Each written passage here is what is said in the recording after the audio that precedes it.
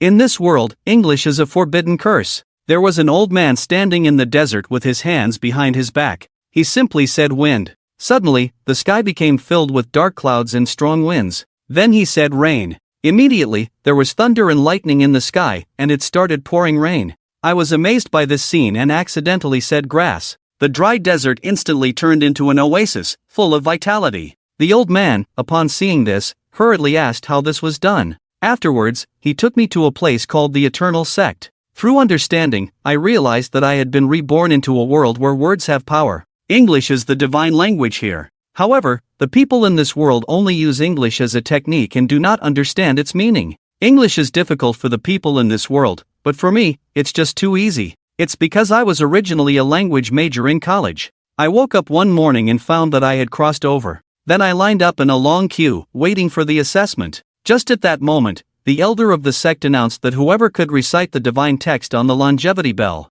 could ring the longevity bell. The longevity bell rings a total of 9 times. Ordinary people can only ring it 3 times, but those who can ring it 9 times can become a godchild. After hearing this, I grabbed a nearby fat man and wanted to ask him why they didn't mention what would happen if it rang 10 times. I saw the fat man looking at me disdainfully and saying, "Are you out of your mind? Only the powerful at the Emperor realm, who can make the longevity bell ring 10 times. Do you think such a person would participate in the test?" After listening, I smiled and remained silent, just a little excited about the divine text that the longevity bell would produce. At the same time, the examiner Chishan sighed slightly while standing on the platform. It's been 50 years since a disciple has rung the bell more than 6 times. The 3 elders beside him smiled when they heard this. It's not the fault of the examinee's lack of talent. Indeed, very few people can reach 6 rings. Now it's finally my turn to ring the bell. I took a deep breath and looked at the divine bell. 3 divine texts appeared on the surface of the bell. I looked at them with an incredulous expression.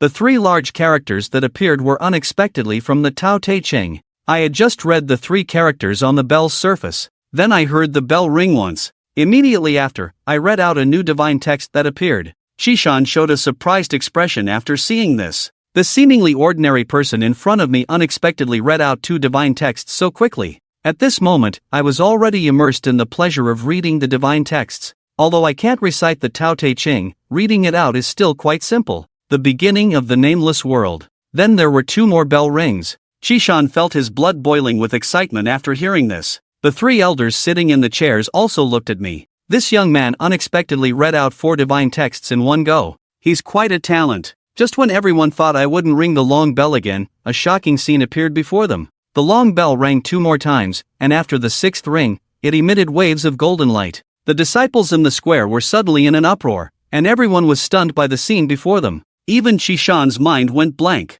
The 3rd elder suddenly stood up from his chair. Trembling, he said, "There has been no assessment in 50 years. The disciple of the 6th ring asked in an incredulous tone, "Have you studied divine text before?" At this moment, I also recovered from the shock just now. "Isn't divine text just English?" Then I immediately answered, "No." "Then you are a naturally gifted child. I'll say a few divine texts, and you try to repeat them to me." I shook my head and said to him, "Wait a moment. I haven't finished the assessment yet." Then I read the remaining 3 sentences of the divine text in one breath. The bell rang 3 times in a row again, and after the 9th ring, the divine child appeared. At this moment, the 3 bronze ancient coffins deep in the sect suddenly burst open. Following that, in the previously cloudless sky, suddenly gathered a pile of thunderclouds, and 3 pairs of eyes that peered into everything appeared. The 3rd elder's mouth gaped wide, muttering, "Monstrosity. This child is a monstrosity." At the same time, dozens of figures burst forth.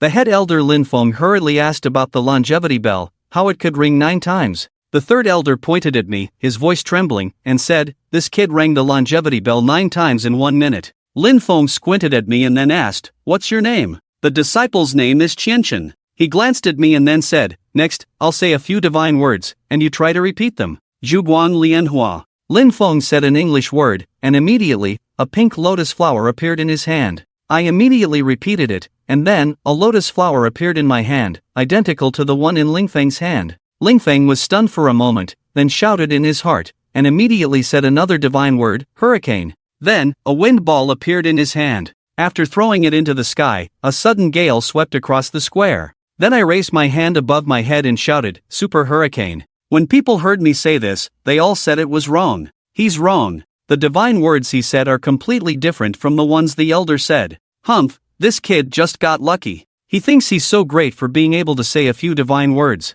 No one wants to believe that a peerless genius has appeared among those taking the assessment. Why does he have such talent? However, the next second, a larger wind ball appeared in my hand, and then I threw it, imitating the elder's actions. In an instant, towards the sky, many items and disciples on the assessment square were blown away. Several elders quickly used their magic to protect them. After waiting for the strong wind to calm down, the Grand Elder trembled and said, "Why is the magic you used the same as mine, but the power is so much stronger?" I was stunned for a moment and said, "I made some improvements. In fact, I can unleash even more powerful magic." "What? Impossible, absolutely impossible. Elder Lin, please step back. He is not someone you can test." At this moment, a Supreme Elder arrived. It was Elder Bai. He then said to me, "Your extraordinary talent made the longevity bell ring 9 times, but you still need to undergo the Elders' Pavilion's test, not just the Supreme Elders, to fully establish this identity." Elder Bai paused and continued, "At what level is your cultivation?" After hearing this, I asked with a bewildered expression, "Cultivation? What is that?" As soon as this was said, all the disciples burst into laughter. He actually didn't even know what cultivation level was. How did he manage to read the divine text? Someone who doesn't understand cultivation levels, even if they can read the divine text, is just a useless waste. Elder Bai was speechless, obviously not expecting that I, who could read the divine text, didn't know what cultivation level was. But based on my extraordinary talent, he patiently explained to me that cultivation level is a division of levels. There are a total of 10 cultivation levels, from the Stillwater realm to the Emperor realm. So, which level are you at? I shook my head and honestly replied to Senior Bai, "I don't know what realm I am in, how can I know?" "You need to understand this. A divine text should not be difficult for you," he said softly. As I stood up, a 10-meter tall light shadow instantly appeared. The disciples around couldn't help but applaud when they saw it. "This is the reincarnation realm's immortal wing. So cool, when can I reach that?" I glanced at my realm, then suddenly said in English, "Level up, level up." Soon, a light shadow appeared behind me, but it was only 2 meters high and white. The disciples around burst into laughter. "What? I thought it was so powerful, but it's just a still water mirror in cultivation. Even my dog has a heavenly mirror. It's hilarious." I heard people's comments and realized that my cultivation might be pitifully low, which made me feel disappointed. Then, a bright idea flashed in my mind, and I tentatively said, "Level up, level up." Senior Bai beside me didn't understand what it meant. The next second, his face instantly turned pale. The immortal shadow behind me grew taller and taller. It changed from white to blue. The blue turned into yellow. Soon, the immortal shadow had grown to a height of 10 meters, and the color turned into purple. However, it didn't stop there. The immortal shadow behind me grew taller again, reaching 15 meters in height. The purple turned into red. It really works. But just then, 3 black figures suddenly appeared in the sky, swiftly attacking in my direction. Hearing the chime, the 3 elders couldn't sit still any longer and flew towards me. The 3 of them are Bodhi Elder, Void Demon King, and Boundless Sword Saint. The leader, Boundless Elder, spoke first. "The young man has rung the longevity bell 9 times, and has been named the Eternal Sect's Divine Son. Are you willing to accept me, Boundless Sword Saint, as your master?" The crowd was shocked. Boundless Elder is an extraordinary figure, having already reached the realm of immortality, just 1 step away from the Emperor realm. Boundless Sword Saint, I was covered in cold sweat when I heard this. This is not the same person from the original world. Is he one of the heroes in the League of Legends? Then, weakly, I said to him, "Your sword is my sword," before Boundless Elder could respond. The other 2 elders, thinking I was about to accept the inheritance of the Sword Saint, hurriedly said, "Don't listen to that boundless old man, he's just skilled with the sword. You should accept me, Bodhi Law Elder, as your master, and I will teach you the longevity technique. I can teach you many lost secret techniques. Bodhi, you're a bit shameless. In the Eternal Sect, who among the 3 of us doesn't know? Do we still need you to teach? I am Void Dragon Saint. If you accept me as your master, you only need to practice for 2.5 years to learn the dragon encounter technique. Reclaiming the stars in the Void Star realm, having a dragon as your mount is just a small matter." The 7 elders still standing on the assessment square have long recognized each other. Even Elder Bai was stunned. The 3 great ancestors, vying to take Shen Shen as their disciple. This is the treatment of the Eternal Sect's divine child. After a brief argument among the 3 great ancestors, Ancestor Wuji was the first to break the deadlock. He said to the other 2 ancestors, "Let's not argue among ourselves. Why don't we ask the divine child who he wants as his master? Then the three great ancestors all turned their gaze towards him, and I also waited in my heart. These three great ancestors are the top figures of the eternal sect. It wouldn't be a loss to have any of them as a master, but choosing one would undoubtedly disappoint the other two great ancestors. This is something I don't want to see. It would inevitably disappoint the other two great ancestors, something I am unwilling to see. Suddenly, I had a moment of inspiration and said, Disciple Chen Chen, not knowing how to choose, why don't the three great ancestors accept the disciple at the same time? As soon as these words were spoken, those disciples immediately began to ridicule and mock,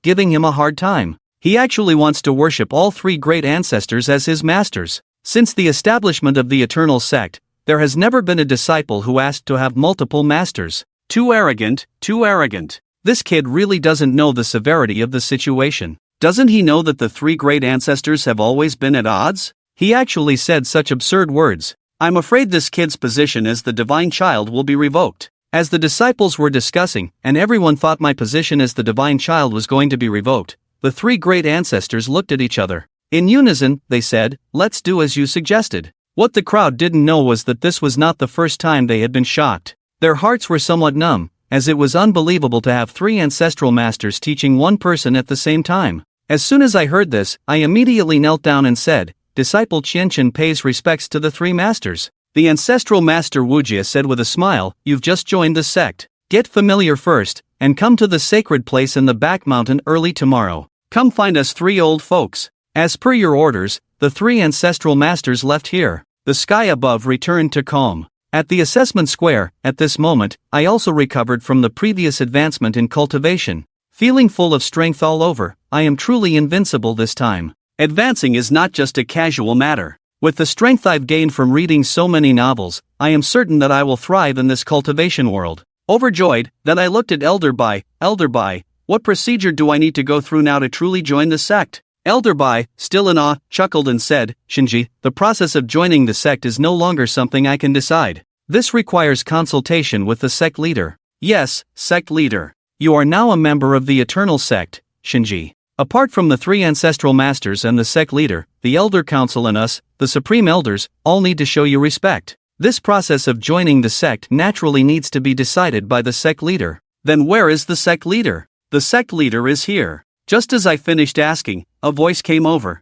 A woman appeared in the sky, walking through the air. My name is Qi Ruyan, the current sect master of the Eternal Sect, Qi Ruyan said. I was startled when I saw her, and immediately said, Disciple pays respects to the sect master. Qi Ruyan looked me up and down, with a look of confusion in her eyes. She has a pair of very magical eyes, the Sicilian pupil, which is a special type of eye. She can see a cultivator's cultivation, realm, and talent. Just now, when she struck the sixth long bell, she cast her divine sense to witness my instant advancement of 5 levels, which greatly shocked her. The process of joining the sect is very simple. Just tell me the divine text you used to instantly promote yourself, and you can join the Eternal Sect. I was stunned for a moment after hearing this. A myriad of thoughts raced through my mind. Is this joining the sect or robbery? Sect master, don't you know this divine text? Qi Ruyan said solemnly, to be honest, I don't know. Now I understand that people in this world only use English as a method, but do not understand its meaning otherwise.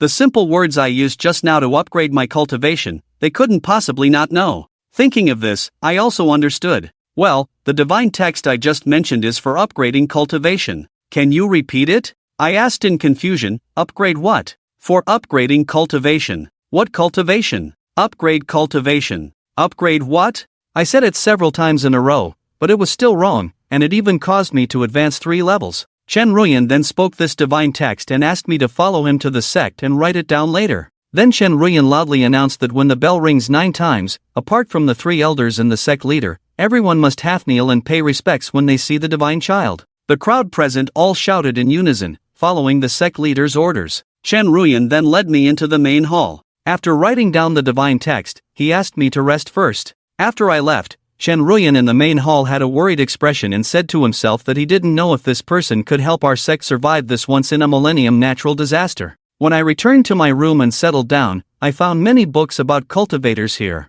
In order to quickly integrate into this world, I picked up these books and planned to learn all about cultivators. I then picked up the book and said read 10 times faster. Glancing through, not forgetting, 1 page at a time. My eyes instantly flashed with golden light, and I quickly flipped through these books. In a moment, I had already memorized the knowledge about cultivators in my mind. I basically understood the general idea of this world. But the thing I most wanted to do now was to enter the Void Star Realm. To enter, I must be able to speak the divine text that opens the Void Star Realm. But there are so many divine texts to open the Void Star Realm that ordinary people simply can't speak them. So even though the divine texts to enter the Void Star Realm are known to the world, only a few highly skilled individuals can enter, and then I began to recite it. Since you asked sincerely, I will compassionately tell you that it is to prevent the world from being destroyed and to maintain world peace. Embodying the evil of love and truth, the lovely and charming dragon bones, we are the little dragons shuttling through the Void Star Realm. A white tomorrow is waiting for me, that's it.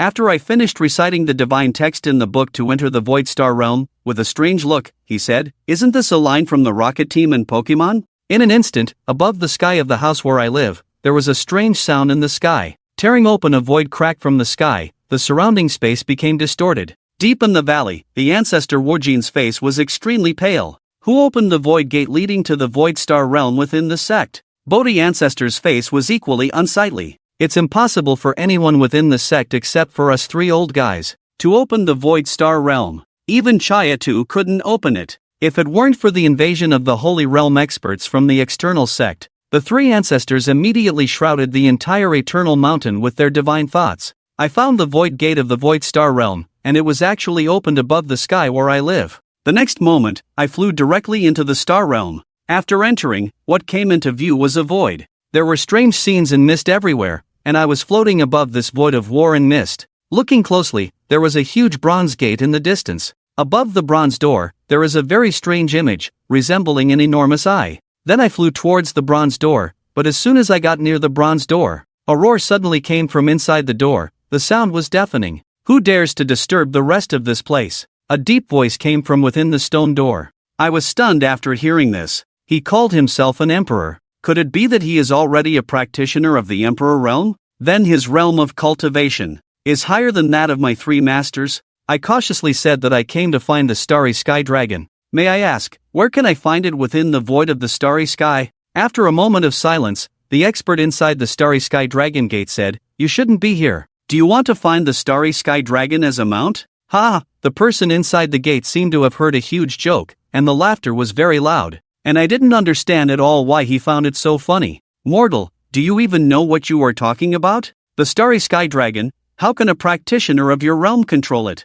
Ignorance, truly ignorant. Take advantage of my good mood today, and get out of here quickly." Before I could even react, the bronze door suddenly opened, and a huge hand reached out from it, directly tearing open a crack in space. After that, I was pushed out directly. After coming out, I happened to see my three masters, and they were all stunned at the same time. "Disciple, how did you come out? You still haven't figured out the situation." So, I stood there dumbfounded and said, my disciple had just opened the door to the Void Star Realm. Shortly after entering, he was driven out by a seemingly Imperial Realm powerhouse. The three ancestors' faces changed drastically. Bodhi ancestor said, "What are you saying? Are you implying that you opened the void door?" "Yes, it's recorded in the books in the room, opening the Void Star Realm." Questioning, the three ancestors all took a sharp breath, looking at each other. "How is this possible?" Wuji ancestor took a step forward. He looked up and down. I again questioned, "Can you understand that divine text?" I nodded.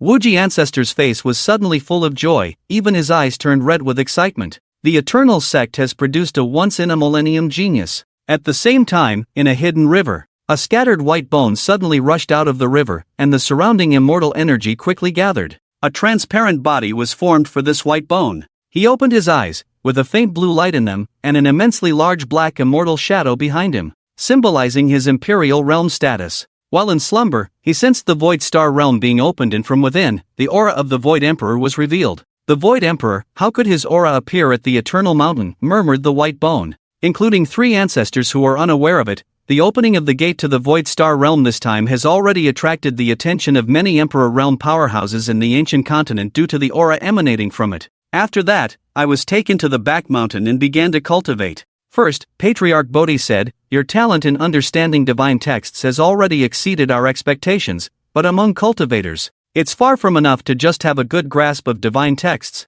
After all, divine texts are only used to cast immortal techniques. True strength lies in your cultivation, realm, soul power, and your physique. Only when these three aspects are combined can one become a true powerhouse. After saying that, Patriarch Bodhi began to teach how to cultivate one's physique, and many parts of it require the assistance of divine texts. This is simply a piece of cake for me. After teaching me the cultivation method, he said to me, "Alright, for the next 3 days, you should focus on cultivation. After 3 days, I will come to check your physique." Normally, it takes 5 to 6 years for cultivators to comprehend it fully, but with your understanding, you must reach at least 30% in 3 days. Having said that, Patriarch Bodhi then treaded on air and left the forest. I was the only one left in the forest. Then I found a rock below the waterfall and sat on it. Withstanding the immense impact, I began to silently recite the technique taught by Patriarch Bodhi in my mind. This technique consists of half the language of this world and half English. I comprehended the first stage in just 10 minutes.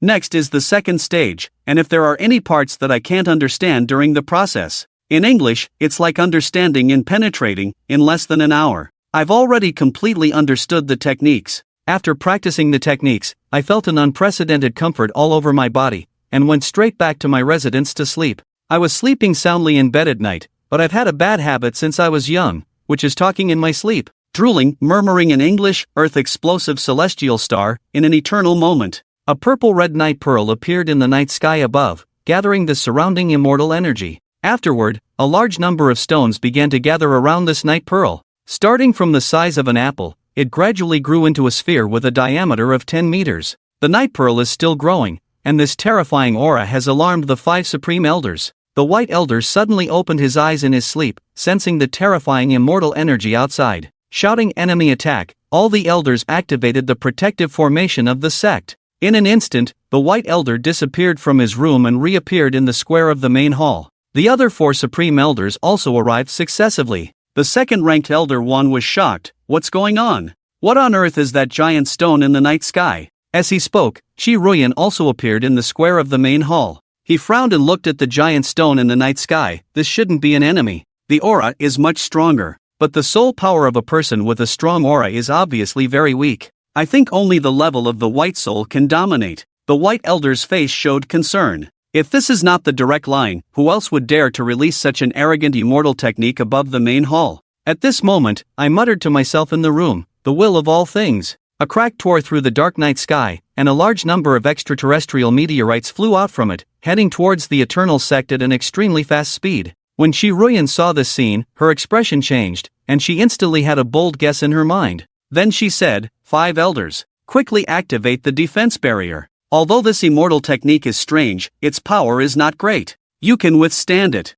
I'll be right back." Outside my room, Chi Ruyan was already standing at the door. When she just saw the obviously powerful immortal technique, and the soul power in it was unexpectedly weak, she immediately suspected whether I had done it. Before Chi Ruyan could push the door open, 3 ancestors had already appeared behind her. "Which blind sect is Chi Yatta from?" Night Attack Bodhi ancestor stroked his beard. Chi Ruyan was also surprised to see the 3 ancestors and quickly replied, "It's not an attack from an external sect. I suspect it's done by the divine child." Then she pushed open the door to my room. She found me sleeping, muttering about the earth-shattering starburst and the will of all things. Occasionally, I was missing his sentence. The technique taught to me by the Bodhi ancestor. The 3 ancestors and Chi Ruyan were all frozen in their movements, especially Chi Ruyan, incredulously saying that this is divine text. While he was sleeping, he was still saying that the phenomenon outside the divine text was really caused by him. Divine text is the most advanced immortal technique in this world. Ordinary cultivators need a lot of effort to read the divine text even when awake.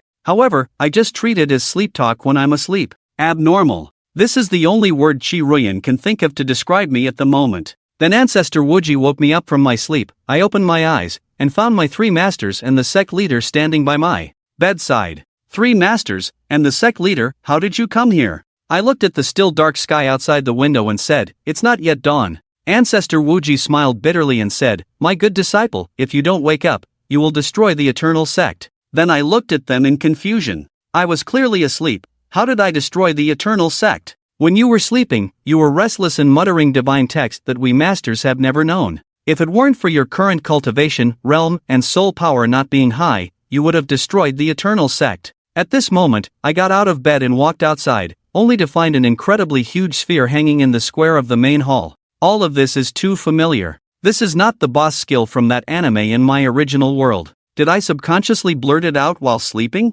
So I tentatively said, show. Sure enough, the giant sphere instantly disintegrated into pieces. When people saw the sphere in the night sky disappear, they all breathed a sigh of relief. At this point, Patriarch Bodhi stepped forward and said, from now on, you must keep your mouth tightly closed when you sleep, to avoid causing another blunder like tonight. I understand, Master. But who can stop me? I love talking in my sleep. What am I going to do? After that, the three patriarchs returned to their immortal caves. Only Chi Ruyan and I were left in front of the main hall. Sect Master, do you have something to discuss with me? She glanced at me and indifferently said, I forgot to tell you earlier, I also have 2 disciples. They will finish their training tomorrow and return to the sect. You should interact with them more in the future. After Sect Master left, I didn't feel sleepy at all. I meditated while pondering how to stabilize my own realm. You see, if my foundation is unstable, it's easy to go wrong. Even though I exist in this world like a cheat code, I still have to be cautious.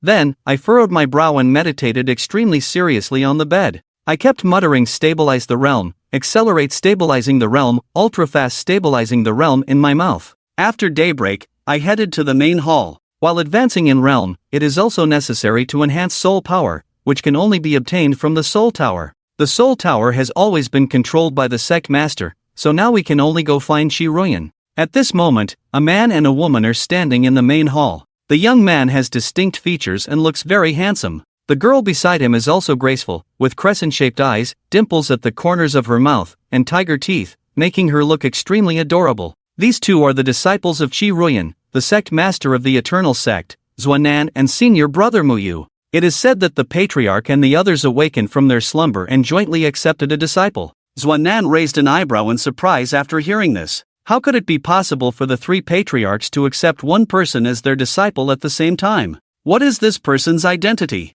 According to the disciples of the Inner Hall, a few days ago when the sect was accepting disciples, this person rang the longevity bell 9 times and was recognized as the divine child by the masters and the patriarchs. Zuo Nan instantly furrowed his brow, clenched his fists tightly, although his face remained expressionless. But the anger in his heart has already killed the unknown divine child 1,000 times, killed him 10,000 times. Zuo Nan entered the Eternal Sect at the age of 15 because his family and his innate soul power did not separate. He was singled out by the Sect Master Chi Ruyan at first sight. She took him as her disciple, and after 3 years of training, he finally had the qualifications to be selected as the divine child. Unexpectedly, he was preempted by someone who had just passed the assessment on the way. Where is he now? Zuo Nan is almost gnashing his teeth, and at this moment, Zuo Nan noticed a leisurely, whistling young man walking in from outside the main hall. He had a wild and unrestrained look on his face, obviously lacking the discipline of an Eternal Sect disciple. Apart from the Sect Master and the Supreme Elder, no one else should be able to enter the main hall. However, Zuo Nan and Muyu, as disciples of the Sect Master, have the privilege to enter the main hall. And now, this utterly undisciplined young man appeared in the main hall, angering Zuo Nan. Who is he to dare to barge into the Eternal Sect's main hall? Zuo Nan stood in front of me with a cold expression, asking, whose disciple are you to dare to barge into the main hall? Looking at the man and woman in front of me, I was momentarily puzzled. Then I raised an eyebrow and said, I am a disciple of the 3 ancestors. Besides the Supreme Elder and the Sect Master, I have also been granted the privilege to enter the main hall. Muyu covered her mouth, amazed, and exclaimed, oh my, you are the chosen one. Looking at the lovely girl in front of me, she gave off a naturally endearing vibe. I smiled and nodded at him, yes, I'm Qianqian. Muyu immediately replied, my name is Muyu, and I am the Sect Master's disciple. The person next to me is my master, but Muyu didn't finish her sentence. Zuo Nan interrupted their conversation, looking at me with a cold expression. The next moment, a huge blue fairy shadow suddenly appeared behind him. Muyu hastily said, senior brother, what are you doing? I just scanned him with my mind. He's just a practitioner of traditional and white soul cultivation. With his aptitude, he definitely cannot be a divine child. Who are you? Trespassing the main hall, impersonating a divine child, this is a capital offense. After saying this, Zuo Nan activated the immortal technique and rushed directly towards me. I haven't figured out the situation yet, but I won't just stand there foolishly, waiting for the young man opposite to strike me, then instantly gathering a red immortal shadow, appearing behind him, activating the immortal technique, muttering shadow under his breath. Shadow clone technique. Petty tricks, thinking he's arrogant just because he knows a few divine texts. Zuo Nan snorted coldly. The next moment, he disappeared in front of me. With just a glance, he completely dispersed my clone. I still suffered a loss due to my weak soul power. Then I made a quick decision, using a flash step to create distance from Zuo Nan. At the same time, I also realized that the young man in front of me is superior in the application of immortal techniques and soul power. Relying on normal immortal techniques, he is definitely not my match. He is definitely not his opponent. Then I ran outside the main hall, with Zuo Nan chasing after me shouting, trying to escape? The main hall is not a place where you can come and go as you please. Seeing Zuo Nan closely chasing, every move is deadly. I immediately thought that I could only use that technique, the immortal technique temporarily prohibited by the three ancestors. The will of all things, in an instant. A tear appeared in the night sky above. Instantly, dozens of burning meteorites appeared from within, hurtling towards Zuo Nan at a terrifying speed. Zuo Nan's face changed drastically as he witnessed this scene. This is the activation of otherworldly magic. With his level of cultivation and soul power, how is this possible? Zuo Nan's face gradually turned pale. With his current strength, he was completely unable to stop such magic. Muyu, who was on the side, panicked upon seeing the meteorites falling from the sky. But at this critical moment, a woman's figure appeared in front of Zuo Nan. Instantly, a huge aura was released, launching magic to block this attack for him. Zuo Nan broke out in a cold sweat. This was the first time since he entered the Eternal Sect to cultivate. He felt so close to death for the first time. The one who blocked this fatal blow for him was none other than the sect master of the Eternal Sect, and also his and Muyu's master, Qi Ruyan. Seeing that it was Qi Ruyan who blocked my attack, I was not surprised, and could only angrily withdraw. Shinji, why did you use forbidden magic to harm my disciple? Qi Ruyan looked at me with a cold expression. I hesitated for a moment and said to him, reporting to the sect master, he accused me of impersonating a Shinji and trespassing the temple. He immediately used magic against me without any discussion. Qi Ruyan's face turned even colder, and instantly turned away in disdain. Staring sternly at the seated Zuo Nan, are all the things Zuo Nan Shinji said true? Zuo Nan had never seen his master with such a cold gaze, and was immediately frightened and at a loss. So he said, it's not like that, master. When I saw the Shinji approaching, I treated him with the utmost respect. But the Shinji immediately attacked me without giving me a chance to explain. After hearing this, Qi Ruyan looked at me with a disappointed expression and said, Shinji, we in the Eternal Sect have always treated you well. Why are you like this? Seeing this scene, I was speechless and my gaze gradually turned cold. I didn't explain to them, I just slowly said, illusionary art of reading. However, Qi Ruyan interrupted me, indicating that she had already figured it out. She took a deep breath and looked at me, saying, Shensi, it's up to you to decide how to deal with Zuo Nan. Except for the three elders in the sect, no disciple can use immortal techniques against you. He has violated the sect's rules. Qianqian was stunned for a moment, then quickly said, forget it, forget it. It's not his fault for not knowing that I am the son of a god. Fortunately, master, you intervened in time, otherwise my immortal technique would have probably seriously injured him. Qi Ruyan never expected that Qianqian would choose to let Zuo Nan off. She knew very well that although Qianqian was the son of a god, his strength was indeed not as good as her disciple Zuo Nan's. The reason Qianqian was able to suppress Zuo Nan just now was only because Zuo Nan was careless and didn't expect Qianqian to have such powerful immortal techniques. So, being put in such a difficult situation by Zuo Nan, Qianqian actively chose to forego punishing him, which made Qi Ruyan have a new understanding of Qianqian once again. Not showing off when one is strong, not revealing dissatisfaction. Very good, truly worthy of being the son of a god. Qi Ruyan praised. More praise from the master. Muyu immediately breathed a sigh of relief, thinking that it was fortunate that Qianqian didn't hold a grudge, otherwise senior brother Zuo Nan would have been in trouble. At the same time, she carefully observed Qianqian and found that his body was imposing, his eyes were sharp, and his broad chest exuded righteousness. Unintentionally, Qianqian had already left a very good impression on Muyu. However, Zuo Nan, who had just been frightened by Qianqian, did not feel grateful for Qianqian's leniency, but instead harbored intense resentment. Zuo Nan felt that Qianqian was truly hypocritical. He had clearly used lethal force against him just now. If Master hadn't arrived in time, he would have been seriously injured or even killed. Now he was putting on a hypocritical appearance. What else could it be if not hypocrisy? Furthermore, Qianqian had also preempted the position of the son of a god that he had just taken, which made Zuo Nan hate him to the core. After the farce ended, Qi Ruyan asked Qianqian what he was doing in the main hall. This shouldn't be the time for him to practice. Master Wuji said my soul power is too weak, so I'm not suitable for practicing martial arts for the time being. He asked me to go to the Soul Tower to enhance my soul power. I originally planned to come to the main hall to find you, but then I ran into Shiruyan nodded, then said to Muyu and Zuo Nan standing beside her, Zuo Nan, you have just returned from your training, so it's a good time to test your soul power. You two take the son of a god to the soul tower. Muyu and Zuo Nan took Qianqian to the soul tower together. Zuo Nan remained silent with a sullen expression, while Muyu and Qianqian chatted enthusiastically. Son of a god, are you really just in the reincarnation realm and possess a white soul? How did you manage to understand the divine text on the eternal clock and make it ring 9 times? Maybe it's talent, he. Qianqian looked at the girl beside him. She seemed to be about the same age as him, but she had an indescribable temperament. Zuo Nan, who had been silent all along, snorted and said mockingly, Talent? Are you talking about talent to Yuer? She entered the unbreakable realm at the age of 13, and then spent 5 years to cultivate to the current firmament realm. Qianqian was surprised to learn that Muyu had entered the firmament realm at the young age of 18. It should be noted that the 5 highest elders in the sect were only in the reincarnation realm, and they were all in their early 30s. Seeing Qianqian's surprised expression, Zuo Nan became even more proud. Throughout the entire ancient continent, there are very few cultivators in the firmament realm at the age of 18. How dare you talk about talent in front of Yuer? Zuo Nan's aggressive words finally made Qianqian understand that the person in front of him, named Zuo Nan, held a strong grudge against him. Qianqian remained calm and looked at Zuo Nan. Yes, her talent is indeed terrifying, but that's her talent. Why do you speak as if this 18-year-old cultivator in the firmament realm is yours?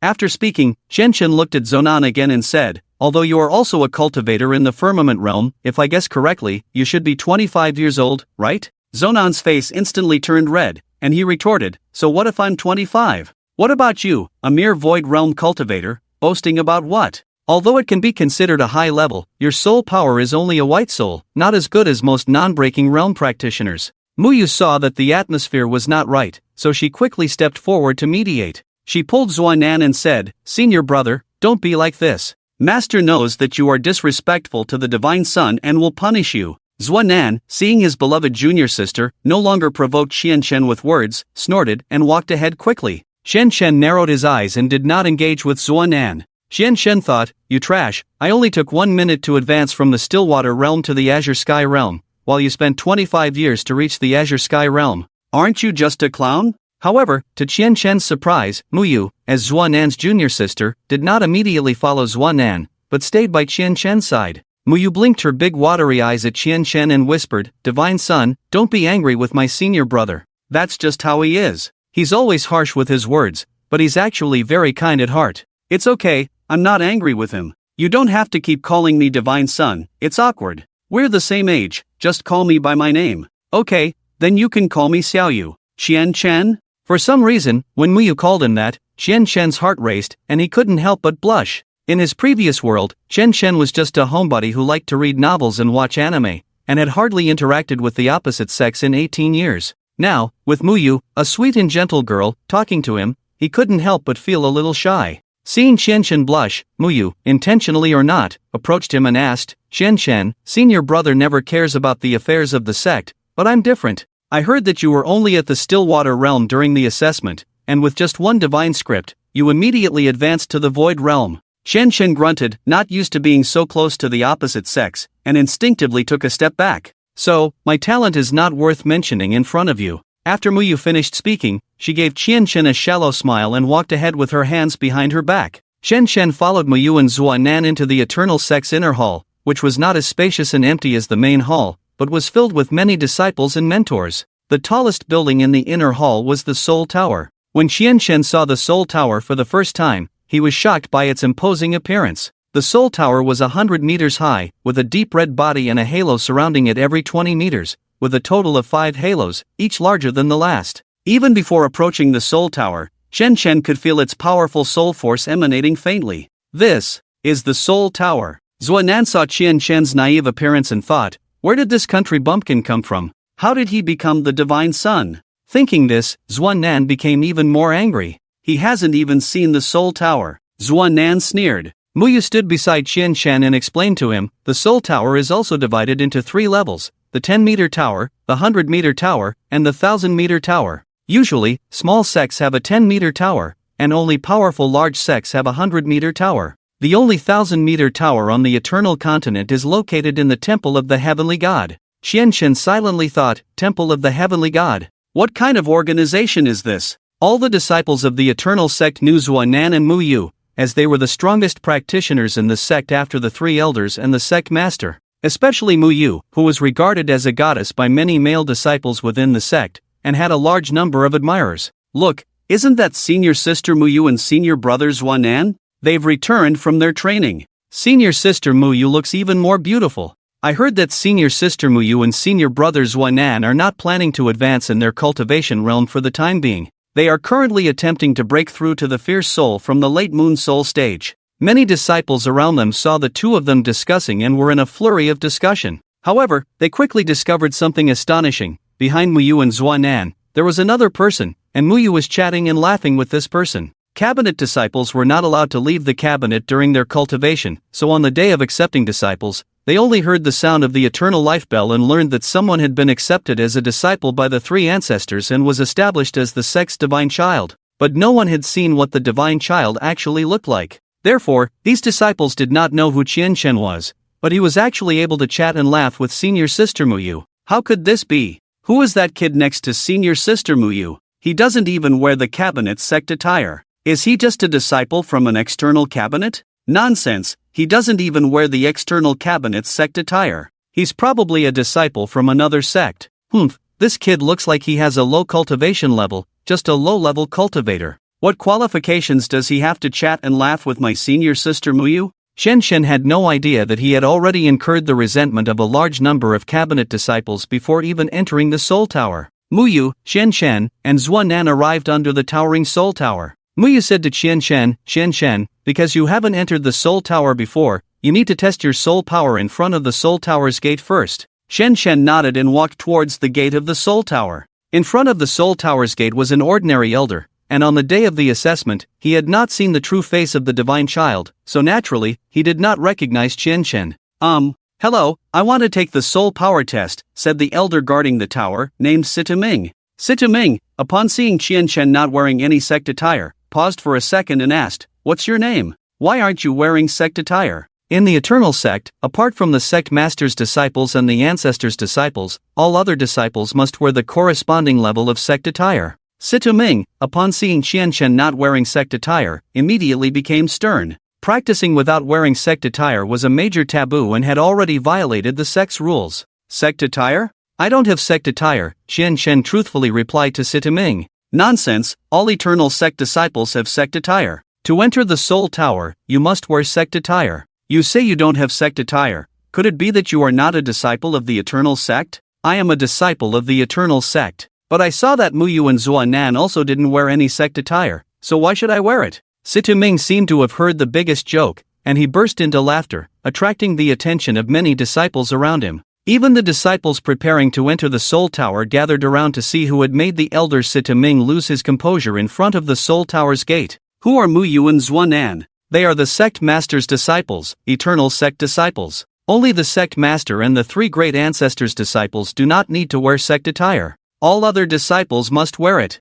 Qianchen casually responded with an "oh" in a very calm tone, and said, "Then hurry up and test my soul power." Sitaming was stunned, thinking, didn't he understand what I said clearly enough? Even the surrounding disciples couldn't help but curse Qianchen for not understanding. Among them, a man stepped forward and said to Qianchen, "You brat, are you not understanding? Can't you understand Elder Situ's words? Without sect attire, you cannot enter the Soul Tower, let alone test your soul power." The people around them gasped, because the person who spoke to Qianchen was Yi Xiu, a disciple of the 10 highest venerables among the Eternal Sect's disciples. Yi Xiu was one of the top 10 cultivators in the Eternal Sect, and all the disciples knew that he held a grudge against those who violated the sect's rules. Shen tilted his head and looked at Yi Xiu, saying, "And who are you?" All the disciples were stunned, thinking that this fool not only didn't wear sect attire but also didn't recognize senior brother Yi Xiu. Could he be a new disciple of the sect? He's so ignorant. It's impossible. Even if he's a newcomer, on the first day of joining the sect, the elders would teach the sect's rules. He wouldn't be so ignorant. Yi Xiu obviously didn't expect that there would be people in the sect who didn't recognize him. Yi Xiu said, "Who I am is none of your business. Since you don't have the sect's attire, then quickly leave here and don't block the way." Qianchen narrowed his eyes and said, "If I must test my soul power today and also enter the Soul Tower, then I will let you know what it means to have family rules and sect regulations." Muyu, who was standing behind the crowd, saw that the situation was not right and wanted to help Qianchen, but was stopped by Zuo Nan next to him. Senior brother, Qianchen is a god's child. I can't just stand by and watch them make things difficult for him, Muyu said anxiously. Zuo Nan shook his head and said calmly, he is a god's child. If he can't even solve this little trouble, he doesn't deserve to sit in that position. But, Xiaoyu, listen to me. You don't want the sect to have a waste as a god's child, do you? In the end, Muyu was still stopped by Zuo Nan and could only watch Qianchen being surrounded by the crowd. The atmosphere between Qianchen and Yishou became tense, but Qianchen didn't want to conflict with Yishou deep down, because he had just caused a misunderstanding with Zuo Nan in the main hall, and if he were to fight with a fellow disciple now, he would inevitably be scolded by his three masters when he returned. Qianchen took a deep breath and said to Situ Ming, Elder Situ, I really don't have any sect attire. My master has never mentioned this to me. Situ Ming frowned and asked, who is your master? Eternal No. 1. Bodhi No. 1. Void Kuan No. 1. As soon as these words were spoken, the previously noisy crowd fell silent, and after a few seconds, everyone burst into laughter. Situ Ming's face turned black, thinking that he had been played by a junior. So, according to what you're saying, you are a god's child? Yishou sneered. Qianchen nodded. This time, Yishou didn't waste any more words with Qianchen. He gathered his energy directly, and his celestial shadow instantly appeared behind him, causing the nearby disciples to retreat several steps, but Qianchen, who was closest to Yishou, didn't move at all, not even blinking. This surprised Yishou.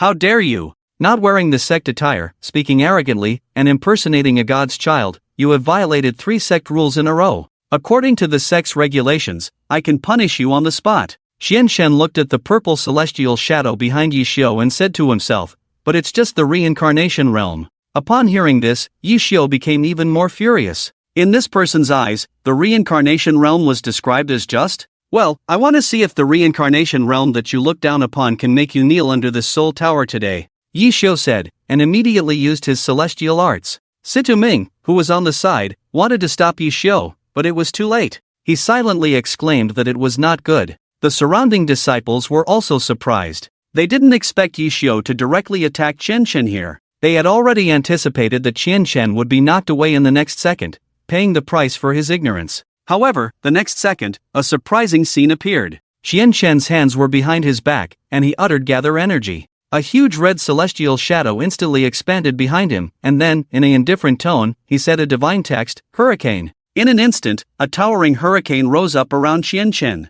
It seemed that Yishou's celestial arts were about to hit Qianchen, but this suddenly activated divine text celestial arts directly bounced it away. Yishou reacted quickly, only retreating a few steps and stabilizing his posture, but his disdainful expression had already turned into disbelief. How is this possible? The color of the celestial shadow behind him is the void realm, and that divine text celestial arts is actually the usual celestial arts of Elder Lingfeng. Not only Yishou was surprised, but the other disciples were also completely dumbfounded when they saw the red reincarnation realm celestial shadow behind Qianchen. Yishou's surprised expression quickly disappeared, and he immediately drew his sword and launched an attack on Qianchen. Yishou's master, Venerable Wan, was also a practitioner of swordsmanship, and he had passed on this sword technique to Yishou. Little thunder art. Qianchen almost laughed when he heard Yishou using his celestial technique. Little thunderous secret? Are you sure you're not here to joke around? Qianchen thought, perfect, since someone is offering themselves, I'll try out the swordsmanship I just learned. Qianchen no longer tangled with Yishou, immediately taking out the black roar bestowed upon him by the ancestor Wuji. He joined his fingers and slid them across the sword, and the black roar instantly emitted a black sword aura, eerie and domineering. Ascension thunderous secret. As the words were spoken, the black roar in Qianchen's hand emitted a cold light, and even the celestial shadow behind Qianchen had a magnified version of the black roar in its hand. With a swift motion, the sword aura directly cleaved towards Yishou. Yishou's face turned pale at the sight. Ascension thunderous secret. That was the famous celestial technique of ancestor Wuji. Why could he use it? Yishou finally realized that the person in front of him, who was not wearing the sect's attire, was indeed a divine disciple. The black roar in Qianchen's hand erupted with immense power, and the black sword aura cleaved towards Yishou, instantly shattering his little thunderous secret, and Yishou was sent flying. As he fell to the ground, Yishou's celestial shadow shattered instantly, and he spat out a mouthful of blood, fainting on the spot. In addition, a sword mark was left on the ground where the sword aura had cleaved, emitting a faint black aura. The disciples who had been mocking Qianchen just now were all dumbfounded, none of them dared to speak. This is the Ascension Thunderous Secret, the genuine Ascension Thunderous Secret. One disciple regained his senses, sounding extremely shocked. Senior brother Yi Xiu couldn't even withstand a single move. My goodness, is he really a divine disciple? These onlookers began to stir again, as everyone within the sect knew about the Ascension Thunderous Secret, the renowned celestial technique of Ancestor Wuji. Another disciple recognized the black roar in Qianshen's hand. He must be the newly appointed divine disciple, and that sword in his hand is Ancestor Wuji's black roar. The situation instantly reversed, and everyone was convinced that this young man who had defeated Yi Xiu with a single strike was indeed a divine disciple. Qianshen put away the black roar and glanced indifferently at the fainted Yi Xiu, not overly concerned. He had held back his strength, otherwise, with such a powerful celestial technique, Yi Xiu would have been doomed without using any defensive celestial techniques. Elder Situ, can you test my soul power now? My three masters really didn't give me any sect attire. Qianshen looked at Situ Ming.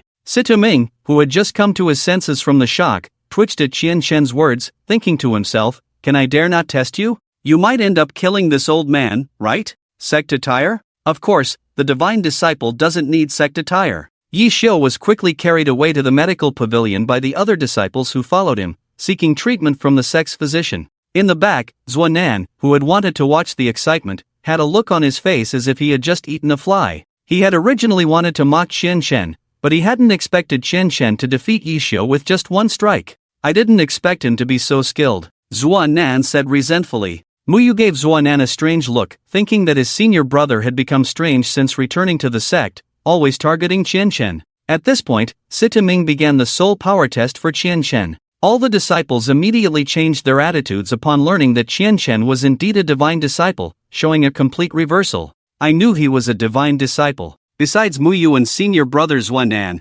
only the divine disciple doesn't need to wear sect attire. I heard that on the day of the assessment, the divine disciple was only at the Stillwater realm. He used a single divine text and instantly advanced 5 realms in a row to reach the void realm. That's a 5-realm advancement in a single day. The divine disciple's soul power level must be high, at least at the end of the month soul stage, and thinking more powerfully, he might have already stepped into the fierce soul stage. These onlookers were always like this, changing their tune based on the wind, boasting about whoever had the stronger identity and strength. Upon learning that Qianshen was indeed a divine disciple, Situ Ming also felt some anticipation for the test results. Because over the years, apart from some disciples with naturally strong soul power, most of the disciples only had the strength of a late-stage white soul during the test. The amount of immortal arts released by a cultivator depends on the level of soul power. Only with a higher level of soul power can a large amount of immortal arts be released in a short period of time. God's son, please place your hand on this soul stone and gather your energy immediately. Qianshen followed Situ Ming's instructions and placed his hands on the soul stone the size of a watermelon, then gathered his energy again. Everyone had high expectations for Qianshen. Perhaps he could break the record of the Eternal Sect's soul power test. The record of the Eternal Sect's soul power test was set by the current sect master Qi Ruyan. When she first joined the Eternal Sect and underwent the soul power test, she directly measured at the level of early-stage fierce soul. It should be noted that for a normal cultivator, it is more difficult for soul power to reach the level of fierce soul than to cultivate to the level of the Azure Sky realm. However, Qi Ruyan was born with a fierce soul, which directly surpassed many cultivators, and this eventually led her to become the new sect master of the Eternal Sect after many years. The soul stone sensed Qianshen's gathering of energy, and the originally black-gray surface of the soul stone began to change. After a minute, 4 words appeared on the soul stone in a twisted manner. Everyone held their breath, waiting for Situ Ming to announce the test results. Situ Ming saw the 4 words on the soul stone and took a sharp breath,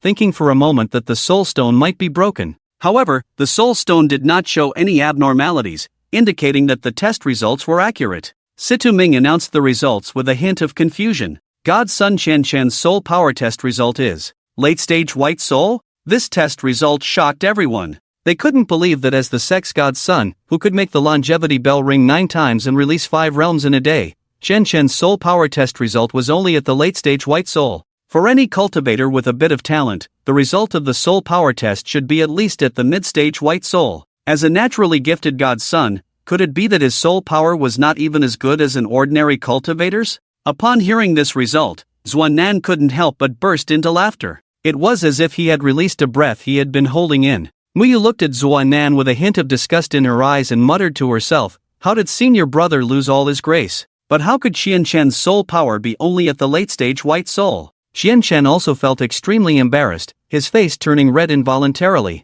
Damn, what's going on? Is my soul power talent really this bad? Qianchen wished he could find a hole to hide in immediately. It was bad enough to be seen by so many disciples, but the key was that Muyu was right there. She had just looked up to him, and now his soul power test result had embarrassed him. Qianchen scratched his head, showing an embarrassed and impolite smile. Ahem, Elder Situ, since the result of the soul power test is out, please let me enter the soul tower for cultivation as soon as possible. Elder Situ was stunned, still somewhat confused, and couldn't understand why the godson's soul power was only at the late-stage white soul. If that was the case, how did he release such a powerful immortal art like the ascending thunder technique just now? Hee, godson, please go in quickly. Oh, by the way, I need to tell you about the rules of the soul tower. The soul tower has 100 levels, and the higher your soul power level, the higher you can go. Conversely, if your soul power level is too low, even if you insist on going up, you will be restricted by the soul tower itself and unable to reach the higher levels.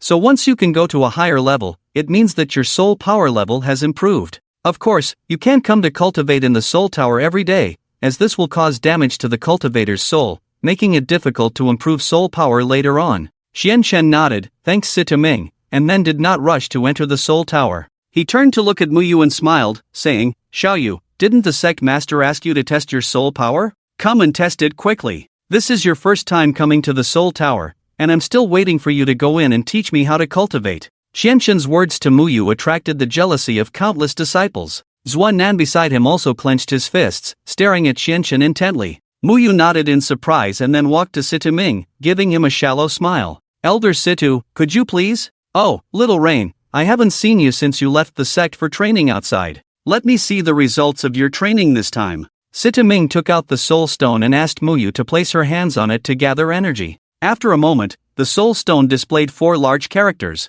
Sitaming smiled with satisfaction and announced loudly, early stage of the fierce soul. The crowd was shocked by Sitaming's announcement. Among all the disciples of the Eternal Sect, apart from the disciple known as Soul Child, Muyu now had the strongest soul power level. Just a month ago, before Muyu left the sect for training, her soul power level was only at the end of the month soul stage. In just a short month, she had already broken through to the early stage of the fierce soul. Well done, little Rain, you are now at the early stage of the fierce soul. With your talent and cultivation speed, it's not a problem for you to advance to the middle stage of the fierce soul within a year. Muyu stuck out her tongue.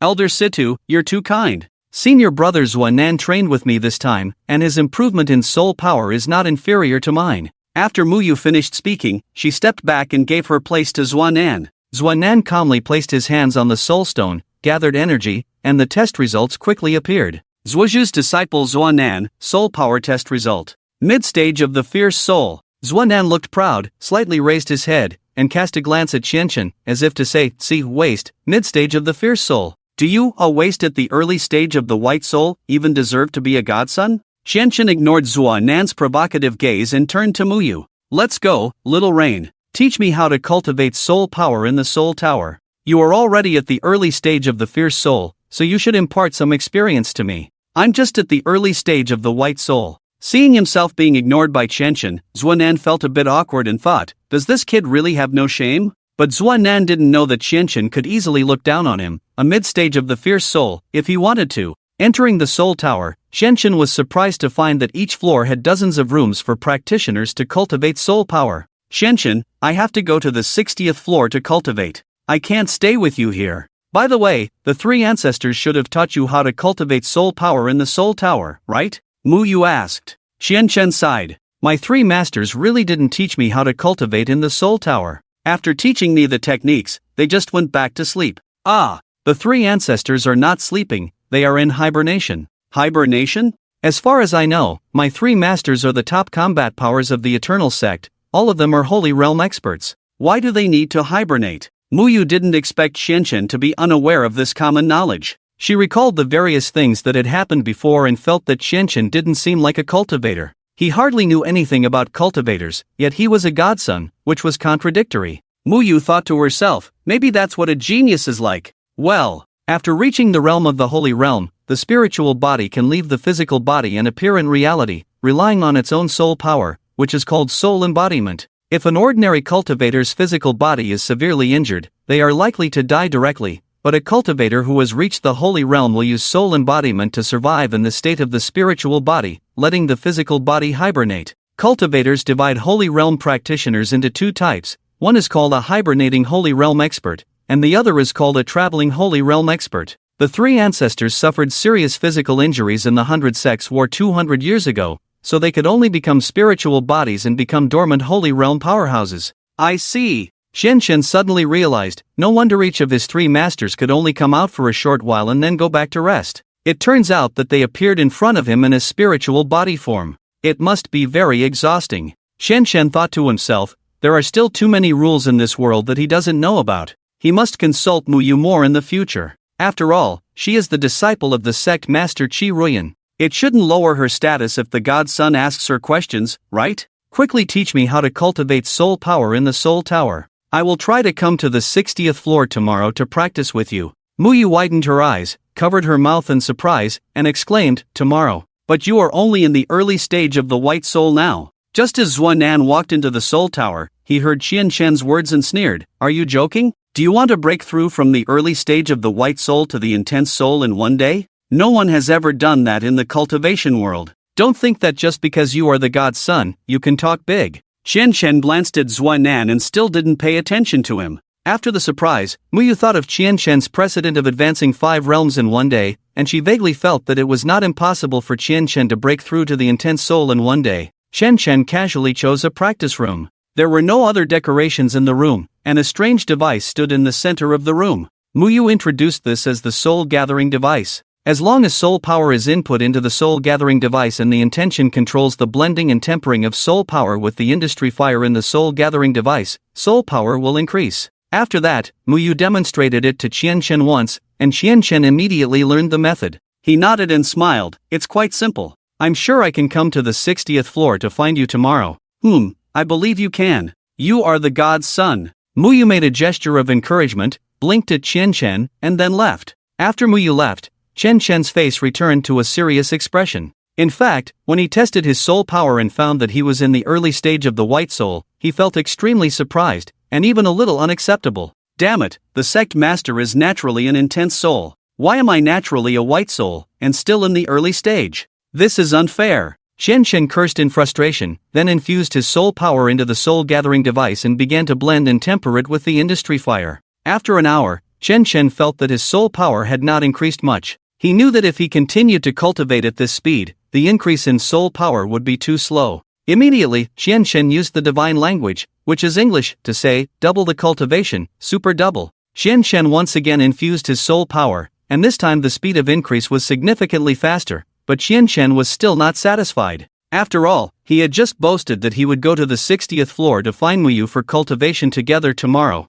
At this speed, he would at most reach the late stage of the white soul tomorrow. However, no matter how he used the divine language to say double the cultivation, it seemed to be of no avail, as if it had reached its peak. After thinking for a moment, Xianchen suddenly had a bold idea. He stood up from the ground, gathered his energy, took a deep breath, and said, Shadow Clone Technique. Shadow Clone Technique. With just one sentence, 2 people exactly like him appeared beside him. These people looked dull and seemed very dazed. Xianchen was surprised to see them and exclaimed, damn, it really works. Xianchen waved at the Xianchen who came out of his clone, hey, can you speak? The clone did not respond, with a vacant and dull expression. Xianchen tried to control the 2 clones and found that although they had no self-awareness, he could manipulate them to release spells, but only half the power of his own spells. Xianchen was extremely excited. If he could create more clones and cultivate soul power at the same time, with the double cultivation, he would be several times faster than ordinary cultivators. He wanted to split himself again,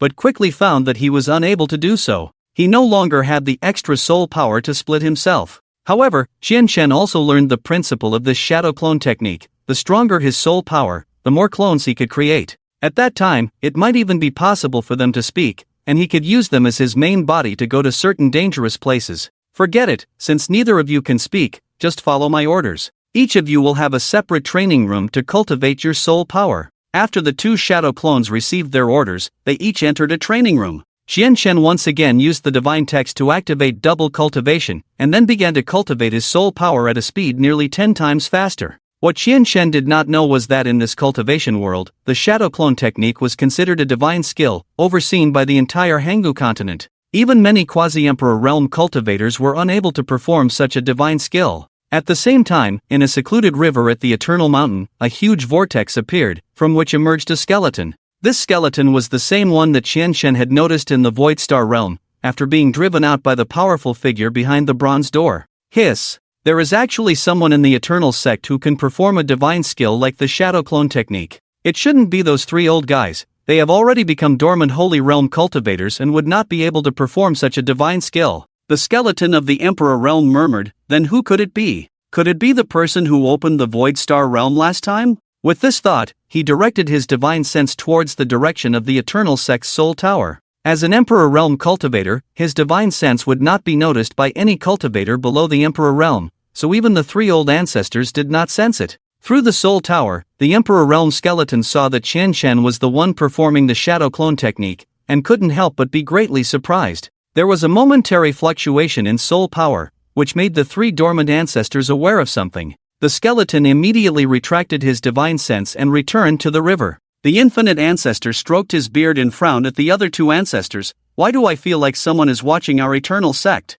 Perhaps it's a powerful figure from the Emperor Realm passing by in the sky, just happened to glance at our eternal sect. It's not surprising. After all, the 100 Sects Conference is about to begin, and many cultivators are rushing towards the North Cold Island. Our eternal mountain is not far from the North Cold Island. The Bodhi ancestor replied nonchalantly. That's true. Let's have our little girl bring our good disciple to participate in the 100 Sects Conference this time. The Emperor Realm skeleton that had retreated into the river had concealed his aura for a long time, and then spoke again. It's a good thing that I reacted quickly, otherwise those three old undying ones would have sensed my presence, and I would have had to move to another place. But speaking of which, how did that kid in the Soul Tower, who was only at the Void Realm and White Soul level, manage to perform a divine skill? This kid is extraordinary, quite interesting. Inside the Soul Tower, Qianshen only spent 2 hours before he broke through the late stage of the White Soul and began to impact the Moon Soul. Qianshen withdrew his soul power and then attempted to perform the Shadow Clone technique again. As expected, with the increase in soul power level, he was now able to create 4 clones. As expected, if I can advance to the Fierce Soul level, I'm afraid I can create more than 10 clones. With this divine skill, wouldn't it be possible to cultivate other techniques at a speed dozens of times faster? Without delay, Qianshen had the 2 newly created clones join in the cultivation of soul power. Qianshen spent the entire night cultivating in the Soul Tower, not stepping out of the training room at all. The next morning, when Muyu and Zuo Nan came to the Soul Tower again, Muyu asked Situ Ming, Elder Situ, when did the young master come out after we left yesterday? The young master didn't come out at all, he stayed in the Soul Tower all night. Muyu was astonished. She had not expected that Qianshen had actually spent the entire night cultivating in the Soul Tower. On the side, Zuo Nan laughed and said, he at least has some self-awareness, knowing that his soul power level is not as good as others, and he doesn't even sleep. Pausing, Zuo Nan continued with a disdainful tone, but so what? Does he think he can break through to the level of a fierce soul in just one night? Senior brother, Qianshen is also a divine child. It's a bit disrespectful to speak of a divine child like that. The fact is here. When I advanced from the Moon Soul to the Fierce Soul, it took me half a year, and with your terrifying talent, it took you a full 3 months to advance from the Moon Soul to the Fierce Soul. He's just at the early stage of a White Soul. No matter how hard he tries, he's at most at the mid-stage of a White Soul now. Muyu wanted to retort, but Situ Ming spoke up, Xiaoyu, what Zuo Nan said is not wrong. Even for a natural soul power cultivator like a soul child, it's impossible to advance from a White Soul to a Fierce Soul in just one night. Muyu was left speechless, unable to argue. Although Qianshen was a divine child, advancing from a White Soul to a Fierce Soul in one night was unprecedented on the Eternal Continent. As the three were talking, a yawning young man walked out of the Soul Tower. He had heavy dark circles under his eyes and looked exhausted. He was none other than Qianshen, who had been practicing all night. Hey, Elder Situ, good morning. Xiaoyu, good morning, Qianshen greeted as he yawned. Seeing Qianshen, Muyu suddenly had an idea and asked tentatively, Qianshen, what level is your soul power now? Soul power? I don't know. I practiced all night and I'm too tired.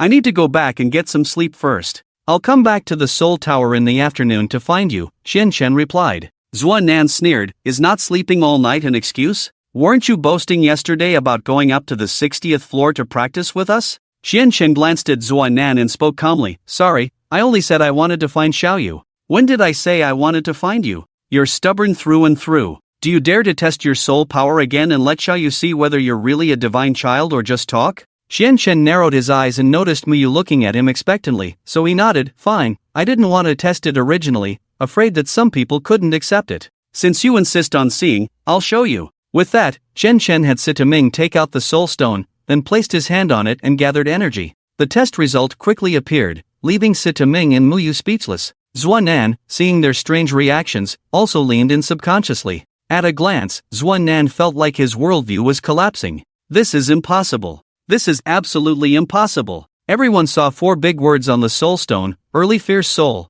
Yes, Chen had indeed broken through from the early stage of a white soul to the early stage of a fierce soul in one night in the Soul Tower. This was not only unprecedented in the Eternal Sect, but also unheard of in the entire Eternal Continent. Once this news spread, it would surely shake the entire cultivation world. Divine Child. This is the Divine Child. Situ Ming's voice trembled, tears welling up in his eyes. A few days ago, after Chen and Muyu entered the Soul Tower, he had heard other disciples recount the Divine Child's actions during the assessment. First, he made the longevity bell ring 9 times, then casually replicated the Elder Ling Feng's immortal art, and finally used a sentence of divine text that even the elders and the highest dignitaries couldn't understand to continuously advance 5 realms in 1 minute. After a few days, the Divine Child once again achieved a terrifying feat by breaking through from the early stage of a white soul to the early stage of a fierce soul in just 1 night. I can't believe this old stubborn guy was just questioning the Godson. It's really a case of old eyes dimming. Looking at Muyu's stunned expression, Xianchen showed a tired smile and said, Xiaoyu, I promised to go to the 60th floor of the Soul Tower today to practice with you.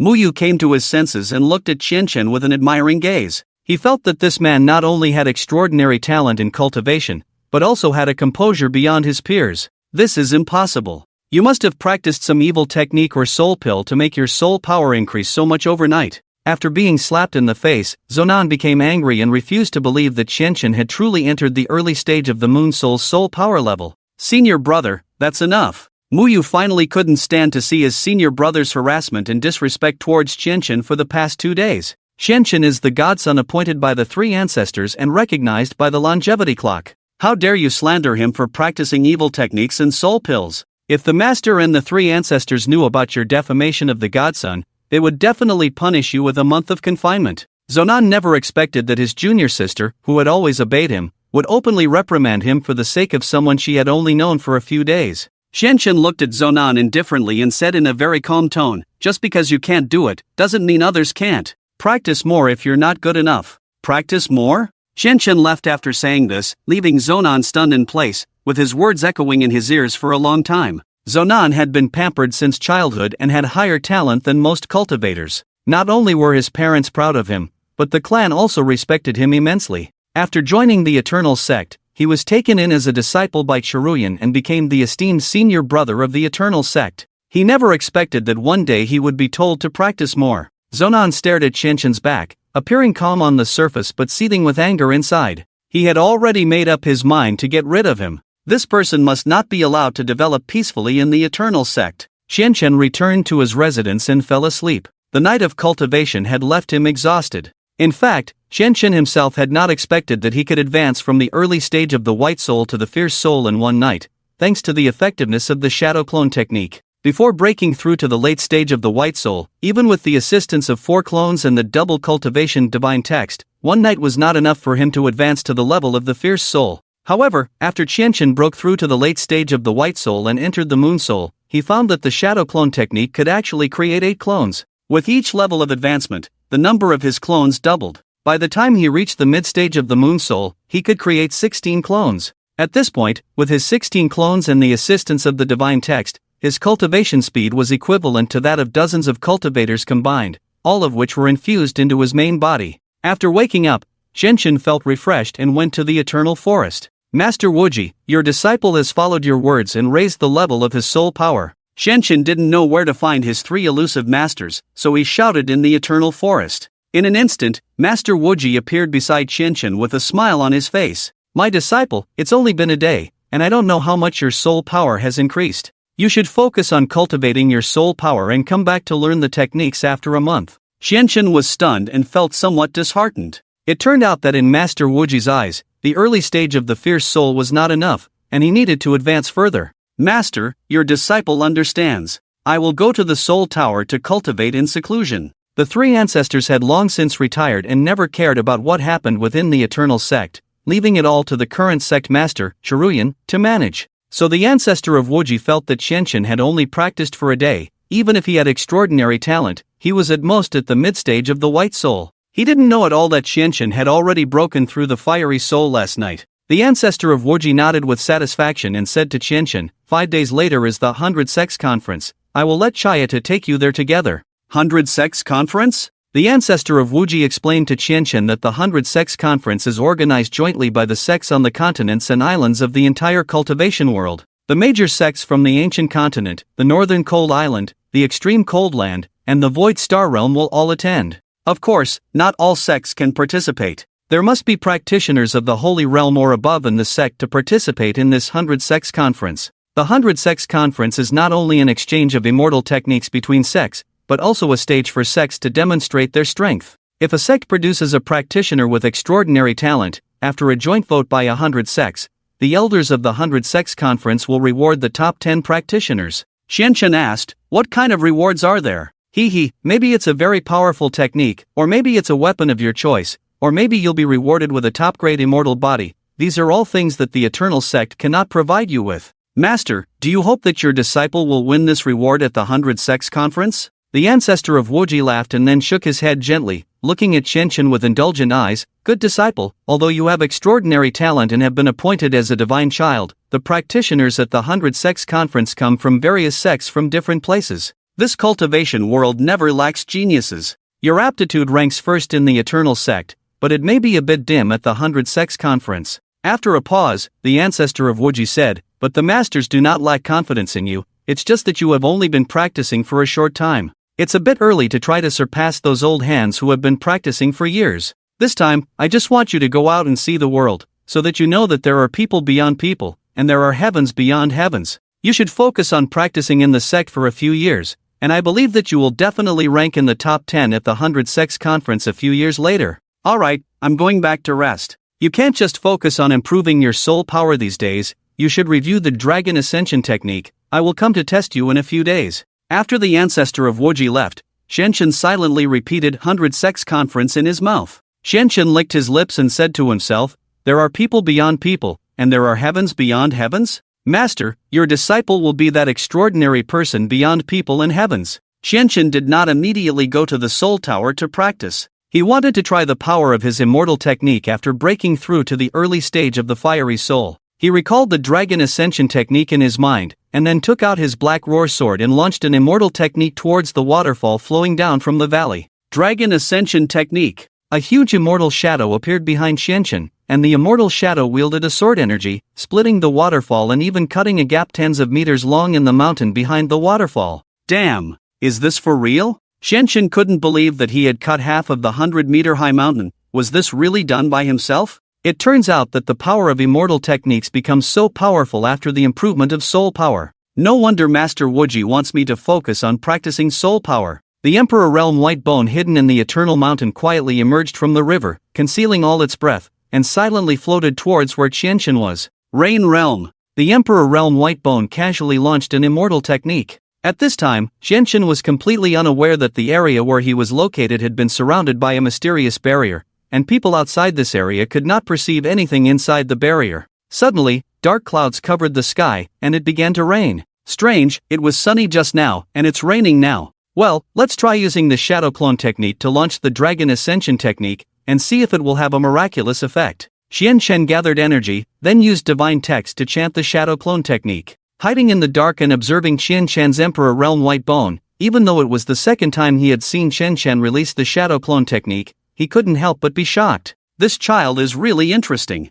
Yesterday, he was just a mere white soul, and overnight he broke through to the early stage of the fierce soul. Throughout the entire cultivation world, this is unprecedented. The Emperor Realm White Bone muttered to himself, suddenly realizing that Qianqian had created 30 clones, each with a wooden expression and vacant eyes, devoid of any self-awareness. However, the clone at the end of the line showed a slight change in expression, and his eyes were not as vacant as the others, clearly indicating that he had self-awareness. Of course, Qianqian did not notice. Hiss. To be able to create 30 clones at the early stage of the fierce soul, looking at 30 people with the same appearance as oneself, it's somewhat eerie. Chen Chen suddenly dared not let all 30 clones simultaneously perform the ascending thunder technique. Just now, when he released it by himself, he had already shaved off half of the mountain wall. If he were to release all 30 at once, wouldn't it level this eternal mountain? Thinking this, Chen Chen immediately retracted the clones. However, the strange clone at the end quietly chanted the divine text instant blink and, unbeknownst to Chen Chen, hid in the forest.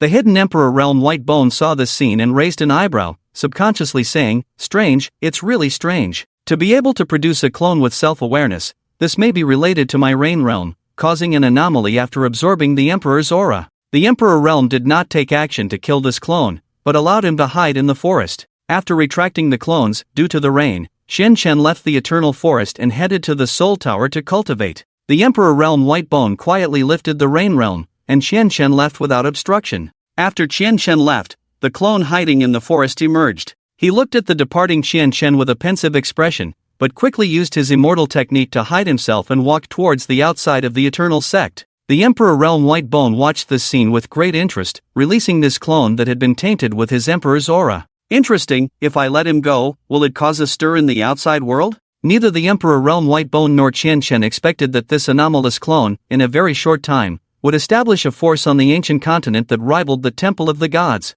Of course, this is a story for another time. Arriving at the base of the Soul Tower, Chen Chen went straight to the 60th floor to find Muyu. After reaching the 60th floor, Chen Chen clearly felt that the surrounding soul power was much stronger than the lower levels, and it was likely that cultivating here would lead to a faster increase in soul power. However, there were hardly any other cultivators to be seen here. It was probably because, apart from Zuo Nan and Muyu, most of the cultivators in the Eternal Sect who had reached the fierce soul level or above were elders. They rarely came to cultivate in the Soul Tower. In a cultivation room, Chen Chen saw Muyu, who had closed his eyes and was cultivating his soul power. He chose not to disturb him and simply stood outside the door for a while. Then, Chen Chen unexpectedly saw a young boy who looked only 13 or 14 years old in another cultivation room. Ha! To reach the fierce soul level at such a young age? Chen Chen unconsciously muttered, but the young boy suddenly opened his eyes and looked directly at Chen Chen. "Are you the divine child that Grandpa Situ mentioned?" The young boy spoke first, his voice slightly immature.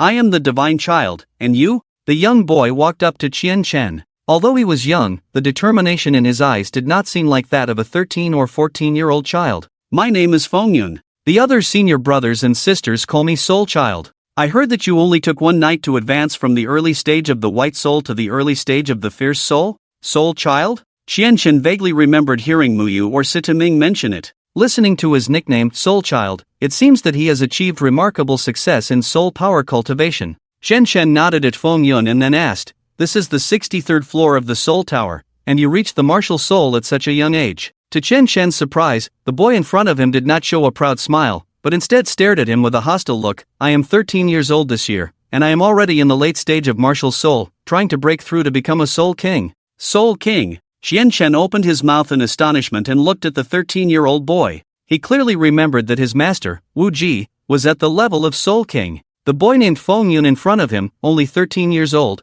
was already close to becoming a Soul King. Before Chen Chen could speak, Fengyun continued, "You are the fastest cultivator I have ever seen, but the advancement of soul power levels before martial soul is relatively easy. It can be achieved completely within the Soul Tower. But from the early stage of martial soul, the effect of cultivation within the Soul Tower is not significant, so you have no chance of surpassing me. Then why are you still cultivating inside the Soul Tower? According to you, it's almost useless for you since you are in the late stage of martial soul, right? You don't understand this at all. It seems that you will never be able to surpass me." With that, Fengyun turned and returned to his cultivation room. Chen Chen did not understand why Fengyun seemed to harbor an inexplicable hostility towards him. No, calling it hostility was a bit far-fetched. Perhaps it was just the competitiveness of an immature youth. Chen Chen entered the cultivation room, immediately used his doppelganger, and then began cultivating again with the doubled cultivation divine text. However, after 2 hours, Chen Chen was shocked to find that his soul power had hardly increased at all during this time, only feeling that the soul power in his body had become more substantial.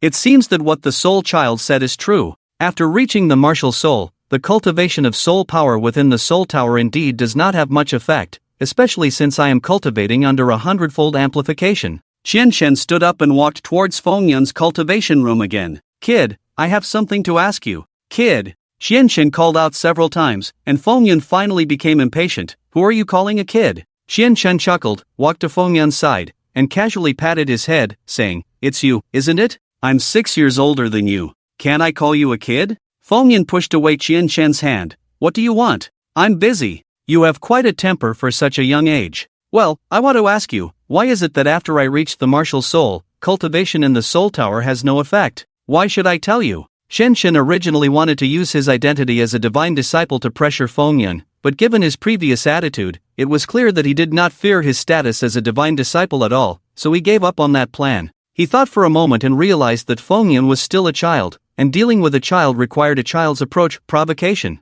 If you don't tell me, it's because you're afraid I'll surpass you, right? You keep boasting about being a soul child, but it's not that impressive. As expected, Fengyun became agitated as soon as he heard this and immediately said, Nonsense. As a soul child, would I be afraid of you surpassing my soul power level? After weighing it for a few seconds, Fengyun finally spoke. The 100-floor soul tower has an auxiliary effect on the cultivation of martial soul and those below martial soul. Once you reach the martial soul, the soul tower only has a consolidating effect on soul power cultivation. If you want to make greater progress in soul power, you can only do so through actual combat or by going to the 1,000-layer tower. The 1,000-layer tower? Qianshen had heard of this 1,000-layer tower from Mu Yu. It was said that the only 1,000-layer tower in the entire ancient continent was located in a place called the Temple of the Heavenly God. How can I go to the 1,000-layer tower to cultivate? Fengyun was stunned for 2 seconds, then burst into laughter. Qianshen frowned and asked, Why are you laughing? You want to go to the 1,000-layer tower to cultivate, isn't that funny? The only 1,000-layer soul tower in the ancient continent is in the Temple of the Heavenly God, and it's not a place you can just go to. How can I go to the Temple of the Gods? Are you really a demigod? Or just a fool? Leaving the soul tower, Qianshen pondered what the Temple of the Gods really was, and why both Fengyun and Mu Yu mentioned it with such reverence, believing it impossible for him to reach that place. The 100-level soul tower of the Eternal Sect did not provide much improvement to Qianshen's soul power, and he had no intention of continuing to cultivate within it. He wanted to enhance his soul power quickly through practical combat. From Mu Yu, he learned that leaving the Eternal Sect required approval from his own master, but Qianshen did not want to disturb the three ancestors' rest for such a trivial matter. Kneeling before the main hall, Qianshen said to the Sect Master Qi Ruyan, Sect Master, I want to leave the Eternal Sect for a few days. Why is that? Qianshen replied, My soul power has already reached the early stage of the fiery soul. There is no significant breakthrough for me in the soul tower, so I want to go outside and seek opportunities. Qi Ruyan was greatly surprised. The early stage of the fiery soul? She was well aware of Qianshen's soul power level. Just a few days ago, he was only a white soul, and now he had already broken through to the early stage of the fiery soul? She did not know that Qianshen had actually achieved this in just one night. Before Qi Ruyan could speak, the Supreme Elder, who sat in the position of the highest elder, stood up and said, Demigod, as far as I know, just a few days ago, you were only at the early stage of the white soul. Today, you claim to have reached the early stage of the fiery soul. Isn't this deceiving the Sect Master? This Supreme Elder was the master of Yishio, whom Qianshen had defeated with a single blow using the Ascending Thunder technique under the Soul Tower 2 days ago. The Supreme Elder had never accepted Qianshen, a mere mortal, becoming a demigod. When he learned that his beloved disciple had been injured by Qianshen, he was even more furious. But due to the demigod status, he could only swallow his anger and wait for an opportunity to help his disciple seek justice. Now, the Supreme Elder had found that opportunity. The early stage of the fiery soul? What a joke! It was impossible for someone to break through from the white soul to the early stage of the fiery soul in just 2 days. I did not deceive the Sect Master, Qianshen said, glancing at the Supreme Elder and calmly replying. Words alone are not enough, the Supreme Elder sneered. Qianshen narrowed his eyes, not understanding why this Supreme Elder was so hostile towards him, but he did not waste words on him. He immediately gathered his energy and revealed his celestial shadow behind him. Except for the Supreme Elder, the other 4 highest elders, upon seeing the celestial shadow in the void, felt a sense of awe. After practicing for many years, they had only reached the reincarnation realm, while Qianshen, at just over 10 years old, had already reached the void realm. This was not the most terrifying part. After all, Qi Ruyan's disciple, Mu Yu, was only 18 years old and had already reached the firmament realm. The most terrifying part was what the White Elder had witnessed. He was the only highest elder sent to the assessment square. He returned and told the other elders that he had seen Qianshen utter a single divine text, and he had ascended from the still water realm to the void realm. A 5-realm increase in 1 minute, how terrifying. The reason the Supreme Elder looked down on Qianshen's void realm was because he was about to ascend to the firmament realm,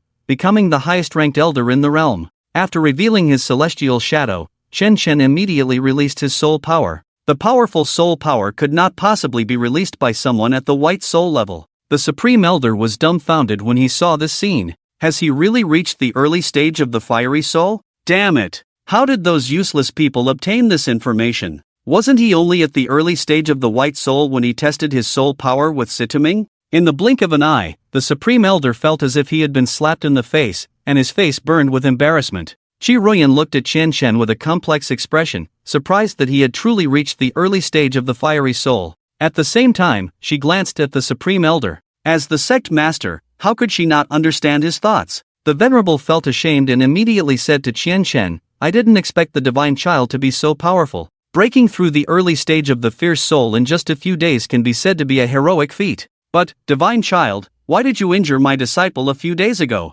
If I hadn't used various top-grade medicinal materials, my disciple would probably have. After speaking, he wiped away some tears with a hypocritical look and said to Qi Ruyan, Master, you must stand up for my disciple Yi Xiu. Even if he is a divine child, he cannot act arrogantly within the sect and bully his fellow disciples. Moreover, Yi Xiu and the divine child are from the same sect. Is this establishing a divine child or a madman? Qi Ruyan's face turned cold. She had long known about the conflict between Qianshen and Yi Xiu under the Soul Tower. Although Yi Xiu had provoked first, Qianshen had indeed been too ruthless, directly using the ascending thunder technique passed down by the boundless ancestor. If Qianshen had been a fierce soul at that time, with his current fierce soul, Yi Xiu would probably have been annihilated. After the Venerable mentioned that his disciple Yi Xiu had been injured by Qianshen, the remaining several Venerables began to discuss. The Venerable smiled triumphantly and continued, Master, I suggest revoking Qianshen's position as the Divine Child. If even the Divine Child acts arrogantly within the sect and bullies his fellow disciples,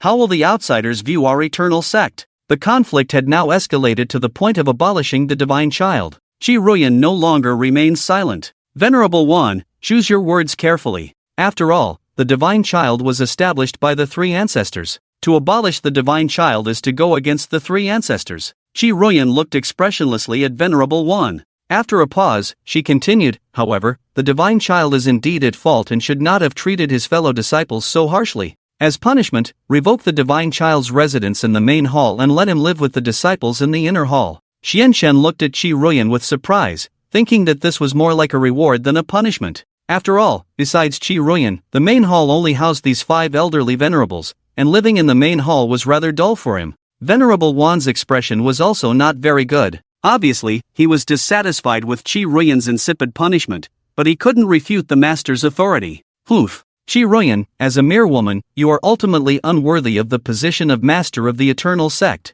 I will soon break through to the azure sky realm, and with the secret technique of that person, it won't be long before I become a saint realm powerhouse. By then, the position of master will belong to me, Wan Zhang. Venerable One thought to himself, but still knelt down respectfully and said, Master is wise. After the punishment was over, Qi Ruyan looked at Qianshen again. Divine Child, your application to leave the sect has been approved by the sect, but as the Divine Child, your safety must also be guaranteed. Let Zuo Nan and Muyu accompany you. Thank you, Master. After Qianshen left, Qi Ruyan stared at his departing figure thoughtfully. Through her Sicily eye, she discovered that Qianshen's soul and divine endowment were slightly lacking, but it was not a serious issue. What's going on? It wasn't like this when I last used the Sicily eye. At this moment, Venerable Bai stepped forward and knelt in front of Qi Ruyan, saying, reporting to the master, yesterday, a village at the foot of the Eternal Mountain was slaughtered, with no survivors. Venerable One frowned. Who would dare to commit such a heinous act under the nose of the Eternal Sect?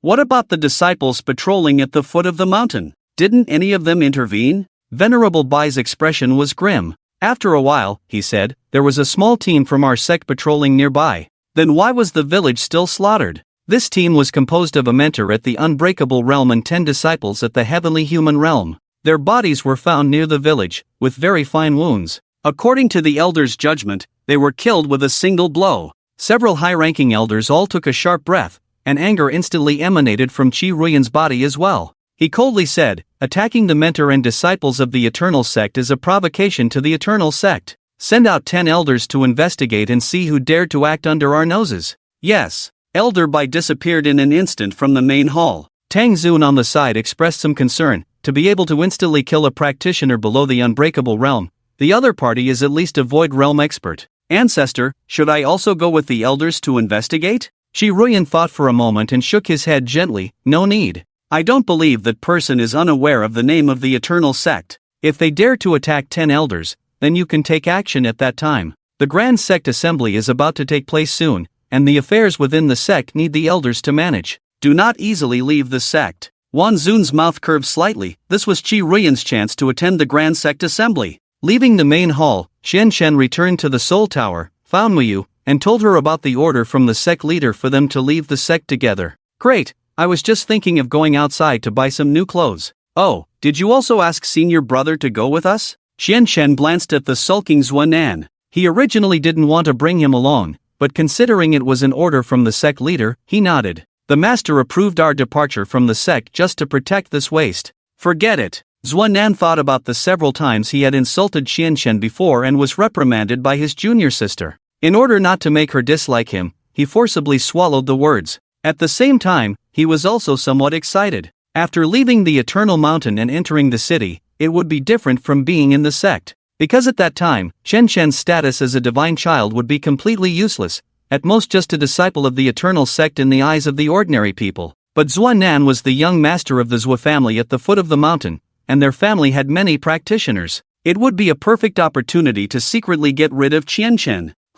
So what if he's a divine child? I don't believe he can withstand the attacks of dozens of practitioners at the same time. Xian Shen, Zuo Nan, and Muyu quickly left the Eternal Sect and headed towards the foot of the Eternal Mountain. Phew, the city is still lively. Xian Shen closed his eyes and took a deep breath, thoroughly enjoying the atmosphere. Zuo Nan looked at Xian Shen and cursed him as a country bumpkin in his heart. It wouldn't be long before you become a dead bumpkin. Xiaoyu, how do you usually improve your soul power when you leave the sect for training? Xian Shen thought for a moment and realized he had forgotten to ask Fengyan where to find someone to spar with. He couldn't just randomly approach someone on the street and say, "Want to fight me?" Well, you can go to some beast fighting arenas, where there are many different levels of soul beasts. Defeating them allows you to absorb their soul power to improve your level of cultivation. Or you can go to the arena and fight with other practitioners to improve your soul power through actual combat. Xian Shen nodded and asked, which method do you usually prefer to improve your soul power? Muyu pouted and shook her head. I don't like either of these methods.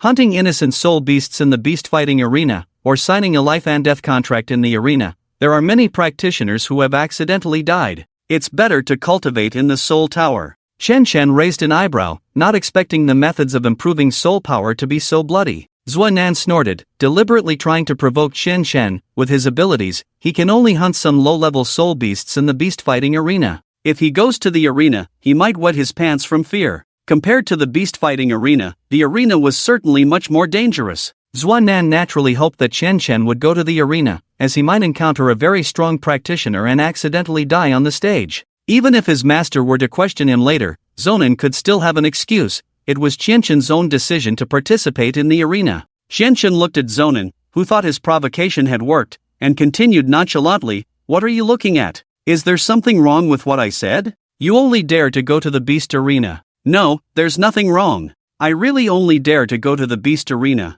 I'm afraid of being killed in the arena. After all, I am the son of the Eternal Sect, and I still need to cherish my life." Zuo Nan was confused. Zuo Nan's original intention was to deliberately provoke Xian Shen, but he never expected him to be so shameless. Muyu chuckled on the side, and Zuo Nan felt as if he had punched cotton. The three of them immediately went to Kao City. As one of the 5 main cities on the Hanggu continent, Kao City had a large-scale beast arena. Xian Shen was impressed by the scale of the arena, which was as large as the football fields in his original world. Even standing outside, he could hear the roars of the soul beasts inside. According to Muyu, the beast arena was not a place where practitioners could freely hunt soul beasts, as the authorities would not provide a free place for practitioners to hunt soul beasts. After all, these soul beasts were captured by official personnel of the arena, and each entry required payment. If one did not want to pay but still wanted to hunt soul beasts, they had to exchange an equivalent number of soul beasts. Hey, if I have my own soul beast, why would I need to enter the beast arena to hunt?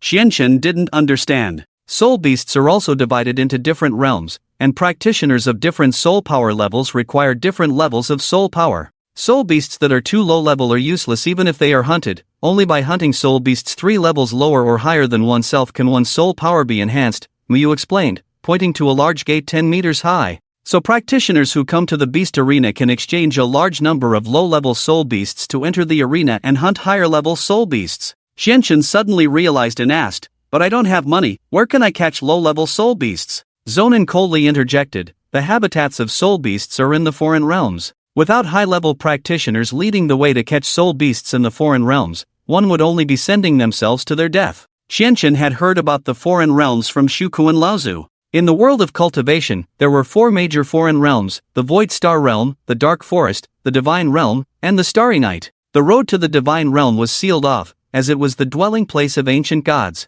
"Oh, then why don't I go to the Void Star Realm and catch some low-level soul beasts to use as tickets to enter the Beast Arena?" Muyu thought Xianchen was joking. Opening the Void Gate to the Void Star Realm required at least the level of a saint, and one also needed to understand specific divine texts. Even though Xianchen had extremely strong talent in cultivation, it was impossible for him to enter the Void Star Realm at a higher level. She immediately said, "My senior brother and I both pay to enter. If you don't have money, I can help you." Xianchen realized that going to the Void Star Realm would definitely waste a lot of time, so he said to Muyu, "Alright, lend me some money first, and I'll pay you back when I have money." After muttering pretentious under his breath, Zuo Nan put his hands in his pockets. "You still want to enter the Void Star Realm? Do you really think you can boast just because you have a bit of talent?" Little did Zuo Nan know, Xianchen had already opened the Void Gate to the Void Star Realm and had even ventured in alone. As they approached the gate, the person collecting the fee asked expressionlessly, "Payment or exchange with soul beasts?"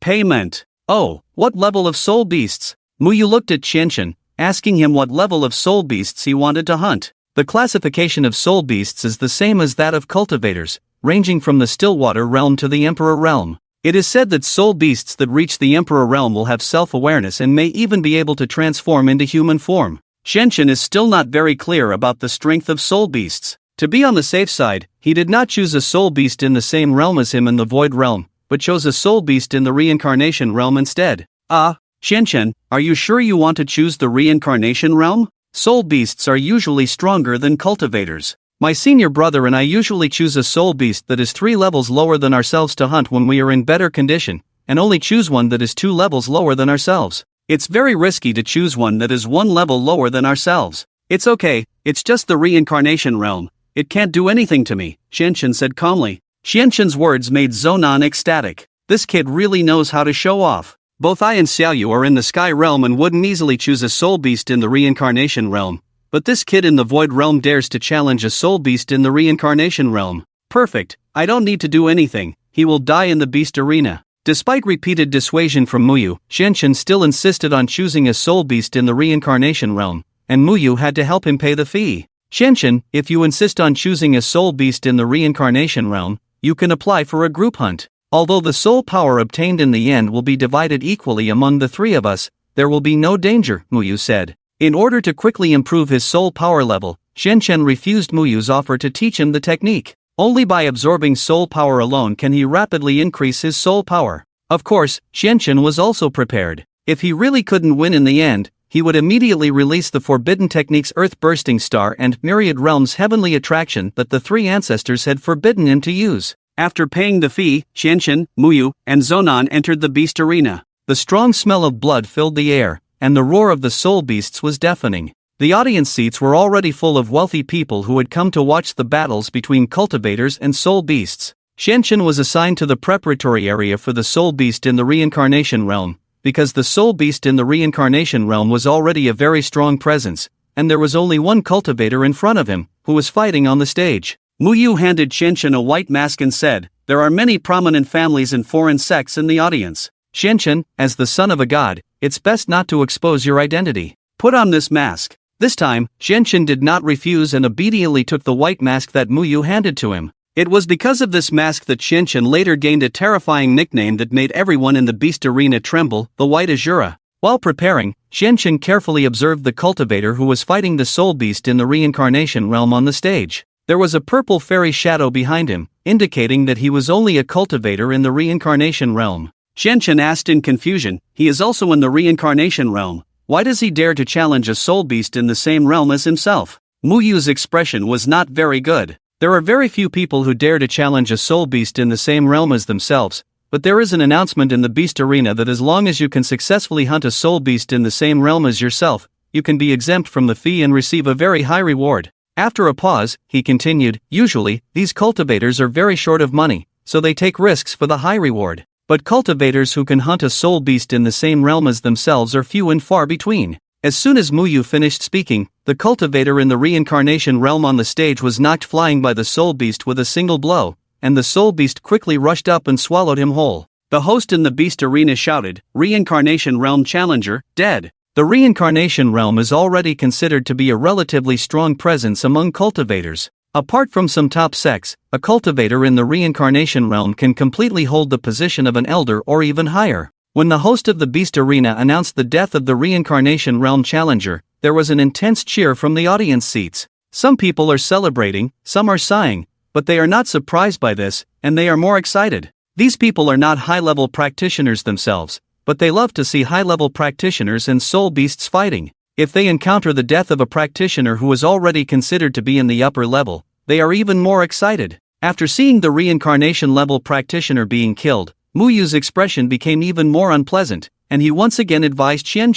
Chen, why don't we apply to the arena for the three of us to challenge together? Look at that practitioner, who is only one level lower than you, but the reincarnation level soul beast killed him as easily as turning over his hand. Even though you are in the void realm, you can only hold on for a while at most, and the result. Regarding Mu Yu's proposal and advice, Chen had not spoken yet, and Zuo Nan spoke first. Xiaoyu, you have to believe in the strength of the divine child. Since he said one person is enough, then he is. You don't need to cause trouble. Zuo Nan was happy to see Chen die in the arena, but his precious junior sister couldn't accompany him to his death. Chen also smiled and echoed Zuo Nan's words. Yes, Xiaoyu, Zuo Nan is right. I can do it alone, you just watch. After that, Chen leaped onto the arena, and the host in the air also announced, the new round of hunting begins. The challenger is a practitioner in the void realm, and the soul beast he is challenging is in the reincarnation realm. The audience once again erupted in excited cheers. Tisk, it's rare to see a practitioner in the void realm challenging a soul beast in the reincarnation realm,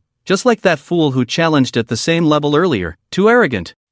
Just saw the reincarnation level practitioner die, and now we can see the void realm practitioner die immediately. This is not common in the arena. Tonight's ticket is really worth it. The void realm is already considered top tier in the middle realm. I wonder which elder of which sect this masked person is. Chen is fighting a soul beast called Rhino Horn, which belongs to the land series. There are three major series of soul beasts, namely land, flying, and marine. There are the most land series soul beasts, and the least flying series, most of which are of the dragon clan. Roar! The rhino horn let out a roar, and under the roar, Chen remained calm. In the instant when the rhino horn rushed over with its horn, Chen instantly burst into a fairy shadow. The fairy shadow stood behind Chen for tens of meters, and he pulled out Black Roar and slashed at the rhino horn, but the sword did not harm it at all. The defense of the rhino horn is extremely strong. If you don't use a burst of strong fairy magic to attack it, other attacks are almost ineffective. Chen is too reckless. Senior brother, should we apply to stop the challenge? Mu Yu anxiously watched Chen on the arena. Zuo Nan was eager for Chen to die, but he couldn't reveal it in front of Mu Yu. Xiaoyu, don't be so anxious, after all, he is the divine child, you don't need to worry so much for him. On the arena, Chen saw that the ordinary sword attack was ineffective, so he immediately released the auxiliary method in the Ascending Thunder art. Because Chen's soul power had reached the early stage of the Fierce Soul, these methods were enough to cause damage to the rhino horn, but it also angered it. The rhino horn let out another roar, and the horn on its head began to turn slightly red. This is the high-temperature horn anger of the rhino horn. The temperature of the horn on its head can reach up to thousands of degrees. It is said that the temperature of the horn of a rhino horn in the void realm can even reach tens of thousands of degrees. Even a practitioner in the Sect realm would lose half of their life if they were hit. A bald, fat man in the audience said to his companion. Chen could already feel the gradually rising temperature of the rhino horn's horn from a distance, but he was not flustered. Instead, he directly inserted Black Roar into the ground and looked indifferently at the rhino horn. The crowd was dumbfounded by the scene. Chen not only did not avoid the rhinoceros fury but also put down his sword? Zuo Nan laughed in his heart, wishing he could jump up and celebrate immediately. The host in the air was also at a loss, explaining with a puzzled face, "What is this Void Realm challenger doing? He actually put down his weapon. Does this mean giving up resistance?" The rhinoceros did not spare Qianchen because he put down his weapon. When the temperature on the rhinoceros horn reached a certain height, it instantly charged towards Qianchen. Qianchen's eyes flashed with disorder, and he instantly slid past the rhinoceros, directly using his immortal technique, Soaring Thunder technique. In an instant, a huge and incomparable black sword appeared in Qianchen's hand, and he slashed directly at the rhinoceros. The huge sword energy stirred up the dust on the beast fighting stage, shrouding the entire arena. When the dust gradually settled, only a young man wearing a white mask was sitting on the ground, and the rhinoceros had collapsed, gradually turning into a beam of light. This beam of light was the soul power formed by the soul beast after its death,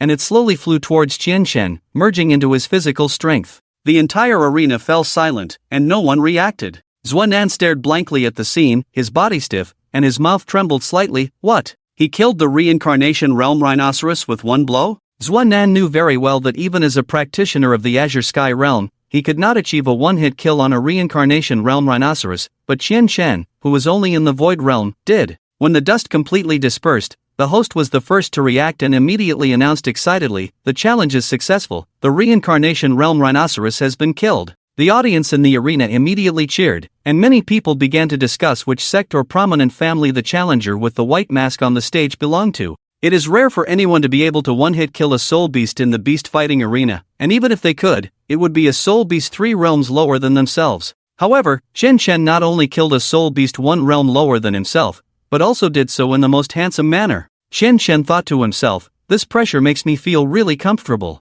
Muyu's heart, which had just been tense, suddenly relaxed, feeling both shocked and excited. This young man, who was about the same age as her, had already achieved so many impossible things in the past 2 days. Muyu made up her mind to have the elders in the family thoroughly investigate his background. How could a young man from which family have such talent? Qianchen did not immediately leave the beast fighting stage, but said to the host in the sky, "Bring up 2 more reincarnation realm soul beasts, 1 is not enough to fight." The crowd had not completely recovered from the shock of Qianchen's one-hit kill of the rhinoceros, but to their surprise, Qianchen immediately requested to fight 2 more reincarnation realm soul beasts. Arrogant, overbearing, ignorant of the heights of heaven and earth. The audience, who had been admiring Qianchen, immediately changed their attitude. They had never seen such an arrogant and overbearing person. "I thought he was a big shot, but I didn't expect him to be a fool. Even practitioners of the Azure Sky realm dare not easily fight 2 reincarnation realm soul beasts, but he, a mere void realm practitioner, is so arrogant.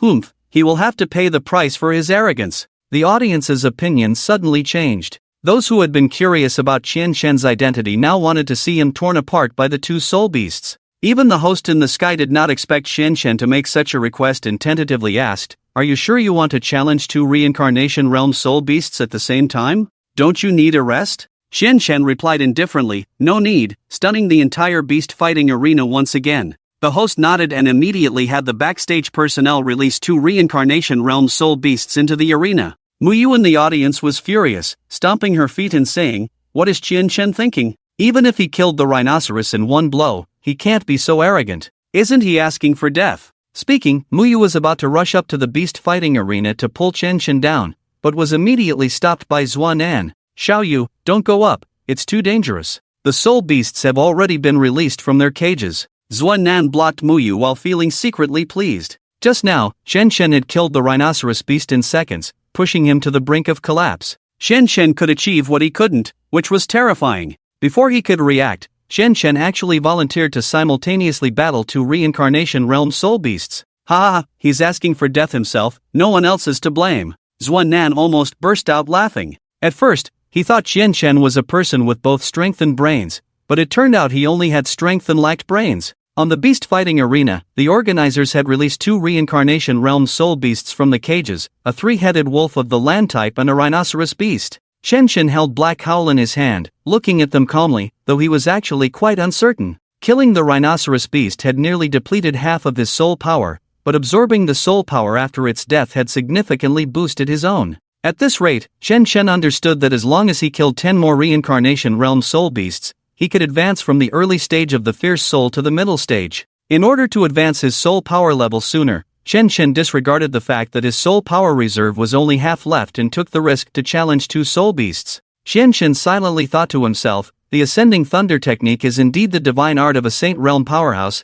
Powerful as it is, it consumes too much soul power. I need to learn more divine arts when I return this time. This time, Qianshen did not arrogantly plant Black Howl in the ground, but watched the two soul beasts vigilantly, intending to take the initiative. Qianshen planned to directly use the shadow clone technique, so that in terms of quantity, he could match the two soul beasts. However, a voice suddenly echoed in his mind. Do not release this divine art, it will bring disaster upon you. Hearing this voice in his mind, Qianshen widened his eyes and was slightly stunned. He looked around, but there was no one around, only the audience in the stands. Qianshen immediately used his spiritual sense to observe, but did not find anyone suspicious. He wondered if it was an illusion or if the person who transmitted the voice had a very high realm, making it impossible for him to detect with his strength. Shaking his head, Qianshen intended to continue using the shadow clone technique, but the voice sounded in his mind again. Do not bother looking, I am tens of thousands of miles away from you. You will know who I am in the future.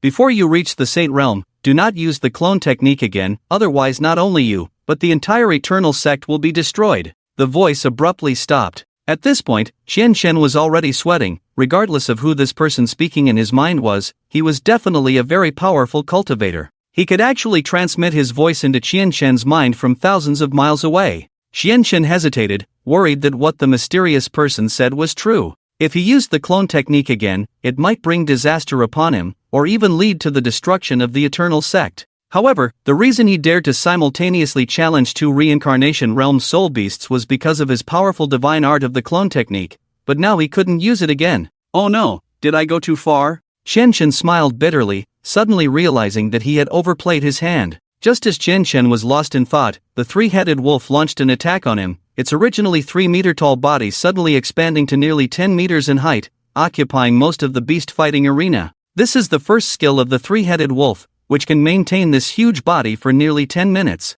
Oof. This kid is going to pay for his arrogance and ignorance with his life. I really want to see what he looks like being torn apart by the three-headed wolf. The Twilight Rain heard the crazy words from the audience, and she was almost in tears. If it weren't for the presence of powerful guardians in the arena, she would have rushed up to shut the mouths of those low-level cultivators. Qianshen saw the three-headed wolf grow larger and no longer held back, directly releasing the Pearl Light Lotus. Compared to before, Qianshen's soul power had reached the early stage of the Fierce Soul, and his release of the fairy technique Pearl Light Lotus had also made a qualitative leap. He could now hold the lotus flower in both hands at the same time. Holding the lotus flower, Qianshen pushed off with both feet, soaring into the air and attacking the three-headed wolf. Unlike the rhinoceros beast just now, the three-headed wolf reacted very agilely, dodging Qianshen's attack and causing his attack to miss. Qianshen also reacted quickly, immediately switching to the Black Howl, and releasing sword energy with full force. A blood mark was drawn on the abdomen of the three-headed wolf, and it roared, slapping towards Qianshen.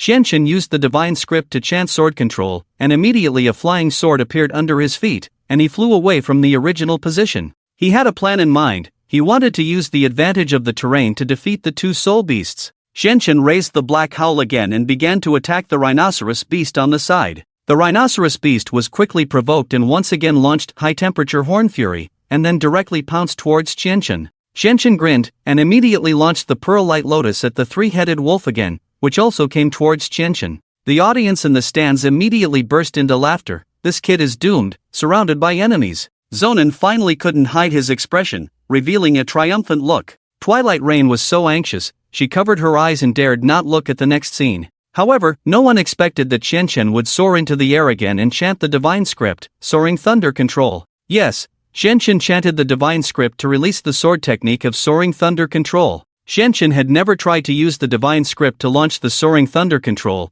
and the Infinite Ancestor had not told him whether he could use the divine script to release the Soaring Thunder Control. But Qianshen did it, becoming the first cultivator in the cultivation world to do so. In an instant, the sky above the arena began to distort, and a large gray thundercloud appeared. And behind Qianshen's immortal shadow, a black long sword appeared again. But this time, the sword was unusually large, surrounded by lightning. Qianshen held the Black Howl, feeling that he could hardly hold it down, and it could slip out of his hand at any moment. He exerted all his strength to hold onto the Black Howl and slash towards the three-headed wolf and the rhinoceros beast below. As Qianshen's Black Howl slashed down, a thunderbolt from the sky also struck the two soul beasts directly. The three-headed wolf let out a miserable cry, its white fur burned black, and the smell of charred flesh filled the entire arena. The rhinoceros beast, with its amazing defense, was not directly killed by the thunderbolt, but the huge immortal shadow behind Qianqian struck it with a sword mark, and it also perished. After doing all this, Qianqian returned to the ground,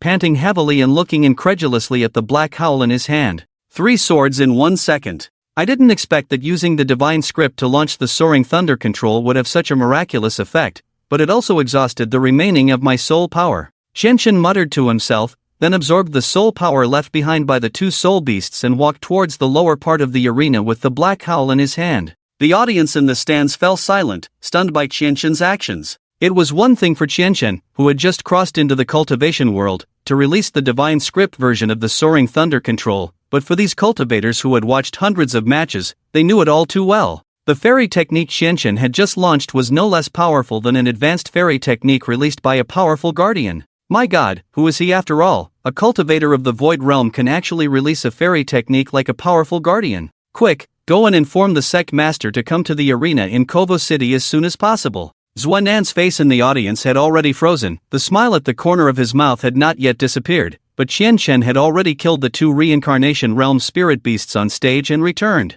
He couldn't understand, no matter how hard he tried, he just couldn't understand how Qianqian did it. It was fine if he had released advanced immortal techniques like a sacred realm, but why did he still use divine writing to release them? Just who exactly is Qianqian? As Qianqian stepped down from the stage, Muyu quickly approached. She hadn't seen how Qianqian had gathered the strength to kill the 2 spirit beasts because she had covered her eyes, but after hearing a loud noise, she opened her eyes again and saw Qianqian already absorbing the soul power left behind by the 2 spirit beasts after their deaths. Qianqian, you're so amazing, truly worthy of being a divine child. Both my senior brother and I, at the realm of the firmament, wouldn't have been confident in fighting 2 reincarnation realm spirit beasts at the same time, but you did it, and just a few minutes ago, you had just effortlessly killed a reincarnation realm spirit beast. Qianqian's face was somewhat pale, he had exhausted all his soul power and now felt very weak. He forced a smile and waved his hand, keep it low-key. Low-key. With that, his eyes suddenly rolled back, and he fell forward.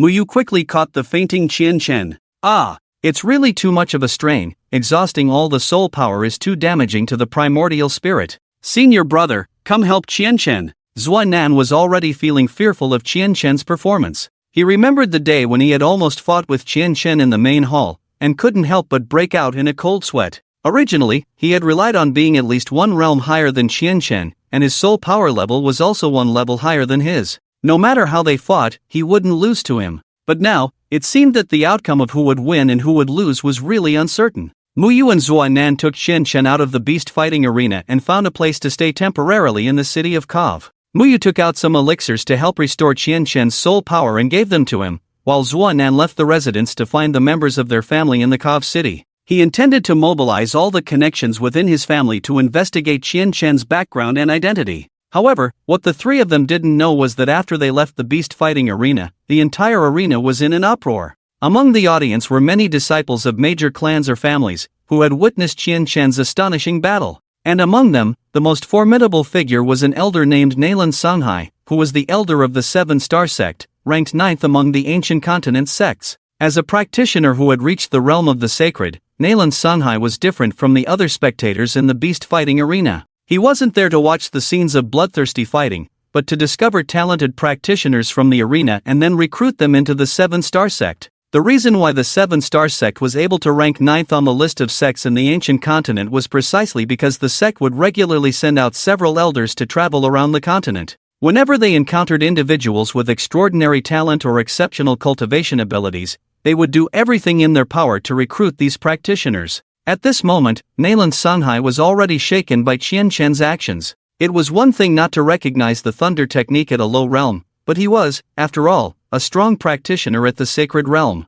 When Qianqian first used the thunder technique, he had already sensed it. It was terrifying to think that a practitioner at the void realm would use immortal techniques that were usually used by practitioners at the sacred realm, and to top it off, he had even used divine writing to display them again. What a terrifying talent this was! Nalan Songhai quietly disappeared from the beast fighting arena and activated the secret technique of the 7-star sect, following the trail left by Qianqian and the others, heading towards their residence. When Qianqian woke up again, it was already noon the next day. He felt weak and exhausted, as if he had spent the night doing something strenuous multiple times in his previous world. If it weren't for the voice in my mind warning me not to use the clone technique, I wouldn't have ended up in such a sorry state, exhausting all my soul power. Qianchen muttered to himself, then got out of bed and found himself inside an inn. As soon as Qianchen pushed open the door, he saw Muyu, who had brought back food. Muyu was excited to see Qianchen awake and said, "You're awake."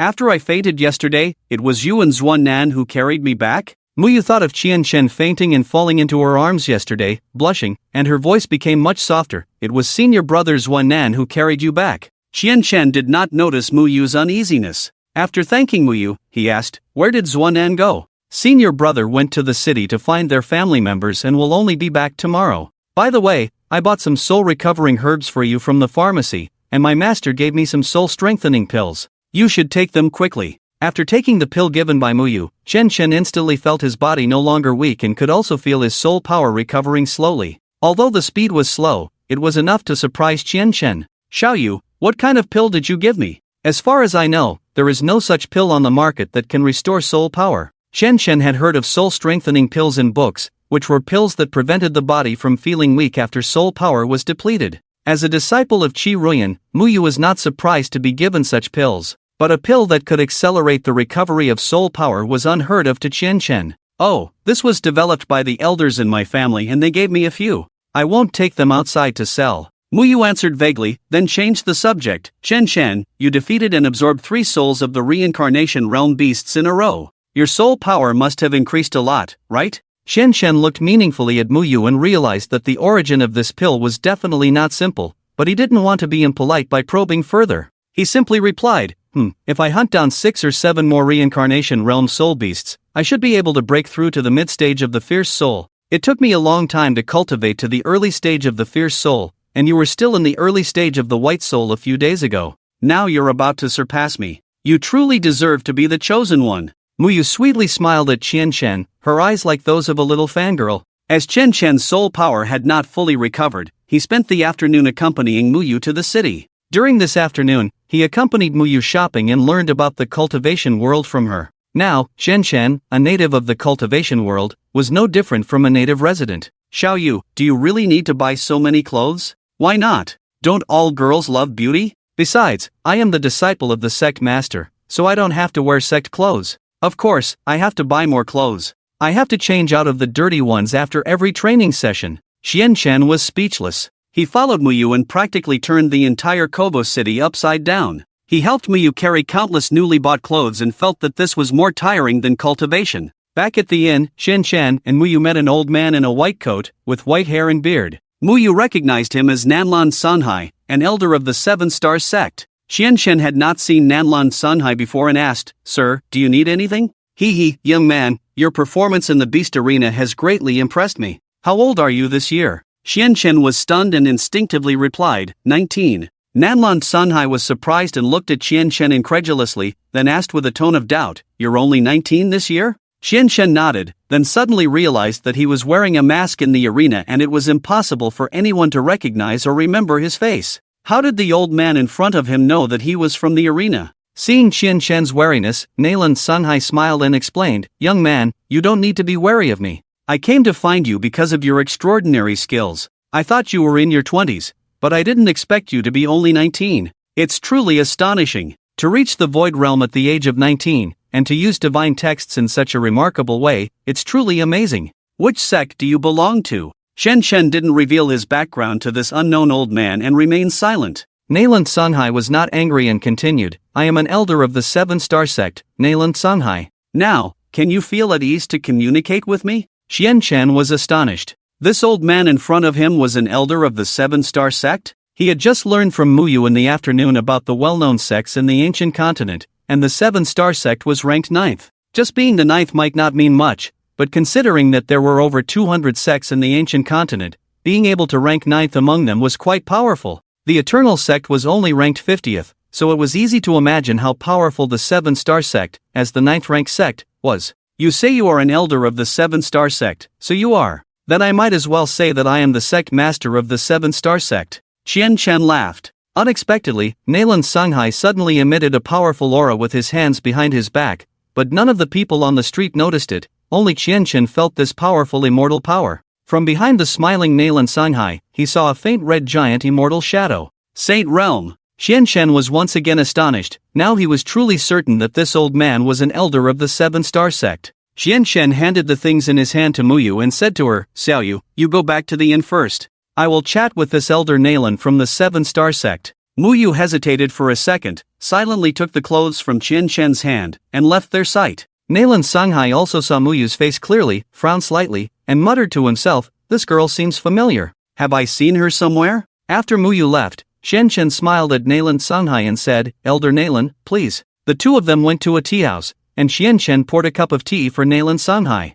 Nalan Sanghai looked at him appreciatively and then went straight to the point. Young man, you haven't answered my question. Are you a disciple of any sect? Eternal Sect. Eternal Sect? The sect that holds the ancient divine artifact, the longevity clock, right? It used to be powerful a few hundred years ago, but it has declined in the past century. In such a small sect, a talent like you is truly wasted. Coming to my Seven-Star Sect would provide you with much better resources than your current small sect. Qianchen didn't hesitate at all. Thank you, Elder Nalan, but I will not leave my sect. Why is that? No reason. I came here with you just hoping that you wouldn't publicly announce my identity. I wore a mask in the arena because I didn't want others to know my identity. I didn't expect it to be child's play in the eyes of a Saint Realm expert. Nalan Sanghai was very surprised. Over the years, he had recruited many talents into the Seven-Star Sect and had never seen anyone refuse him. The Seven-Star Sect was a place that countless cultivators were eager to enter. Yet Qianchen had directly refused without even thinking about it.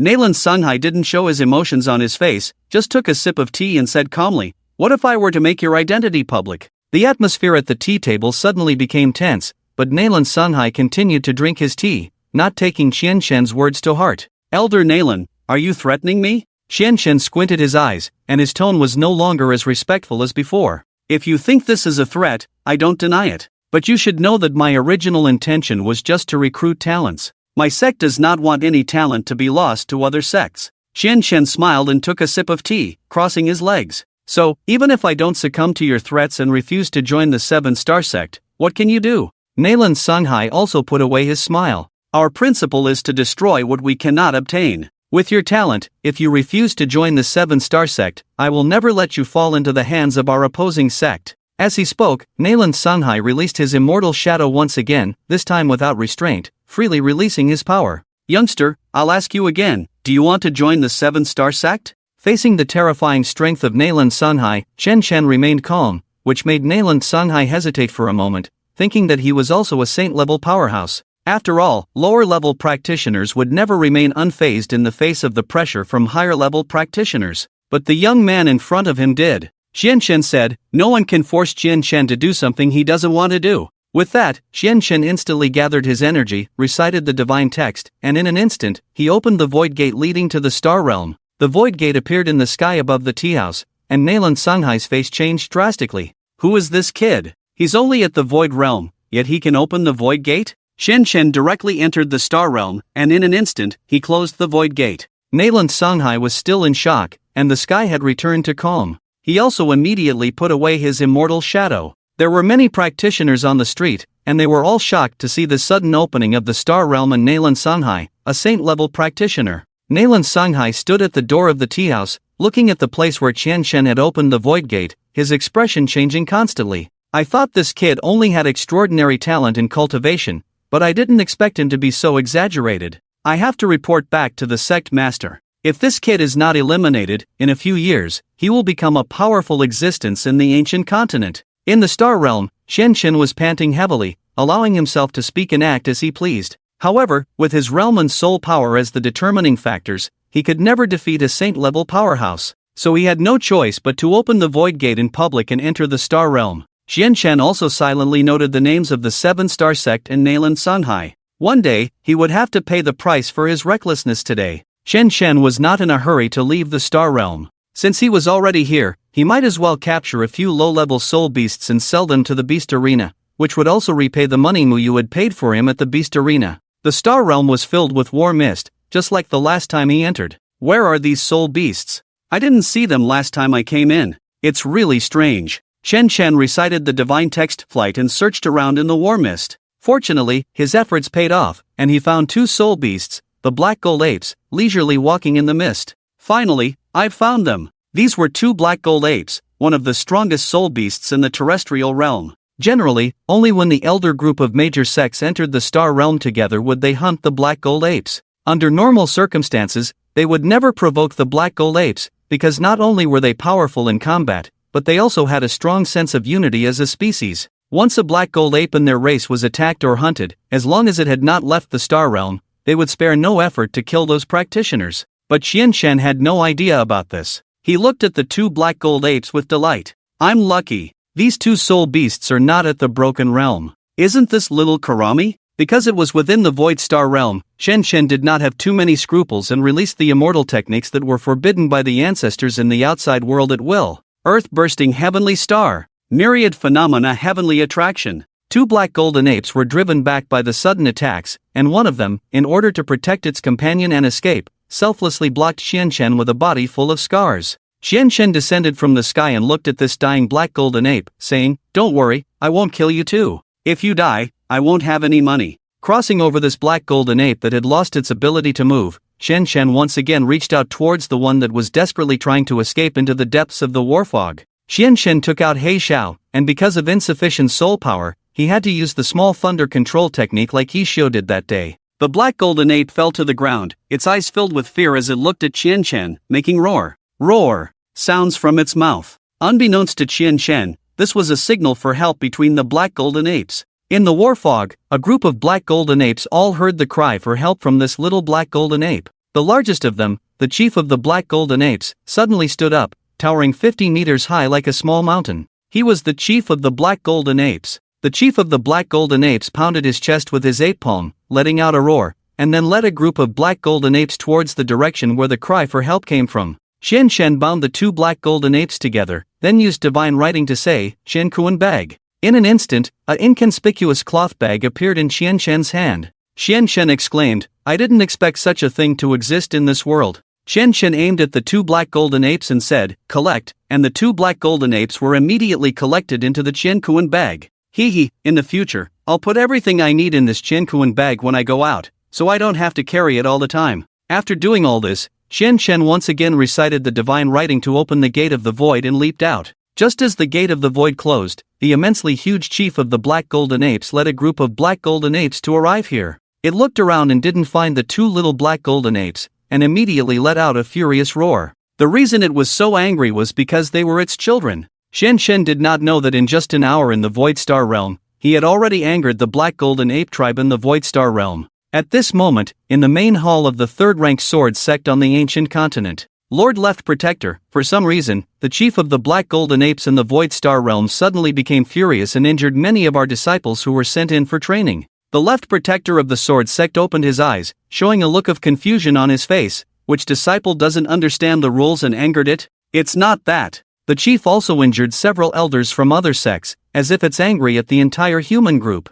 Inside the 5th-ranked Night Profound Pavilion on the ancient continent, the 2nd elder, looking very disheveled, stepped out from the gate of the void and fell at the entrance of the Night Profound Pavilion. The master of the Night Profound Pavilion was furious and said to the 2nd elder, "2nd elder, who injured you like this?" The 2nd elder spat out a mouthful of blood, his voice very weak. "It's the chief of the black golden apes." It suddenly became furious and injured many practitioners inside the void star realm. "That fellow has already reached the quasi-emperor realm, and I am no match for him." On the ancient continent, any sect that sent practitioners into the void star realm was in chaos at the top level. After coming out of the gate of the void with the Qiankuan bag, Shou did not return to the inn, but went straight to the beast arena. First, he wanted to sell the 2 black golden apes he had just captured to the beast arena. Second, he was afraid that Nayland Sunhai was waiting for him near the inn, waiting for him to fall into the trap. Once again returning to the front of the beast arena, Qianshen put on the white mask that Moruyu had given him earlier, and then found the people from the beast arena to propose selling Soul Beast. The person who was buying Soul Beasts yawned and didn't even look up at Qianshen, saying, "We are not currently accepting Soul Beasts below the Heaven Realm. If the Soul Beasts you've captured don't meet the standard, please leave quickly. I want to sell 2 Soul Beasts that are not in the Broken Realm." The buyer nodded and then slowly raised his head. When he saw Qianshen wearing a white mask, his drowsiness instantly disappeared, and he exclaimed in disbelief, "White! White Shura!" Qianshen furrowed his brow and asked, What White Shura? Are you the one who consecutively defeated 3 reincarnation realm soul beasts in the beast arena yesterday? That's me. Then it's true. You are called the White Shura by everyone who watched your match at the beast arena after you left yesterday. Chen Chen was stunned and couldn't help but smile bitterly. He hadn't expected that simply wearing a white mask and hunting 3 soul beasts in the beast arena would earn him such a title. Chen Chen released the 2 soul beasts he had just captured from the Qiankuan bag and said to the buyer, "These are the 2 soul beasts that I want to sell. Both of them are not in the broken realm. How much are they worth?" The buyer was stunned when he saw the all-black Heijin ape, and his voice suddenly became stuttered. This is the Heijin ape? Please wait a moment, I need to call our supervisor. I can't make a decision on purchasing the Heijin ape as a hunting target for the beast arena. The buyer hurriedly ran off, leaving Chen Chen still trying to understand why they wouldn't accept just 2 soul beasts that were not in the broken realm. Chen Chen muttered to himself, sitting in front of the door, waiting for the buyer to call their supervisor. 5 minutes later, the buyer rushed back with a man in formal attire. The buyer pointed at Chen Chen and said, "Managerly, that's the White Shura who consecutively defeated 3 reincarnation realm soul beasts in our beast arena yesterday. He brought 2 Heijin apes." Li Si had just heard from his subordinate that someone had brought 2 Heijin apes to sell, and he thought he must have misheard. Half in doubt, he followed the buyer to the front and was surprised to see a person wearing a white mask with 2 already unconscious Heijin apes behind him. As the manager of the beast arena, Li Si had naturally heard of the White Shura who had consecutively defeated 3 reincarnation realm soul beasts yesterday, but he hadn't expected him to come back today with 2 Heijin apes. Heijin apes were soul beasts that lived in the Void Star realm, and their race was extremely powerful. Many major clans would show deference when encountering the Heijin ape race, and they were almost never hunted. Except for some specialized hunter clans that would organize a large number of Holy Realm experts to enter the Void Star realm together to hunt the Heijin apes. Moreover, the captured Heijin apes would not be sold to the beast arena, as such rare and difficult to capture soul beasts being ruthlessly hunted in the beast arena was tantamount to wasting precious resources. The captured Heijin apes would usually be taken by some alchemy practitioners to refine elixirs, and it was said that the elixirs they produced could allow the practitioners' immortal shadows to evolve. Li Si looked at the White Shura in front of him, his mind racing. He probably didn't know any of this if he could bring the Heijin apes to the beast arena to sell. Then Li Si could take advantage of this opportunity to buy the 2 Heijin apes and then present them to his boss. If his boss was pleased, wouldn't he be rewarded with some top-quality elixirs?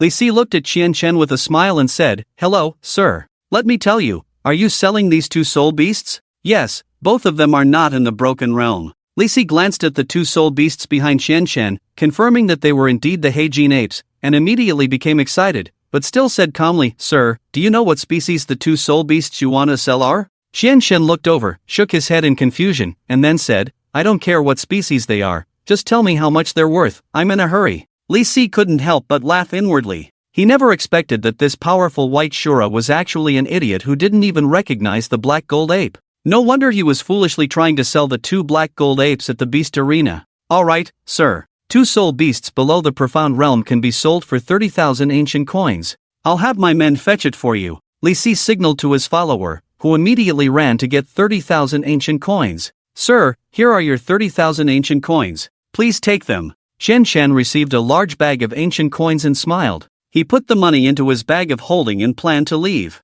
As he was leaving, Li Si suddenly remembered something and asked Chen Chen, "Sir, may I ask where these 2 soul beasts came from?" "Just caught them from the Void Star realm," Chen Chen replied before disappearing from Li Si's sight. Li Si stood still, momentarily unable to react. After a while, he regained his senses, spat out a curse. He's really good at pretending. "The boss just told me that there's chaos in the Void Star realm. The Black Gold Ape tribe leader has revolted, and even many Saint Realm powerhouses have been injured. How could a cultivator in the Void Realm manage to capture 2 black gold apes at a time like this? What a joke!" Chen Chen hurried back to the inn with the money he exchanged for the 2 black gold apes. Before entering the inn, he circled around several times but didn't see Naylan Sunhai's figure, so he returned to the inn with peace of mind. Inside the inn, Muyu saw Chen Chen return and instantly breathed a sigh of relief. She quickly said to Chen Chen, "Chen Chen, you scared me. Just now, the waiter downstairs said that a Saint Realm powerhouse released an immortal shadow on the street ahead, and someone opened the Void Star realm.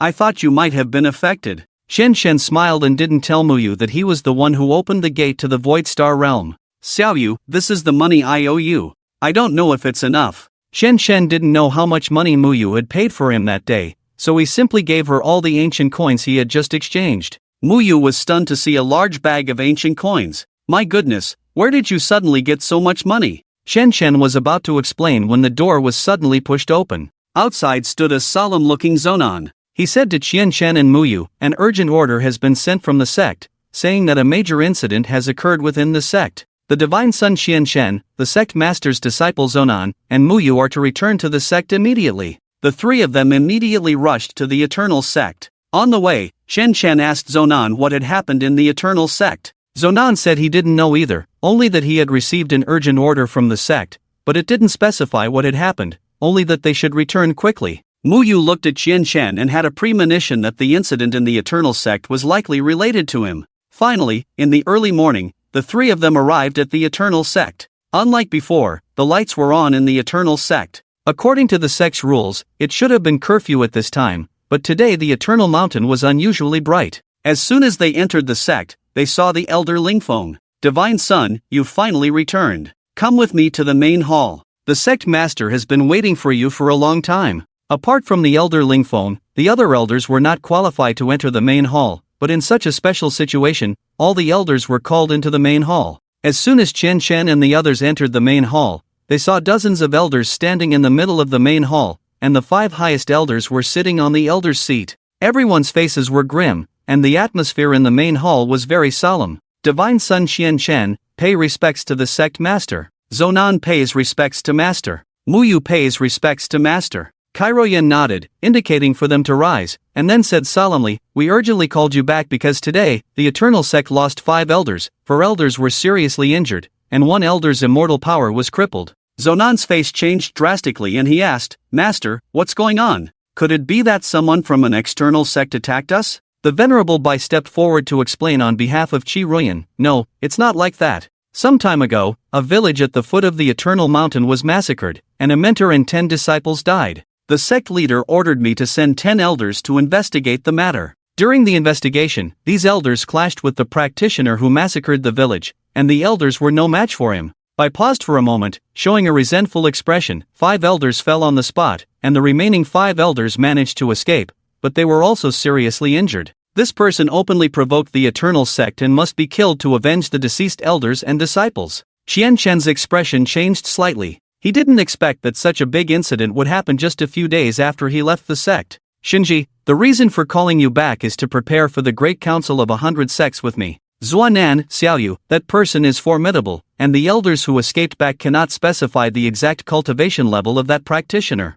I command you to go with Tang Xun and Wan Xun to capture this person alive and bring him back to the Eternal Sect. After I return from the Great Council of 100 Sects, I want to see him. Zuo Nan was shocked. He didn't expect his master to take Chen to the Great Council of 100 Sects with him. He and Muyu had been disciples of Qi Ruyan for many years, and Qi Ruyan had never taken them to the Great Council of 100 Sects. Why could Chen, who had just joined the sect, participate? Zuo Nan couldn't bear it anymore and, disregarding etiquette, questioned Qi Ruyan, Master, the disciple doesn't understand why Shinji can participate in the Great Council of 100 Sects just after joining the Eternal Sect. In terms of cultivation level, the disciple is higher than him, and in terms of soul power, the disciple is also stronger than him. Why can't the disciple go to the Great Council of 100 Sects? Senior brother, what are you doing? Muyu lowered her head and tugged at Zuo Nan's clothes. Zuo Nan ignored her and looked firmly at his master. Qi Ruyan was not too surprised and said calmly, just because he is the Shinji, I say he is qualified, so he is qualified.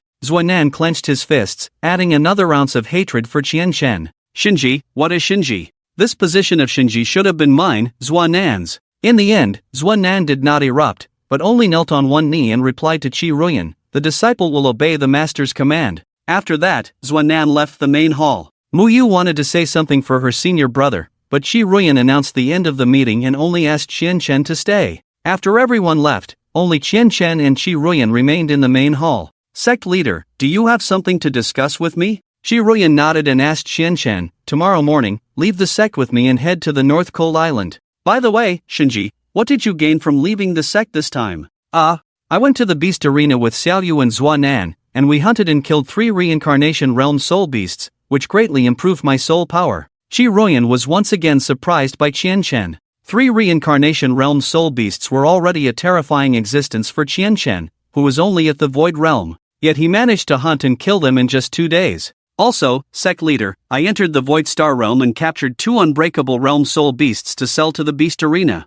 Shi Ruyan had long known that Qian Shen could open the Void Gate, so she was not too surprised. However, this was the second time she had heard about the Void Star realm today. During the day, the 3 ancestors had summoned her once and informed her that there was chaos in the Void Star realm, and the chief of the Black Gold Ape tribe was furious, injuring many practitioners. The 3 ancestors advised Shi Ruyan not to enter the Void Star realm in the near future to avoid being harmed by the enraged Black Gold Ape. Although it was unlikely, she always felt that the chaos in the Void Star realm and the enraged Black Gold Ape were related to Qian Shen. In the end, Shi Ruyan asked Qian Shen to leave the main hall and wait for her there tomorrow morning. At the foot of the Eternal Mountain, a man in black stared at the bodies of the 5 Eternal Sect elders and showed a disdainful smile. Just a bunch of ants. Oh, he actually chose to cultivate in such a clan. What achievements can he have in the future? The man in black stepped on the head of one of the elders, as if trampling on garbage. He left there and came to the Beast Arena. Oh, it seems he has been here and was given the title of White Shura.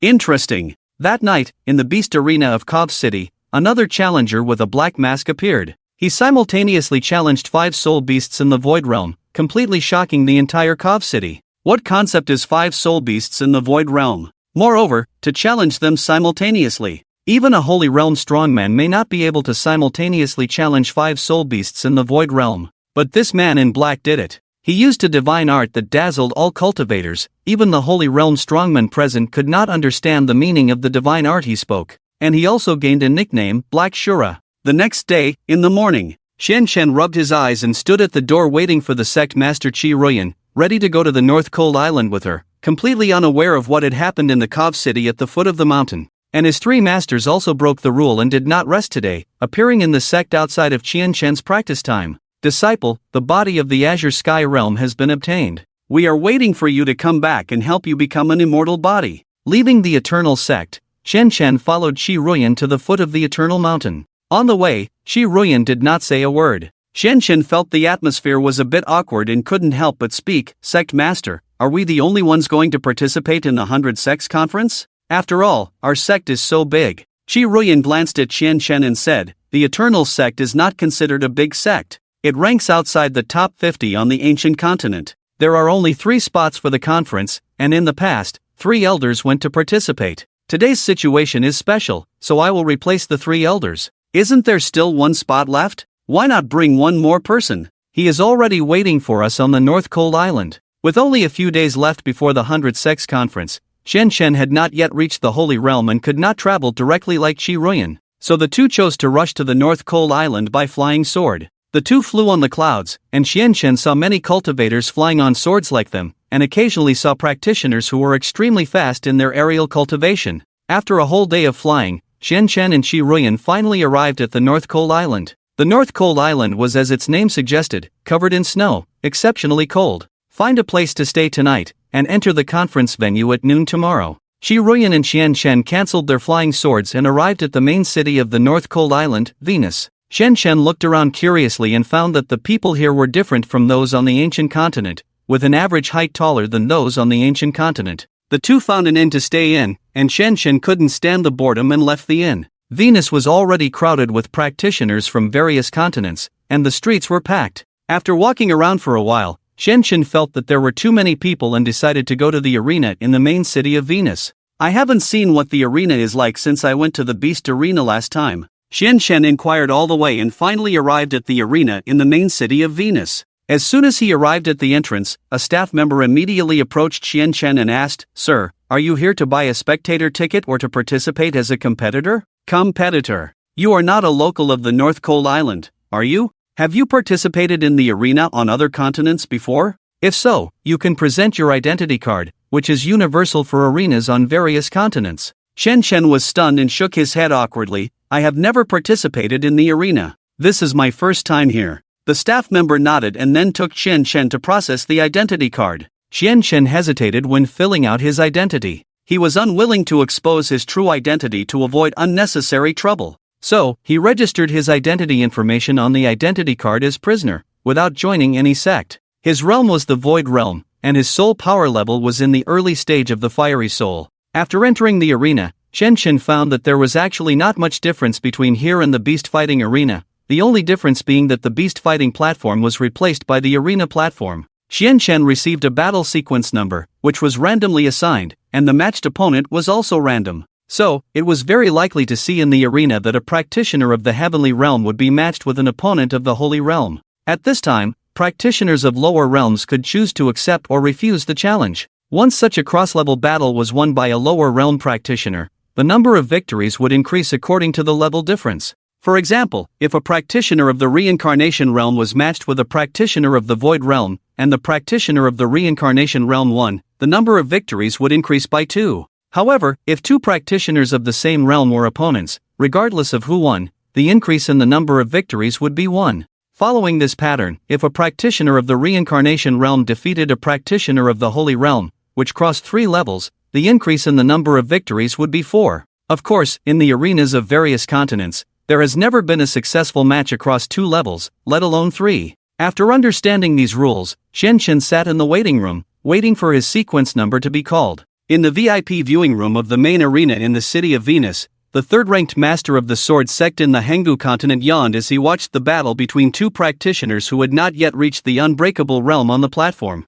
I won't attend tomorrow's meeting. I haven't heard of any prodigies appearing on any continent in these years. There's no need to go and see, said the master of the sword sect. An old man beside the master took a step forward and said, Master, when this old servant rushed to the North Cold Island yesterday, passing through the city of Kov, I heard that in the arena of Kov City, there was a practitioner who killed 5 void realm soul beasts in one go. Oh, what a joke! A practitioner of the holy realm would run to Kov City, that small place, to slaughter soul beasts. Which sect's holy realm practitioner is he? The old man's face changed slightly, feeling a bit embarrassed, and said, Master, that practitioner is not of the holy realm. The tone of the master of the sword sect finally showed some ripples. After sitting up straight from the recliner, he said, I didn't expect that a practitioner who had reached the emperor realm would have such idle thoughts. The old man's face became even more embarrassed, and finally blurted out, Master, forgive me. This practitioner is neither a holy realm powerhouse nor an emperor realm grandmaster, but a practitioner of the void realm.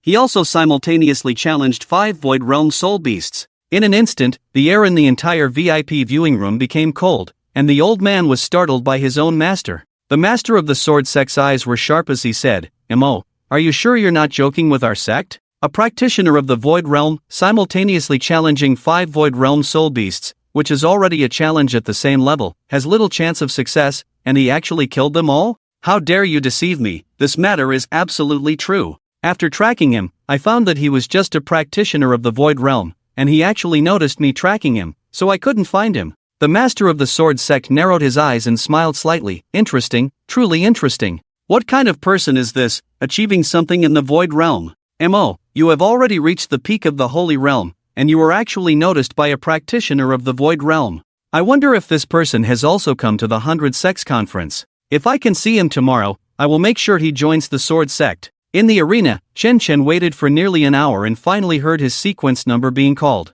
Sequence 97 Duel. The information of the 2 players is as follows: blue side player, prisoner bird, no sect information, void realm cultivator; red side player, Yao Fei, Mount Tai sect, firmament realm cultivator. There was a murmur in the audience. Usually such cross-level matches are not accepted by lower realm cultivators. After all, once the match starts, a life and death contract must be signed, and the cultivators who are killed have to face it every day. Moreover, this is a battle between the void realm and the firmament realm, which is already considered an advanced battle. Although there is only 1 realm difference between the void realm and the firmament realm, they are already not on the same level. A cultivator of the firmament realm can completely crush a cultivator of the void realm. Even if the latter has reached the peak of the void realm, he is still powerless. Yao Fei, in the audience, was stunned and couldn't help but complain, it's hard enough to get my sequence number. It looks like I'm going to fail again today. However, the next second shocked everyone in the audience, as the host announced the match result. The Void Realm player accepts this cross-level challenge. The match is about to begin. The entire audience was shocked. Even Yao Fei was momentarily unresponsive. He was already prepared to leave, but he didn't expect his opponent to accept this cross-level battle. Standing in the preparation area, Chen Chen stretched his muscles and then put on a white mask. Let me see the level of the firmament realm, Chen Chen said to himself. At this time, people in the various VIP viewing rooms were also attracted by this cross-level battle. In room 1, there was a person from the second-ranked demon sect of the ancient continent. Hee, a cross-level battle between the Void Realm and the Firmament Realm, it's really rare. In room 2, there was a person from the Sword Sect. Master, this kind of cross-level battle at this level is rare in the arena. It's not like the low-level cross-level battles between the Heavenly Realm and the Eternal Realm. As long as the soul power level is higher, there is a great chance of defeating the higher level. This kind of high-level cross-level battle is almost without suspense. After all, the higher the realm, the greater the gap between the two realms. The master of the Sword Sect smiled again and said, one is a disciple of the Mount Tai sect, and the other is a cultivator who has not joined any sect. It seems that our sect needs to participate in this year's 100 Sects conference. In rooms 3, 4, 5. On the arena, Yao Fei stepped up, standing on the stage very easily, thinking that this battle would be easy to win, and it seemed that it would not help to improve his soul power. Chen Chen did not show off like Yao Fei, but walked steadily up the steps, very simple. The host loudly announced outside the arena, Yao Fei, as a cultivator of the Firmament Realm, has accumulated a record of 56 wins and 39 losses in the arenas of various continents. In the recent battles, he has already achieved 5 consecutive victories. Will this cross-level challenge become Yao Fei's 6th victory? Prisoner Bird, just registered and joined the arena today, with no battles, 0 wins and 0 losses, also has not joined any sect. It seems to be a cultivator who is unwilling to be bound. His first battle is a cross-level battle. At their level, the difference in strength is already very disparate with just 1 realm difference, but Prisoner Bird has resolutely accepted the cross-level battle.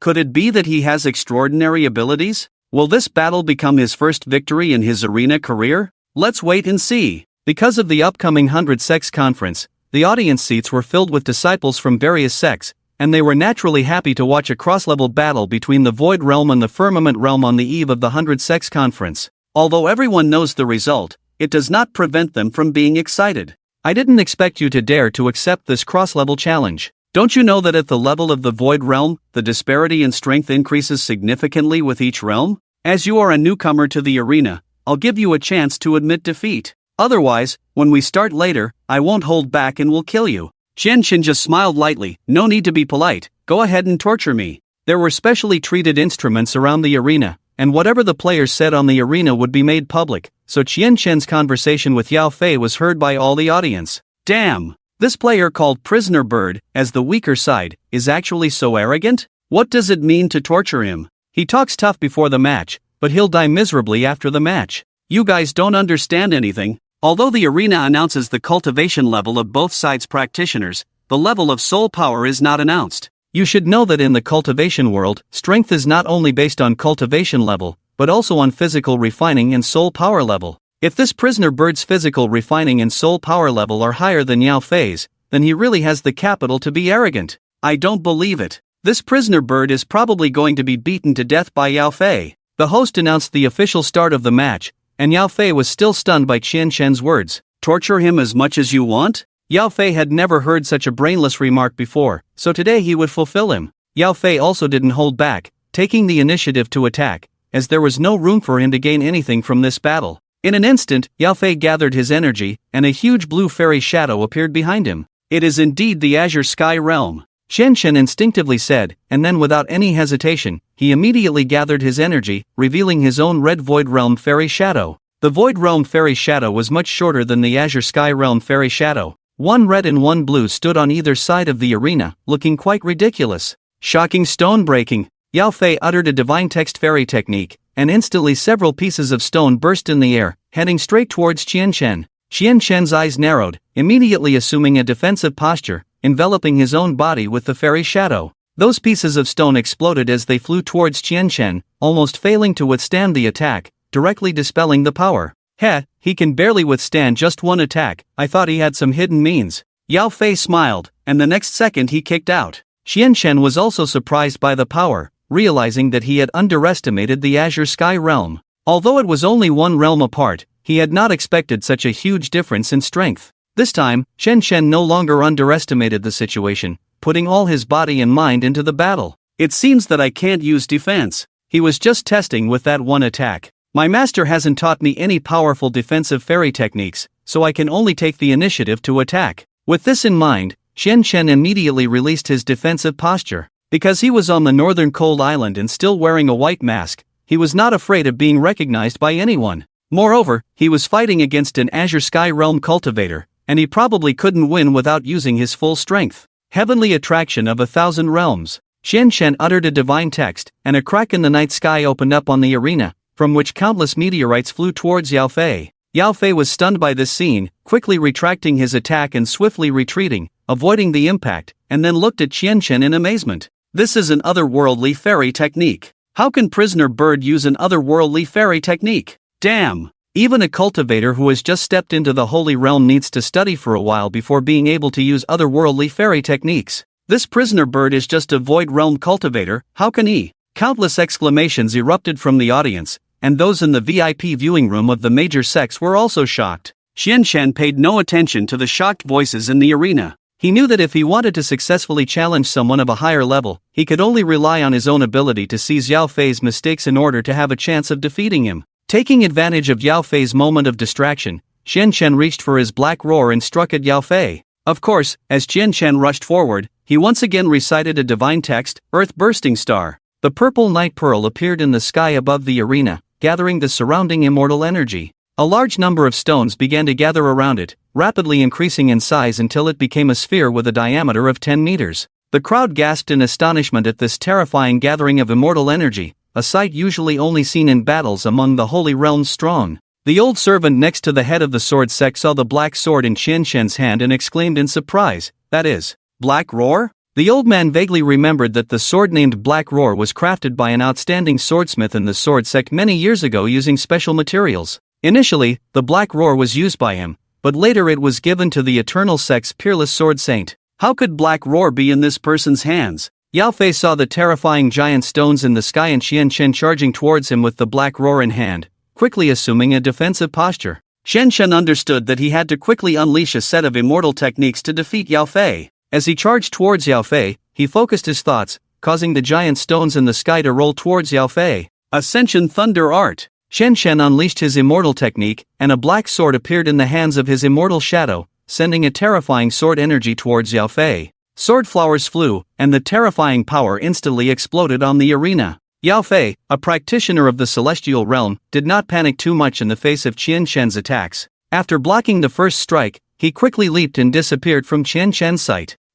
It seems I underestimated you. I didn't expect a practitioner of the void realm to be able to exchange blows with me twice. Yao Fei's expression turned cold as he no longer underestimated the void realm competitor named Qian Shen, immediately unleashing his divine text immortal technique. Soul Annihilation Fire Cloud. A red fire cloud appeared in the sky above the arena, incredibly crimson. Yao Fei floated in mid-air above the arena, hands clasped together, summoning a fireball from the fire cloud to descend towards the center of the arena. In the eyes of the audience, a massive boulder was hurtling towards Yao Fei, while the fireball was flying towards Qian Shen. Both were using divine text immortal techniques, a rare sight in the arena that left the audience in awe. The collision of the fireball and the boulder caused a burst of heat and dust, heading towards the audience. Some of the higher-level practitioners immediately released their immortal shadows to create a barrier, protecting the audience from the dust. However, those of lower cultivation levels were caught off guard and ended up eating a mouthful of dirt. As the dust settled, everyone focused intently on the arena, wondering if the outcome had been decided. On both sides of the arena, there stood figures, Qian Shen on the left, with slightly disheveled hair but still standing tall, and Yao Fei on the opposite side, his clothes tattered. Yao Fei was in a sorry state, not expecting to be bested by a practitioner of the celestial realm. He tore off his already tattered shirt, revealing his dark muscles, and roared, "You've angered me." Qian Shen tidied his disheveled hair and chuckled, "I said at the beginning, feel free to torture me." No one in the audience thought this was Qian Shen's arrogance anymore, as he truly possessed the power to back it up. Qian Shen had more or less tested Yao Fei's full strength and knew that he had to use all his power to defeat him. If Yao Fei could withstand this blow, Qian Shen knew he would have no chance of winning. Sigh, if only I had pestered my 3 masters to teach me more immortal techniques before coming out. Now, I'm stuck using the same few techniques. With the prohibition of the clone technique, it's a bit difficult to defeat this Yao Fei. Qian Shen sighed, but in his original world, his mother tongue was the divine text of this world. Was he afraid of using his mother tongue's immortal techniques? Qian Shen leaped up, imitating Yao Fei's movements from earlier, clasping his hands together and softly chanting a phrase in a mysterious language, replicate the immortal technique. Soul Annihilating Fire Cloud, Super Soul Annihilating Fire Cloud, Super Soul Annihilating Fire Cloud, double the power. As the words left Qian Shen's mouth, another fire cloud appeared in the sky, much larger than the one summoned by Yao Fei. Yao Fei's face turned pale in an instant, looking at Qian Shen with an incredulous expression. Is this the soul-annihilating fire cloud? Even our master can't summon a fire cloud of this scale. How did he do it? Can he also use the soul-annihilating fire cloud? Before Yao Fei could react, 3 enormous fireballs emerged from the fire cloud, causing Yao Fei's face to turn ashen with fear. Qian Shen chuckled lightly, standing in the middle of the arena and saying, "Your immortal technique is powerful, but it has taught me something." He. The 3 enlarged fireballs hurtled towards Yao Fei, and a powerful explosion resounded as Yao Fei was knocked out of the arena. He lay on the ground, casting a terrified glance at Qian Shen before losing consciousness. The host immediately announced, "In this match, the contestant from the Void Realm, Prisoner Bird, wins. Due to this being a cross-level battle, 2 additional victories are awarded." The spectators, mostly low-level cultivators, were dumbfounded when Qian Shen summoned a fire cloud larger than Yao Fei's. Wow! Why does the immortal technique have such different power when used by Yao Fei and Prisoner Bird? What's going on? Yao Fei from the Mount Tai Sect lost to a cultivator from the Void Realm? This is hilarious. The Mount Tai Sect is ranked 7th on the ancient continent, yet their disciple from the Azure Sky Realm was defeated by a cultivator who hasn't joined any sect? Qian Shen brushed off the dust from his clothes, calmly descending the steps of the arena as if nothing had happened. Wait, I've seen that Prisoner Bird in the Colosseum in Kov City. He has a nickname there, the White Shura. He single-handedly defeated 3 reincarnation realm spirit beasts. Someone in the audience recognized Qian Shen's identity from the Colosseum and exclaimed. Soon, the audience began speculating about Qian Shen's true identity. In the VIP viewing room, the leaders of the top 10 sects were equally shocked, or rather, astounded and terrified, by Qian Shen's performance in the arena. The spectators in the audience were mostly low-level cultivators and naturally did not understand the mysterious language used by Yao Fei. However, these elders were all at least Saint Realm powerhouses and could naturally comprehend the immortal technique used by Yao Fei, even if they had not learned it before. What shocked these elders was that they couldn't understand the mysterious language spoken by Qian Shen and how he had enhanced Yao Fei's soul-annihilating fire cloud. Especially Elder Jiang from the Mount Tai Sect, who had taught Yao Fei the soul-annihilating fire cloud. As a Saint Realm powerhouse, he couldn't even release 3 fireballs simultaneously with the soul-annihilating fire cloud. Quick, send someone to investigate this cultivator called Prisoner Bird and find out who he really is. A cultivator from the Void Realm speaking a mysterious language that even we saints can't understand. This sentiment was echoed in almost every VIP viewing room. These elders of the major sects were astonished beyond words by Qian Shen's performance. A cultivator from the Void Realm speaking a mysterious language that even saints couldn't repeat? This was truly unbelievable. After leaving the arena, Qian Shen noticed many pairs of eyes observing him from the shadows. He could clearly sense that the owners of these eyes were more powerful than him. Not good, I'm being targeted again. Qian Shen furrowed his brow, not immediately removing the white mask from his face, and instead pretended not to notice them, walking into a dark alleyway. The person tracking Qian Shen in the dark realized that he had been discovered and immediately stopped hiding, rushing into the alley. But as soon as they entered, they found that a void gate had already opened in the night sky, and Qian Shen had already escaped into it. What? He actually dares to enter the Void Star Realm. Even the Guardians dare not enter the Void Star Realm these days, and he, a mere Void Realm cultivator. How can he open the Void Gate? Elders from various sects looked at each other, knowing each other's purpose for being here, but they were no longer surprised by it. What shocked them the most was that Qian Shen could not only detect their tracking but also open the Void Gate. And even more terrifyingly, he had the courage to enter it. Elders, please leave. None of us here has reached the level of quasi-emperor cultivation. Who dares to enter the Void Star Realm during this time? The elder of the demon sect sneered. The elder referred to as Uncle Mo by the Sword Sect's sect master also arrived. He looked at the elder of the demon sect, with whom the major sects had always been at odds, and snorted, "You demon sect are also afraid to go in, aren't you?" The elder of the demon sect shrugged and replied, "I don't want to fight with that black gorilla inside. Who doesn't know that he lost his son and now wants to kill everyone in the Void Star Realm?" Qian Shen, who had escaped into the Void Star Realm, breathed a sigh of relief and immediately began to sense his soul power. After the battle with Yao Fei, he clearly felt that his soul power had improved. It seems that Xiao Yu was right. It is indeed much faster to improve soul power in actual combat than hunting soul beasts. Qian Shen felt very satisfied. But then he felt that something was not quite right in the atmosphere of the Void Star Realm today. He had not seen the war mist.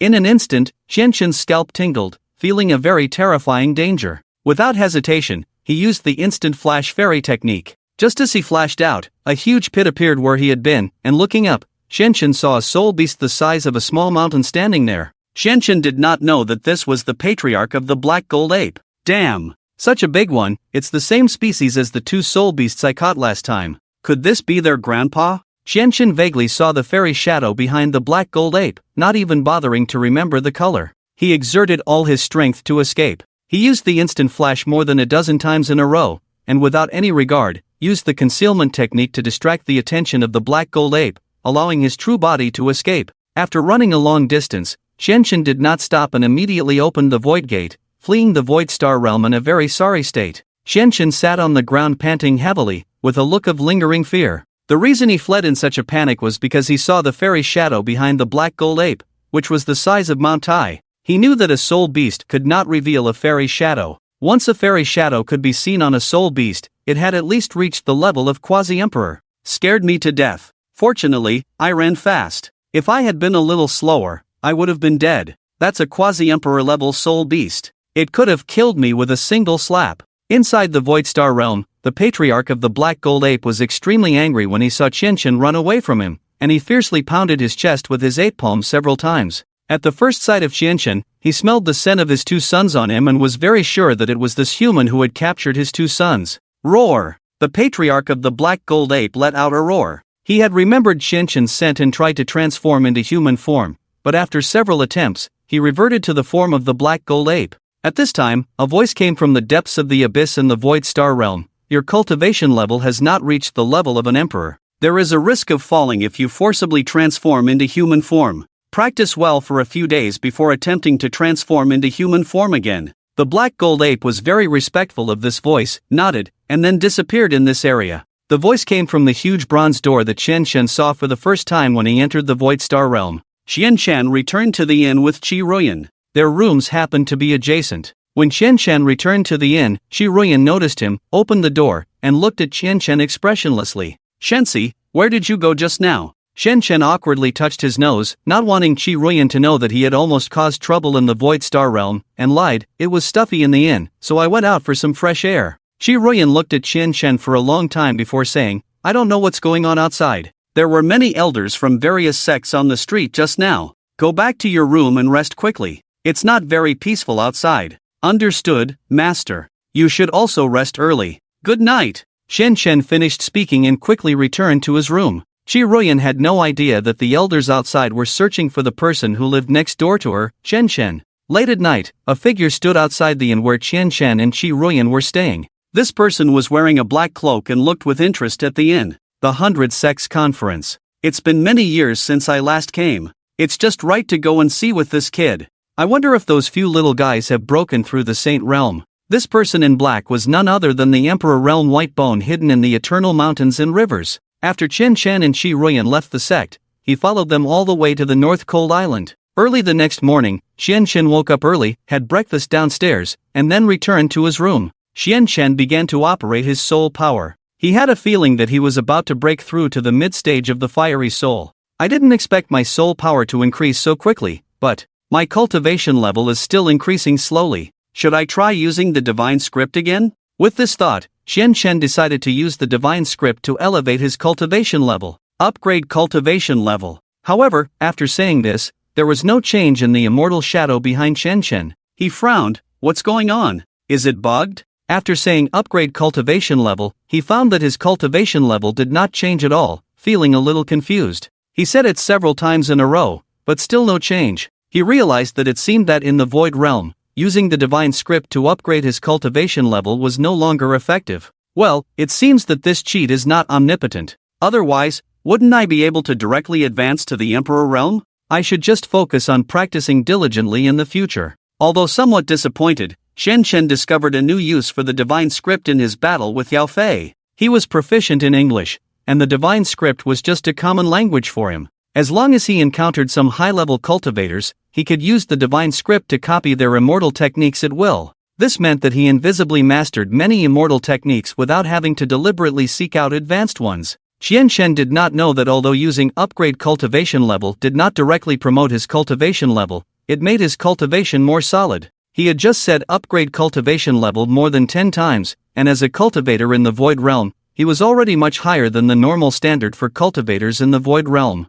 At noon, Shen Chen arrived at the door of Qi Ruyan's room on time, waiting for her to come out and go to the venue of the 100 Sects conference together. Shen Chen was curious about the person from the Eternal Sect that Qi Ruyan had mentioned, who was already waiting for the two of them on the North Cold Island. The master didn't even bring his two disciples. Who else is more qualified to attend the 100 Sects conference than the two of them? After Qi Ruyan came out, she handed Shen Chen a jade card with the words Eternal Sect engraved on it. This is the waste card to enter the venue. If you lose it, you won't be able to enter the venue, Qi Ruyan explained. Shen Chen nodded, and then went to the venue of the Bai Zone conference with Qi Ruyan. The venue of the Bai Zone conference was held in the palace of the main city of Venus. In addition to the major sects coming to participate, there were also the royal family of the Night God in the main city of Venus. Qi Ruyan took Shen Chen into the palace of the Night God family. Just as they arrived at the entrance of the palace, Shen Chen was stunned by the magnificent sight. Is this a palace made entirely of gold? Shen Chen was dazzled by the golden light, and for a moment, he didn't know how to describe the palace of the Night God family. In the palace, every pillar sparkled with gold, and most of the items were made of pure gold. The huge palace was already overcrowded. Shen Chen felt the pressure of powerful experts from them. Qi Ruyan had been here before and was already used to it. She explained to Shen Chen in a calm tone, the Night God family is the wealthiest family in all the continents. In the North Cold Island, there is no mention of sects, and all practitioners are subordinate to the Night God family. Why are they so rich? This goes back to ancient times. The Night God family was founded by a deity named Night God. When he was traveling in the immortal world, he discovered countless gold in the depths of the North Cold Island, and then built this golden palace. The remaining gold, this deity left to his descendants, which has become the present Night God royal family. Shen Chen was amazed. It seemed that only a deity could build a palace of pure gold. By the way, Master, didn't you say that there is another person who will join us for the conference? Why hasn't he come yet? Qi Ruyan rarely smiled and pointed behind Shen Chen. He's already here. Following Qi Ruyan's gaze, Shen Chen found that the person standing behind him was the boy named Fengyun whom he had met in the Soul Tower that day. He seemed to be called the Soul Child? Soul Child, long time no see, Fengyun smiled at Shen Chen. Shen Chen was shocked. He didn't expect that the other person selected to participate in the Bai Zone conference besides him was Fengyun. But then he thought it through. After all, Fengyun in the Eternal Sect was known as the Soul Child. At the age of only 13, he had already reached the late stage of the Fierce Soul level, and was even preparing to impact the Soul Leader. The Bai Zone conference was a stage to showcase the talents of the major sects, and it was well deserved for the Eternal Sect to send Fengyun. I didn't expect the person Master mentioned to be you. I wonder if your soul power level has already broken through to the Soul Leader? Fengyun just smiled and did not answer Shen Chen. He then looked at Qi Ruyan. Master, the conference is about to start. Let's go in quickly, shall we? Qi Ruyan nodded and prepared to take Shen Chen and Fengyun through the entrance of the venue. However, Shen Chen suddenly felt a slight pain in his abdomen, as if a tremendous force was about to erupt. He said to Qi Ruyan in pain, Master, I'm feeling a bit uncomfortable in my stomach. Where is the restroom? Qi Ruyan was somewhat speechless, but people have urgent needs, and she couldn't stop him. She just pointed in the direction outside the palace. The restroom in the palace is only allowed for the royal family to use. The disciples of the sects who come to participate in the conference are only allowed to use the restroom outside the palace. Thank you, Master. You and the Soul Child go in first. I'll be right back after I go. After saying that, Shen Chen disappeared in an instant. Rushing out of the palace, Shen Chen took a long time to find the restroom. At the moment he squatted down, the long-suppressed force of the primordial chaos surged out. People who didn't know might have thought someone was casting a spell inside. Comfortable. Damn, it must be the problem with the buns I had this morning. After relieving himself, Shen Chen walked out of the restroom feeling refreshed, only to find that the people nearby had become very scarce. It seems that the conference is about to start. All the practitioners have already gone in. I have to hurry, or Master's cold temper will probably kill me if I'm late. When Shen Chen thought of the indifferent face of Qi Ruyan, she couldn't help but shiver. However, as she passed by the palace wall, she suddenly saw a girl sneaking around below. Taking advantage of the distraction, the girl leaped onto the wall, intending to climb over. Who goes there? How dare you trespass the palace wall? Suddenly, a stern voice came from a distance, startling the girl, causing her to fall from the wall. Shen Chen swiftly moved to the bottom of the wall and caught the falling girl. Ah! The girl was startled but realized she hadn't hit the ground. Opening her eyes, she saw the sharp profile of a young man. Xianchen held her and, seeing the guards approaching, frowned and whispered, "Don't make a sound." Then, he used a spell to vanish, holding the girl, disappearing from beneath the wall. After the two guards of the Night God Imperial clan arrived and found Xianchen and the girl missing, one of them said, "You go that way, I'll search here." During the Bi-Zone Grand Assembly, any suspicious individuals caught will be executed immediately. This is the strict order from the clan leader, and we cannot allow anyone to disrupt the assembly. After the guards left, Xianchen released the invisibility spell and realized that holding the girl in his arms in that manner was somewhat ambiguous. Blushing, he quickly let her go. "Ahem, I'm sorry. Those were the guards of the Night God clan. If they caught you climbing the wall, you would have been executed on the spot. I saw you falling from the wall, so I had no choice but to." The girl hesitated, noticing that the young man in front of her was even more bashful than she was. She suddenly became interested and teased, "No choice but to what? To hide you and protect you." The girl smiled and said, "I forgive you, considering it was for my own good." Xianchen nodded and then noticed that the main gate of the assembly was about to close. His expression changed instantly as he told the girl, "The main gate is about to close, and I'll be late. You should leave here quickly, or you'll be in trouble if the guards find you again." With that, Xianchen dashed towards the main gate at lightning speed. The girl watched him go and couldn't help but smile. At that moment, a shadow appeared behind her. The shadow said, "Miss, during the assembly, you should stay in the palace obediently. If you insist on climbing the wall, you almost got caught by the guards. If the clan leader finds out, he will be furious." The girl pouted and said, "If you weren't here, would those incompetent guards have caught me? Who knows why you were so slow this time? I almost fell. I saw that young man catch you and didn't intervene, fearing the guards would notice." "Humph. Slow reactions are just slow reactions, what's the excuse? But that person is really skilled in the art of invisibility. I wonder which sect's disciple he is." The figure in black looked in the direction Xianchen had gone and said, "Judging by his attire, he should be a practitioner from the ancient continent. His speed is indeed remarkable, likely a disciple of one of the top 10 sects." "Is that so? Take me back to the palace. I want to attend the assembly today and see if I can meet him. No man has dared to approach me for so many years, and today I was actually held by a young brat." Just before the main gate of the assembly closed, Xianchen entered the venue. The assembly was open air, with seats on both sides, each sect having its own designated area. The sects were divided into large and small ones, with some having only 2 or 3 spots for the assembly. Their seats were connected to those of other similar levels, appearing quite simple. The more profound the heritage of the sect, the more luxurious their seats belonged to them. Sitting at the top of the grand seat is a member of the Night God royal family.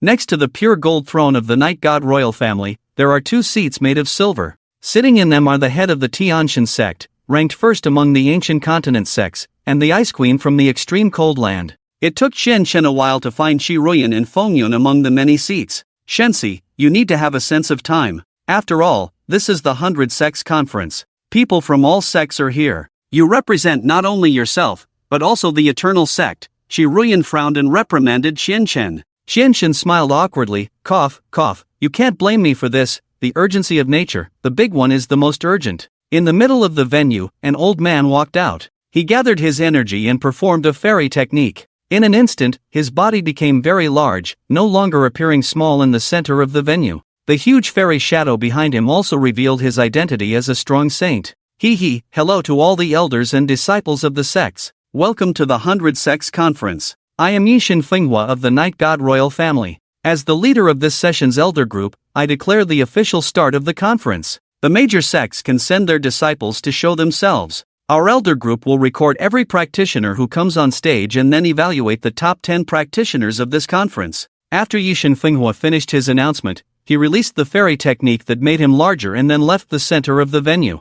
I wonder what kind of monstrous practitioners will appear at this conference, a man from an external sect sitting next to Qianchen said. Qianchen yawned and couldn't help but say to Fengyan next to him, "If you have already reached the soul awakening, you should also go up and show yourself. Look across the entire ancient continent. Can you find a younger soul awakening practitioner than you? The cultivation world is never short of talented practitioners. With my qualifications, I may not necessarily rank high in this 100 Sects Conference," Fengyan modestly replied. Shi Ruyan had a very good attitude towards the soul child. She smiled gently and said, "Soul child, you don't need to belittle yourself. Shensi is right. Look across the entire ancient continent. Is there another 13-year-old practitioner who has reached the soul awakening?" Qianchen pursed his lips, feeling quite unhappy. The sect leader has always been indifferent to him, but has a very good attitude towards Feng Yun, often smiling at him. Moreover, this is somewhat flattering to Feng Yun. After all, Qi Ruyan is a naturally fierce soul, with a higher starting point than many practitioners. Perhaps after so many years of cultivation, she has already reached the late stage of the soul awakening? A man from the external sect sitting next to them showed a disdainful look and said in a sarcastic tone, 13-year-old soul awakening? What kind of joke are you making? This is the 100 Sects conference, not a bragging conference. A 13-year-old practitioner has just awakened their soul power. How could they have already reached the soul awakening? Qi Ruyan glanced at the man without speaking, and Feng Yin just smiled faintly. Shen Shen, however, did not have the same patience as the other two. He couldn't help but say, "What? You were playing with mud at home when you were 13, and now you won't allow someone else to reach the soul awakening at 13? The man was stunned and angrily said, "Who are you calling someone who played with mud at home when they were 13? I am 20 years old this year and have already reached the reincarnation realm. What is your cultivation realm?" Shen Shen couldn't help but burst into laughter, causing other disciples from the surrounding sects to roll their eyes. Shen Shen tried hard to suppress his laughter and then said after a while, "So you are a strong practitioner in the reincarnation realm. Forgive us for being a bit loud. Then why are you laughing?" "I'm laughing at my own stupidity, daring to boast in front of a practitioner who reached the reincarnation realm at 20. I really don't know the immensity of heaven and earth." The man didn't hear the sarcasm in Shen Shen's words at all. Instead, he proudly smiled and continued, "Brother, judging by your appearance, you must have reached the unbreakable realm, right?" "You're right, I just reached the unbreakable realm," Shen Shen replied, holding back a smile. The man wanted to speak, but was stopped by the elder next to him, who had a dark expression and felt extremely ashamed for his disciple. "You rebellious brat, shut up. Which sect attending the Baizong conference doesn't have a Saint Realm expert? Can't you hear the sarcasm?" the elder angrily said. Then he apologized to Shen Shen. "Sorry, young man. My disciple is good at everything except using his brain." "Master, why do you say I don't have a brain? I am a 20-year-old reincarnation realm cultivator." The elder wished he could stuff his disciple's head into his pants. If this disciple wasn't the beloved son of the former sect master of the Dilizong, he wouldn't have accepted him as a disciple or brought him to the Baizong conference to embarrass himself. As the farce between Xian Shan and Dilizong ended, a sturdy young man finally stepped onto the stage, leading two black gold apes behind him. Xian Shan widened his eyes in shock. Weren't those two spirit beasts behind the young man the ones he had captured and sold to the beast arena from the Void Star realm? How could they be with that man? Shen Shan looked at the cultivator on stage and the spirit beasts he was leading with great astonishment. He was certain he hadn't made a mistake because he could still see the wounds he had inflicted with his immortal technique on one of the beasts. Therefore, these two spirit beasts must be the ones he had sold to the beast arena. Seeing Chen Chen's surprised and puzzled expression, the 20-year-old reincarnation realm cultivator sitting beside him spoke up, "That man is sure Shaoqing, a disciple of the Night Profound Pavilion, ranked 4th among the ancient continent's sects. It is said that he reached the sky boundary realm at the age of 26, and the two spirit beasts behind him are extraordinary. They are the Black Gold Apes, the strongest spirit beasts in the Void Star realm after the Dragon Clan." Shen Shen didn't care who the man was, he was only interested in the last sentence. "The strongest spirit beasts, the Black Gold Apes? Are you sure that the spirit beasts called apes are the strongest in the Void Star realm?" The man nodded and patted his chest, saying, "Would I lie to you? Once the adult Black Gold Apes reach the Void realm, they awaken their beast souls and their combat power is comparable to peak Saint realm experts." After a pause, Wang Xin added, "You should know that the top sects don't dare to easily provoke the Black Gold Ape clan when they enter the Void Star realm to hunt spirit beasts. It is rumored that the clan leader of the Black Gold Apes has already reached the Quasi-Emperor realm. It's almost impossible to see Black Gold Apes in the outside world now. I didn't expect your Shaoqing to bring two of them onto the stage. It seems that he has a great chance of becoming one of the top 10 cultivators this time." Xian Shan was even more shocked. He hadn't expected that the two spirit beasts he had casually captured were the strongest beings in the Void Star realm after the Dragon Clan. No wonder the Black Gold Ape the size of Mount Tai was so furious when I entered the Void Star realm last night.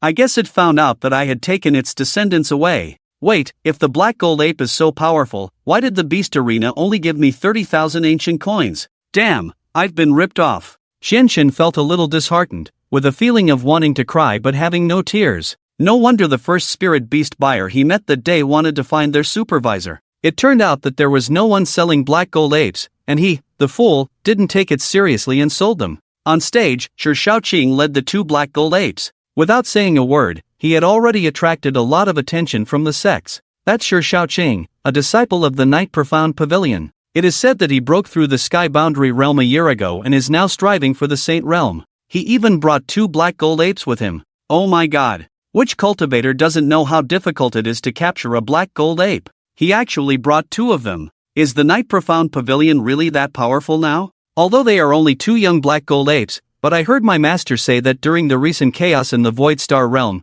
the Black Gold Ape clan leader was furious and injured many Holy Realm experts who were practicing in the Void Star Realm. During this time, almost no cultivators dared to enter the Void Star Realm, making the Black Gold Ape even rarer. Listening to the people around him praising the Black Gold Ape, Chen felt a pang in his heart. With a mournful face, he asked Qi Ruyan, "Master, is the Black Gold Ape really as mysterious as they say?" "More or less. The reason why the Black Gold Ape is powerful and difficult to capture is because they are communal spirit beasts. In the Void Star Realm, they always appear in groups of dozens. Even if several Holy Realm cultivators go together, they may not be able to capture one," Qi Ruyan said, and Fengyan added, "Some alchemy cultivators take the Black Gold Ape to refine medicine, and the pills they produce can cause the cultivator's immortal shadow to evolve. That's why so many people say that Shi Shaoqing is likely to secure a place in the top 10 of this conference. Once he refines the 2 Black Gold Apes, his immortal shadow will evolve, greatly increasing his combat power. Ordinary cultivators cannot reach the level of causing their immortal shadow to evolve, even the emperors of the Emperor Realm cannot." This time, Chen couldn't help but curse Profiteer and then fell into deep regret. "Damn it, I was lucky to capture 2 such amazing spirit beasts, but because I didn't recognize their value, I sold them for next to nothing." Chen secretly made up his mind that he would definitely return to the Void Star Realm when he had the chance, and capture a Black Gold Ape of an even higher realm. He no longer thought about this matter and turned his gaze to Shi Shaoqing on the stage. "Elders of the Evaluation Committee, I am Shi Shaoqing of the Night Profound Pavilion, 26 years old this year, a cultivator of the Azure Sky Realm. The 2 behind me were Black Gold Apes captured by me and a fellow elder of the same sect. I hope the evaluation elders will give me a ranking as a talented individual." Shi Shaoqing stood on the stage and spoke in a very calm tone. At this point, Chen was a bit confused. He thought that the selection of the top 10 talented cultivators in this conference was similar to a competition between each other. But now it seemed that it was based on who had luxurious equipment and a higher realm. "Master, can talented individuals be selected just by talking?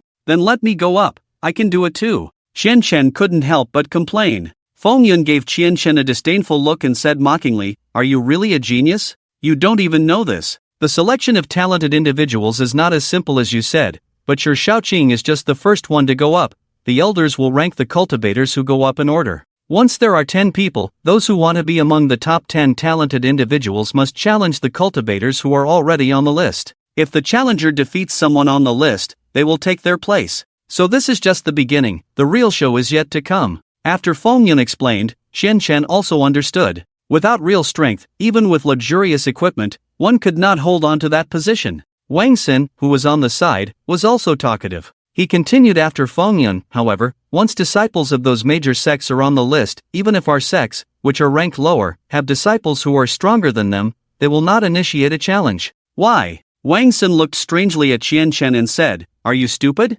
If a disciple of a top 10 ranked sect is defeated by a disciple of a sect ranked in the 30s, wouldn't it be like trampling on their dignity? After the conference, they will be waiting for revenge." Chen was astonished. He didn't expect that in the world of cultivation, there were unspoken rules similar to those in the workplace in his original world. "Is that so? Has no one broken these unspoken rules in these years?" Chen sneered and asked. Wang Xin shook his head. After Shi Shaoqing was listed, there were constantly new disciples going up to the list. Surprisingly, after a round, the top 10 talents were all disciples of those famous sects. After an hour passed, not a single disciple from a sect ranked lower than 10th went up to challenge the list. For a moment, the atmosphere in the venue also seemed very strange. Wang Xin sighed, "Alas, the annual meeting is the same, the top 10 talents all come from the top 10 sects of the ancient continent. They tacitly agree, with each sect sending only one disciple, just enough to occupy the position of these talents, and no one dares to compete with them, fearing retaliation."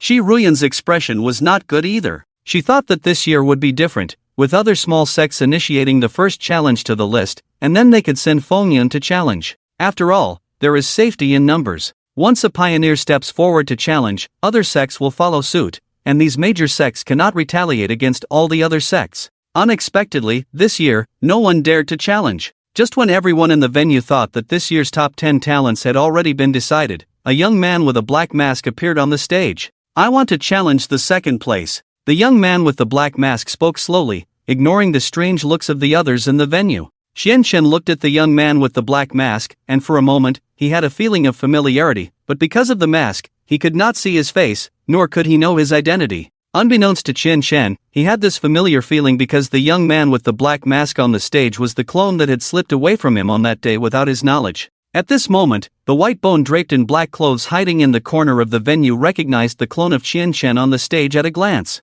He actually dares to appear so boldly in front of his own original body? But it's only been a few days, and he has already surpassed his original body's strength by so much. It seems that my aura has given him a lot of benefits. Interesting, truly interesting. The second-ranked talent that the young man with the black mask wanted to challenge was a disciple from the second-ranked demon sect. His name was Xiaoshan, and he had just reached the celestial realm. The reason he was listed as the second was not only because of the powerful demon sect behind him, but also because he had refined his body into an immortal body, the puppet demon body. In the cultivation world, the refined body constitution is divided into 4 types: mortal body, immortal body, holy body, and soulbone body. For a cultivator who absorbs a celestial realm body, he can only refine it into a normal immortal body. And there are also low, medium, high, and top grades for each type of refined body, and this puppet demon body is a high-grade immortal body. The reason why the demon sect is ranked as the second sect on the ancient continent is because the demon sect can always refine various powerful bodies, allowing every disciple in the sect to have at least a medium-grade immortal body constitution.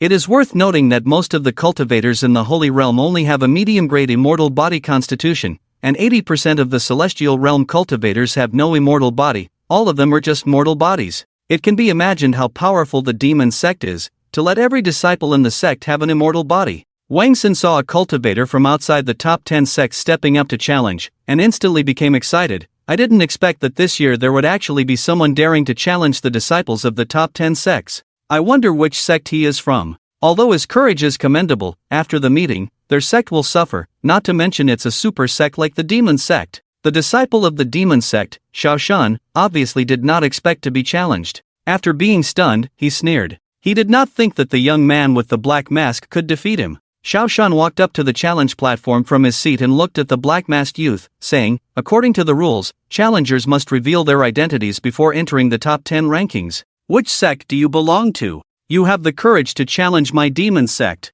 The black-masked youth spoke coldly and indifferently. "I have no name. I don't belong to any sect. I am a free cultivator." Xiaoshan frowned and asked, "You don't belong to any sect? Then how did you enter the venue?" The conversation between the two caught the attention of the elder group, and the leader, Yishinfeng, said to a fellow elder, Elder Ouyang, "Send someone to find out which sect this young man is from." Xiaoshan narrowed his eyes and said with anger, "You are too arrogant." The black-masked youth replied, "Strength naturally breeds arrogance. Enough talk, let's get started. If I had the time, I would have defeated you already." The conversation was heard by everyone present in the arena, and the arrogance of the black-masked youth, who was about to fight Xiaoshan, a disciple of the demon sect, was seen as an insult to the sect. On the demon sect seat, the left protector squinted at the black-masked youth on the field and said, "Which sect does he belong to? After the assembly, I will visit their sect and see what kind of mentor has raised such an arrogant disciple. Also, tell Xiaoshan not to hold back. If he dies on the platform, I will take responsibility.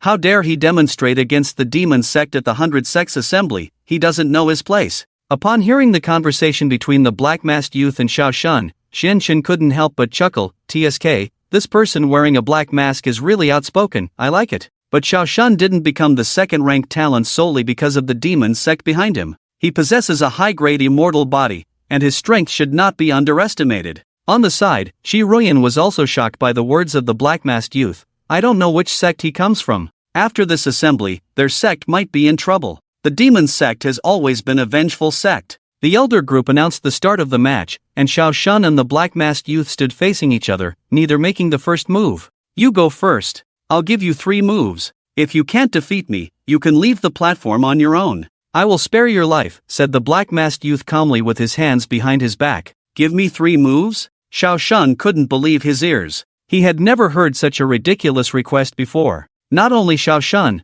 but people from various sects were also stirred up. "Who is this masked person? He keeps provoking as soon as he steps onto the platform, and his words are too arrogant. Xiao Shun is the strongest cultivator among the younger generation of the demon sect. Perhaps he doesn't know Xiao Shun, that's why he's acting this way? Heh, this young man is doomed. With the temperament of the demon sect, they might have already ordered Xiao Shun to kill him. Xiao Shun's anger was fully aroused, and he had just received an order from the left protector through a special communication method within the demon sect. Kill the black-masked youth in front of him. Xiao Shun immediately gathered his energy and released a blue immortal shadow, a symbol of the celestial realm. Xiao Shun intended to make the black-masked youth pay the price for his arrogance with his life, so he had no intention of holding back and directly unleashed his divine art. 100 demons roar. However, the attack from Xiao Shun was easily dodged by the black-masked youth with a slight movement. He then smiled and said, "One move, you still have 2 moves left." Xiao Shun was stunned, and everyone in the seating area was also stunned. No one expected that the black-masked youth would effortlessly evade Xiao Shun's divine art. Xiao Shun was embarrassed and angry. This time, he directly triggered the refining of the demon puppet's body, once again displaying a more powerful immortal technique. However, the black-masked youth easily dodged it, not even getting a speck of dust on him. Damn, is Xiao Shun just that trash, or am I seeing things? Fengyan also lost his usual composure and cursed. Xian Chen was also dumbfounded. Even he had never shown off like this before, but this black-masked youth was just too much. The black-masked youth chuckled, 2 moves. The left guardian of the demon sect sitting in the seat became anxious and angrily said, "What is Xiao Shun doing? He hasn't even touched the guy's clothes. Hurry up and deal with him." Xiao Shun roared, no longer holding back any strength, and used his ultimate immortal technique, transformed the demon into the holy. In an instant, Xiao Shun's body began to grow, his clothes bursting, his once handsome face contorted into an incredibly ugly appearance, and his body transformed into a monstrous form. Qi Ruiyan frowned and said, "This is the demon sect's secret technique, temporarily transforming the practitioner's body into a demon, increasing their strength 3 to 4 times. However, their soul power will not recover for 7 days afterward. This is considered an immortal technique that overdraws soul power. It seems that this youth truly has extraordinary strength to make the proud disciple of the demon sect use such a self-damaging immortal technique on the 3rd move." On the stage, Xiao Shun transformed into a demon, and the huge immortal shadow behind him became extremely eerie. This time, the black-masked youth no longer stood with his hands behind his back, but instead took a defensive stance. Xiao Shun once again used his immortal technique and charged toward the black-masked youth. A huge shockwave appeared on the stage, and everyone thought the black-masked youth was about to be knocked down. However, when the dust settled, the black-masked youth was still standing unscathed on the stage. Only a corner of his mask had been shattered and fallen to the ground. 3 moves. "It's my turn now," the black-masked youth said, taking a step back and then chanting, "Gather Qi." A red immortal shadow appeared behind him. Xian Chen was stunned, instantly dumbfounded. A red immortal shadow? But he's only in the void realm? Qi Ruiyan's face had turned pale, and she shook her head gently. "No, both the void realm and the holy realm immortal shadows are red. It's just that the color of the holy realm immortal shadow is deeper. This is the color of the holy realm immortal shadow." "What? The holy realm?" Without giving the many cultivators a chance to react, the black-masked youth quietly chanted a divine text, and no one heard what he said. In an instant, the youth's red immortal shadow clasped its hands together, closed its eyes, and several hands appeared behind it. Then, with a slap, it struck Xiao Shun. "Damn, is this a 1,000-armed Buddha?" Xian Chen was completely shocked. This was the first time he had been so amazed since coming to this world. The immortal shadow of the holy realm was tens of meters tall, and even a single slap was much larger than Xiao Shun's transformed monstrous form. Xiao Shun raised his hands to resist the slap, and the stage beneath his feet had already been stomped into a huge pit. "Ah!" Xiao Shun shouted, his thighs already trembling, clearly unable to resist any longer. The black-masked youth silently chanted another divine text, and his immortal shadow increased its strength. In the end, Xiao Shun couldn't resist and was slapped onto the stage. The black-masked youth retracted his immortal shadow and stood calmly on the stage. The entire arena fell silent, and no one had yet reacted. Xiao Shun had been defeated in 1 move? No one present had expected that Xiao Shun, a proud disciple of the demon sect, a practitioner in the Azure Sky realm, and with the body of the demon puppet, would be defeated in 1 move by the black-masked youth, with seemingly little effort. Xian Chen took a sharp breath, looking at the scene in shock, murmuring, "Is this the strength of a holy realm expert? Hee, elders of the Elder Council, why not announce the result of the match?" The youth stood on the stage, speaking in an incredibly calm tone, as if he had just crushed an ant. The patriarch of the elder group, Manhwa, was the first to react and immediately stood up, saying, "The second talent, Shaoshan, is defeated." As Manhwa's words fell, the practitioners in the seats of various sects also came to their senses, erupting into thunderous exclamations. The left guardian of the demon sect was furious, staring at Xiaoshuan's lifeless body, his face turning particularly cold. In order not to lose composure in front of everyone, the left guardian lowered his voice and said to a fellow elder of the demon sect, "Quickly take that waste Xiaoshan away from me. He has brought shame to the demon sect's reputation." The patriarch of the Yeshan royal family, seated on the throne, had not been paying attention to the battle on the field, as such insignificant battles were beneath his notice. However, at the moment when the young man in the black mask unleashed his holy realm immortal shadow, he inadvertently glanced over and was surprised. He possessed a divine eye called the Azura's Eye, but at a glance, he couldn't see through the boy's soul power level and immortal body. The patriarch of the Yeshan family hesitated for a moment, but ultimately withdrew his gaze, not taking him to heart. However, the Ice Queen and the Master of the Heavenly God Sect sitting beside him had already been drawn to the attention. The Master of the Heavenly God Sect said, "This immortal technique is the first time I've seen it. I wonder what the opinion of the Queen is." "I have not seen it either, but this boy's talent is indeed surprising," observed the Ice Queen, finding that she did not show any other emotions. At this time, Elder Manhwa, who had previously instructed Elder Ouyang to investigate the identity of the young man in the black mask, had already returned with a few words in his ear, causing Elder Ouyang's face to change drastically. "Senior Manhwa, this boy's identity has been thoroughly investigated." Manhwa nodded, then gestured for him to continue. Elder Ouyang lowered his voice, just as the boy himself said, "He does not belong to any sect, and we have not found any information about him. He was able to enter the venue because he slaughtered the entire Sanlei sect yesterday and took the waste token belonging to the Sanlei sect to participate in the conference." Sanlei sect? The 31st ranked Sanlei sect on the ancient continent? Yes. Manhwa suddenly cast his gaze towards the young man standing on the stage, even though they were quite far apart. The young man seemed to feel Manhwa's gaze and turned his face towards him. Manhwa's tone was very shocking as he said, "As I expected, he is at most 20 years old and has already reached the Holy Realm. I remember that the Sanlei sect had 7 Holy Realm practitioners and over a dozen Sky Realm practitioners, and he alone slaughtered the entire Sanlei sect?" Elder Ouyang's face was extremely ugly, and he nodded to Manhwa. Indeed, it was him alone. According to the description of the few Sanlei sect disciples who escaped, he rushed into the Sanlei sect without a word and directly killed 3 Holy Realm elders. The sect master of the Sanlei sect couldn't even last 5 moves against him. The other elders of the elder group also heard about this, their expressions becoming solemn as they said, "Senior Manhwa, this time it's not someone from the Sanlei sect, but he came to the 100 Sects conference with the Sanlei sect's waste token.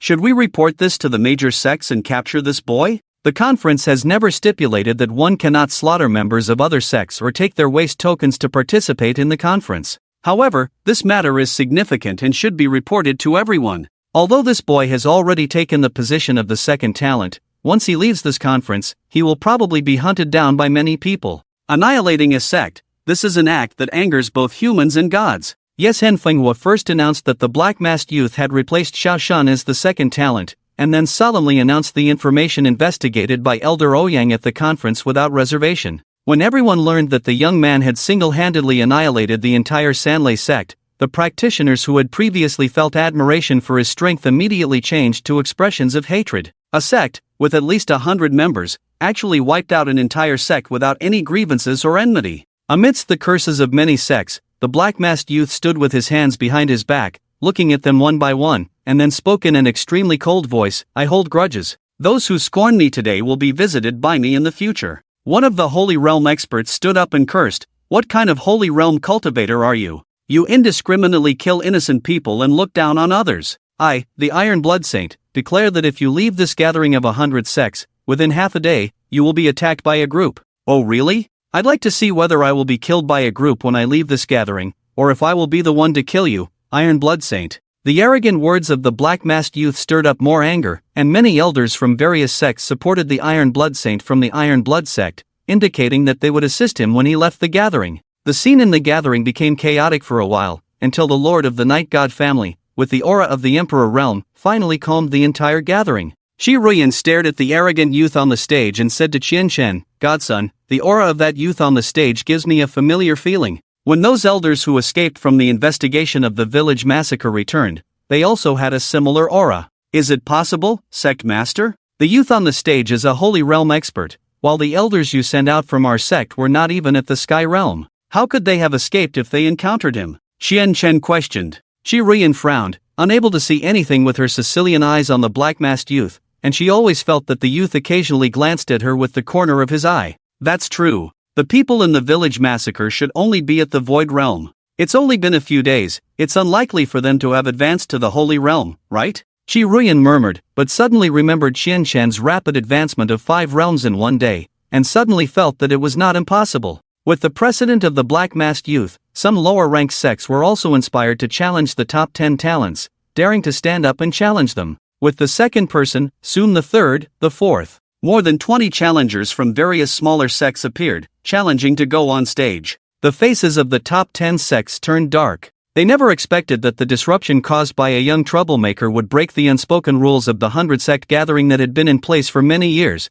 and that people from the smaller sects would dare to come and challenge. The lord of the Taishan sect couldn't help but curse. Are these people all crazy? They dare to challenge the top 10 sects. Aren't they afraid that we will go after them once they leave this gathering? Sect Master, almost half of the sects participating in the gathering have sent people to the stage. Even if our top 10 sects are domineering, we cannot go out and destroy all the sects, can we? The elder of the Taishan sect smiled bitterly. Interestingly, dozens of challengers tried to enter the top 10 talents throughout the day. Even the first-ranked Shi Yuqing was challenged. Although they didn't win the competition, at least someone dared to challenge. However, no one dared to go and fight against the black-masked youth who had taken the second place. Who doesn't know that this figure is a Holy Realm expert? With his own strength, he slaughtered the entire Sanlei sect, which had 7 Holy Realm experts, leaving no one alive. What does this indicate? This youth is not just a Holy Realm expert, he has at least stepped into the realm of a quasi-emperor. At this point, Shi Ruiyan saw that the time was almost ripe and said to Feng Yun, who was beside her, Soul Child, go challenge the 9th-ranked talent.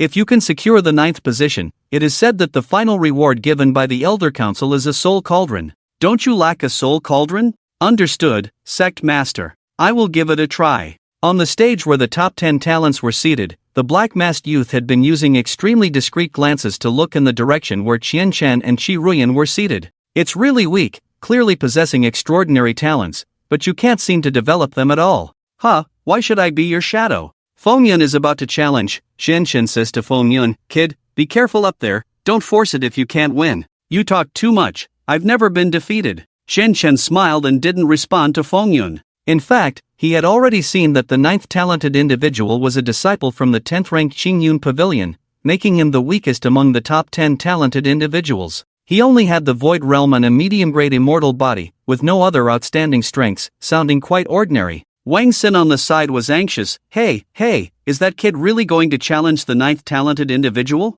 He's Fan Chen of Qingyun Pavilion, although his cultivation realm is only in the Void Realm, he's much inferior to the other talented individuals, but his soul power level is said to have reached the mid-stage of the Fiery Soul, and he also possesses a medium-grade immortal body. So what? I've said that the kid became a soul master at 13, what's a mid-stage Fiery Soul to him? Qian Chen shrugged, indifferent, and before Wang Xin could say anything, Qian Chen asked first, hey, our sect leader isn't concerned, why are you, an outsider, concerned? Tell me about the rewards for the top 10 talented individuals. In fact, Qian Chen wanted to ask Shi Ruiyan, but she had always been indifferent to him, so he thought it would be easier to ask Wang Xin. These rewards are confidential, but there are rumors in the outside world. Just as our sect leader said, the reward for the 9th place is a soul cauldron, for the 10th place, it's an excellent quality sword, for the 8th place, it's a divine text technique, which records many divine text immortal arts, but because of its high difficulty, most practitioners in the Holy Realm cannot comprehend it, so it's placed as the reward for the 8th place.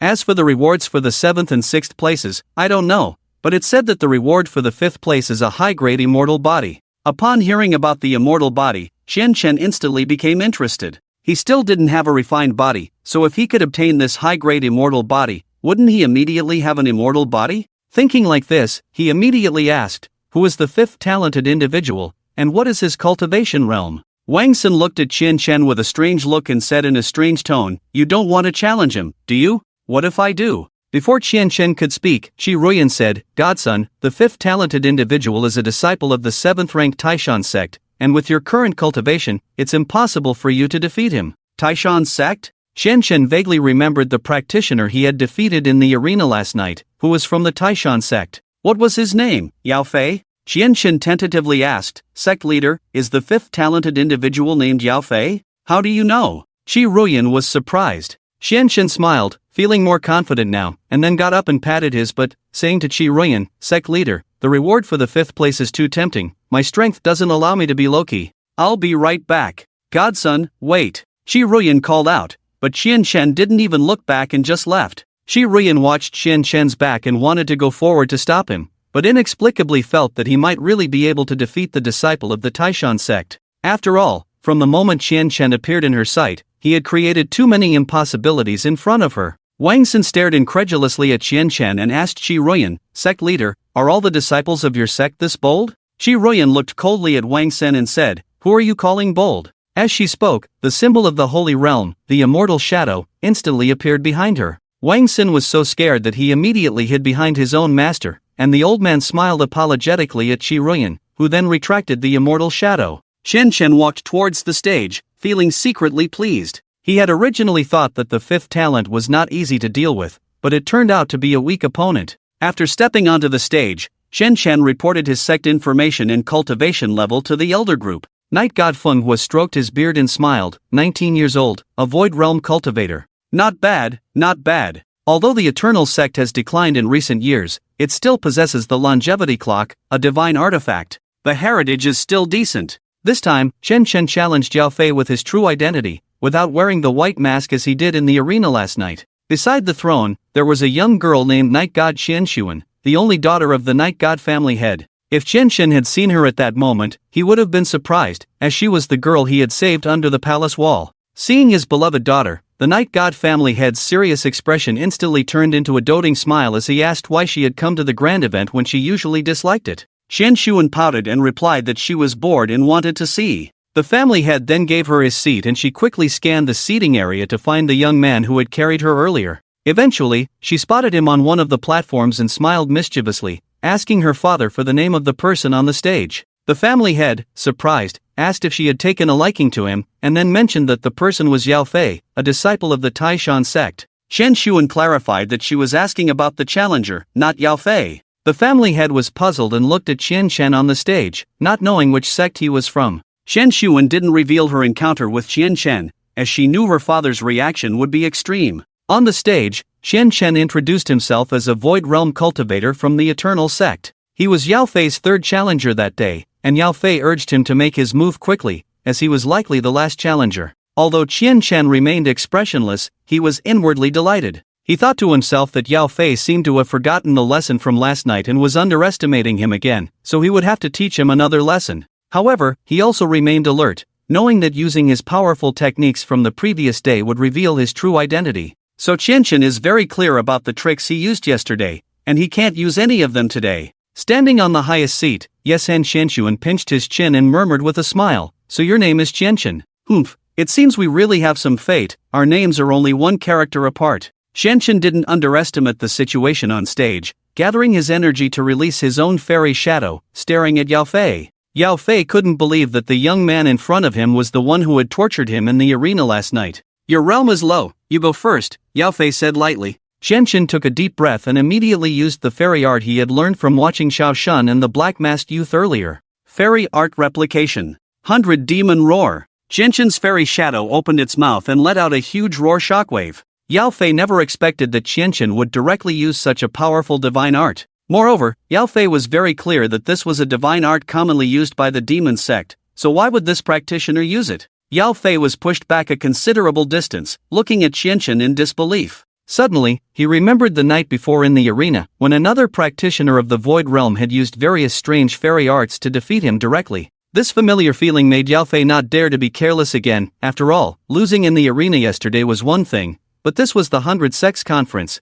and he was representing not only himself, but also the Taishan sect. Oh, some strength, it seems I can't underestimate you, but using the demon sect's divine art, your sect will be held accountable for the end of this battle. Xianchen shrugged indifferently. Who says that fairy arts can only be used by a specific sect? Big talk. After saying this, Yao Fei's eyes narrowed, immediately gathering his energy to release the fairy art shattering heaven and earth. Xianchen had long since figured out his fairy art, anticipating that he would start with this move, and had already stepped back out of the attack range of shattering heaven and earth. Yao Fei was stunned to see his skill being avoided, and after a slight surprise, in order to avoid any mistakes, he directly used soul-annihilating fire cloud this time. Xianchen grinned. This was exactly what he had been waiting for, because when using this fairy art, Yao Fei had to first hover in the air to gather energy. If it was the first time seeing Yao Fei use this fairy art, one would only watch him gather energy and jump. But Xianchen was not the first time fighting Yao Fei, and after avoiding shattering heaven and earth,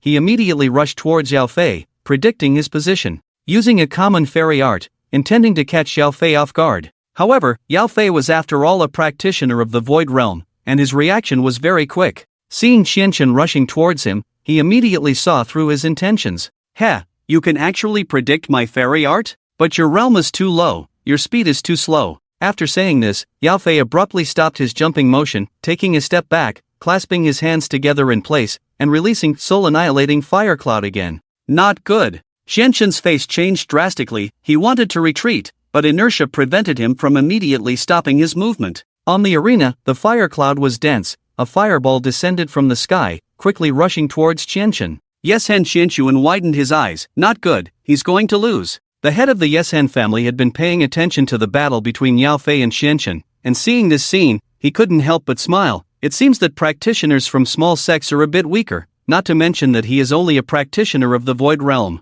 Yeshen Xianchuan was unwilling to believe that Xianchen, who was faster than his personal bodyguard Kobe, was actually going to lose to a practitioner of the Celestial Realm. It's worth noting that Kobe is a peak practitioner of the Celestial Realm. Xianchen, who couldn't stop his movements, felt his heart sink to the bottom at this moment, and for a moment, he couldn't figure out what to do. At this moment, a voice suddenly came to his mind. "Don't just stand there, quickly say Ice Age in English." Xianchen was taken aback, not caring where the voice came from, and immediately said in divine language, "Ice Age." Words follow the law. As Xianchen's words fell, the temperature around him rapidly dropped, and the moisture in the air condensed into ice. A thick layer of frost covered the entire platform, and Xianchen's limbs turned to ice. The fireball struck Xianchen, but he easily blocked it with a wave of his hand. Yao Fei was shocked and prepared to launch another spell, but found his limbs stiffening and covered in ice shards. Xianchen formed the ice shards in the air into a sharp ice cone, which flew at Yao Fei with incredible speed. The ice cone struck Yao Fei's chest, shattering the ice shards on his body and leaving him feeling as if his bones were about to break. He lay on the ground, feeling humiliated, and saw the shadow of the practitioner called Prisoner Bird from the arena last night in Xianchen. However, Xianchen's spells were completely different from those of Prisoner Bird, and did not seem like the work of the same person. The spectators were stunned, as they believed Xianchen could not possibly defeat Yao Fei, just like the two practitioners before him. Moreover, Xianchen had already shown a fatal flaw, and Yao Fei could have easily defeated him. Yet now, Yao Fei had lost? Xianchen approached Yao Fei, smiling, and whispered, "Doesn't feel good to lose, does it, defeated underling?" Yao Fei's pupils dilated in disbelief as he looked at Xianchen. For a moment, he thought Xianchen might be Prisoner Bird, but then he realized that he had indeed lost to Xianchen, and Xianchen's taunt seemed just as reasonable. Yao Fei forced a bitter smile, struggled to get up from the ground, and said, "I never thought I would lose to a practitioner in the Void Realm. My master and sect leader will definitely not let me off the hook."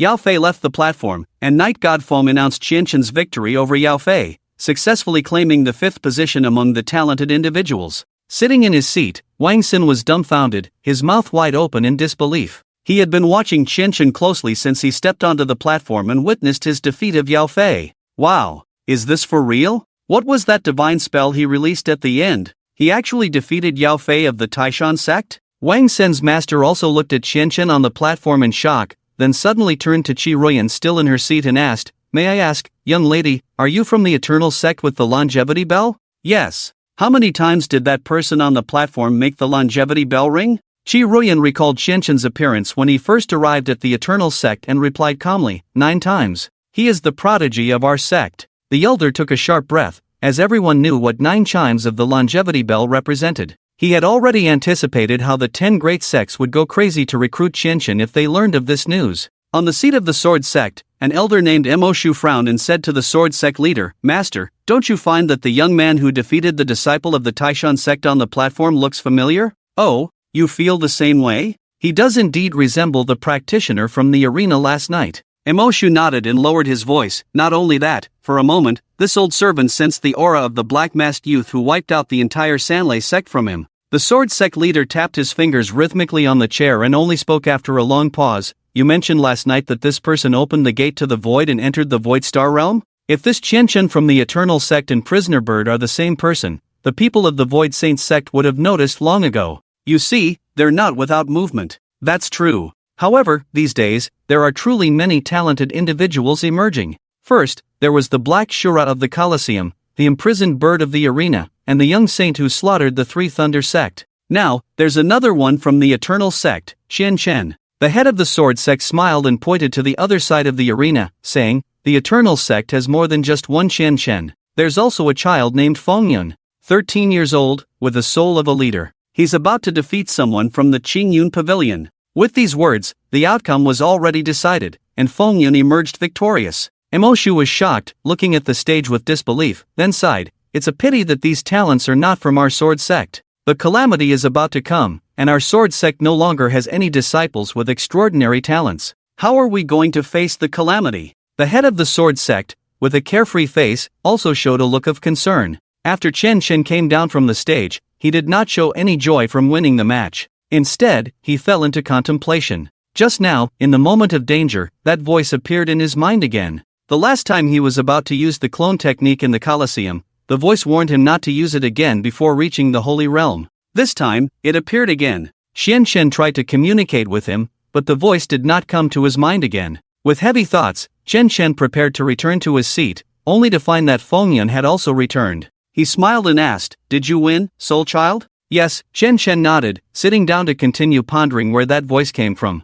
He did not notice Wang Xin and his master, as well as Qi Ruyan, looking at him with strange eyes. Wang Xin was the first to break the silence, wishing he could kneel down to Qianchen immediately. He said, "Shou Dashan, I was blind and didn't recognize Mount Tai. I didn't expect Shou Dashan to be so amazing, defeating Yao Fei of the Taishan sect. Amazing. Hee, keep it low-key. Our little brat is also quite powerful, winning as well, right?" Qianchen laughed. Wang Xin was stunned for a moment, then realized that Fengyun was indeed a 13-year-old leader. He immediately went to flatter Fengyun. Wang Xin's master's face turned dark, thinking to himself, "Did you forget how you boasted in front of others at the beginning? A 20-year-old reincarnation realm cultivator. You have no shame, and I still have to maintain this old face." On the other side, Qi Ruyan was equally surprised by Qianchen's counterattack against Yao Fei and the two divine arts he used. The first move Qianchen used was the 100 Demons Roar of the Demon Sect, even though he had never come into contact with the Demon Sect.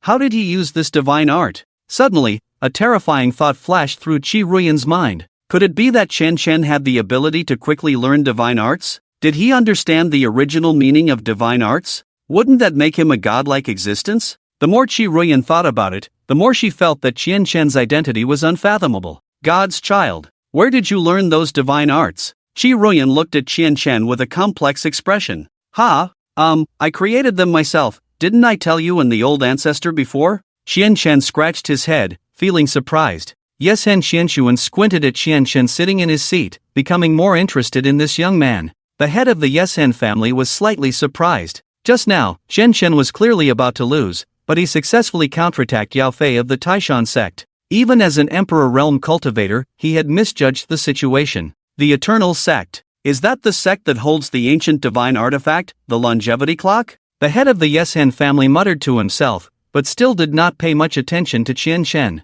At this moment, the Emperor's white bones hiding in the corner of the venue were also surprised by the battle just now, but he was very clear about how Qianchen won the match. "I didn't expect that the clone could actually communicate with the main body. This is something that I didn't expect." The Emperor's white bones and black clothes disappeared in an instant, leaving only a puddle of water. The Lord of the Night God family, the Ice Queen, and the Master of the Heavenly God sect all had a sudden change in their expressions, and they looked at each other. The Master of the Heavenly God sect showed a meaningful expression. "It seems that our old friend has become interested in this conference." As soon as he finished speaking, the Master of the Heavenly God sect also disappeared and appeared next to the puddle of water left by the Emperor's white bones. "It's really you, Emperor Qiyu." The selection of the top 10 talents of the 100 Sects Conference has come to an end. The top 10 talents this year are no longer just disciples of the top 10 sects. In addition to Qianchen, Fengyun, and the Black Masked Youth, there are also 2 disciples from small sects who respectively defeated the 10th and 4th talents.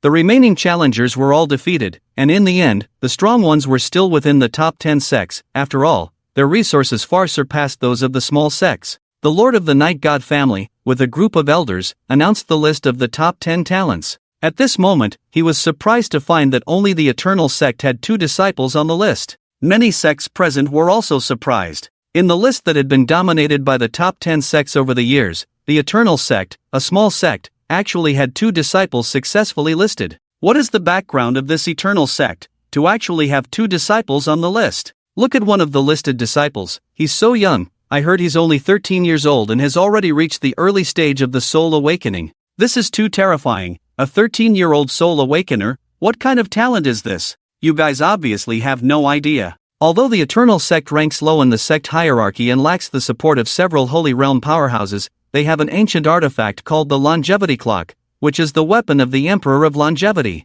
For a while, the Eternal Sect became the topic of discussion among many sects. Chi Ruyan did not feel excited about this, but rather felt melancholic. Originally, she just wanted Fengyun to be listed, so that when disciples from other sects were also listed, they would not attract the attention of the top 10 sects. What she didn't expect was that Chen Chen unexpectedly made it onto the list as well, and he was ranked 5th. The Lord of the Night God family, with a group of elders, took the rewards for the top 10 talents onto the stage, ready to distribute the rewards to each person one by one. Each person's reward was wrapped in a special spell, and only the recipient had the chance to open it, so apart from the recipients, no one knew what their rewards were. After distributing the rewards from back to front, Chen Chen received his reward and thanked the Lord of the Night God family. "Thank you, Elder Fire." The Lord of the Night God family smiled meaningfully and said, "Young man, we in the Eternal Sect still understand you very well. I wonder how many times you made the longevity clock chime." Reporting to Elder Fire, 9 times. The Lord of the Night God family trembled all over, and after a brief surprise, his smile became even more intense. Very good, making the longevity clock chime 9 times. It seems that the Eternal Sect is about to rise. At the same time, on the seat of the 7-star sect, Nalan Songhai looked at Qian Chen on the stage, his expression particularly gloomy. "Master, that disciple of the Eternal Sect is the one I mentioned to you last time. I didn't expect his strength to far exceed my imagination. Not only can he open the door to the void in the void realm, but now he has also become the 5th talent." The master of the 7-star sect narrowed his eyes and said, "The Eternal Sect? It's quite a coincidence. After this conference ends, this disciple will be brought under my 7-star sect." Elder Sunhai informed the other elders to return to the sect quickly. Nalan Sunhai's face changed, and he lowered his voice. "Master, are you planning to take action? Before the natural disaster, we must strengthen our own strength, otherwise we will only become cannon fodder for other sects." When the Night God's fire was about to reward the black-masked youth, his expression turned cold. "Junior, if I'm not mistaken, you are only 19 years old." The black-masked youth simply nodded and said, "Elder Fire, let's not talk about this. I only came for the reward." "Don't be hasty, I ask on behalf of our family head, do you have any interest in joining our Night God Royal clan? You slaughtered the entire Sanlei sect and have been targeted by numerous sects. Even if your strength is strong, you are still just a saint. Even if there are not 100 saint-level cultivators among the elders of so many sects, there are still 70 or 80. By joining the Night God Royal clan, they will have no reason to come after you again." The black-masked youth remained unmoved, took the reward from Night God's fire, and said calmly, "I'm not interested." Night God's fire was surprised. He had expected the youth to refuse due to his proud nature, but he hadn't expected it to be so straightforward. Night God's fire nodded, "Since you are determined to seek death, I will not try to persuade you any longer." The black-masked youth removed the seal on the reward, confirmed that it was what he wanted, and then smiled coldly. Suddenly, he rose up, revealing his immortal shadow. The entire venue erupted, everyone's gaze turned towards him, even the heads of the Tianshan sect and the Iceberg Queen sitting next to the Night God's family head. Qian Chen looked at the black-masked youth and suddenly felt a strong premonition that something big was about to happen. Unlike the other young talents who were stunned in place, Qian Chen immediately pulled Fengyun, who was on stage with him. "Feng, we need to leave quickly, something is about to happen." Fengyun, looking bewildered, was pulled off the stage by Qian Chen. At this moment, the black-masked figure floating in the air spoke. "You all know that I slaughtered the entire Sanlei sect, which had 7 saint-level experts, all of whom I killed alone. Now, I declare the establishment of the Zhu Xian Hall. Who is willing to follow me? For those who join the Zhu Xian Hall, I promise that within 10 days, regardless of your realm, I will help you advance to the saint level. The whole scene was in an uproar. Night God's Fire, standing on the stage, had an extremely dark expression. The actions of the black-masked youth showed that he did not care about the Night God family or the 10 great sects. Night God's Fire gathered his energy and used a spell to enlarge himself. Young man, do you know what you are saying? This is the 100 Sects Conference, not a place for you to recruit soldiers. And the name of the Zhu Xian Hall you want to establish, with such ambiguous connotations, are you planning to exterminate the entire cultivation world? The black-masked youth didn't even look at Night God's Fire. He pointed at a cultivator in the audience, and the cultivator's body instantly floated up, revealing his immortal shadow. The cultivator exclaimed in fear, "What's going on? I didn't gather energy, why is my immortal shadow appearing?" Behind the cultivator appeared a purple immortal shadow of the reincarnation realm. As the black-masked youth moved his lips, his immortal shadow instantly changed from purple to red, then from red to blue, and quickly turned into deep red. In the blink of an eye, the cultivator had advanced from the reincarnation realm to the saint level. Damn, what kind of sorcery is this? He really advanced from the reincarnation realm to the saint level? Sir, I want to join the Zhu Xian Hall. Me too, let me follow you. On the stage, many cultivators went crazy. It should be noted that the conditions for reaching the saint level in cultivation are extremely strict. After reaching the celestial realm, one will encounter a major bottleneck. Without the right opportunity, it may take 30 to 40 years to make any progress in cultivation. Currently, they watched as the reincarnation realm cultivator was effortlessly assisted by the black-masked youth to ascend to the holy realm. Why did they join the sect? Was it not for the sect's resources, so that they could become high-level cultivators as soon as possible? Countless cultivators on the field displayed their immortal techniques and rushed towards the black-masked youth, causing the situation to momentarily spiral out of control. The Night God's fiery eyes were also shaken by the black-masked youth's actions. What kind of sorcery is this? What kind of monster is this child? The Night God realized that he could no longer stop it and immediately retreated, followed by 3 figures appearing by his side. The 3 arrivals were none other than the head of the Night God family, the Ice Queen, and the head of the Heavenly God Sect. The head of the Night God family frowned and said, "This kind of immortal technique is a forbidden divine text inscribed on the divine steel, which stands in the divine realm. The path to the divine realm has long been closed." Where did he obtain this forbidden technique? The head of the Heavenly God Sect said in a deep voice, "No matter where he obtained it from, he absolutely cannot leave here alive today." The 3 powerful figures instantly gathered their immortal energy, revealing their immortal shadows, terrifying black immortal shadows towering hundreds of meters high. These were the great emperor-level experts of the Emperor realm. Everyone panicked when they saw the 3 great emperors make their move. Any immortal technique from the Emperor realm could destroy all living beings within tens of kilometers. If they were to fight here, wouldn't everyone become collateral damage? The cultivators who were preparing to join the black-masked youth's Jinxian Hall hesitated. They had all heard the words of the 3 great emperors and they would not allow the black-masked youth to leave alive. The black-masked youth, seeing the 3 great emperors who were several times larger than himself, remained calm instead of panicking, and said calmly, "Are the 3 great emperors going to attack a mere holy realm cultivator like me?"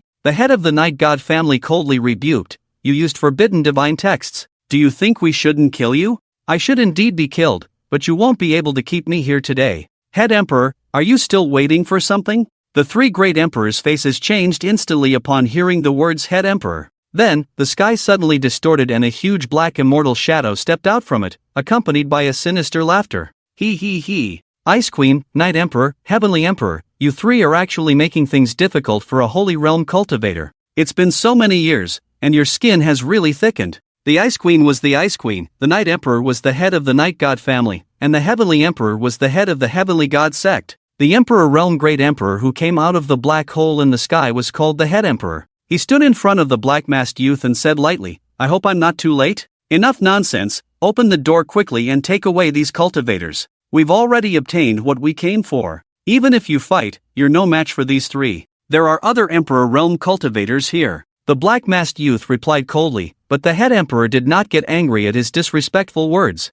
Instead, he laughed twice. The head of the Night God family looked at the Head Emperor and said, "Head Emperor, why have you been hiding in your own realm for so many years? Why are you helping someone who uses forbidden divine texts? You know that using forbidden divine texts will accelerate the arrival of calamities and attract more evil gods here." He. I gave him this forbidden technique. So what if the evil gods notice this place? I'm not like you, content with the status quo. I want to break through the Emperor realm. The Head Emperor said, not giving the three great emperors a chance to speak, and then loudly declared, "Listen, I am the head emperor who has been silent for many years. I am also a member of the Jinxian Hall." The cultivators who had already retreated due to the intervention of the three great emperors were once again stirred up. Who didn't know the head emperor? The number of sects with Emperor Realm cultivators is limited. Now, not only can one join a sect with an Emperor Realm Grandmaster, but one can also directly advance to the Holy Realm in a short time. Even if one becomes enemies with the major sects, so what?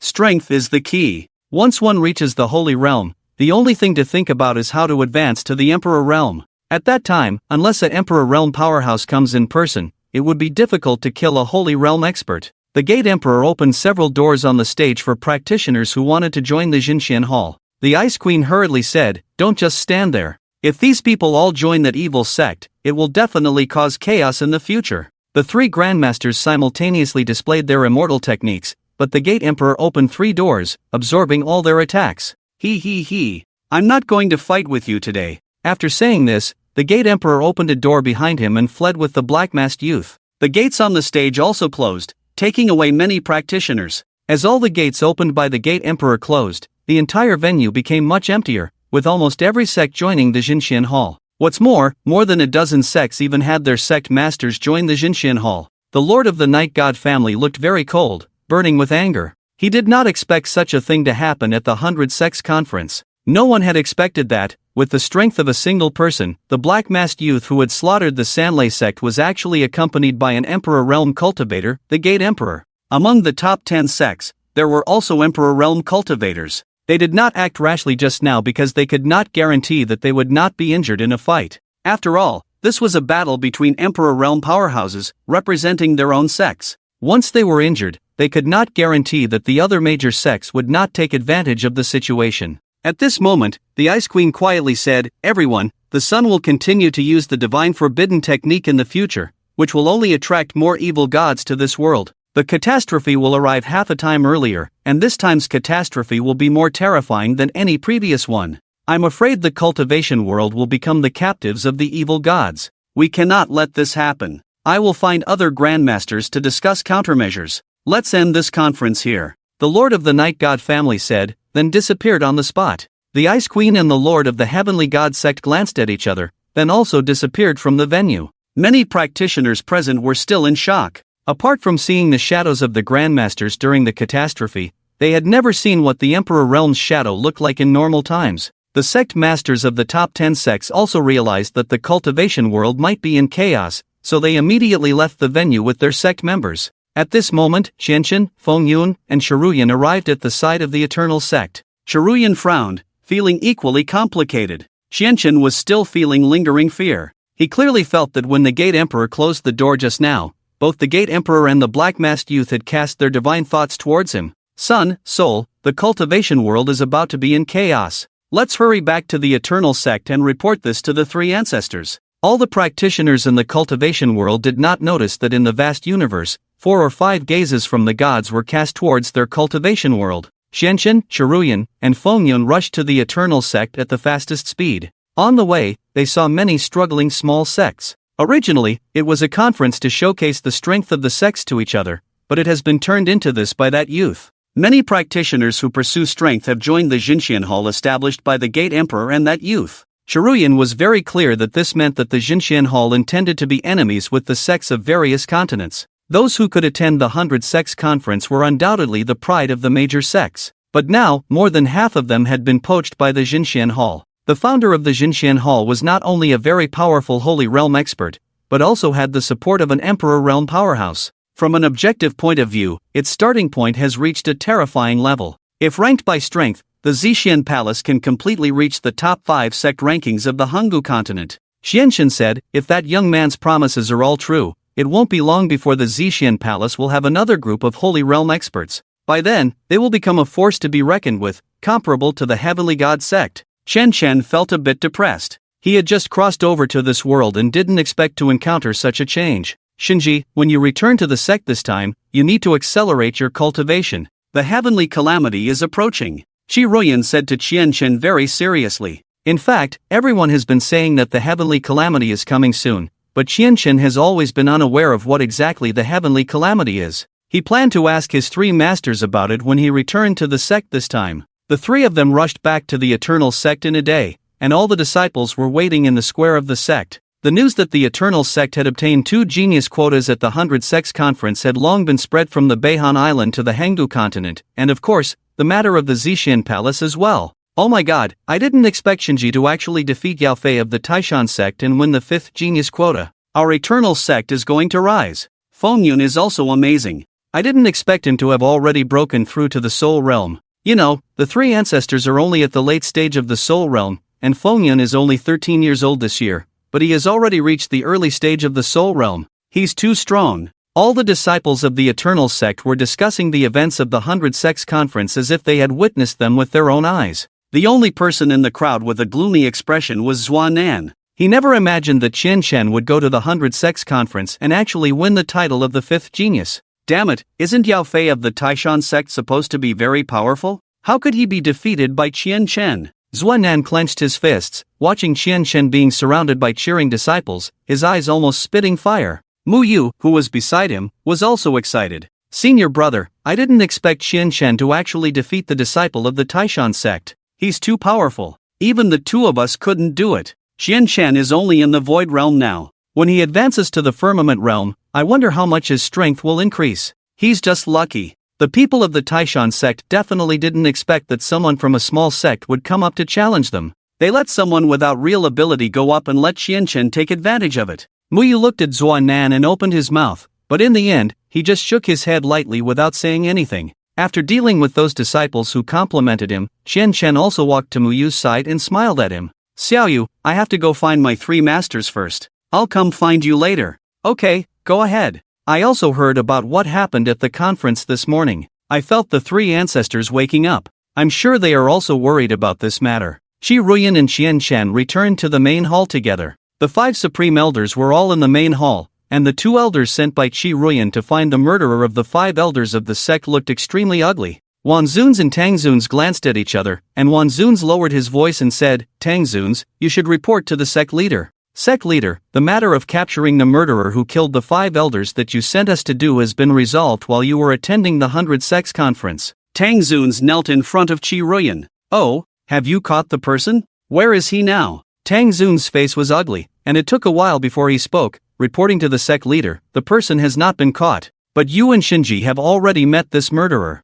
Qian Shen was slightly startled. He thought to himself that he had clearly gone to the 100 Sects Conference. When did he meet this murderer? Qian Shen said, Tang Zuns, I and the sect leader went to the 100 Sects Conference. When did we meet this person? He is the Holy Realm expert wearing a black mask that you encountered at the 100 Sects Conference, the one who is now the widely known and talked about Lord of the Zixin Palace. Qi Ruyan and Qian Shen were both shocked at the same time. Qi Ruyan said, how could the murderer be him? Didn't the elder who escaped back say that the murderer was only a practitioner of the Void Realm? How could it be that powerful young man in the Holy Realm? Qian Shen reacted first and said with a bitter smile, Master, it's really possible. He was able to promote a reincarnation realm practitioner to the Holy Realm in the blink of an eye. It's not impossible for him to promote himself to the Holy Realm in a few days. Qi Ruyan still refused to believe it. She looked at Tang Zun, but Tang Zun's expression had already told her that what Qian Shen said was true. Qi Ruyan's mood instantly sank. If this was true, then the Eternal Sect would not be able to avenge the 5 deceased elders. That young man in the Holy Realm had single-handedly slaughtered the 7 elders of the Sanlei Sect and countless disciples in the Azure Sky Realm. Now, there was even an Emperor Realm Gate Master standing behind him. How could they seek revenge on him? Qi Ruyan waved her hand, indicating the 5 elders to leave first. After the 5 supreme elders left, 3 ancestors appeared from the azure sky and stood with their hands behind their backs in front of the 2. Wuji ancestor said, My disciple, you really surprised us 3 old guys. We only wanted you to go to the 100 Sects Grand Assembly to broaden your horizons, but you actually came back with a ranking. Hee, it's all because the 3 masters taught me well, so I was able to defeat my opponents. Qian Shen nodded his head and said modestly. Shukuan ancestor narrowed his eyes and said meaningfully, but I heard that when you defeated that kid from the Taishan sect, you didn't use the body refining technique taught by your Bodhi master, nor did you use the thunder ascension technique taught by your Wuji master, and you didn't even use Black Howl. You obtained the 5th position as a genius, which has nothing to do with us 3 old guys.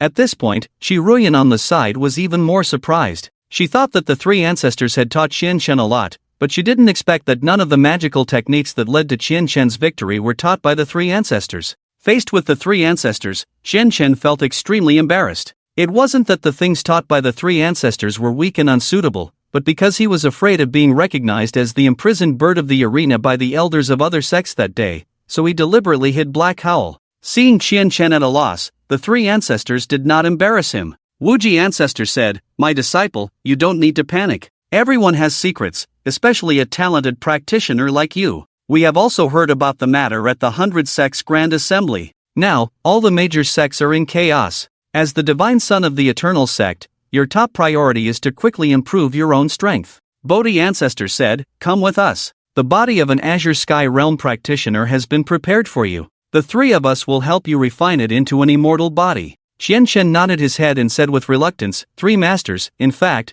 the reward for the fifth genius at the 100 Sects Grand Martial Arts Competition is a top-quality immortal body." The three ancestors looked at each other, obviously not expecting that the reward for the 100 Sects Grand Assembly would be a top-quality immortal body. They had only prepared a high-quality immortal body for Qian Chen, which was a treasure they had cherished for many years. "Ahem, in that case, let's use the top-quality immortal body you won, my disciple. This is something we three old guys didn't expect." Shukuan ancestor looked embarrassed. Wuji ancestor sighed, "It's a bit of a letdown for you to come to the Eternal Sect. We didn't expect your talent to be so high that our resources and the techniques we taught you seem to be unable to keep up with your pace." Qian Chen said seriously, "Three masters, I have never thought like that. Since I chose to join the Eternal Sect, I have never thought about the shortcomings of the Eternal Sect." Good, good, good. The Bodhi ancestor said three good words in a row, and even his eyes were a little moist. They had never thought that after so many years, the three of them had not taken in a disciple, and now they had actually taken in a disciple like Qian Chen,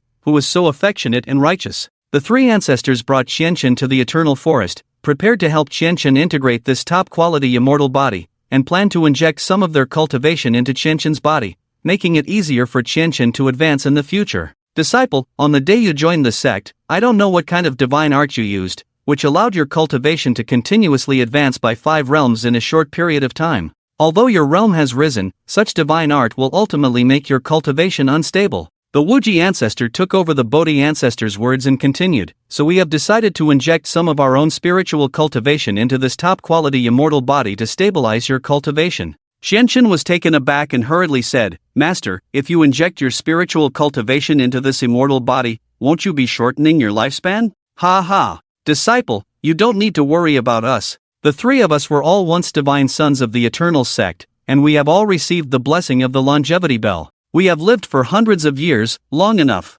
Besides, we are all now dormant realm cultivators, not as powerful as before. It's better to each contribute a bit of our spiritual cultivation to wish for you to become a strong realm cultivator soon." Qian Chen wanted to say more, but was stopped by the three ancestors. The Wuji ancestor said, "You don't need to dissuade us anymore, our minds are made up. The heavenly calamity is coming, and just before the heavenly calamity, it will provoke conflicts among many sects. If we want to preserve the Eternal Sect, someone must stand up. Master, what exactly is the heavenly calamity? Why are even the emperors of the Emperor realm so worried? First integrate this top-quality immortal body, and we will explain it to you later." Qian Chen nodded, then sat in front of the three ancestors and took out the top-quality immortal body from the Qian Kuan bag. The three ancestors, after a brief surprise at seeing Qian Chen take out the Qian Kuan bag, exchanged a bitter smile with each other. They had not expected that their disciple not only had extraordinary talent, but also had not missed out on divine arts and rare treasures. The three ancestors gathered their energy and revealed the symbol of a strong realm cultivator,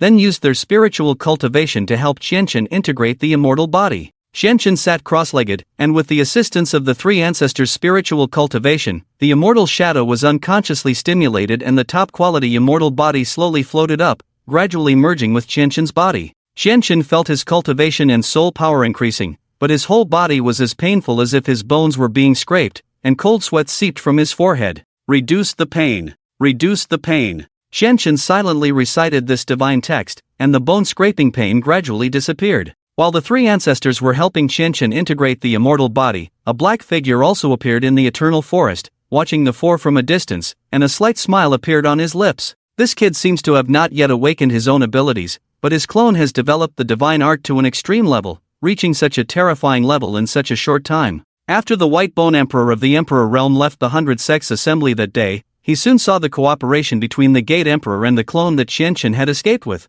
and was also surprised by it. But that Gate Emperor, I don't know how he got mixed up with that clone. If it weren't for the destruction of my physical body, I wouldn't be hiding in the dark like this now. Since the Gate Emperor has chosen that kid's clone, I will lend a hand to this kid. I want to see whether the Gate Emperor is powerful or if I, Emperor Chiyu, am powerful in the end. At the same time, the Venerable Wan Sung secretly slipped out of the Eternal Sect and came to a very secluded Taoist temple at the foot of the Eternal Mountain. Elder, why have you come? Is it because the Lord is ready to take action? Millions of treasures half knelt in front of an old man. This old man is none other than the elder of the 7-star sect, Nalan Sanghai. Nalan Sanghai stood with his hands behind his back and said, I didn't plan to act so soon, but you should have heard about the matters at the 100 Sects conference. The sect master had to advance the plan. I understand, sir. I already broke through to the Azure Sky realm yesterday. When will you bless me to break through to the Holy Realm? Without breaking through to the Holy Realm, I'm afraid I won't be able to complete the plan,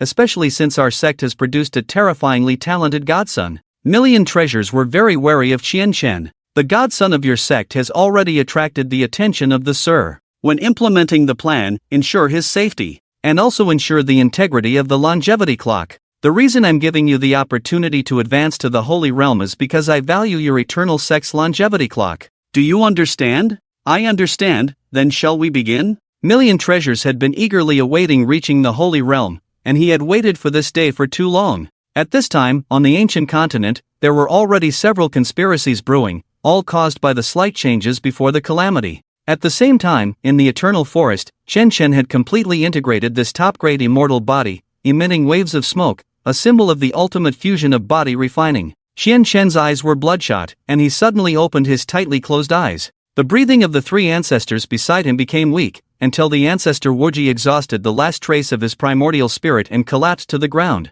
Azure Sky Realm. Masters, I have broken through to the Azure Sky Realm. Qianchen was surprised to find that when his body refining reached the immortal body, his cultivation realm also advanced. His immortal shadow behind him gradually grew larger, changing from a light red to the blue representing the Azure Sky Realm. And suddenly, everything in front of him became illusory, and he suddenly saw a door, and the person sitting in the door was the Door Emperor he had seen at the 100 Sects conference. The Door Emperor in the door suddenly opened his eyes and looked meaningfully at the black-masked youth in front of him. Qianchen was incredulous. How could he see the Door Emperor? What Qianchen didn't know was that the scene he was seeing now all originated from the unique door realm created by the Door Emperor. After Qianchen advanced to the Azure Sky realm, he faintly felt as if something had awakened within him, but it was fleeting, and he did not grasp that crucial point. The three ancestors gave him part of their primordial spirit cultivation, intending only to help Qianchen consolidate his cultivation, but unexpectedly, it directly promoted him. Patriarch Bodhi's face was very pale, but he didn't care at all, and said excitedly, Disciple, I didn't expect that you would actually break through the realm in one go. You're one step closer to the realm of the Holy Realm. Thank you for the help of the Masters. It's all thanks to the primordial spirit of the Masters that I was able to advance so easily in integrating the immortal body and advancing my cultivation realm. Qianchen was also very surprised. He didn't expect that integrating the immortal body would directly advance his cultivation realm. But he didn't know that all of this was because he had previously recited the divine text Upgrade Cultivation, which had strengthened himself, allowing him to easily advance now, and even surpassing most practitioners who had reached the Azure Sky realm for many years. Ancestor Wuji waved his hand and said, Disciple, your Patriarch Bodhi and I have consumed too much primordial spirit cultivation. We will go back to rest first. Let Master Shukuan tell you the rest. Qianchen nodded heavily, and Ancestor Wuji and Patriarch Bodhi showed signs of fatigue, then disappeared into the Eternal Forest. The Emperor-level white bone hidden in the dark side and said to himself, these three old guys don't have much time left, yet they still dare to pass on their primordial spirit cultivation to this kid. With that, the Emperor-level white bone disappeared into the Eternal Forest. The old ancestor Su Koan was supported by Qianchen to a tree, took a long breath, and looked at Qianchen, whose physical body had reached the level of an immortal body. He sighed, indeed, the top-quality immortal body prepared by the 100 Sects Conference is excellent. The high-quality immortal bodies that the three of us have treasured for many years are far inferior to it. After a pause, the ancestor Wuji said, if I'm not mistaken, this top-quality immortal body should be the Netherworld Overlord body. This immortal body is not simple. If used well, there is a chance to refine it to the level of a high-grade holy body. What? Such a powerful immortal body, and the elders group would be so generous as to treat it as a reward? Chen was shocked, as if he had obtained a treasure. Unexpectedly, old ancestor Su Koan gave Chen a cold shower, saying, "It is almost impossible for it to refine the body to the level of a high-grade holy body. It is said that there are only 3 netherworld overlord bodies in the cultivation world. Several hundred years ago, a great emperor at the emperor realm also used this immortal body and refined it to the level of a high-grade holy body, and his strength was extremely terrifying. Master, do you not believe in your disciples' strength? It's not that I don't believe in you, it's just that refining the netherworld overlord body to a high-grade holy body has extremely harsh conditions. It is accompanied by an ancient book called the Netherworld 9 Transformation Technique, which was written entirely in divine script. As long as it is cultivated to the 7th transformation, it can achieve the physical body of a high-grade holy body. But this ancient book has been lost for many years, and no one has seen it again. Without the blessing of this ancient book, the netherworld overlord body naturally loses its value, and that's why the elders group would distribute it to you as a reward." Chen was greatly disappointed. He did not expect to obtain such a powerful immortal body, only to find out that the accompanying ancient book had been lost. Later, old ancestor Su Koan also told Chen about the information regarding the heavenly calamity. In the vast universe, the cultivation world where Chen was located was just an extremely small world among the vast stars. In ancient times, there were still many beings beyond the gods in the cultivation world, and these gods resided in the divine realm. It is not known when the path to the divine realm was closed. There are countless gods in the universe, but the gods do not care about such small worlds as the cultivation world, and there are also many gods residing in the cultivation world. After the passage to the divine realm was closed, the evil gods set their sights on this place. These evil gods relied on devouring some small worlds to enhance their own strength, and every 1,000 years, the cultivation world would be targeted by the evil gods, and then invaded. Fortunately, powerful gods would not be interested in such small worlds, and only some weaker gods would take notice of this place. Although they were considered weaker among the gods, for the cultivation world, they were an absolute force. So, every 1,000 years when the heavenly calamity arrived, the practitioners would join forces to confront the heavenly calamity. During the heavenly calamity, small sects would often be used as cannon fodder, and only the sects with emperors at the emperor realm would not need to send their disciples to be cannon fodder. This was basically the reason for the heavenly calamity. Old ancestor Su Koan sighed and said, "During the last heavenly calamity, the eternal sect still had an eternal emperor, but he fell during the heavenly calamity. The eternal sect has been declining, and when I and the other 2 old ancestors joined the eternal sect, there were only a few holy realm powerhouses left. 200 years ago, there was a great battle in the ancient continent, and the 3 of us were injured and became dormant holy realm practitioners, which is the appearance you see now." Chen was speechless, not expecting such a terrifying disaster in this cultivation world. No wonder all the practitioners were desperately trying to improve their cultivation realm. It turns out that during the arrival of the heavenly calamity, except for the emperors at the emperor realm, all practitioners were just cannon fodder. There is one thing I don't understand: the heavenly calamity is caused by the gods, but the difference between the emperor realm and the gods is quite far, so it still belongs to the human category in the end. A mere mortal, how could he slay a god? Actually, above the emperor realm, there is another realm called the dominator realm, which is already considered a half-god existence. Many emperors from the emperor realm and a half-god from the dominator realm are enough to defeat a not very powerful evil god. But now, it has been many years since a practitioner of the dominator realm has appeared in the cultivation world, so this calamity has made many emperors from the emperor realm feel anxious. Chen silently repeated dominator realm. There is actually a cultivation realm above the emperor realm that is like a half-god. He realized that if he wanted to return to his original world, he could only elevate himself to the strongest existence in this world in order to possibly find a way back home. Vukan, the ancestor, coughed and smiled at Chen, then said, "Disciple, you have now cultivated your immortal body. Take some time to go and see the eternal life clock. If you can gain the recognition of the eternal life clock, you can also receive the blessing of eternal life like us." What is the blessing of eternal life? It's not particularly important, it just allows you to extend your lifespan by a few hundred years. Extend my lifespan by a few hundred years? Just that? In the world where Chen originally lived, a lifespan of 100 years already exceeded that of normal people. In this cultivation world, as long as one is a practitioner, their normal lifespan is over 100 years, and the higher the realm, the longer the lifespan. However, if one cannot reach the saint realm, their lifespan is less than 200 years. Even if they reach the saint realm, they can only live for 300 years. Now, Vukan, the ancestor, told Qianchen that gaining the blessing of the eternal life clock could extend his lifespan by several hundred years. Wouldn't this make it possible for him to become a 1,000-year-old monster? After Vukan, the ancestor, left, Qianchen stood in place, lost in thought. In the main hall of the Seven-Star Sect, the sect master of the Seven-Star Sect sat with his eyes closed on the sacred seat, and spoke to the left guardian beside him. Have all the elders we sent out completed their respective ceremonies? The left guardian respectfully replied, all the ceremonies have been completed. It's up to you to give the order, sect master.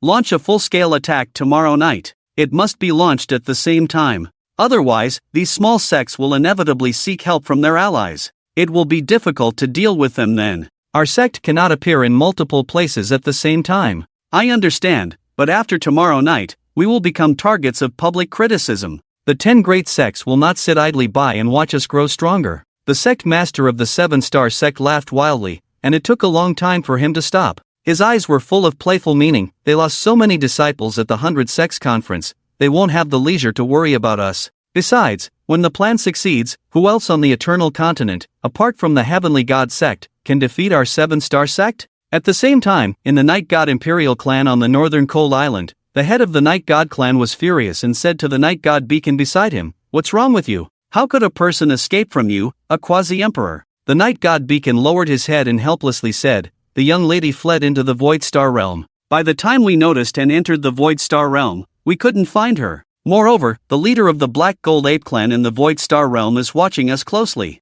We dare not delay too long inside. Send people to find her. Search the entire northern Cold Island to find the girl." The head of the Night God clan said angrily, "Master, the young lady must have fled into the Void Star Realm and had no intention of staying on the northern Coal Island. After all, this place is full of our Imperial clanspeople." The head of the Night God clan was about to speak again, but the Night God beacon quickly said, "Actually, Master, there's no need to worry. Miss has Kobe with her. With his abilities, he should be able to protect her. Miss has been under your protection for so many years, going out for a walk will also broaden her horizons and enhance her own strength." The head of the Night God clan hesitated inside. "Forget it, let her go. I have more important matters to attend to. Investigate how Mendy and the young man who founded the Zhuma Temple got together." In the city of Kov, a secret alley opened a door to the void, and Yesen Qianshuan poked her head out from it, only to walk out after making sure no one was around. Kobe, who was following her, couldn't help but say with a bitter smile, "Miss, I've caused a big trouble this time. Taking you to escape to the North Coal Island. I'm sure the head of the family will punish me severely when we return." Yesen Qianshuan snorted, "I'd like to see who dares to punish you for my sake." As the two walked out of the alley and saw the bustling streets of Kov, Yesen Qianshuan stretched lazily and said with a slight smile, "It's the first time in so many years that I've left the North Coal Island. It's always snowing there, and it's so boring. So this is what the Eternal Continent, where it's always spring, is like. Miss, the Eternal Sect you asked me to find is over there. Shall we go now?" "Not in a hurry. Let's take a look around here for now, and we'll go to the Eternal Sect together tomorrow." Qianchen found Muyu in the Soul Tower, and Muyu was very surprised to see Qianchen. "Qianchen, have you advanced to the Azure Sky Realm?" "Ha! How did you figure it out at a glance?" Qianchen was astonished. Muyu smiled lightly and said, "It's a secret." Qianchen shook his head and didn't inquire further, smiling as he said, "Master Shukuan asked me to try the longevity bell to see if it could bestow longevity upon me. Do you want to accompany me?" Before Muyu could respond, Zuo Nan, who was nearby, sneered, "Not just anyone can receive the bestowal of longevity. Do you think you can?" This time, Muyu did not oppose Zuo Nan's words, but nodded with a worried look. "In the past 100 years, only 3 elders have received the bestowal of longevity. Even our master has not been able to receive it." Qianchen was slightly surprised. If even the current head of the Eternal Sect had not received the approval of the longevity bell to bestow longevity upon her, then it would be even more impossible for herself. But Qianchen was still unwilling to give up, saying to Muyu, "Let's go take a look first. Maybe I'll be lucky and receive the bestowal of longevity." Zuo Nan laughed even more. "Let's accompany him, so he knows his own abilities." But the 3 elders were all divine sons of the Eternal Sect. If Qianchen doesn't receive it, it means that the master and the 3 elders have misjudged him, and he is not worthy of being a divine son. The 3 arrived at the inner hall, where the longevity bell was stored. At this time, many disciples were practicing martial arts outside, or cultivating soul power in the Soul Tower.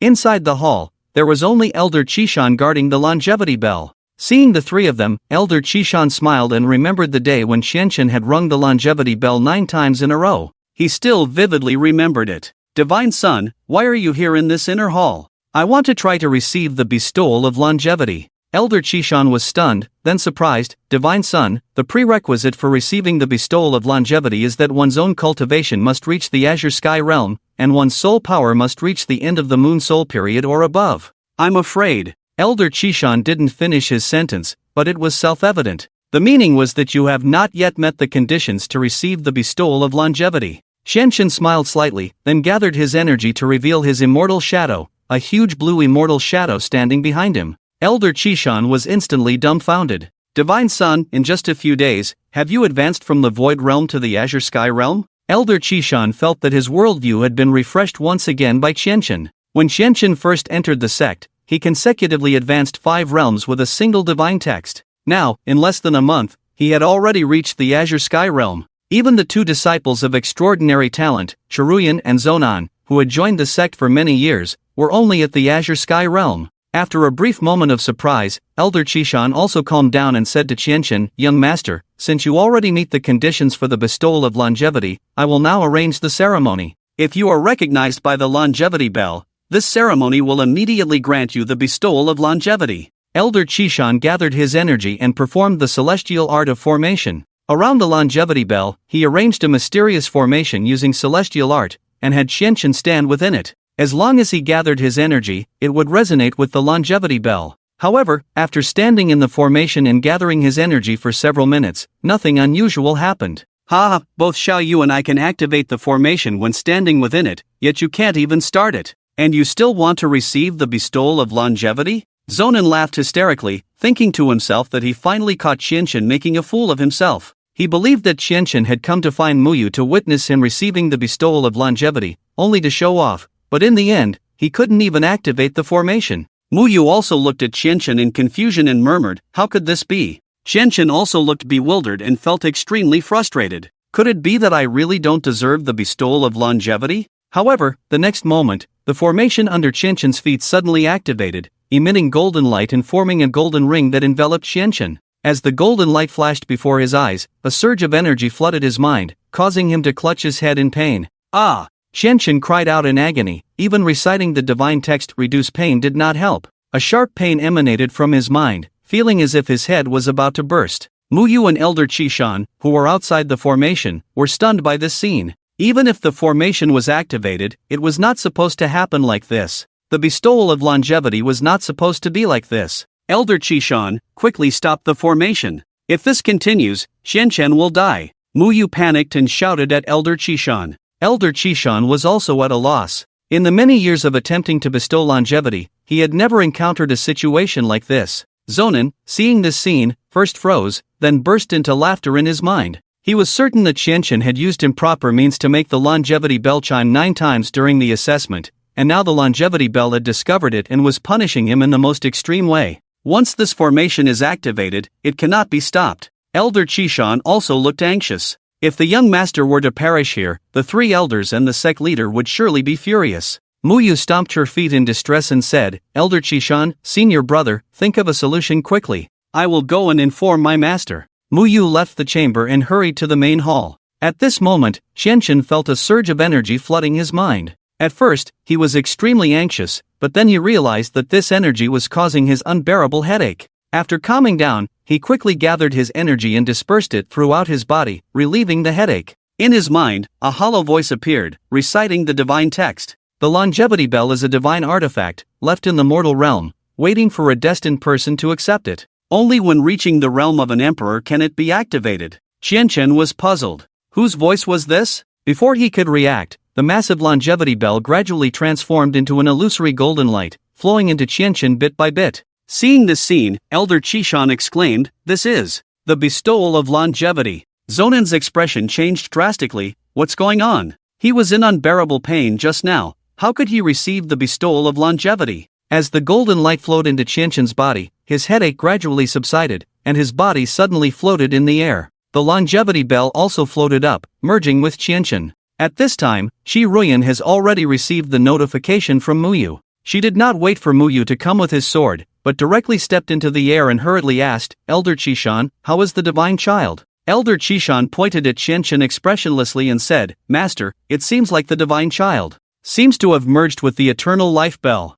Qi Ruyan's gaze fell on Qianqian in the formation. At this moment, the eternal life bell had turned into a phantom, and Qianqian was enveloped within it. Then the eternal life bell gradually shrank and finally imprinted itself on Qianqian's back. The clothes on Qianqian's body instantly burst, and the golden light transformed by the eternal life bell gradually faded, leaving a smaller version of the eternal life bell tattoo on Qianqian's back. How is this possible? Qi Ruyan was shocked. She instantly thought of the description of the ancient deity who possessed the eternal life bell. According to the description, this deity had a large tattoo on their back, and during battle, with a single thought, the tattoo would materialize. Now, Qianqian had actually reclaimed the eternal life bell onto his own back. Qianqian seemed to be reborn like a phoenix. Golden light radiated from his body, causing discomfort to the onlookers. "Mortal, my divine artifact is bestowed upon you. Come to the divine realm and seek my divine ruins, where you will find what you desire the most." This voice emanated from the golden light, and not only Qianqian,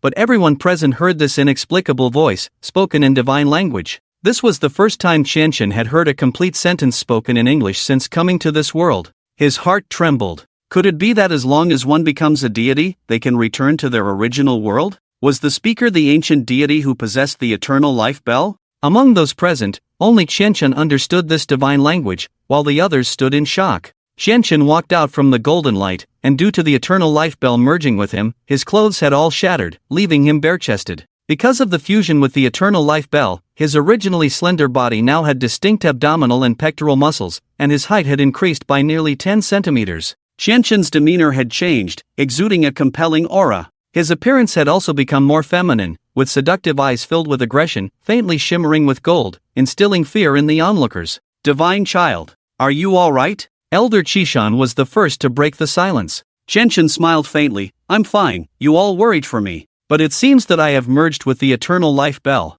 Everyone was shocked by the changes brought about by the eternal life bell on Qianqian, especially Zuo Nan, who felt as if his whole being was about to split apart. So many times he had wanted to see Qianqian's downfall. This time was the closest, and he was on the verge of humiliation or even losing his life. Yet at the critical moment, not only did he receive the blessing of eternal life, but he also reclaimed the divine artifact, the eternal life bell, into his body. Looking at the entire ancient continent, which cultivator could reclaim an ancient divine artifact? Even the emperors of the emperor realm couldn't do it. After everyone gradually calmed down, Qi Ruyan stepped forward and used her Sicilian eye to scan Qianqian, wanting to see the changes in his body. But she was shocked to find that her Sicilian eye could no longer see through Qianqian. When she activated her eye technique, all she could see was the golden light emanating from Qianqian. "Is this the person chosen by the gods?" Qi Ruyan murmured. Qianqian, bare-chested, couldn't help but touch his muscles and clearly visible pectoral muscles. The sensation was incredibly real.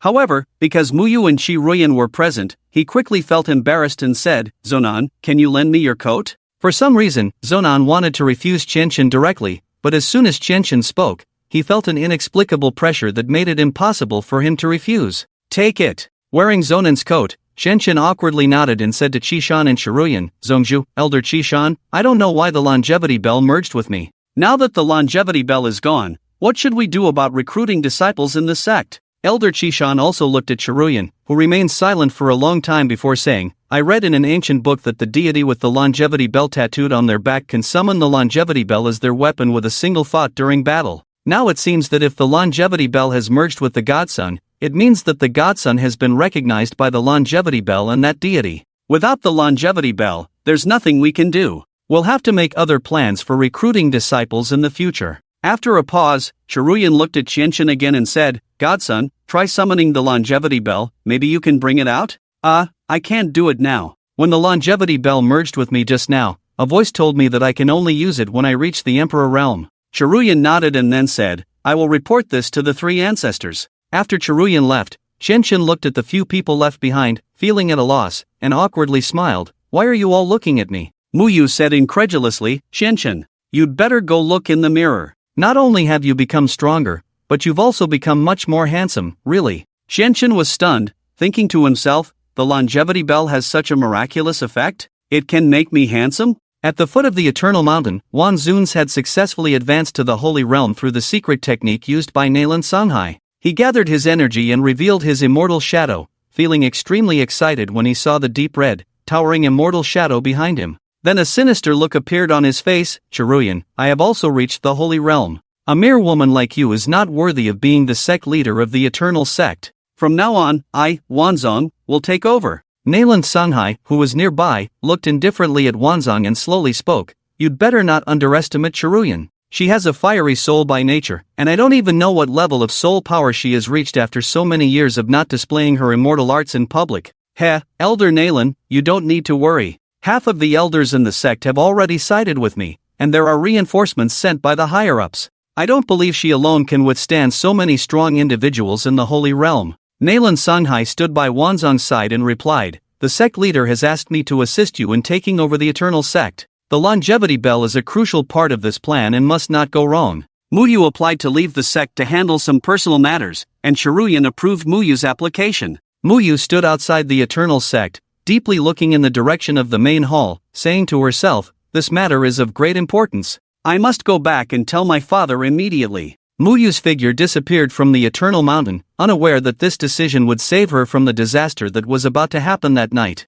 At night, Xianxin had just returned to his residence from the Soul Tower and clearly felt a significant increase in his soul power after attending the 100 Sects Grand Meeting. He went to the Soul Tower to test his soul power with Sitaming and was amazed to find that he had already reached the mid-stage of the Fiery Soul, with a faint feeling of a breakthrough. It seems that it won't be long before I break through to the late stage of the Fiery Soul. But compared to that kid Fengyun, my progress is still too slow. He's just a practitioner in the reincarnation realm, but his soul power level is so amazing. Back at his residence, Xianxin quickly fell asleep. At this time, a barrier was launched from the center of the main hall, quickly enveloping the entire Eternal Sect. Even Chiruyan, who was in the Holy Realm, did not notice. Two figures walked out of the main hall, and they were none other than the White Elder and Tang Elder among the 5 Supreme Elders. They smiled at each other and then disappeared on the spot. After a moment, Elder Bai and Elder Tang appeared at the entrance of the Eternal Sect. The treasures and many powerful practitioners of the 7-star sect had been waiting for a long time.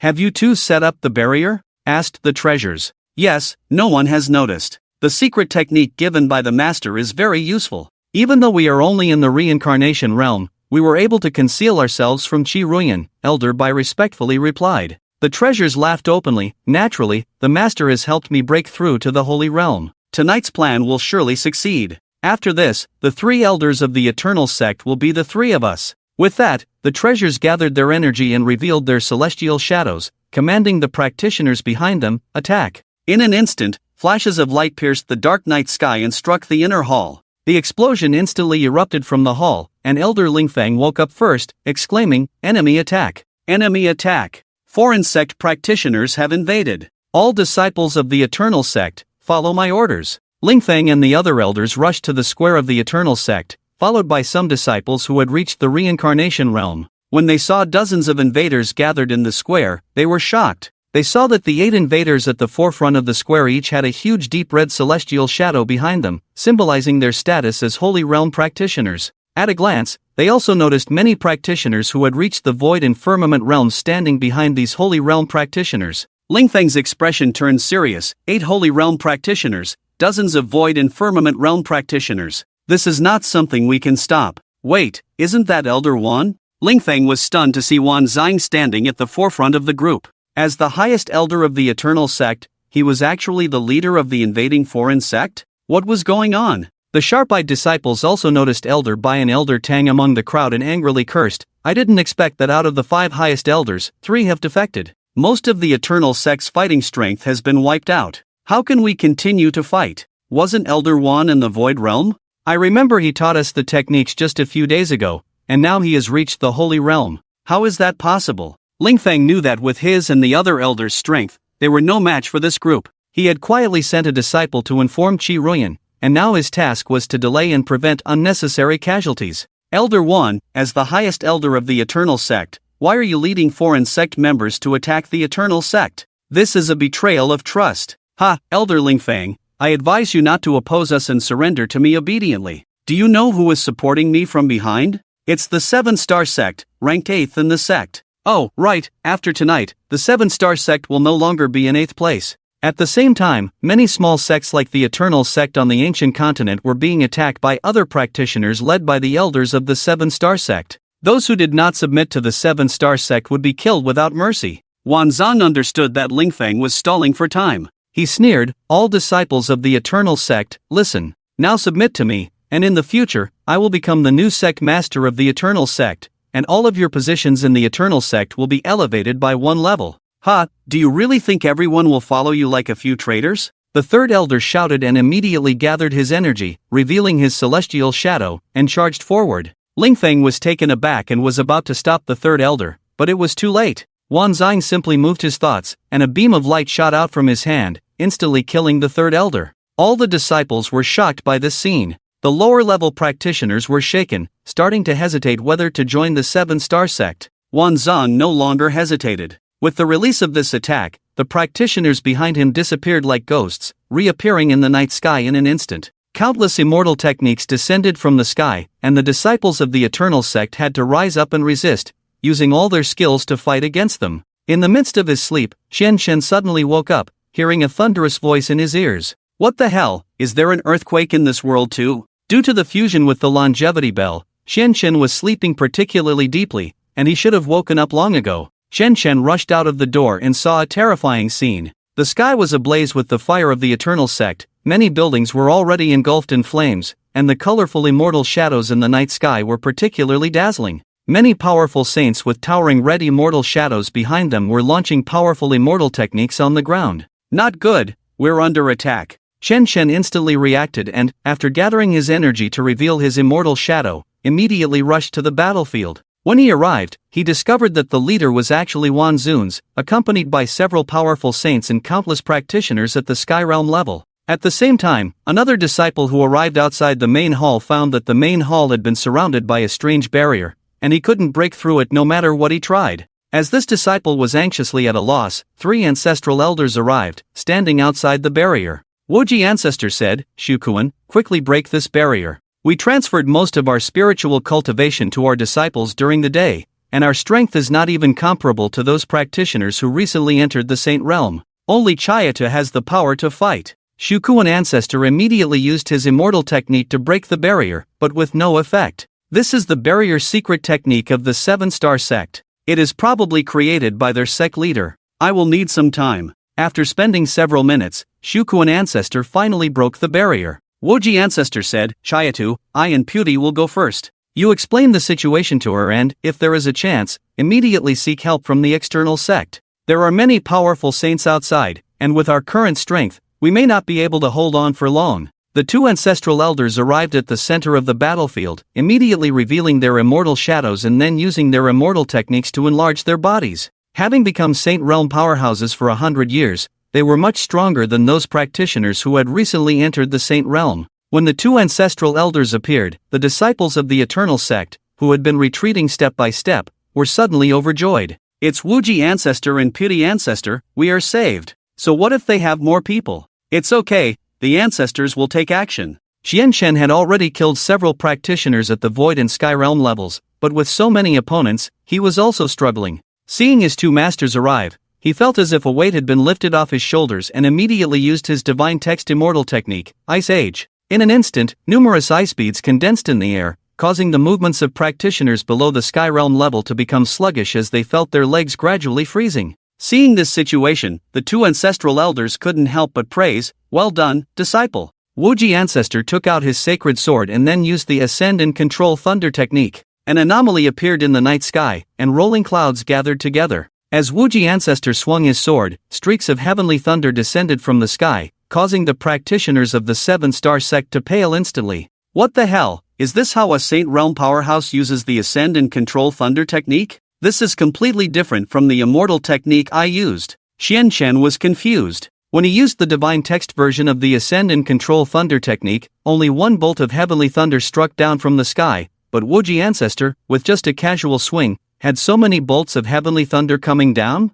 However, at this moment, a hoarse voice appeared, "Wuji, Puti, it's been many years. I've missed you so much." Nalan Songhai rose from the ground to the night sky like a ghost, and with a wave of his hand, all the heavenly thunder was collected into his sleeves. Xian Shen was astonished. Wasn't this the elder who had invited him to join the 7-star sect that day? At the same time, the practitioners in Kobo City felt the disturbance on Mount Eternal not far from there. They all walked towards the street and saw the eternal mountain lit up with flames, with occasional strange visions flashing by. Kobe and Night God Qianshuan also stood on the street. Kobe said, "Miss, that is the location of the Eternal Sect. It seems they have encountered an invasion from an external sect. What a coincidence, let's go and see the excitement. It must be very interesting to see so many people fighting together." Night God Qianshuan said, then flew lightly into the air. She could actually walk on air. In the Eternal Sect, Bodhi Patriarch and Wuji Patriarch were surprised to see Nalan Sunhai take action. The three of them were practitioners who had entered the Holy Realm at the same time. Bodhi and Wuji had become dormant Holy Realm powerhouses in the 100 Sects War 100 years ago. Nalan Sunhai, on the other hand, had always been a Holy Realm powerhouse on the road. After years of cultivation, he had already reached the level of an advanced emperor, reaching the peak of a quasi-emperor. Nalan Sunhai, our Eternal Sect has no grudges with your 7-star sect. Why did you conspire with Wansong and others to attack the Eternal Sect? Wuji Patriarch frowned, feeling extremely angry at Wansong's wanton slaughter of the disciples of the Eternal Sect on the battlefield. I have nothing to say. But your strength hasn't increased at all over the years, and it seems to be trending backwards? Nalan Sunhai easily resolved the spells of Wuji and Bodhi, much to their surprise. Wuji Patriarch realized that he had given too much spiritual cultivation to Qianshan during the day, and he couldn't recover in a short time, and he happened to be caught in the 7-star sect's attack. Qianshan listened to the conversation and still understood, glaring angrily at Wansong on the battlefield. As the supreme elder of the Eternal Sect, he was one of the highest fighting powers of the Eternal Sect,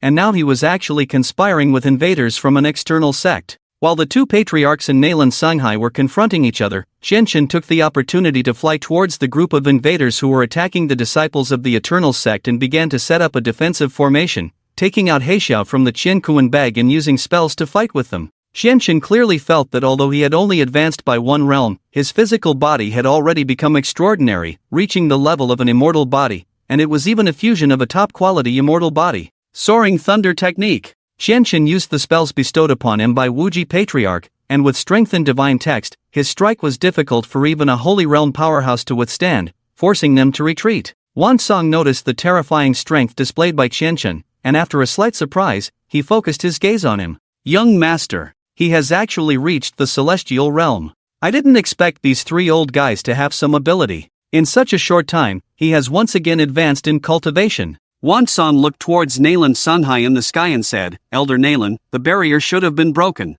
Don't delay any longer. You hold them here, and I will go to the cabinet to find the longevity clock. At this time, Shukuan Patriarch and Shiruyan also arrived at the battlefield, and Shiruyan gathered and revealed her immortal shadow, her lips slightly moving as she cast a spell towards Wansong. She looked at Wansong with extremely cold eyes. Wansong, the Eternal Sect has treated you well over the years, and this is how you repay the Eternal Sect? What does a mere woman like you understand? You can sit in the position of the head of the Eternal Sect, and I have tolerated you for many years. When I get the longevity clock, I will make sure you die here tonight. Wansong said, then flew towards the place where the longevity clock was originally stored in the cabinet. Shukuan Patriarch did not delay, immediately reciting divine text and opening the void gate of the void star realm. A crack suddenly tore open in the sky, and a huge and incomparable creature flew out from the void, completely purple with 2 pairs of wings, roaring at the practitioners on the ground. That's Shukuan Patriarch's Star Realm Dragon. My god, is that the Star Realm Dragon from the legends?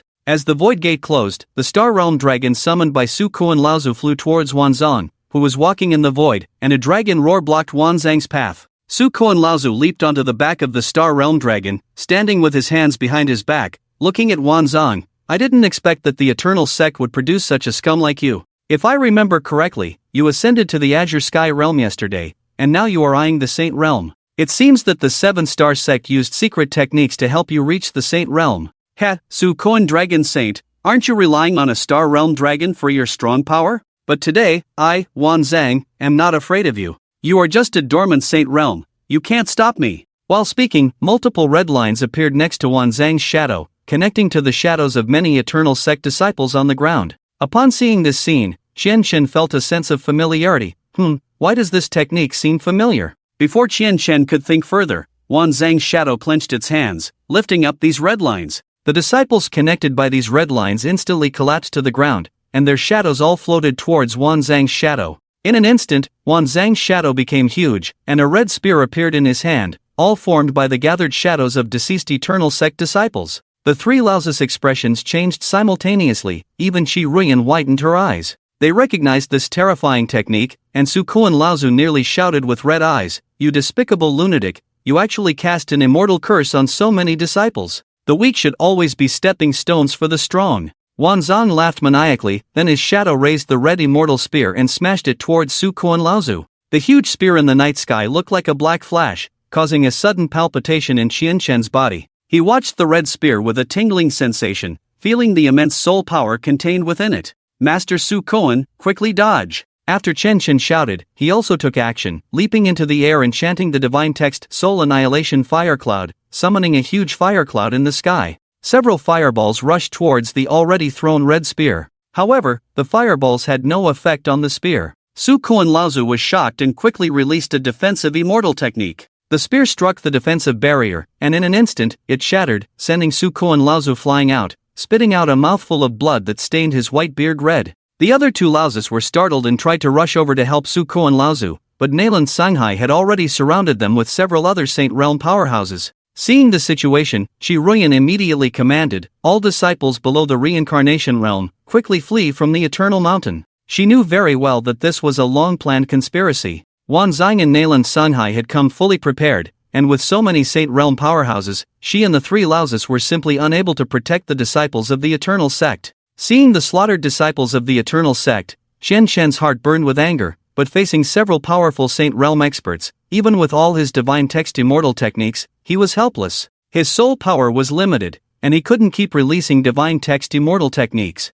After Su Kuan Laozu was defeated, Wanzang flew all the way to the place where the longevity bell was stored. He revealed a crazy smile, kicked open the door of the chamber, only to find an empty room. "Where is the longevity bell?" Wanzang was instantly dumbfounded. The longevity bell required the combined efforts of 7 elders and 5 supreme elders to be moved, but he and the other 2 elders had never made a move, so it was impossible for the longevity bell to be moved. Where did the longevity bell go? Qi Ruiyan appeared behind Wanzang, holding a shadow blade formed by soul power in her hand, and said angrily, "So, the 7-star sect's target is the longevity bell. You guys are good at making plans, but as of this afternoon, Shinji has already merged with the Changsheng bell." Wanzang turned his head in disbelief and looked at Qi Ruiyan, while Qianquan had already gone mad outside, wielding the black howl and using his strength superior to that of practitioners in the same realm to kill several practitioners in the celestial realm. Qianquan inexplicably felt a force seeping out of his body, a feeling he had never experienced before. He pierced a practitioner's heart with a sword and felt an impulse to lick the blood that spurted out.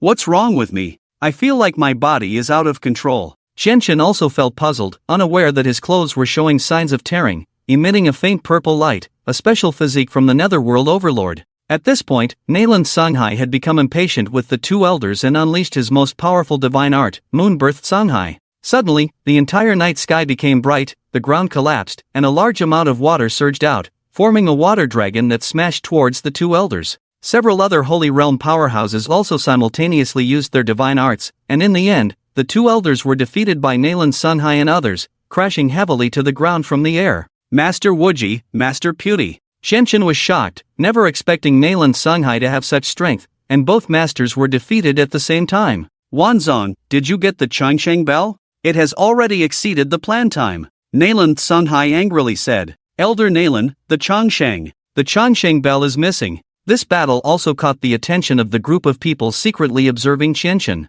The Emperor Realm White Bone had long been hiding in the dark, muttering to himself, "It seems that this disaster has already caused a butterfly effect." Unexpectedly, it was not the heavenly sect that first stirred up, but the 7-star sect, a sect that does not meet the standards of this emperor. Nearby, the Gate Emperor in the Gate Realm quietly opened a door and stood inside with the black-masked youth. "Hee, your true self is in great danger. Are you sure you don't want to go out and help him?" The Gate Emperor laughed. "Hee, if he can't even defeat this group of ants, then let him die. But he is really weak, clearly something that could be solved with a divine art, yet he was driven back by a group of ants." After observing for a while, the black-masked youth had the Gate Emperor close the door, and they retreated back into the Gate Realm. At the same time, Yesen Qianquan and Kobe also sensed the Eternity Mountain and used invisibility to hide and watch the battle. Yesen Qianquan saw Nayland Sanghai of the 7-star sect and frowned. "Is that person a senior of the 7-star sect?" "Yes, miss, that is indeed Nayland Sanghai of the 7-star sect.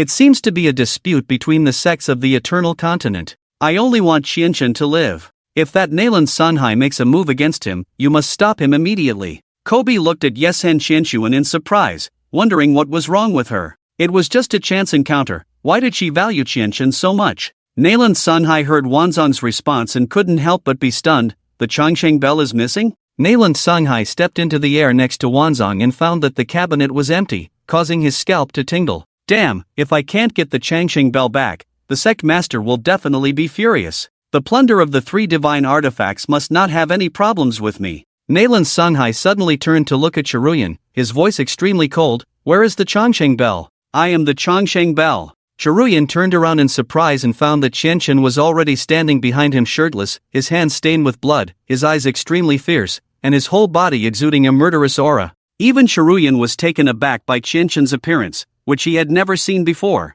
Nalan Sanhai saw at a glance that Qianchen's entire back was tattooed with a huge longevity clock. He grew up and could hardly believe his eyes. The sect master of the 7-star sect had mentioned the deity who possessed the longevity clock to Nalan Sanhai. It was said that the deity who possessed the longevity clock had the clock engraved on his body, and the sound of the clock could shake the souls of immortal cultivators. With just a thought, the longevity clock behind him would turn into a weapon in his hand. But now, the longevity clock had actually merged with Qianchen. How is this possible? The longevity clock is an ancient deity. How can you, a mere sky boundary realm cultivator, control a divine artifact? Even if you are the sect master. Nalan Sanhai's expression changed, and then he ordered Wanzong, the plan has changed. Since the longevity clock has merged with him, then capture him. Do not kill him, leave him alive. However, before Wanzang could act, Qianchen flashed behind Wanzang in an instant. Qianchen, who had just merged with the Netherworld Overlord during the day, had almost gained control over him.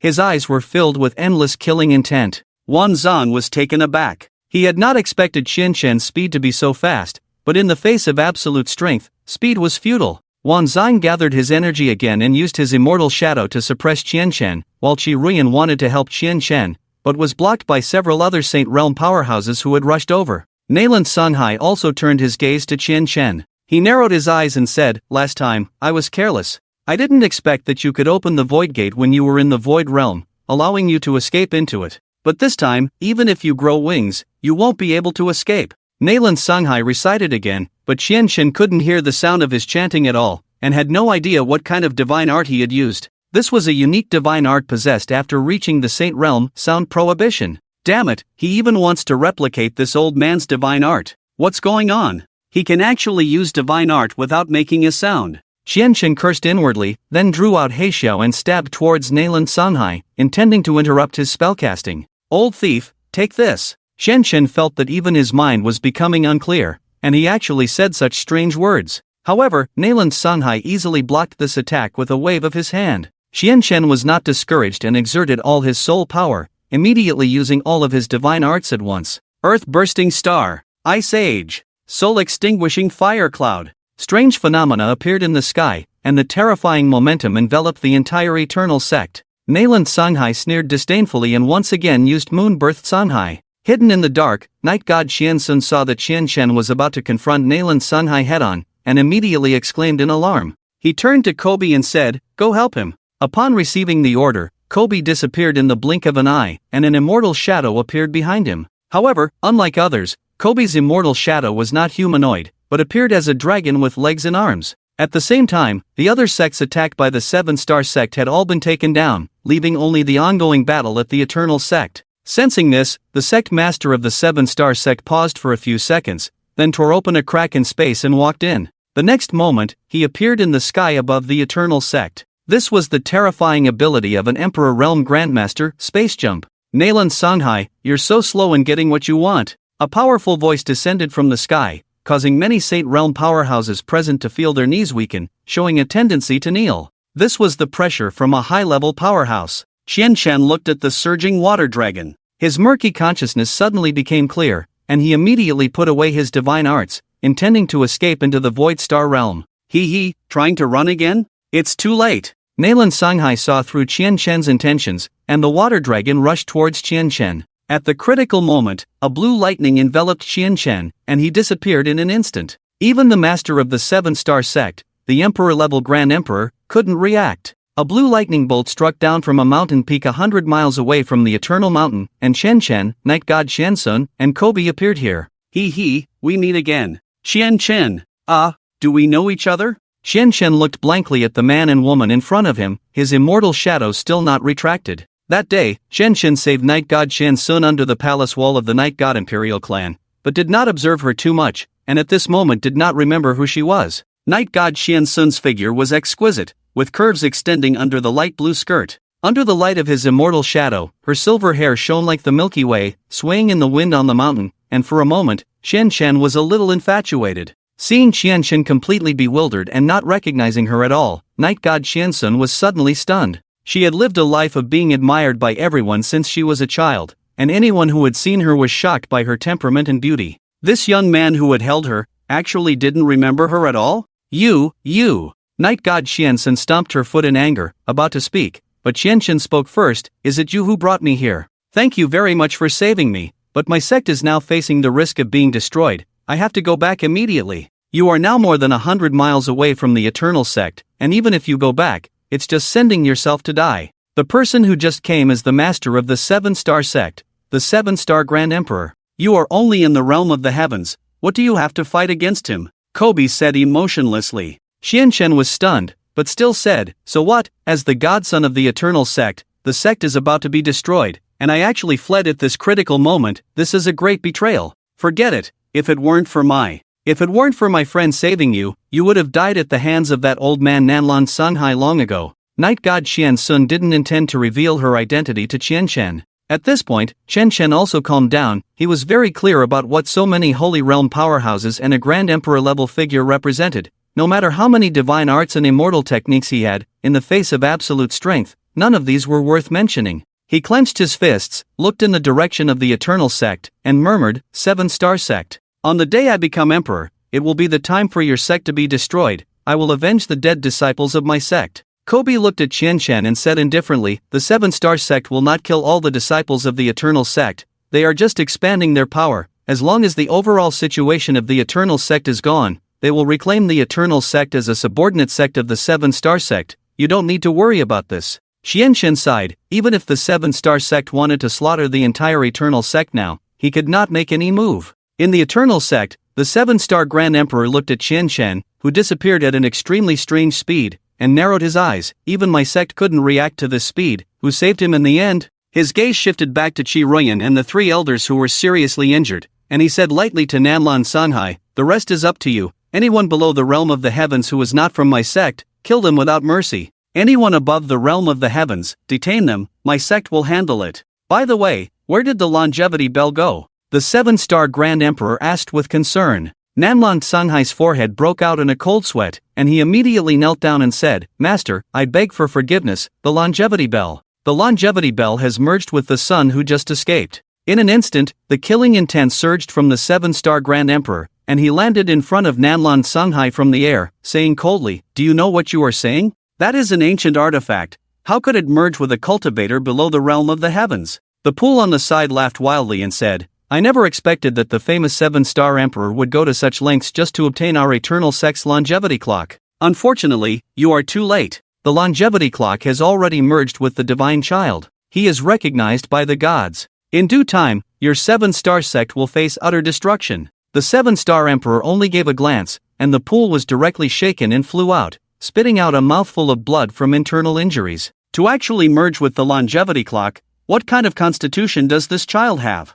Nanlan Songhai, I command you. Our sect needs you to retrieve the longevity clock at all costs. Without the longevity clock, our plan cannot be completed. With a single thought, the 7-star emperor made Nanlan Songhai feel as if he would be torn apart in the next moment, so he hurriedly kowtowed to the 7-star emperor. Then, the 7-star emperor tore open a wormhole, stepped into it, and disappeared into the Eternal Sect. At this moment, the 3 ancestors were also greatly shocked. The longevity clock had actually merged with their disciple Chen. The supreme ancestor collapsed on the ground, looking at the mountain peak in the distance, pondered for a moment, and finally sighed. Bodhi, old Su, it seems that we have taken in a great talent as our disciple. Since ancient times, no mortal has been able to merge with a divine artifact. Bodhi ancestor said, in the future, we will become prisoners under the 7-star sect. If Chen can reach the emperor realm, we may have a chance to start anew and lead the Eternal Sect back into the world.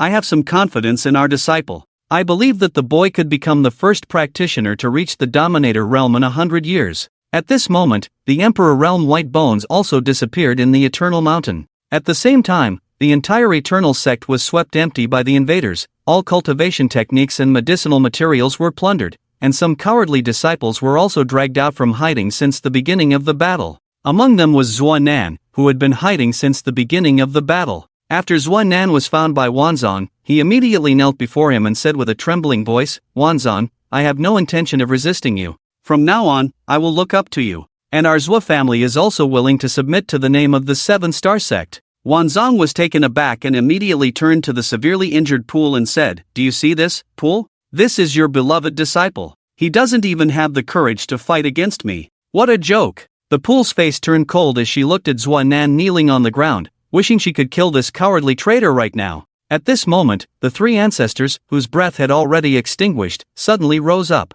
They used their own primordial spirits to gather energy once again, and 3 huge red celestial shadows appeared in the night sky. The Supreme Ancestor said to the Pool, "Cherish this opportunity, hurry and escape. The 3 of us old folks will hold the line for you. The revival of the Eternal Sect depends on you in Xianchen." The Pool saw the 3 ancestors using their primordial spirits as sole power to release celestial arts, and her eyes turned red for a moment as she said, "Don't." However, the Pool was caught by the Star Realm Dragon of Old Su Ancestor and was immediately opened a gate to the void, disappearing into the Void Star Realm. This was when Wanzong, Nayland Songhai, and others reacted. Nayland Songhai said, "Capture them, don't let that woman escape. That depends on whether the 3 of us old folks agree." Primordial spirits burning, celestial explosion. The 3 ancestors used their last bit of strength to use a suicidal celestial art that could only be used after reaching the Holy Realm, the celestial explosion. As the 3 ancestors deeply looked at the Eternal Sect they had guarded for 100 years, 3 beautiful red light beams exploded, and a huge energy shockwave burst in the sky above the Eternal Sect. Many low-level 7-Star Sect practitioners died on the spot, and Wanzong and Nayland Songhai, along with other Holy Realm powerhouses, had to activate defensive celestial arts to resist this terrifying energy wave. But at that moment, the gate to the void closed, and they lost the opportunity to capture the Pool and the Star Realm Dragon. The 3 ancestors of the Eternal Sect, the Holy Dragon of Void Koan, the Sword Saint of Woji, and the Law Saint of Bodhi, fell here. Xianchen, on the mountain peak, learned from the narration of the Night God Xiansun that the girl in front of him was the one he had saved under the palace wall of the Night God royal family when he participated in the 100 Sects conference. Xianchen was speechless. He never expected that he had inadvertently saved an unparalleled beauty. "What's your name?" Xianchen tilted his head. After a moment of thought, Night God Xiansun smiled and said, "My name is Qiansun." He didn't expect that, our names are only 1 word apart." "Really? Are you not fooling me? Also, how did you know my name?" Xianchen looked at Night God Xiansun suspiciously. "Why would I lie to you? If you don't believe me, ask my friend. As for how I know your name, my friend told me. He also participated in the 100 Sects conference." With that, Night God Xiansun gestured to Kobe, and Kobe helplessly smiled, then nodded at Xianchen. Xianchen solemnly thanked Kobe for his help, but found it strange that he, a mere disciple, could escape from under the eyes of a great emperor of the 7-Star Sect. Could it be that he was also a great emperor? "Not really, I'm just at the Sky Realm, but I'm only good at speed-related immortal techniques." In order to convince Qianchen, Kobe gathered his energy and revealed his blue immortal shadow. Qianchen looked at Kobe suspiciously. He was well aware that in this world, the higher the realm, the greater the gap in strength. How could a mere Sky Realm escape from the eyes of a great emperor? Qianchen turned his gaze to Night God Xiansun and said, "Could it be you?" Night God Xiansun was taken aback, then revealed her own immortal shadow. Hers was even more exaggerated, just a light red immortal shadow, indicating that she was only a practitioner at the Void Realm. Qianchen had to admit that Kobe's words were true. He was only good at practicing immortal techniques related to speed. Night God Xiansun waved at Kobe, who widened his eyes and lamented in his heart, "Miss, you're abandoning me, this is too heartless." But he did not disobey her command and said to Qianchen, "The 7-Star Sect's attack tonight has implicated our sect as well. I have to go back." "Miss Xiansun, I'm leaving too." Kobe disappeared in an instant from the mountain peak, leaving only Night God Xiansun and Qianchen. Qianchen didn't think much about it. He took out new clothes from his Qiankuan bag and put them on. Night God Xiansun couldn't help but ask, "Why do you have such a large clock tattoo on your back?" Shen Shen didn't want to reveal the existence of an ancient artifact in his body, so he lied. As a disciple of the Eternal Sect, I have to have such a large tattoo on my back. The two of them walked down the mountain, and Shen Shen felt that his netherworld tyrant body was extremely unstable. He had to find a quiet place to suppress the urge to burst into a bloodthirsty frenzy. After descending the mountain, Shen Shen thought he would part ways with night god Xian Sun,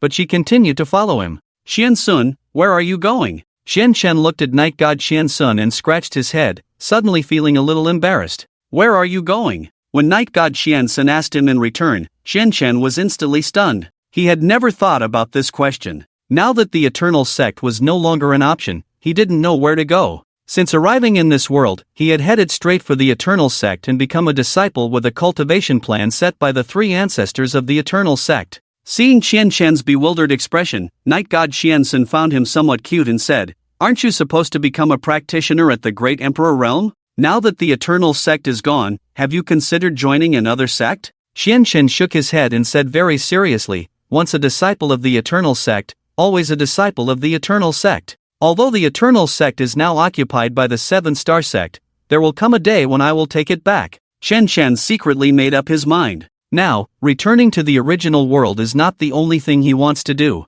Before finding a way to leave this world, he must help his three masters and all the disciples of the Eternal Sect to revive the sect. At this point, Shen Shen, having exhausted all his energy in the night fighting with the 7-star sect and others, had already depleted all his soul power. After finding an inn, he settled down without paying attention to the night god Xian Sun who had come with him. Xian Shen entered his room and immediately began to meditate to restore his soul power. At this moment, Kobe appeared beside night god Xian Sun and knelt down, saying, "Miss, do you plan to stay with this kid in the future?" Night god Xian Sun thought for a moment and said, "It's not exactly staying with him. I also have my own things to do this time." However, Shen Shen has the longevity clock on his back. Aren't the people of the 7-star sect looking for it? It seems that not only the Emperor, but now the entire cultivation world is searching for ancient artifacts, trying to obtain the remaining divine souls from them. The catastrophe is approaching, so people are afraid of falling in the catastrophe. "Miss, are you coming out to seek help to advance to the Emperor Realm?" In the room, Shen Shen practiced the technique to restore his soul power, and he couldn't help but think of the time when he had exhausted his soul power in the beast fighting arena and Muyu had given him the elixir to restore his soul power. "I didn't see Xiaoyu during the fight in the sect just now. Could it be that she also?" Xian Shen punched the wall, igniting his determination to destroy the entire 7-star sect once again. Just then, a figure suddenly flashed in from the window. The person was wearing a black cloak, which made Xian Shen extremely frightened. Before Xian Shen could gather his energy, the person in black slowly uttered 2 words, "Rain Realm." In an instant, the entire room was enveloped in a strange power, and no matter how hard Xian Shen tried, he couldn't gather his energy. He looked at the black-clothed person in great fear. Shen Shen was very sure that the black-clothed person in front of him was at least a cultivation practitioner at the level of a saint, and most likely had already reached the level of a quasi-emperor. "Who are you?" Seeing that the person in black did not attack him, Shen Shen asked tentatively. The person in black took off his hat, revealing his face, and Shen Shen was shocked to find that the person was transparent, and he could clearly see the bones beneath his transparent flesh. This black-clothed person was the Emperor Realm White Bone that had been secretly observing Xian Shen all along. "Hee, Shen Shen, it's been a long time. I've been watching you for a long time." This Emperor Realm White Bone had been secretly observing Xian Shen all along, never showing himself in front of him, not even revealing his breath. At this moment, Shen Shen was naturally confused when he saw him, and asked, "May I ask, are you mistaking me for someone else?" "I can't be mistaken. I noticed you the first time you opened the Void Gate. I have been hiding in the river of the Eternal Mountain. Your performance has greatly surprised me." This Emperor Realm White Bone, because of his transparent flesh, Shen Shen could hardly see his expression, but he was very surprised that he had been noticed by him when he first opened the Void Gate in the Eternal Sect, and he hadn't noticed at all, which was enough to prove that he was indeed a cultivation practitioner at the Emperor Realm. In addition, the 3 ancestors had not noticed this Emperor Realm White Bone, so his strength was terrifying. After sorting this out, Shen Shen dared not offend the Emperor Realm White Bone in front of him even more, and asked cautiously, "So, do you have something to tell me?" He, I have been secretly observing the battle just now. After you were rescued, the Eternal Sect has been occupied by the 7-star sect, and it will belong to the 7-star sect as a subsidiary sect from now on. After a moment of pause, he continued, "Your 3 masters used the immortal explosion to send out your sect's master. All 3 of them perished and turned into dust in the world." "What? All of my masters perished? Chen could hardly believe his ears. Although his 3 masters were dormant Holy Realm experts, they had reached the Holy Realm for 100 years and had long entered the realm of quasi-emperors. However, the Emperor Realm Whitebone told him that all 3 masters had used the immortal explosion and perished. Chen naturally knew that the immortal explosion was a self-destructive immortal technique that burned the soul. His 3 masters had sacrificed their lives to send out the Sect master. Chen fell silent for a long time and said, "What about our Sect master?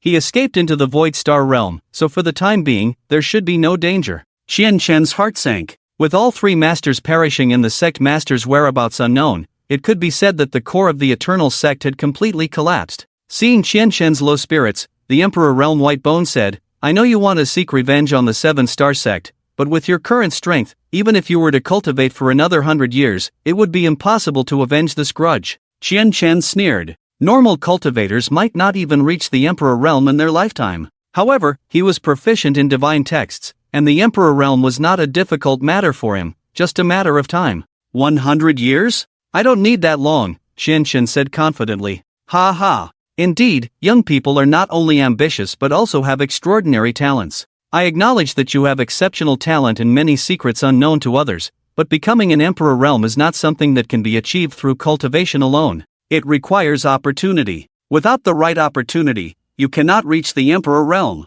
And even if you do reach the Emperor Realm, so what? With your own strength, seeking revenge on the 7-star sect, a behemoth, is unrealistic. The Emperor Realm Whitebone stood with his hands behind his back, exuding a powerful aura. Chen suddenly felt a sense of defeat. The Emperor Realm Whitebone was right. He was alone and faced with a great emperor and countless Holy Realm experts. He had no chance of winning. At this moment, the Emperor Realm Whitebone spoke again. "I have come to help you. I once established a very powerful organization, no weaker than the top 10 sects. I can help you step by step, and before you reach the Emperor Realm, establish an organization strong enough to counter the 7-star sect." Chen stared at the Emperor Realm Whitebone, never letting his guard down for a second. How could a cultivator of the Emperor Realm seek out a cultivator of the Sky Realm like him? But Chen had already used his divine sense to probe the surroundings and found that the Emperor Realm Whitebone had isolated this place from the outside world using a special method. Seeing through Chen's thoughts, the Emperor Realm Whitebone chuckled and said, "You don't need to worry. I won't harm you. You must be curious why I, a mere emperor, would seek out a cultivator of the Sky Realm like you and promise you benefits for no reason." Chen nodded, and then the Emperor Realm Whitebone directly took off the black robe covering his body, revealing his transparent body, and said, "I am not helping you for no reason. My body has now become like this ghostly appearance. Although I am a strong Emperor Realm expert, I can hardly use any immortal techniques now, not even the immortal shadow. I will help you seek revenge, and when the time is right, you will need to help me restore my body." Chen was shocked by the appearance of the Emperor Realm Whitebone's body. When he reacted and carefully considered the words of the Emperor Realm Whitebone, he felt that there was something strange about it. But he also learned an important piece of information from the Emperor Realm Whitebone. He could hardly use any immortal techniques now, not even the immortal shadow. This was equivalent to telling others that although he was a king, he did not have the skills of a king. Shadow clone technique. Ice Age. In an instant, Chen gathered his energy and revealed his celestial shadow, directly using his most powerful divine technique. In the room, dozens of Qianchens appeared in an instant, simultaneously releasing the divine technique of Ice Age. However, it seemed that all of this was within the expectations of the Emperor Realm Whitebone. With a wave of his hand, the Qianchens' avatars exploded one by one and disappeared, and the divine technique was interrupted.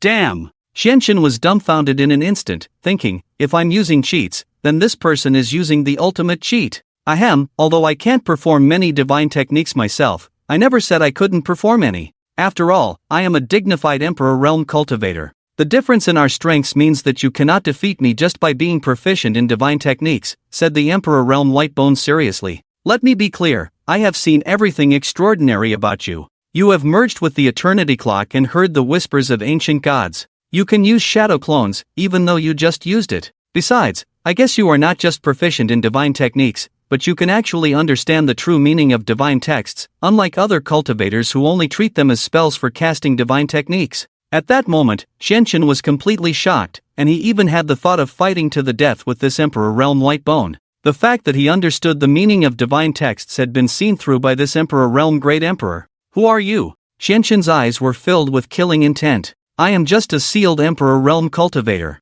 The reason I know so much is that I have been observing you for a long time. Only you can help me restore my physical body, because in the entire cultivation world, only you can understand the original meaning of divine texts. Afraid that Xianchen would make another move, the Emperor Realm Whitebone took out an ancient book from behind and said, "This is the 9 revolutions of the Netherworld, which old Sukuan mentioned to you about the ancient book of the Netherworld Tyrant Body. I'm giving it to you as a token of my sincerity." The 9 revolutions of the Netherworld fell into Xianchen's hands. He never expected that the ancient book, lost for 100 years, would be in the hands of this mysterious Emperor Realm Whitebone and now be given to him. At this moment, Xianchen finally let go of his guard against him and asked, "May I ask, what is your name, Great Emperor?" "It's been quite a long time. I haven't heard anyone call me by my name for a long time. 300 years ago, people used to call me the Rain Emperor, and my full name is Qiyu Great Emperor." "Rain Emperor? Qiyu Great Emperor?" Xianchen had never heard of this Great Emperor, but he said that people called him that 300 years ago, indicating that he had not reappeared in the world for 300 years.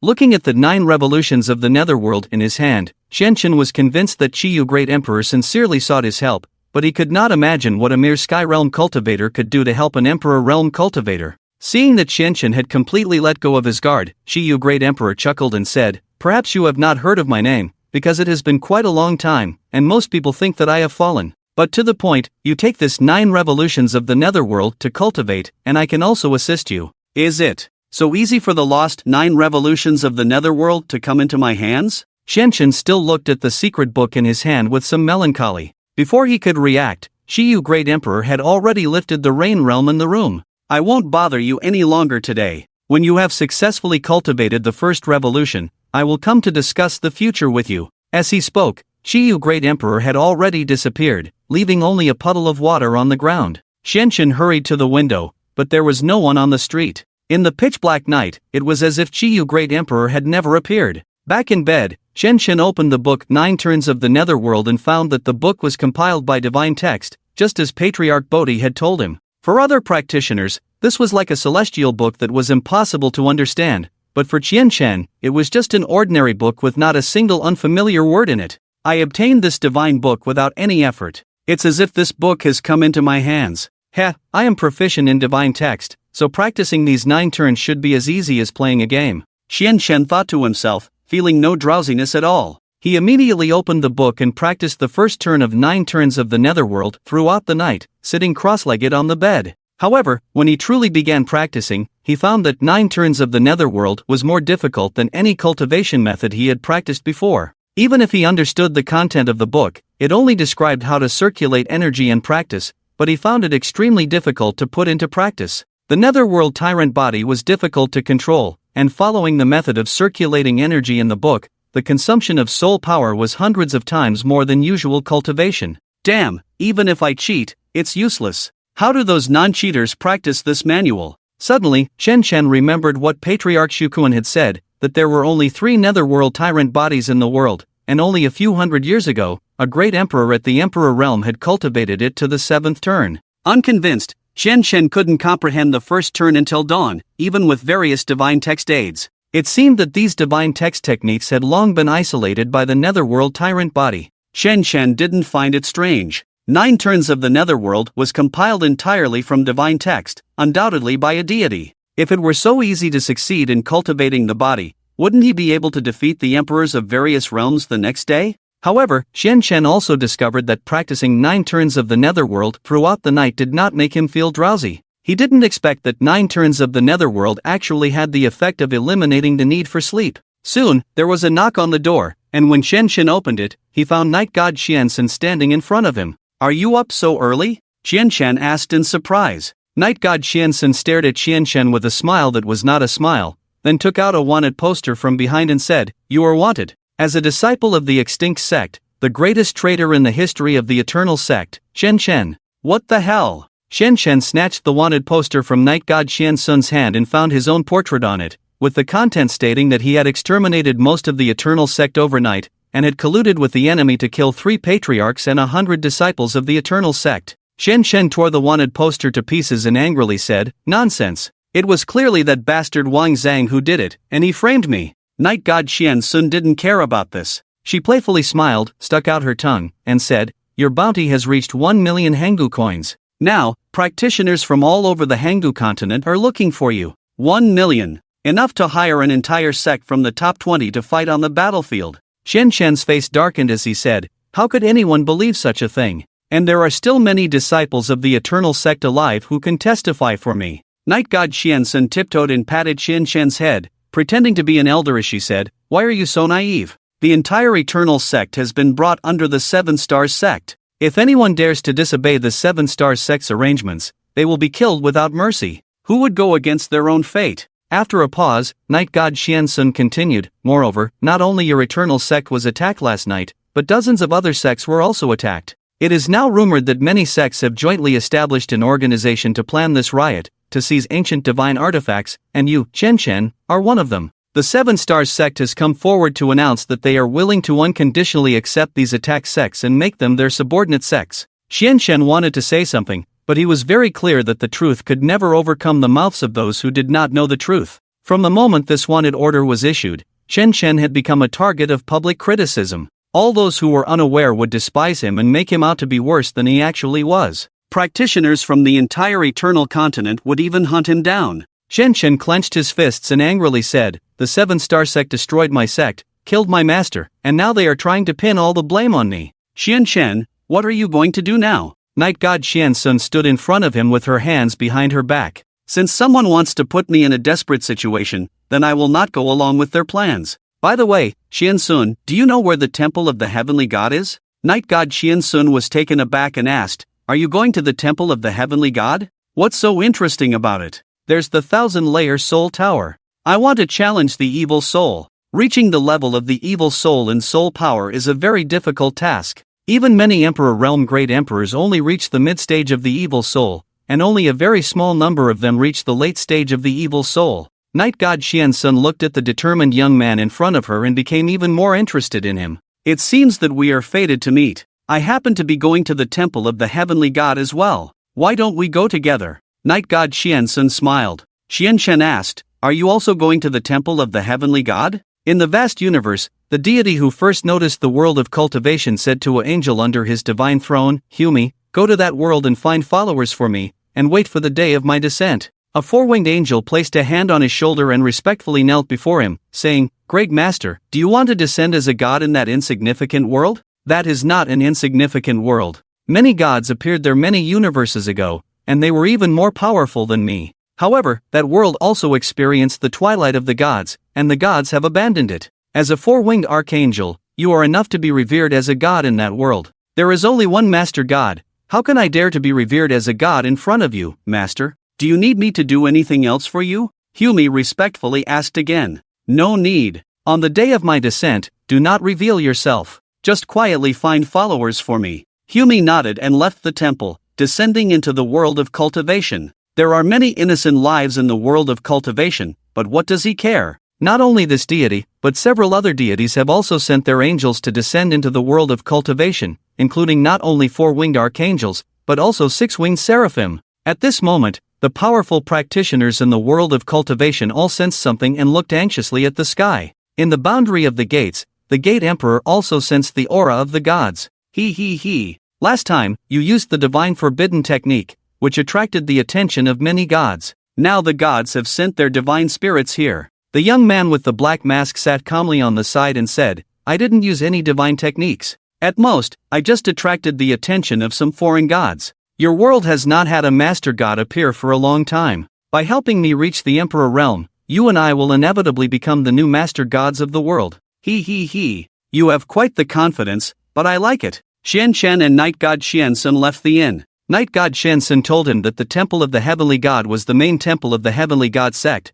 but it was open to all practitioners as long as they reached the Azure Sky realm. The Temple of the Heavenly God was located at the northernmost part of the Eternal Continent, while the city of Kober where Chen Chen and Night God Xiansun were located was at the southernmost part of the Eternal Continent. The two places were at the extremes of the Eternal Continent and were quite far apart. Chen Chen originally wanted to use his sword to rush there, but Night God Xiansun said, You are a wanted criminal now. If you use your sword, all practitioners will notice you immediately. But I have not yet reached the Holy Realm, so I cannot travel through the air. Even if you reach the Holy Realm, you cannot use aerial travel, as you will still be noticed. Right now, you can only rely on the most primitive method, walking to the temple of the heavenly gods, and before that, you must hide your identity. Qianchen looked at Yesen Qianxuan with suspicion and asked, "Who are you exactly? How do you know so much?" Yesen Qianxuan was surprised for a moment, but the surprise quickly disappeared. She tidied her messy silver hair and smiled lightly. "My cultivation level is not that great, but I am a know-it-all." "Is there anything wrong with knowing these things?"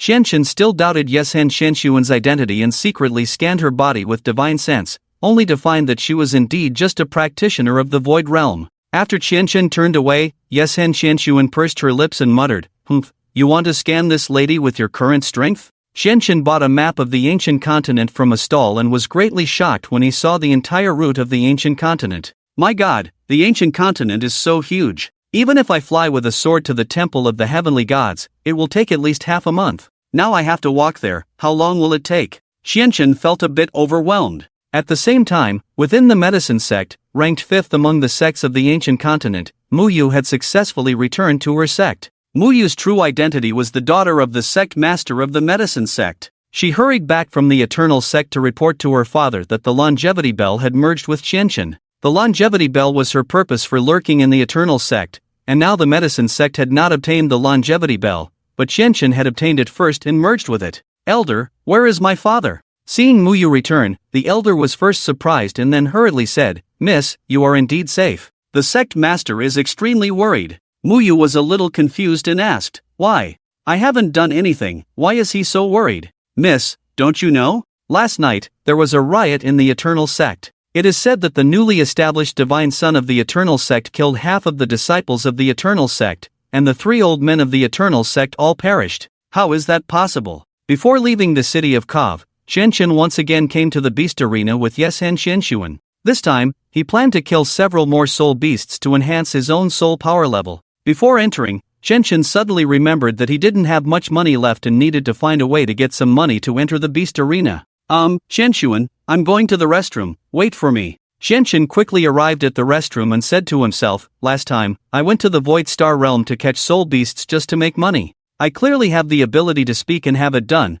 Why did I spend so much effort? 100,000 ancient coins." As Qianchen spoke, nothing appeared, and he was puzzled. He had tried this before, and he could use divine text to make anything in this world appear in his hand. What was going on? Qianchen tried several times and found that this method simply did not work. No need to try, it is impossible to create ancient coins with divine text. At that moment, Qiyu the Great Emperor appeared beside him without him noticing. Qianchen looked at Qiyu the Great Emperor and frowned. "You understand divine text? After all, I am also a practitioner of the Emperor realm, stronger than 90% of the practitioners in this world. What don't I understand about divine text?" Qiyu the Great Emperor's transparent body floated in midair, and he continued, "Ancient coins are made by many great emperors using immortal techniques and are encrypted with special immortal techniques. If they could be created with divine text, what value would this money have?" Qianchen suddenly felt a little discouraged and said, "I didn't expect that mastering divine text wouldn't have much effect." This is not the case. Divine writing symbolizes strength. As long as you are proficient in divine writing, there are many ways to make money. It's just that you are short-sighted. If I had your talent in divine writing, what couldn't I obtain? Later, Emperor Qiyu told Qianchen about a new way to make money. Qianchen felt that his worldview had been refreshed. After coming out of the toilet, Qianchen found Yesen Qianxuan and said to her, "Let's not go to the beast arena, let's go to the auction." "Ha? Why suddenly go to the auction? Weren't you going to the beast arena to improve your soul power level?" Qianchen awkwardly touched his nose and said with a lack of confidence, "No money. Let's go to the auction first to make some money." Yesen Qianxuan, upon hearing that he had no money, had originally intended to lend money to Qianchen, but suddenly remembered that when she left home to avoid her father's pursuit, she had left in a hurry without bringing anything, and now she was also penniless. Later, Yesen Qianxuan followed Qianchen to the auction in Kao City. The auction venue in Kao City was not very large, after all, it was just a small town at the foot of the mountain, but all the auction venues in the Hanggu continent were part of a chain. According to the method described by Emperor Qiyu, Qianchen wrote down his commonly used divine writing spells on paper and annotated the effects of their use in the language of this world. According to Emperor Qiyu, Qianchen learned the divine writing spell Soul Extinguishing Fire Cloud from the Taishan Sect Xiao Fei. He could write this divine writing spell on paper and sell it as an advanced technique. In the world of cultivation, whether using divine writing spells or writing divine writing, it requires the same amount of soul power as the cost. To annotate a divine writing spell as a book also requires consuming several times the amount of soul power. However, high-level practitioners are willing to expend a large amount of soul power to write out their advanced techniques, either to teach their own disciples or to sell them to other cultivators. Emperor Chiyu said, soul-extinguishing fire cloud is not only circulated within the Taishan sect, but is also used by many practitioners outside. It has long been rampant. Simply annotating it as an advanced technique using soul power will not fetch much money.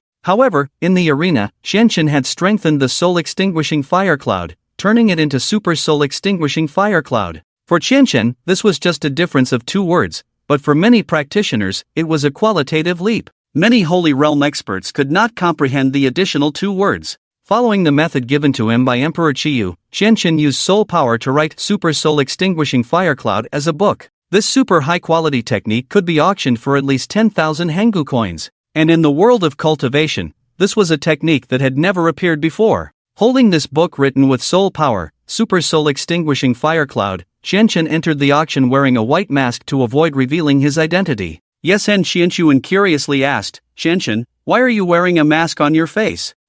Didn't you say I was wanted? There are so many people at the auction, if I'm recognized, it would be a disaster, right? Oh, I see. Then you should accompany me to buy a mask. I want to wear one too. Yesen Xianchuan said, pulling Xianchen to the side to buy a mask with cat ears. After putting it on, Yesen Xianchuan smiled and asked Xianchen, does this look good? Looking at Yesen Xianchuan in front of him, Xianchen suddenly thought of his own biological sister in his original world. Yesen Xianchuan had the same personality as her, lively and cute, with the same dimples when she smiled. Xianchen involuntarily reached out and rubbed Yesen Xianchuan's head, pretty cute. He realized that something was wrong after he finished, and quickly withdrew his hand, feeling embarrassed. Yesen Xianchuan was also surprised by Xianchen's sudden action and didn't speak for a while. In the end, she also turned her head with a red face. In secret, Kobe saw this scene and felt that his worldview had been completely destroyed, and tears almost fell. Miss, where did your reserve go after all these years? What's so special about this kid? The 2 of them, wearing masks, entered the auction venue. Xianchen handed over the Super Soul Annihilation Fire Cloud written with soul power to the staff in charge of consignment. He felt a bit nervous inside, not knowing if such a thing could really be auctioned. The auction staff took Xianchen's Celestial Arts book and said, Sir, is this a Celestial Arts book? Please wait a moment, the Celestial Arts in the book are graded, and we need to verify them. Xianchen was stunned, looking at the graceful figure of the staff in front of him, feeling both surprised and excited. He never expected that it could actually be sold. And the consignment staff was so beautiful, damn it. After a short wait, the staff member who had just taken the book was called to the office by the appraiser. Master Guha, did you call me for something? Situ Guha looked at the Super Soul Annihilation Fire Cloud in his hand with an incredulous expression. This kind of celestial arts could be considered as a super high-quality celestial arts, and it had never been seen in the numerous records of celestial arts in the ancient continent. Who wants to consign this celestial arts book?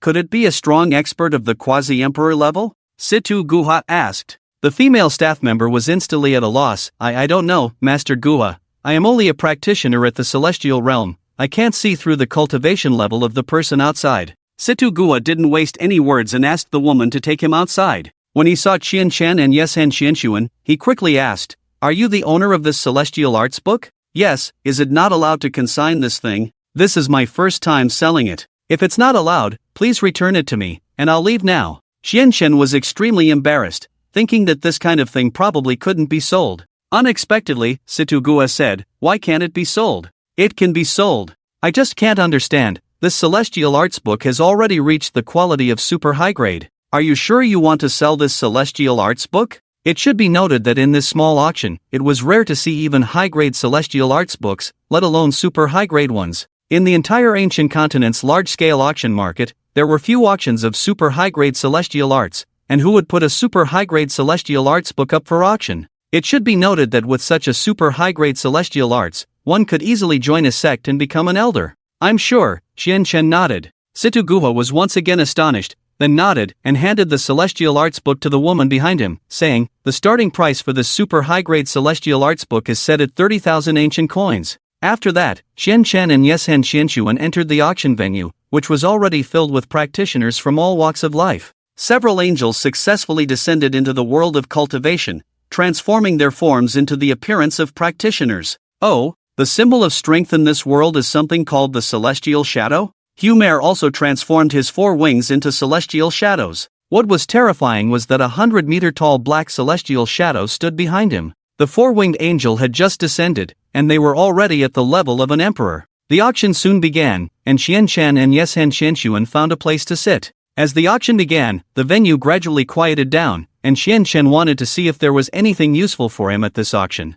The first few auction items were useless to Qianshan, such as some swords used by practitioners, or techniques that were helpful for low-level practitioners. These useless things can be auctioned off. This auction is too low-level. Yeshan Qianshuan sneered, thinking of her own Night God Imperial Clan's auction, which was much more grand, and the items being auctioned were completely different from here. The things being auctioned at this venue would be a huge joke if placed there. Of course, Qianshan was attending an auction for the first time and had never seen a more luxurious auction. It wasn't until the 8th auction item that the bored Qianshan suddenly perked up. The auctioneer is a young woman. A wrestler in the audience brings up a mahogany box, and inside are 5 blue pills. She picks up one of them and says to the bidders, "This is the soul-returning pill refined by the medicine sect. It consumes a large amount of soul power after a battle, and taking it can increase the speed of self-recovery of soul power. It has no side effects, and the medicinal materials used to refine it are very precious, all of which grow in the Night Charm Forest inside the Starry Night. This box contains 5 pills, and the starting price for the auction is 10,000 ancient coins." Qianshan paid attention to the soul-returning pill for 2 reasons. 1. He was attracted by the function of this pill. The higher the realm before the soul fusion, the more soul power is consumed each time a spell is released. If you can take this pill during a battle, it can extend your endurance. Second, he had seen this pill before. After consuming all his soul power in the beast arena, Muyu had given it to him. Where did Muyu get the soul-returning pill? Isn't this soul-returning pill from the medicine sect? Even if she bought it, it must have been for her own use at a critical moment. How could she casually give Qianshan one to take? "This thing is good, I plan to bid for it." After Qianshan finished speaking, he raised the bidding sign, 30,000 ancient coins. Yeshan Qianshuan was about to stop Qianshan, but Qianshan had already raised the sign. She stomped her foot in anger and complained, "What are you doing? There's no need to spend money on this kind of thing. Your cultivation realm is still low, you don't know the benefits of this thing. If I win the auction, I'll give you one. You'll thank me at a critical moment." Qianshan smiled at Yeshan Qianshuan, and then someone else raised the bid to 35,000 ancient coins, and Qianshan once again outbid him. Yeshan Qianshuan was helpless and muttered to herself, "This soul-returning pill is only of medium quality. The medicine sect gives our Yeshan family the highest quality. Even a practitioner in the Holy Realm can immediately recover full soul power after taking it. 78,000 ancient coins once, 78,000 ancient coins twice." When someone raised the price of these 5 soul-returning pills to this level, Qianshan gave up the idea of bidding. The soul-returning pill is indeed good, but it has not reached such a high value. In the end, the 5 soul-returning pills fell into someone else's hands, and Qianshan just sighed lightly. Seeing Qianshan looking disappointed, Yeshan Qianshuan pouted and smiled at Qianshan. "Don't be discouraged, I just wanted to advise you not to bid for this thing. Alas, this thing is still good, it's a pity." At this time, Yeshan Qianshuan took out a pill from her pocket that looked similar to the soul-returning pill being auctioned on stage, except that it had a dragon pattern on it, and it looked more advanced in every way.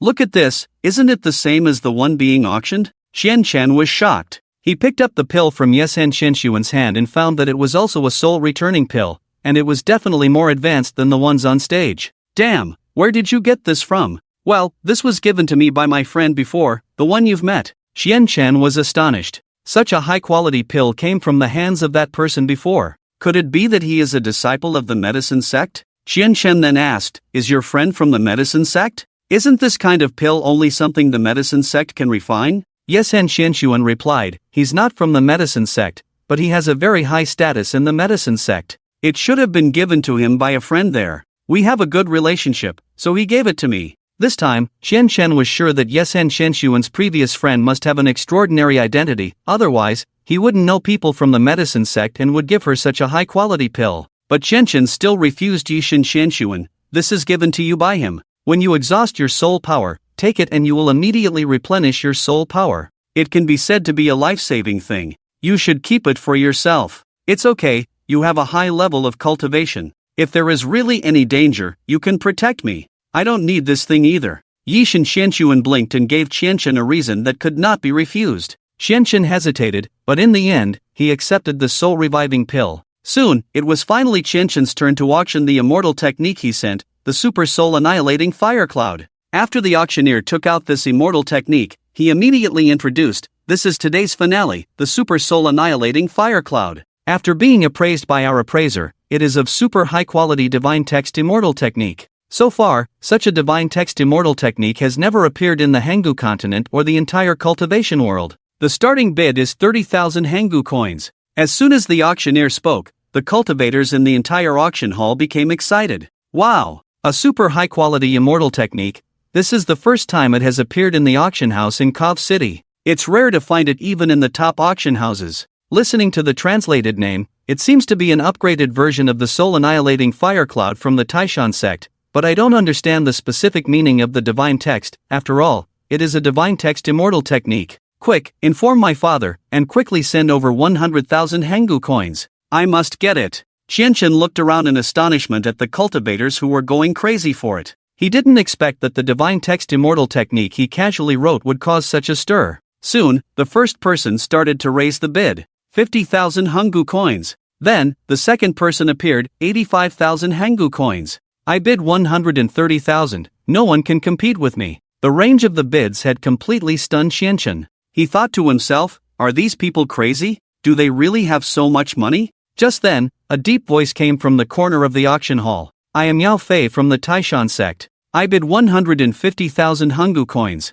Does anyone want to raise the bid? Yao Fei from the Taishan Sect. All eyes turned to the source of the voice and found a sturdy young man sitting there, accompanied by several cultivators with strong auras. It's Yao Fei from the Taishan Sect. He has already put forward the Taishan Sect. Who dares to raise the bid against him? Yeah, now raising the bid is not the same as going against the Taishan Sect. Who else dares to raise the bid? By the way, someone just said that this super high-quality immortal technique is an enhanced version of the Soul Annihilating Fire Cloud. Yao Fei's unique skill is the Soul Annihilating Fire Cloud. If he gets this immortal technique, his strength will definitely soar. Many people at the scene were discussing, and Qianqian also cast his gaze on Yao Fei sitting there, feeling somewhat surprised. How did he come here? Qianqian felt a little embarrassed. In fact, the original Soul Annihilating Fire Cloud was learned from Yao Fei, but he upgraded this immortal technique in the arena by relying on his proficiency in divine text. This originally high-quality divine text immortal technique had transformed directly into a super high-quality divine text immortal technique.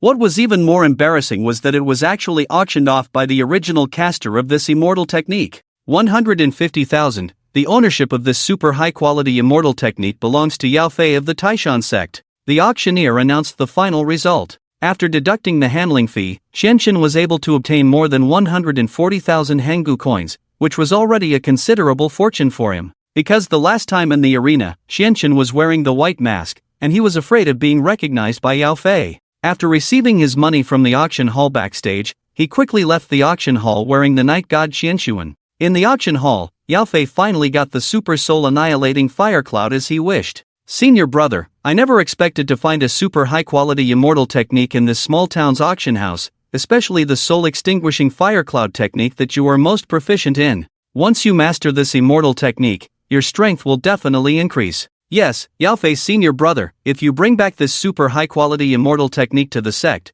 Master will definitely appreciate you. Yao Fei's two junior brothers praised him, while Yao Fei himself was excited to open the immortal technique manual. Because the annotations in the manual were written in the language of this world to make it understandable for practitioners, Yao Fei saw the effects of the immortal technique written in the manual, and his face instantly darkened. Wasn't this the same immortal technique that he was defeated with in the arena by the Void Realm player called Prison Bird last time? It was exactly the same, indeed powerful, worthy of being a super high-quality immortal technique. Even his own master couldn't make the soul-extinguishing fire cloud reach this level. But this immortal technique had unexpectedly become a super high-quality immortal technique manual that he had obtained. Could it be that Prison Bird was the consignor of this immortal technique manual? Yao Fei immediately found the appraiser of the auction house and asked, "Who is the consignor of this immortal technique manual? Where is he now?" Situ Gua stared at Yao Fei. He was just a practitioner in the reincarnation realm, and he was facing Yao Fei, a disciple from one of the top 10 sects. Naturally, he couldn't afford to offend him. But the auction house also had its rules, and Situ Gua said, "I'm sorry, sir, we have a rule not to disclose the information of our clients. Are you sure? Do you know who I am? I'll give you another chance to think about it. Yao Fei's two junior brothers stood up behind him. They didn't directly confront Sitoguha, but slowly revealed their immortal shadows. A cold sweat broke out on Sitoguha's forehead, and he said, "This customer is also visiting the auction house for the first time." He was wearing a white mask and was accompanied by a lady wearing a cat-eared mask. As for where he is now, I really don't know. After the consignment ended, he took his commission and left. When Yao Fei heard the words white mask, he confirmed that this person was Prison Bird, whom he had encountered in the arena last time. "It's you again. It's best not to let me encounter you again, otherwise I will definitely tear you to pieces." Shen Shen and Night God Xian Sun left the auction house and had no intention of going to the Beast Arena again. Just now at the auction, he not only saw Yao Fei from the Taishan Sect, but also sensed the presence of many Holy Realm powerhouses. Obviously, these people had come for his wanted warrant. Otherwise, in a small town like Cove City, how could there be so many Holy Realm powerhouses appearing in such a short time? Xian Sun, we need to leave Cove City as soon as possible. It's too close to the Eternal Mountain, and many Holy Realm powerhouses have already come here. If they target us, I can escape on my own, but it will be troublesome with you, Shen Shen said solemnly to Night God Xian Sun, whom he had always regarded as a low-level practitioner. Night God Xian Sun didn't say anything, just nodded lightly, and then followed Shen Shen out of Cove City. After leaving Cove City, Shen Shen saw on the map that they were heading in this direction, and the next city was called Jinhan City. This city was where the Sanlei sect, which had been slaughtered by the Black Mask, was located. Shen Shen still had lingering fears. The young man at the 100 Sects conference was too terrifying, not afraid of facing three great emperors. Even though he was only a Holy Realm practitioner, he had the support of an Emperor Realm Great Emperor behind him. Shen Shen looked at Night God Xian Sun beside him and asked, "Do you know who the Gate Emperor is?" Night God Xian Sun tilted her head, played with her silver hair with her hand, and after thinking for a while, she said, "Are you talking about the Gate Emperor who supported the Jinxian Hall at the 100 Sects conference?" Xian Shen nodded. 300 years ago, the Gate Emperor was one of the most powerful emperors in the Emperor Realm. Reaching the Emperor Realm, he had reached the limit of cultivation, and the only way to compare strength was through physical and soul power levels. The Gate Emperor had reached the late stage of the Holy Body, and his physical body had a very special name, called the Body of Space. The ability that the Body of Space gave him was that as long as he had witnessed a place, he could open a gate to that place. If he had seen your heart, he could even open a gate directly inside your body. In addition, he had developed this ability to the extreme, creating an independent space called the Gate Realm. The Gate Emperor rarely appeared on the mainland, most of his time was spent within the Gate Realm. After listening to Yesen Xianshuan's explanation, Xianshan was very surprised, never expecting such a miraculous physical cultivation. It was only at this moment that Xianshan realized why the black-masked youth showed no fear when facing the three emperors in the Emperor Realm, because behind him stood the Gate Emperor, who could open gates anywhere. Xianshan narrowed his eyes, thinking that if he had the opportunity to fight the Gate Emperor in the future, he could replicate this special ability just by hearing which spell he used. Xianshan and Yesen Xianshuan spent 2 days rushing to Jinhan City, which was more bustling than Kova City. Jinhan City was the location of the Sanlei sect, and half of the people in the city had some kind of connection to the Sanlei sect. Originally lively, Jinhan City changed completely after the arrival of the black-masked youth. Single-handedly, he slaughtered all the Holy Realm experts of the Sanlei sect, leaving no survivors wherever he went. Many days later, Jinhan City remained lifeless, with occasional signs of past battles on the streets. The sect master of the Zhuma Palace has the ability to directly promote many cultivators to the Holy Realm. When they reappear, they will probably become the #1 sect in the entire cultivation world. Xianshan looked at the surrounding desolation and couldn't help but speak. How was this possible? Clearly, he was the one with the cheat, so why was there still someone in this world with an even more overpowered existence? Yesen Xianshuan also furrowed her brows slightly as she looked at the surrounding desolation. She had never seen such a scene before. That's just a gimmick he uses to recruit cultivators. He can't use that divine spell unlimited times. Why? Not many people know about that divine spell. I read about it in an ancient book. The divine spell was used by ancient gods, but because it was too cruel, it was banned by the gods. And once the divine spell appears, it will attract the attention of the gods and accelerate the arrival of calamities. Yesen Xianshuan patiently explained to Qianshan, then continued, the more times it attracts the attention of the gods, the more gods will descend during calamities. Once it exceeds the resistance level of the emperors in the cultivation world, the entire cultivation world will become food for the gods. If he wants to strengthen his power, he will never abuse the divine spell, because that would also accelerate his death. Upon learning the story behind all this, Xianchen suddenly realized a terrifying fact. However, until the matter was confirmed, he didn't dwell on it. Since the Sanlei sect was slaughtered, major sects had sent cultivators to help the people of the city rebuild their homes and to collect the rare treasures left behind by the Sanlei sect. Xianchen thought to himself, it's a good thing that everyone here is busy rebuilding their homes and hasn't noticed me. Along the way, Yesen Qianshuan suddenly said to Qianchen, you find a place to stay first. I just remembered that I have a friend in Jinhan City, and I want to visit him. We'd better leave here. Although there aren't as many strong individuals here as in the Holy Land of Kover City, it's still risky to stay here. Qianchen frowned, not wanting to linger in this place. Unexpectedly, Yesen Qianshuan pouted and grabbed Qianchen's arm, acting coquettishly. Oh, we haven't seen each other for a long time. Since we're passing by here, I want to see him. Qianchen couldn't resist Yesen Qianshuan's coquettishness and immediately surrendered. At the same time, a handsome man in a white robe silently arrived at Jinhan City.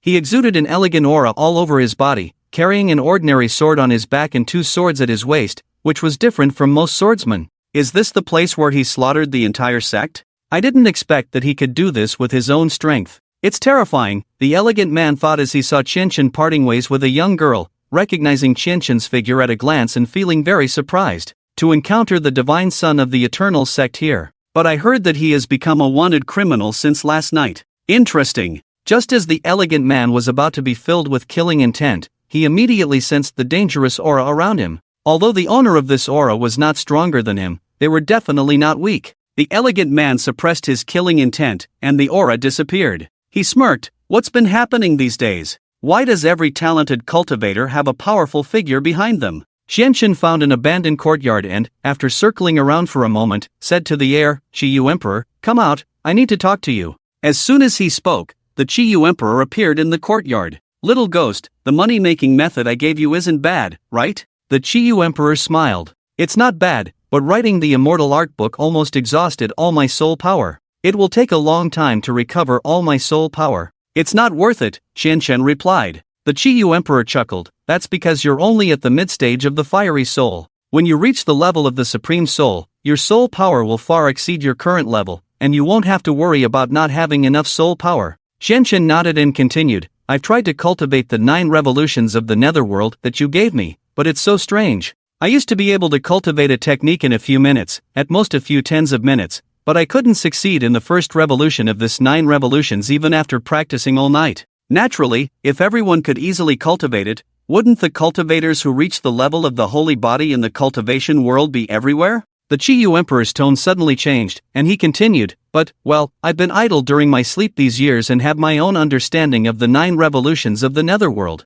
I can lend you a hand. Qianchen revealed a barely noticeable smile. This is what I've been waiting for. Then, the Qiyu Emperor once again displayed his rain realm, but this time, Qianchen was surprised to find that although he saw the Qiyu Emperor's lips move, he couldn't hear the sound of his cultivation technique. Remembering that he couldn't hear the Qiyu Emperor's cultivation technique during the fight with Nayland Sunhai in the Eternal Sect, Qianchen couldn't help but ask, why can't I hear your cultivation technique? The Qiyu Emperor glanced at Qianchen and then took out many herbs from under his black clothes, letting them float in the air. Qianchen was very surprised to see these rare and exotic herbs. At this moment, the Qiyu Emperor explained, after reaching the Holy Realm, cultivators will have an ability that low-level cultivators don't possess, called silencing. As the name suggests, they won't make any sound when cultivating their techniques. Qianchen's eye twitched, thinking that this ability was developed specifically for him, wasn't it? Is this an anti-cheating system? Qianchen was stunned, and Qiyu, the great emperor, smiled. In fact, the ability to silence doesn't have much effect between the same realm. After all, there are not many in the cultivation world who are proficient in divine texts like you. Just by listening once, you can repeat and perform it. It's only after reaching the Emperor realm that this ability truly demonstrates its importance. Upon learning that there is the ability to silence after reaching the Holy Realm, Qianchen was greatly disappointed. Because in this way, his attempt to replicate the opponent's immortal technique would not work, and he would have to rely on finding more techniques on his own, or even come up with more powerful divine text immortal techniques. Qianchen temporarily put this matter aside and then looked at the floating herbs next to the great Emperor Qiyu. What are these? The great Emperor Qiyu waved his hand, and all these herbs floated to Qianchen's side, then explained, these are all spirit herbs that I collected before I turned into this ghostly appearance. They will greatly enhance your cultivation of the Netherworld 9 transformation technique. However, if you want to cultivate faster, relying on these herbs will eventually reach a bottleneck, unless. Seeing the great Emperor Qiyu teasing, Xianshen hurriedly asked, unless what? Last time at the Eternal Sect, you also felt that your body was somewhat out of control, right? Few people use the Netherworld Tyrant body, so most people don't know that it requires more peculiar body refining to provide energy. If you can absorb the body of one or even several cultivators who have reached the celestial realm and possess immortal bodies or higher every time you cultivate the Netherworld 9 transformation technique, it will greatly accelerate your cultivation progress. The great Emperor Qiyu's explanation made it difficult for Qianshen to accept. This means that in order to successfully cultivate the Netherworld 9 transformation technique, a large number of special bodies are needed. The cultivation level of the celestial realm cultivators is already high, not to mention that they must have at least immortal bodies, making it even more difficult. Although this method is extremely cruel, in this world where the weak are prey to the strong, Xianshen no longer has the gentle personality he had in his previous world. Of course, he knows that when the end comes, he must be decisive and kill the Holy Mother first. Xianshen sat cross-legged, and with the rain realm of the great Emperor Qiyu isolating the outside world, he was not afraid of being discovered by others, and immediately began to cultivate the Netherworld 9 transformation technique again. With the blessing of the great Emperor Qiyu's herbs, Xianshen clearly felt that his cultivation was much smoother than last night, and he gradually entered a state of bliss. He felt a heat in his chest, and as he circulated his energy, the immortal shadow was automatically activated and faintly floated behind him. Suddenly, Xianshen's clothes spontaneously ignited, but he did not feel any burning sensation. Instead, he felt a warm flow penetrating his entire body from the top of his head. Once again, a faint purple light emanated from Xianshen's body, conflicting with the golden light emitted by the longevity clock tattoo on his back. The intertwining of the purple and golden lights also slightly surprised the nearby great Emperor Qiyu, who couldn't help but mutter, "Is he really the reincarnation of an ancient deity? Otherwise, how could he have such terrifying talent?" Soon, the purple and golden lights dissipated, and Xianshen suddenly opened his eyes, which were noticeably clearer than before. Is this the first transformation of the Netherworld 9 transformation technique? Although it has not been cultivated to the extreme, I also feel that my body has been strengthened a lot. Xianshen looked at his own body and couldn't help but sigh. His desire for strength had reached its peak. "Great Emperor Qiyu, thank you for your herbs." Xianshen sincerely expressed his gratitude. "It's a trivial matter, not worth mentioning. How did you consider the matter I mentioned to you last time?" Xianshen recalled the few things the great Emperor Qiyu had helped him with over the past 2 days, and he did not show any malice. He felt that perhaps the great emperor was sincerely seeking to cooperate with him. After a moment of contemplation, he replied, "You help me establish a force that can rival the 7-star sect, and after I become the emperor, I will help you restore your physical body." Emperor Qiyu nodded, then took out a token from his body, on which were written the words Order of Heroes. If you encounter an organization called Rain Pavilion in the future, you can use this token to directly take the position of the Pavilion Master.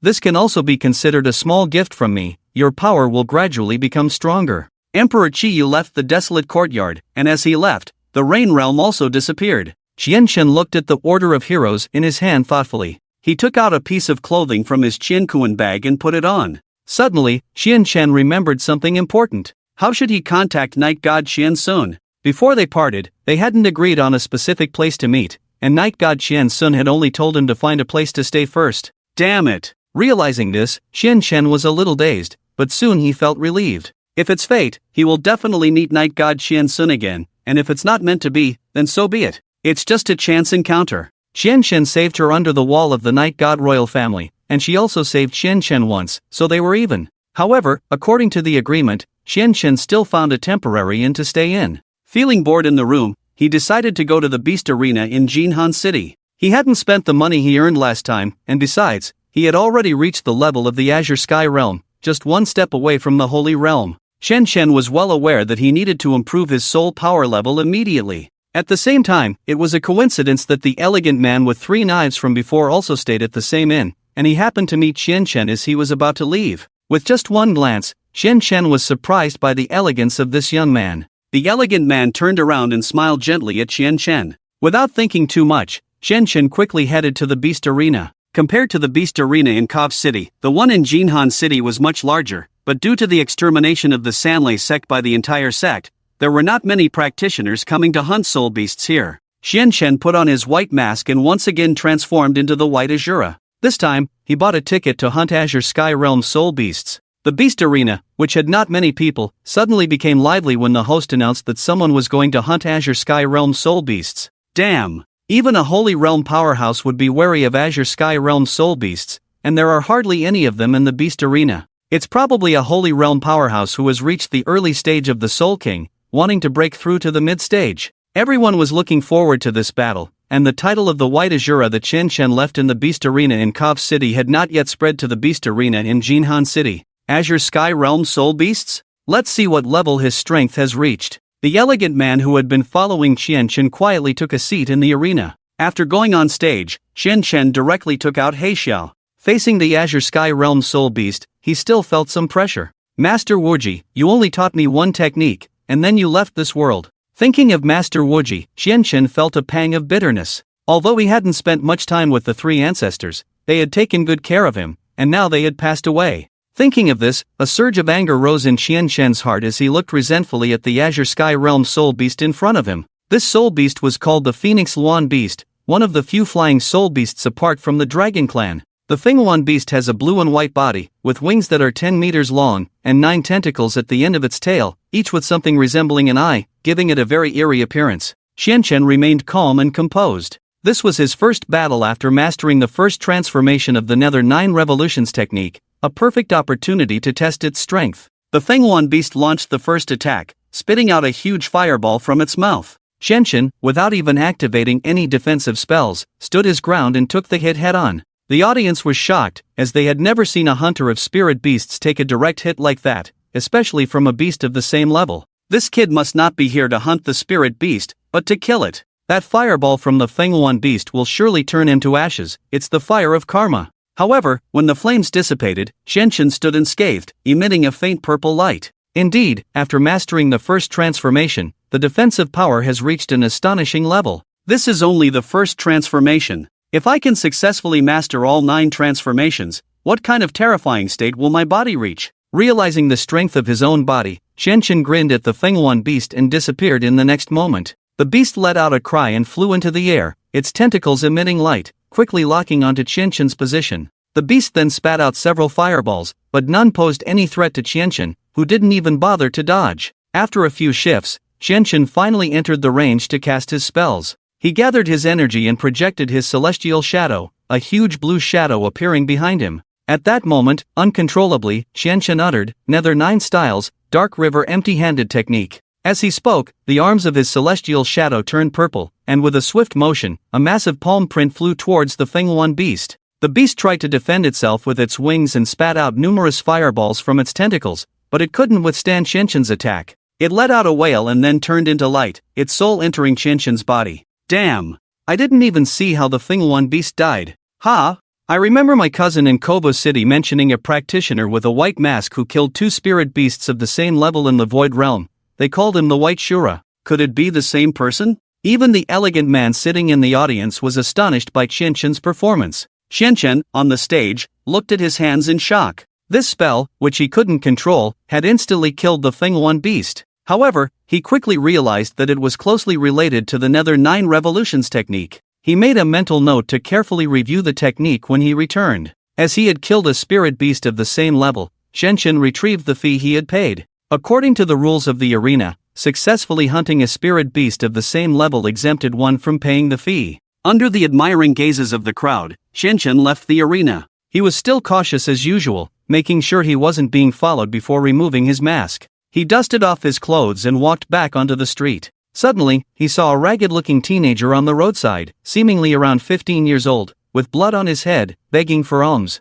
However, in the bustling street, everyone was indifferent. Passing by this young man, not a single person gave him a coin. Xianchen frowned and walked up to the young man, taking out 200 gold coins from his pocket to give to him. The young man suddenly looked up, his eyes looking at Xianchen with great warmth, and he sincerely said, "Thank you, big brother. Leave me an address, I will definitely repay you this money. It's just 200 gold coins, nothing to fuss about. You have a wound on your head, let me treat it for you," Xianchen said, placing his hand on the young man's forehead and using medical fairy arts to heal the wound. The young man was once again grateful, and Xianchen smiled and then left. The The young man watched Qian Chen's back with great force, remembering Qian Chen's appearance. Qian Chen did not expect that his casual act saved an extraordinarily talented cultivator, and in the future, when Qian Chen was in dire straits, this young man saved his life. Humier spent a day learning all the behaviors of the cultivation world and entered the city from the depths of the mountains. He learned that there were many sects in this world, each with their unique beliefs and faith in cultivation.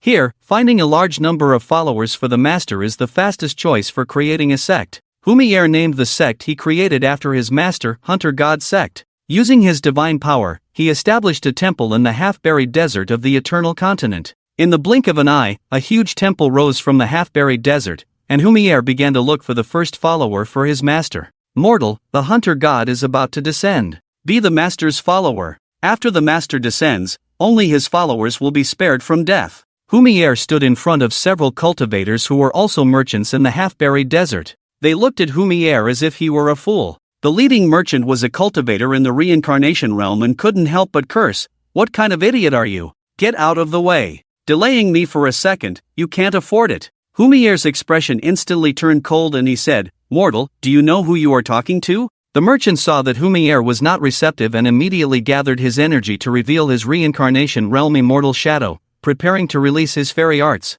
However, Humier's eyes only flashed, and the reincarnation realm merchant instantly turned into a pile of ashes, blown into the air by the wind, turning into sand in the desert. His companions were all shocked. When Humier's eyes moved slightly, they all saw the faint black immortal shadow behind Humier. The black immortal shadow belonged to a cultivator in the Emperor realm, and the person standing in front of them was a true emperor. So, do you want to be the master's follower? If not, your fate will be the same as that person just now. Humier looked at the remaining merchants. The rest of them dared not resist and immediately knelt in front of Humier. Humier used his fairy arts to transform into the image of the hunter god and said, This is the master's appearance. In the future, you will be his followers. After Qian Chen left the beast arena, the elegant man also walked out. He looked in the direction Qian Chen had left, a meaningful smile on his face. Sure enough, Uncle Mo suspected at the 100 Sects conference that he was the imprisoned bird in the arena. I didn't expect this kid to have such an identity. He didn't use the black howl at the 100 Sects conference that day,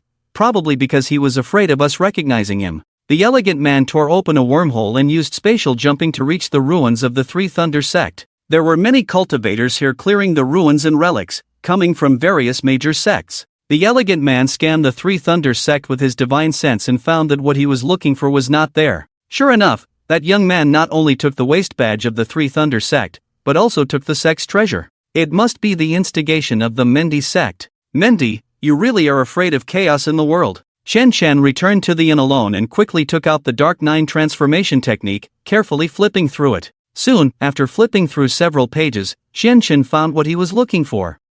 I didn't pay attention to these annotations before. It turns out that with each transformation, not only can the body be strengthened, but also a new divine art can be obtained. Wow, this is a good thing. Chen Chen sat cross-legged and took a deep breath, saying to himself, I didn't expect the Dark Nine styles, Dark River empty-handed technique to be so powerful. It killed the soul beast of the Azure Sky realm with just one move. It's really incredible. At this moment, Chen Chen also attached great importance to the Dark Nine transformation technique. Although the Dark Dominion body was a top-grade immortal body, it had no strong effect other than being of higher quality. Even in battle, the body was still prone to losing control. But with the blessing of the Dark Nine transformation technique, the Dark Dominion body almost became a monstrous existence. Not only could it strengthen the body, but after each transformation, it could also obtain a new and amazingly powerful divine art. Seeing that it was getting dark, Chen Chen began to worry about whether he could wait for Night God Shensun to return. The two of them had not arranged a place to meet again.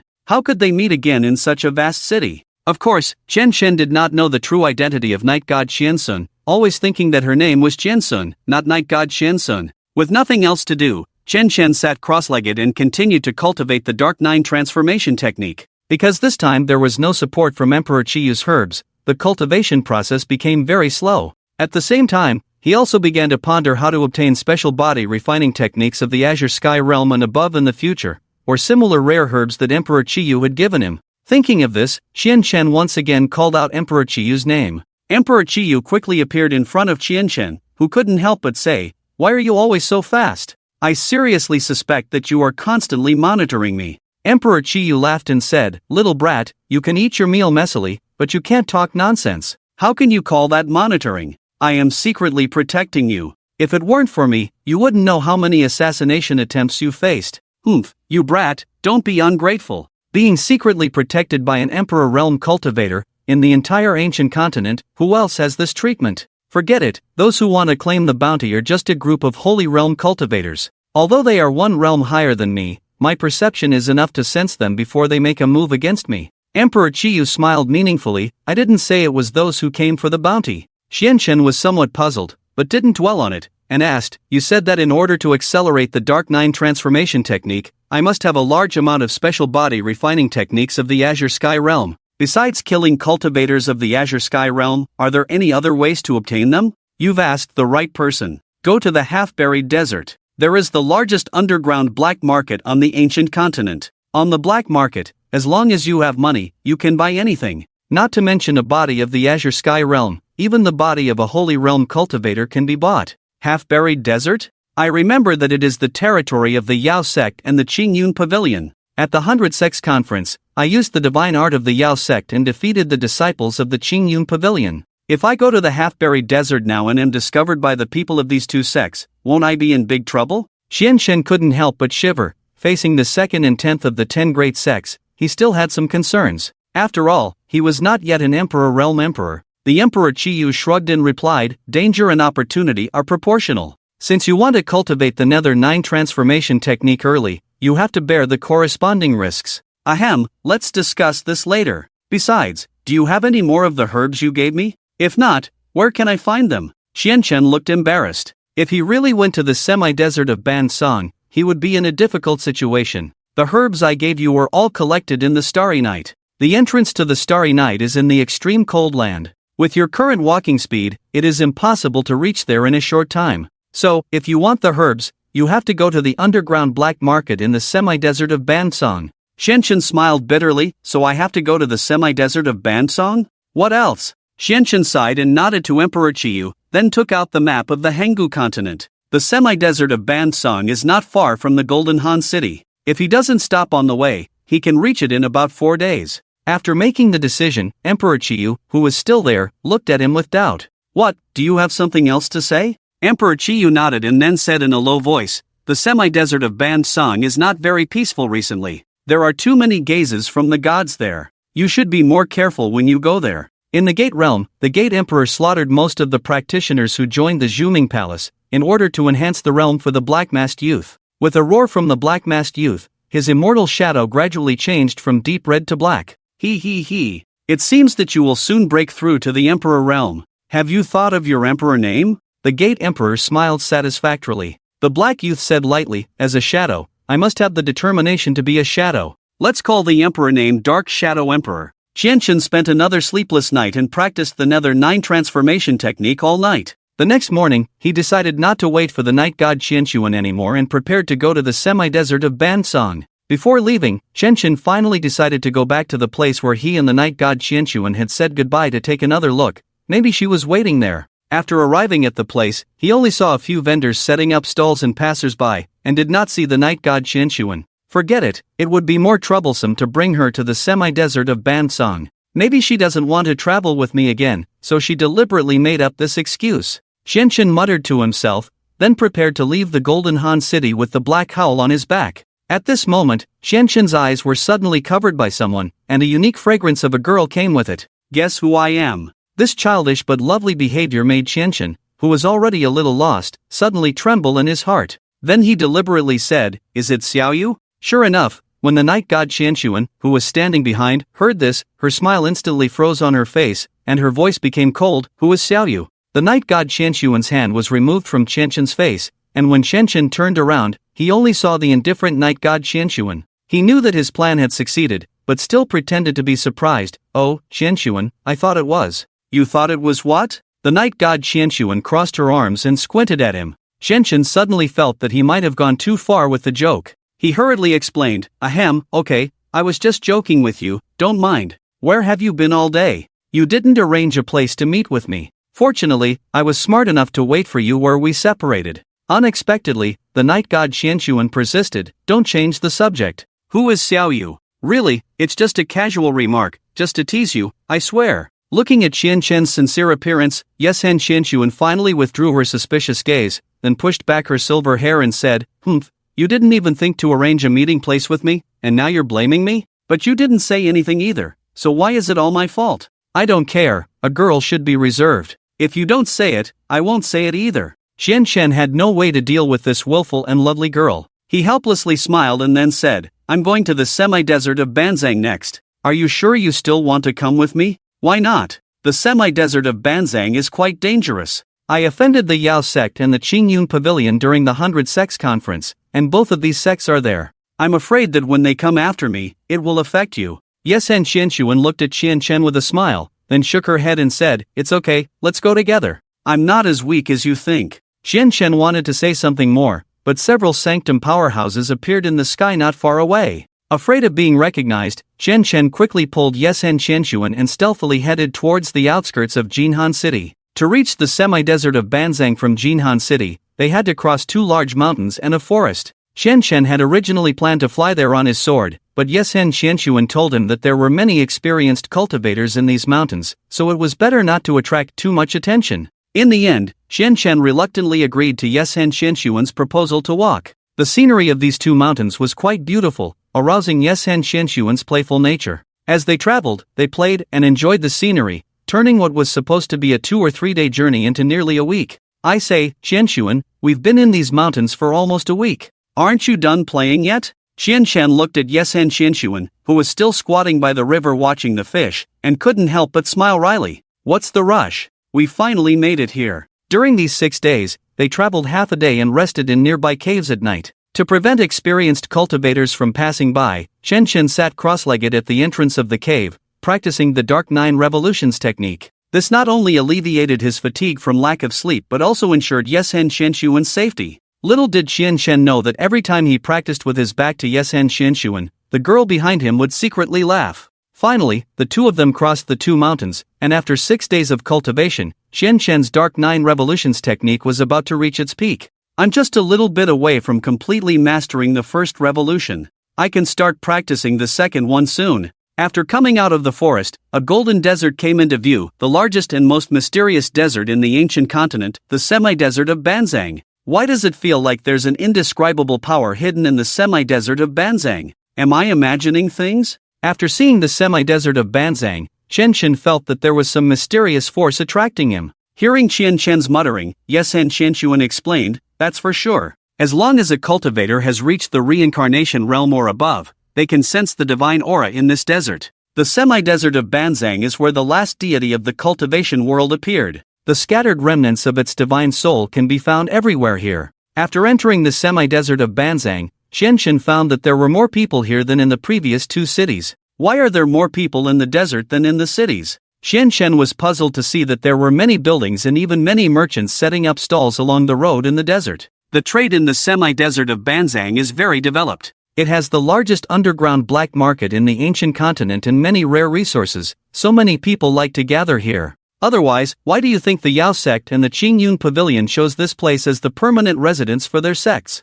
Yesen Qianshuan glanced at Qian Chen, speechless. How come you don't know anything? It's as if you're not from this world. Qian Chen raised an eyebrow, his heart couldn't help but beat faster, and he hurriedly said, Ahem, I rarely know about these things. I'm just learning now that I'm out. TCH. By the way, why did you say you wanted to go to the semi-desert of Banzang? To buy some things at the underground black market. I need to earn some money now, the money I have on me is not enough. Qian Chen planned to use his skills to write a book of immortal techniques, and there must be an auction in the vast Banzang desert. He also planned to capture and sell some soul beasts in the Void Star realm. He estimated that a special body of the Sky realm would cost at least 200,000 to 300,000 ancient coins. At this moment, an old man walked up to Qian Chen and Yesen Qianshuan. The old man smiled at the 2 and said, Little friends, would you like to join our hunter god sect? The Lord will descend soon, and those who become his followers will be spared from death and will follow him to a new world. Hunter god sect? What is that? Qian Chen was a little confused. What kind of sect was this? Yesen Qianshuan was also puzzled, looking at the old man in front of her and said, Grandpa, are you joking? There haven't been any gods appearing in the immortal world for thousands of years. How could there be a god descending? The appearance of a god describes the birth of a deity, while the descent of a god is a metaphor for a deity appearing in a certain place. The old man smiled and continued, "The Lord does not belong to this world, but he will descend here." At this point, both Qianchen and Yeshen Qianshuan realized that the god the old man was talking about was not a true god of this world, but a deity from outside the immortal world. A foreign god descending into the immortal world, isn't that a catastrophe? I'm sorry, we already have our own sect. We can't join your hunter god sect. Before Qianchen could speak, Yeshen Qianshuan declined the old man's invitation on behalf of the two. The old man just nodded calmly and then disappeared from their sight. Qianchen looked at Yeshen Qianshuan in confusion and couldn't help but ask, "How can anyone believe in the evil gods during a catastrophe?" "I don't know." Yeshen Qianshuan also looked puzzled as she watched the old man leave. She had never heard of the hunter god sect, but she felt a strange energy from the old man just now. After entering the Banzang desert, they encountered many vendors selling goods and local delicacies along the way. Yeshen Qianshuan pestered Qianchen to buy her some food, and Qianchen had to agree to her request. After all, she had given him a top-grade revival pill. This amount of money was not even worth a tenth of the value of the revival pill. Finding a place to rest, Qianchen used his skills to write 100 Demon Roar into a book of immortal techniques. Although this divine art belonged to the demon sect, he was afraid that no cultivator outside the demon sect would dare to use it without authorization. But Qianchen also knew that there probably wasn't such an immortal technique book on the market, and even if someone wanted to use it, they probably wouldn't be able to. It was better to write it down and take it to the underground black market to sell. After all, identities were strictly confidential in the underground black market, and no one would be able to find out his true identity. Then, Qianchen said to Yeshen Qianshuan, who was eating nearby, "You can play around here for a while, and wait for me here in 3 hours. "Oh, where are you going?" "To the Void Star Realm, to capture some soul beasts and sell them." When she heard the 3 words Void Star Realm, Yeshen Qianshuan put on a surprised expression and said, "Wow, can you open the door to the void with just the Sky Realm?" Qianchen coughed lightly and modestly said, "Keep it low-key. In fact, I can open the door to the void when I'm in the Void Realm. Will you take me in to play? I've never been to the Void Star Realm before." Yeshen Qianshuan's eager expression made Qianchen feel a bit awkward. Previously, he had caught a few black gold apes, offending the chief of the black gold ape tribe. The last time he entered the Void Star Realm, he almost lost his life. If they were to encounter the chief of the black gold ape tribe again, Yeshen Qianshuan might also meet her end. Qianchen sternly refused her, but he couldn't resist Yeshen Qianshuan's coquetry and ultimately compromised once again. However, Qianchen warned, "Once we're inside, no running around. You must stick close to me and follow my commands. Otherwise, I might not be able to protect you if something happens." "Got it." Seeing Yeshen Qianshuan assure him, Qianchen led her to a sparsely populated area and began reciting the divine text to open the gate of the void. After a moment, the gate of the void opened in the sky, and Qianchen pulled Yeshen Qianshuan into the Void Star Realm. Kobe, who was hiding in the shadows, was about to join them, but he saw his younger sister frown at him and reluctantly stayed behind, waiting for the two to come out. After entering the Void Star Realm, Qianchen immediately summoned his immortal shadow and remained vigilant, watching his surroundings to prevent the sudden appearance of the chief of the Black Gold Ape tribe. Fortunately, after waiting for a while, there were no abnormal movements. Qianchen and Yeshen Qianshuan drifted through the war fog and soon encountered 5 three-headed wolves. 2 of them were in the Celestial Realm, while the remaining 3 were only in the Void Realm. Qianchen didn't feel much pressure facing these 5 spirit beasts. However, he faced a very tricky problem. His most powerful immortal technique at the moment was the Nether 9 Styles,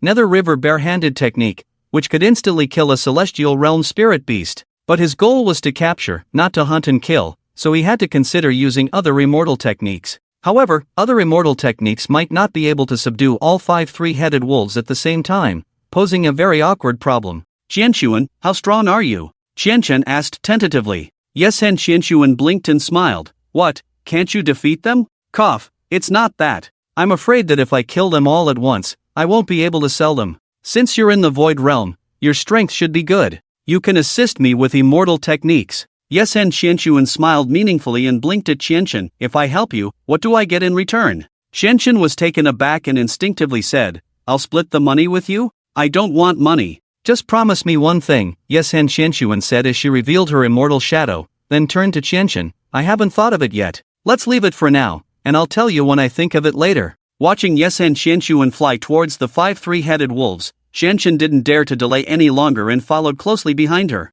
The 5 three-headed wolves sensed the approach of the two and quickly gathered together, baring their sharp fangs and glaring fiercely at Qianchen. However, they sensed Yesen Xianxuan's aura and their ferocious momentum weakened, showing fear in their eyes, and even a desire to turn and flee. Divine punishment. Yesen Xianxuan was the first to use her immortal technique. A golden circular array appeared under the bodies of the 5 three-headed wolves, instantly restraining them. Seizing the opportunity, Shenshen recited the divine text. 100 demons roar. A huge roar sounded, and the 3 void realm three-headed wolves directly fainted. However, the remaining 2 celestial realm three-headed wolves were unaffected, and their bodies gradually became transparent as they prepared to flee. Xianshen's eyes narrowed, realizing the situation was not good. Just as he was about to release another immortal technique, the 2 three-headed wolves suddenly lay motionless on the ground, leaving Xianshen bewildered. He hadn't even used a skill yet, so why were they scared? Xianshen did not see that there was a change in the fairy shadow of Yishin Xiansun behind him.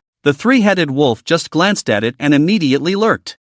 It's so easy to catch 2 high-level soul beasts. This money is too easy to make, isn't it? After Qianshan put the 5 three-headed wolves into the Qiankuan bag, he still felt somewhat incredulous. Just now, those 2 three-headed wolves in the sky realm were clearly about to run away. Their speed was surprisingly fast. Even if Qianshan had noticed them first, he might not have been able to catch them. But they suddenly fainted, which puzzled him. Yishin Xiansun smiled and said, isn't it because of the credit of this young lady? This time, it is indeed thanks to you. I didn't expect your fairy skills to be quite powerful. Clearly only in the void realm, you can actually trap the soul beasts in the sky realm. Even I don't have such a strong controlling fairy skill. This was not Qianshen deliberately praising Yishin Xiansun, but his sincere admiration. And he also decided to learn and apply Yishin Xiansun's fairy skills. When he displayed it at his level, the effect would certainly be more significant. After successfully hunting the 3-headed wolves, Xianshen quickly left the original place with Yishin Xiansun. He was afraid of staying here for too long, as the leader of the Black Gold Ape clan would smell his presence and come over. In fact, when Xianshen had just arrived in the Void Star realm, the leader of the Black Gold Ape clan had already sensed his presence. But he also smelled Yishin Xiansun's scent, which scared him and made him not dare to come over, so he could only resentfully observe in secret. He was waiting for the moment when Yishin Xiansun left Xianshen's side, and then he would immediately make a move against Xianshen. Let's go, the Void Star realm is still quite dangerous. I'm a little worried with you by my side, Xianshen said to Yishin Xiansun. Yishin Xiansun pouted discontentedly and complained, didn't you just see it? My strength is not bad. Do we really need to leave in such a hurry? Xianshen hesitated for a moment, but ultimately stayed with her in the Void Star realm for another half an hour. This time, following Yishin Xiansun in the Void Star realm, Xianshen also saw more varieties of soul beasts. Most of these soul beasts were very large in size, and there were countless ones in the Saint realm. However, as long as the cultivators did not actively attack them, these soul beasts would not easily make trouble for the cultivators. In addition, Xianshen also saw other cultivators in the Void Star realm for the first time, most of whom were accompanied by several strong cultivators in the Saint realm and a few cultivators in the Sky realm. Occasionally, he would see a few groups of cultivators capturing soul beasts. Those who capture soul beasts are generally from various sects and arenas. A capture team must have at least 3 or more strong cultivators in the Saint realm, otherwise it is difficult to handle unexpected situations during the capture process. After hearing Yishin Xiansun's explanation, Xianshen realized how bold he had been. When he was still in the Void realm, he dared to enter the Void Star realm alone and even launch an attack on the Black Gold Ape clan. In the eyes of other cultivators, this was a suicidal act. Xianshen felt embarrassed and said, you are only in the Sky realm, yet you dared to come in with me. You are quite bold. Although you are only in the Sky realm, I have never thought that your strength can only reach the Sky realm. I can tell that you have a deep understanding of divine texts. Why don't you tell me how you recognize so many divine texts? Yishin Xiansun blinked her watery eyes innocently, and Xianshen found it hard to refuse for a moment. In fact, he also wanted to teach Yishin Xiansun the technique of recognizing divine texts, but the most important point was that he had no technique, purely relying on his love and passion for English. This thing relies on talent. There really isn't much technique. Tisk, stingy, if you don't want to teach, just say so. Don't make so many excuses. Yesen Xianxuan said so, but she had already made up her mind. As long as she spent some time with Qianshen, he would inevitably let down his guard, and then it would be easy to learn the secrets of mastering the divine language from him. Just as Qianshen was about to leave the Void Star realm with Yesen Xianxuan, he heard the roar of a dragon, looked up, and saw a huge blue dragon flying in the sky. The dragon was even larger than the Star Realm dragon of Void Kuan Laozu, but Qianqian faintly saw the color of the Holy Realm immortal shadow on it. In the Void Star Realm, are the Star Realm dragons the most powerful existence? Qianqian asked Yesen Qianshuan. Basically, yes, and the Star Realm dragons have been at the level of the Celestial Realm since their birth. There are many Star Realm dragons in the Void Star Realm who have reached the level of Quasi-Emperor. You won't provoke their attention, will you? I did attract such attention, but with my current strength, it's probably difficult to capture.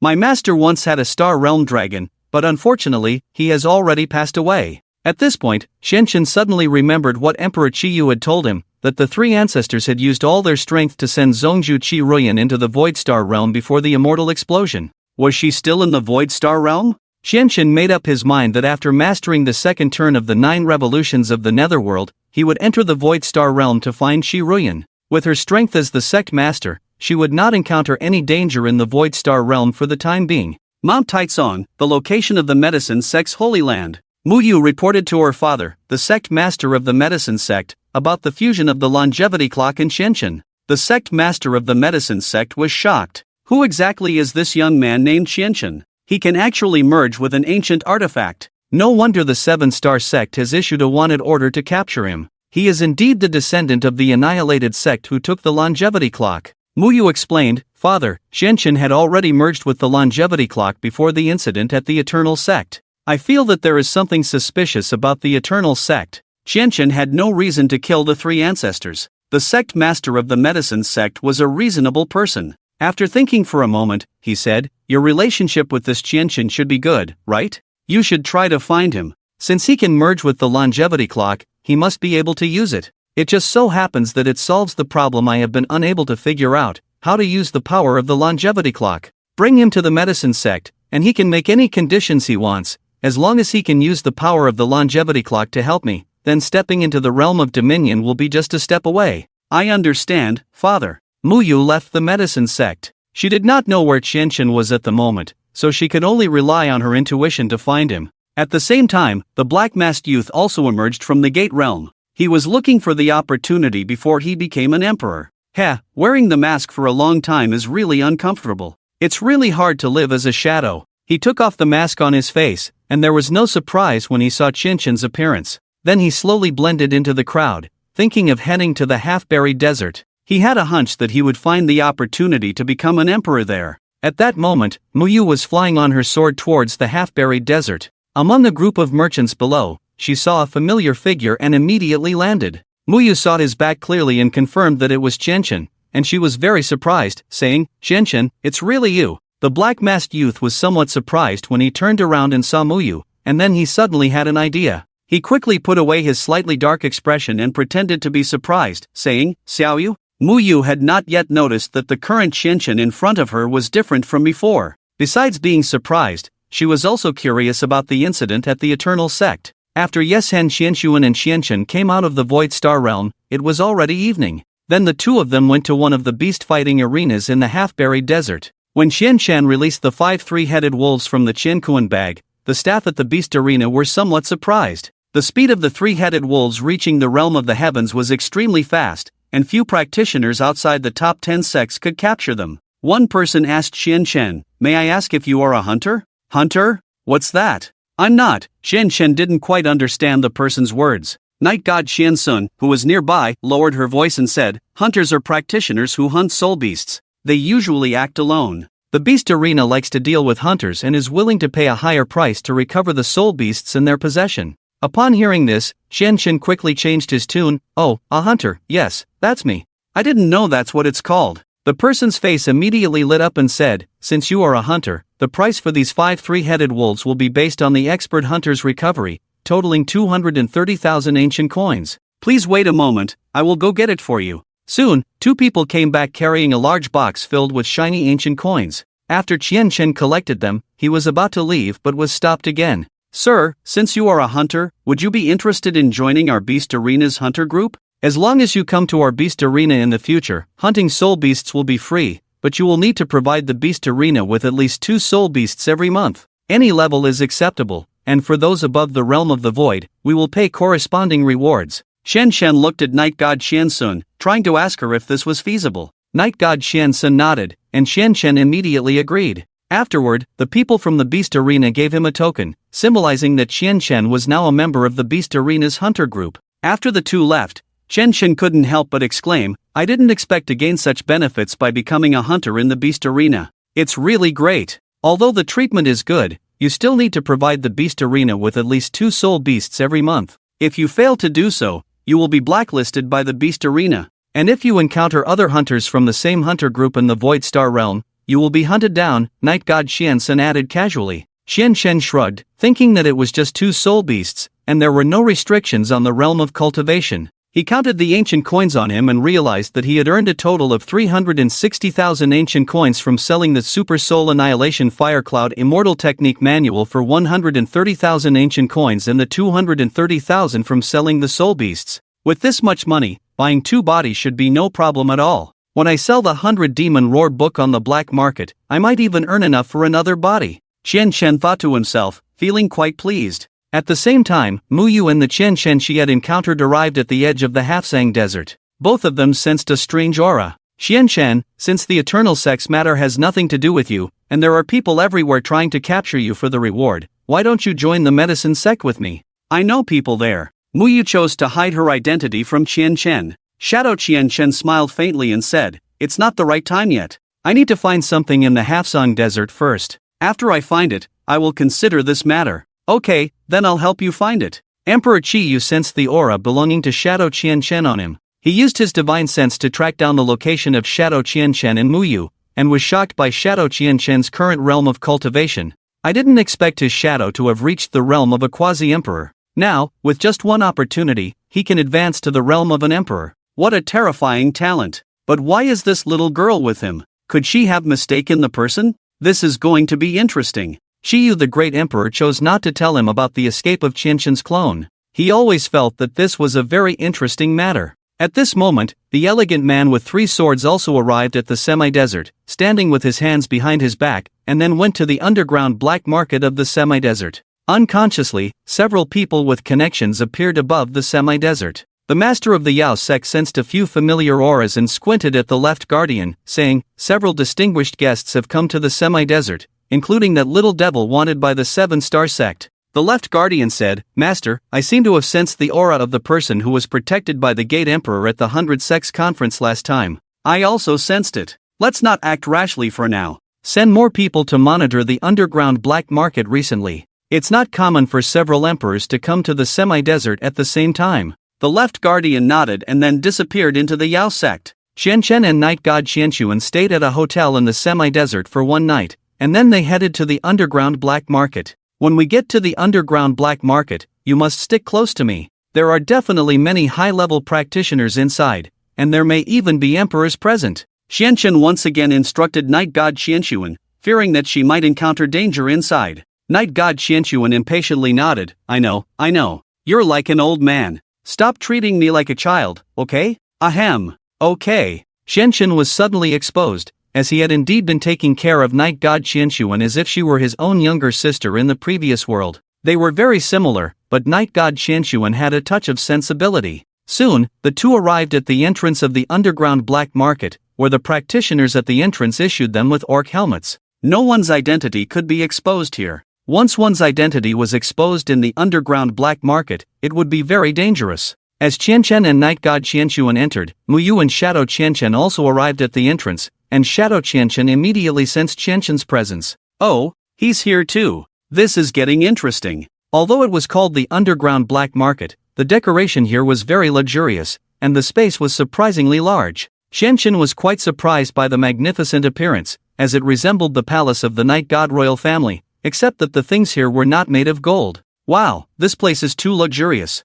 It's a bit inconsistent to call such a luxurious place an underground black market. I thought the underground black market was a very simple place. It really challenges my worldview." The reason it's called the underground black market is because the things sold here are not from legitimate channels, or the sellers don't want to reveal their identities, so it's called a black market. Night God Qianshuan and Qianshen walked in the hall, where there were quite a few people. In addition to selling things, there was also a large arena for practitioners to try out the items they had just bought. Qianshen found the place to consign items. "Here, as long as you fill in the information of the item you want to sell and the price you want to sell it for, it will be uploaded to the information database of the underground black market. Once the item is sold, you will receive 98% of the amount, with the remaining 2% as the intermediary fee of the underground black market. After uploading the 100 Demon Roar Immortal Technique, Shenshin planned to sell it for 80,000 ancient coins. After all, the 100 Demon Roar was not an immortal technique he had created himself, and it would not be a good thing if it attracted the attention of the Yao Sect.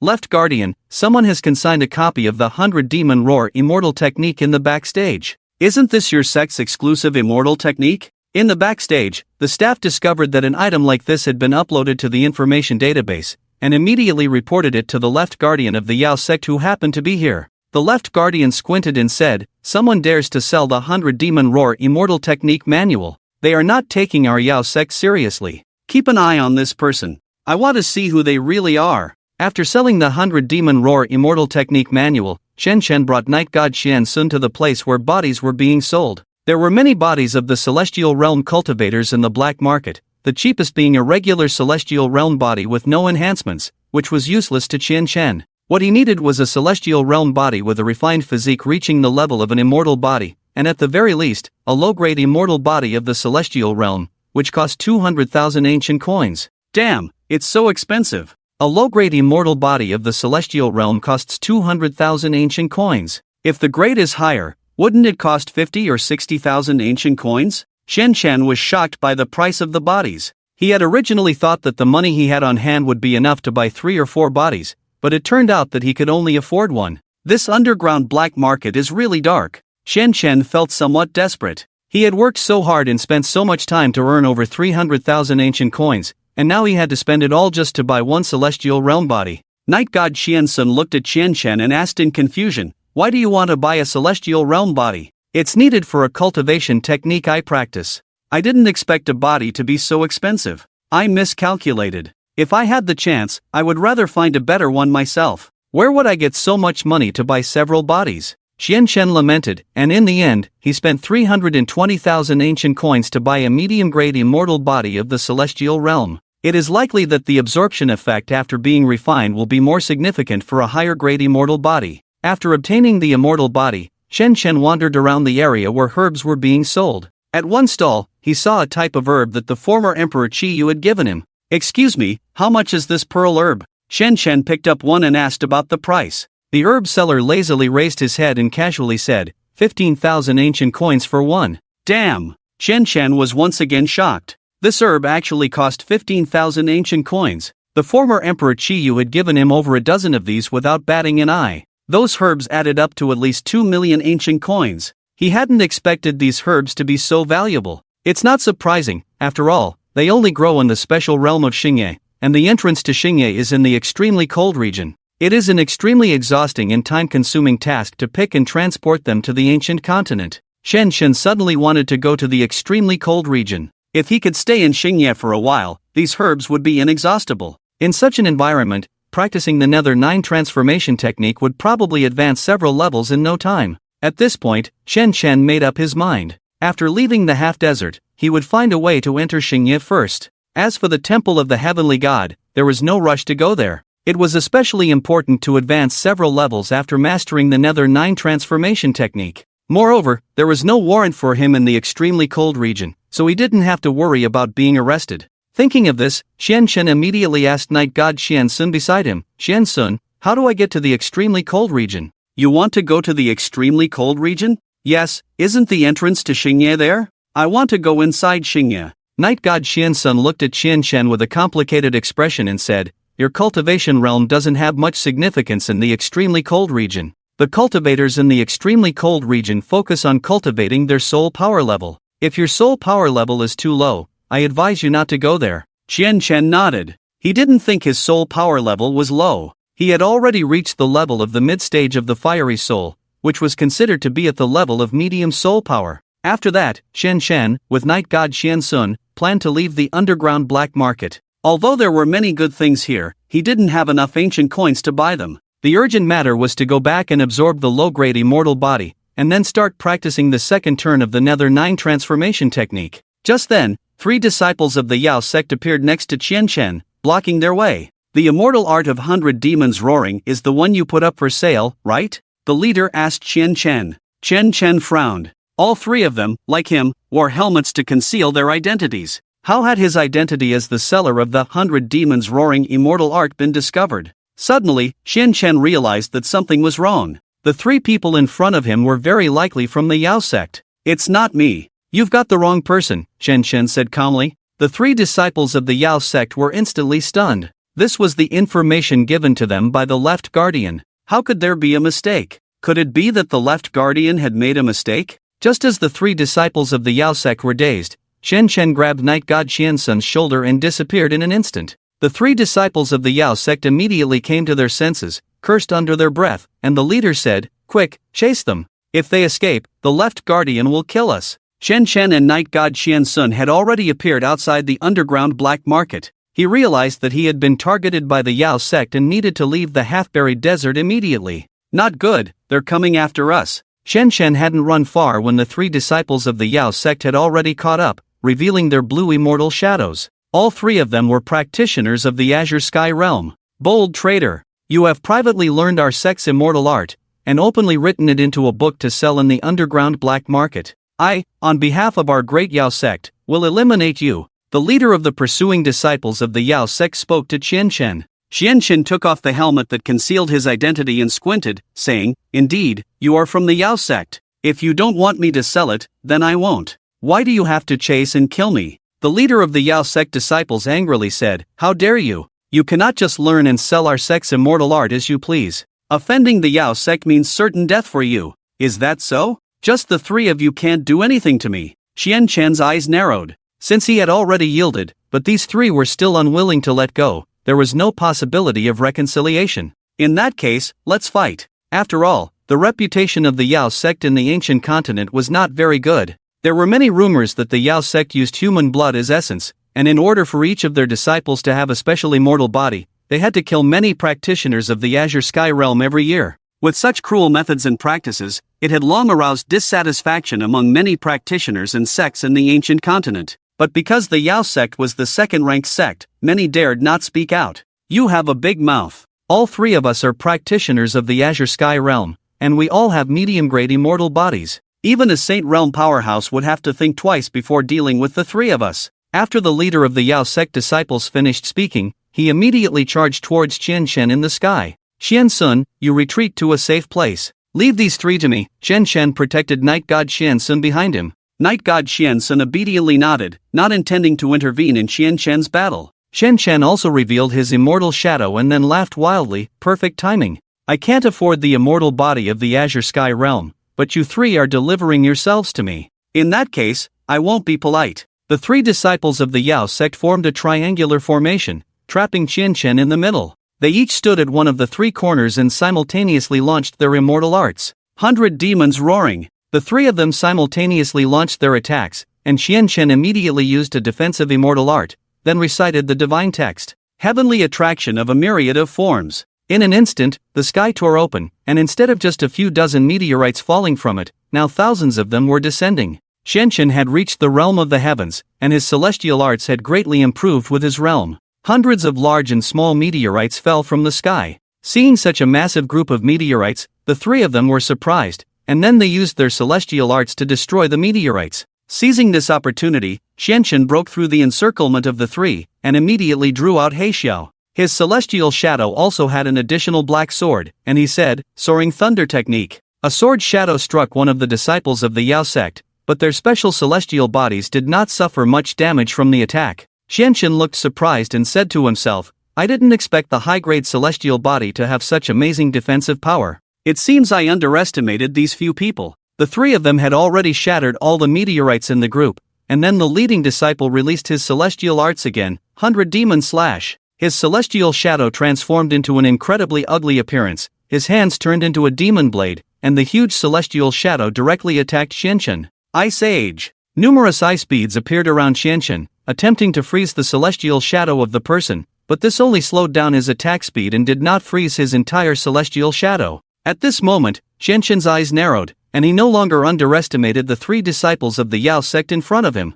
He took a few steps back and accelerated the speed of his celestial arts. Super Soul Annihilation Fire Cloud. Numerous red fire clouds appeared in the sky, and 3 fireballs flew out from the fire clouds, each hitting one of the 3. Seizing this opportunity, Qianchen released his celestial arts again, Nether 9 forms, Nether River unarmed combat. As Qianchen's voice fell, his celestial shadow's arms turned purple, and a huge purple palm print flew towards the 3 disciples of the Yao sect. In order to completely defeat them with this move, Qianchen released a controlling skill he had just learned from Yeshen Qianshuan. Heaven's Punishment. A huge light array appeared under the feet of the 3, and their bodies became stiff. They tried to use defensive celestial arts to avoid Qianchen's 2 attacks, but their bodies soon became unable to move, and they could only watch as the celestial arts struck them. Ah! The 3 let out a miserable cry as the huge palm print solidly hit them, and they were instantly thrown out, their bodies bursting with blood mist as many blood vessels were ruptured. Qianchen flew in the air, looking at the 3 who were already seriously injured on the ground, and sneered, "I'll take your bodies."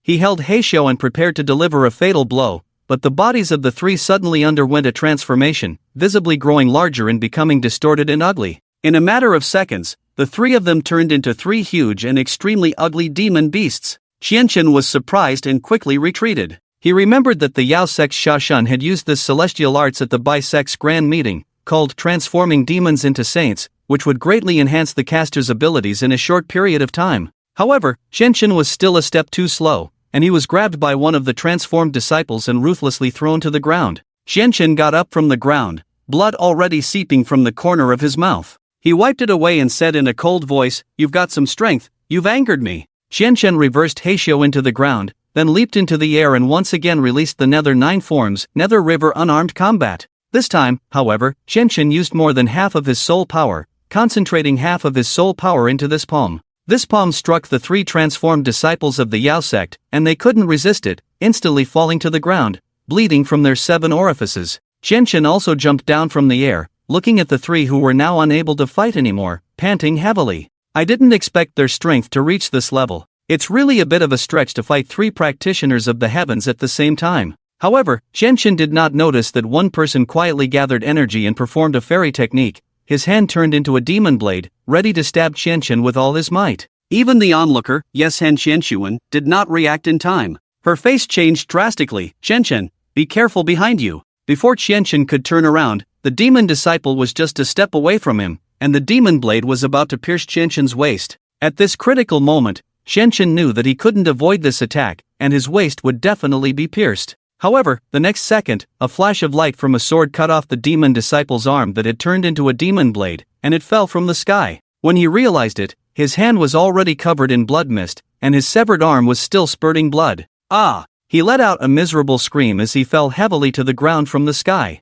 Qianchen was also surprised by this sudden turn of events. He turned around and saw a man in a white robe standing behind him. The elegant man held a sword in his hand and had 2 more swords hanging from his waist, with a faint smile on his face. Qianchen realized that the man in front of him, probably a swordsman, had saved him. He quickly thanked him. "Thank you for your help, sir." "Ha, it was just a small effort. I just couldn't stand the sneak attack from these scoundrels. I only made a slight move, nothing to be proud of." The elegant man smiled slightly. Before Qianchen could say more to the elegant man, he quickly took out his black howl and gave the 3 demon disciples lying on the ground another blow. As their celestial shadows gradually dissipated, it also meant that the 3 of them had completely died. Qianchen took out his Qiankuan bag and collected their bodies. "Hee, just now I spent over 300,000 ancient coins to buy a body, and now I have 3 more bodies. It seems that killing is still the best option, buying one is too expensive." Qianchen was pleased with himself, then said to the elegant man standing there, "These are disciples of the demon sect.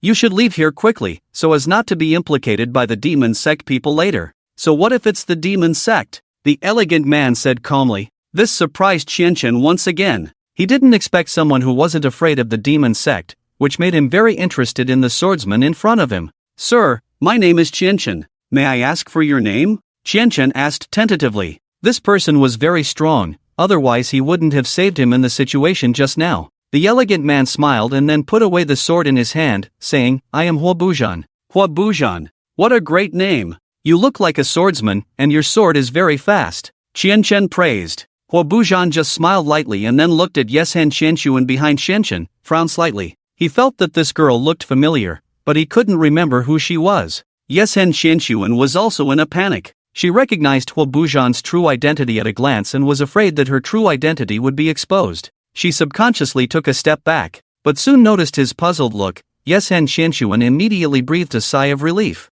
Phew, it seems he didn't remember who I am, scared me to death. Xianxun flew down from the sky, and Yesen Xianxuan quickly said, I was so scared just now, that person almost stabbed you. Indeed, I couldn't even dodge in time, thanks to Huo Buzhan. Xianxun looked back at Huo Buzhan and smiled again. At this moment, the 3 waist plaques in the hands of the left guardian in the underground black market instantly shattered, and then turned into energy, disappearing in his hands. The left guardian's face changed, all 3 of them are dead, and this kid actually killed them all. Humph, when I personally make a move, let's see where you can escape to. A divine thought was cast towards the location where Qianchen and the others were, and Qianchen immediately sensed the dangerous aura, quickly saying to Yesen Xianxuan and Huo Buzhan, not good, it's a strong practitioner from the Yao sect, retreat quickly. Qianchen knew that it was impossible for him to outrun a strong practitioner, so he immediately opened the gate of the void and pulled Yesen Xianxuan into it. Hua, come in quickly. Huo Buzhan also entered the void star realm, and then Qianchen immediately closed the gate of the void.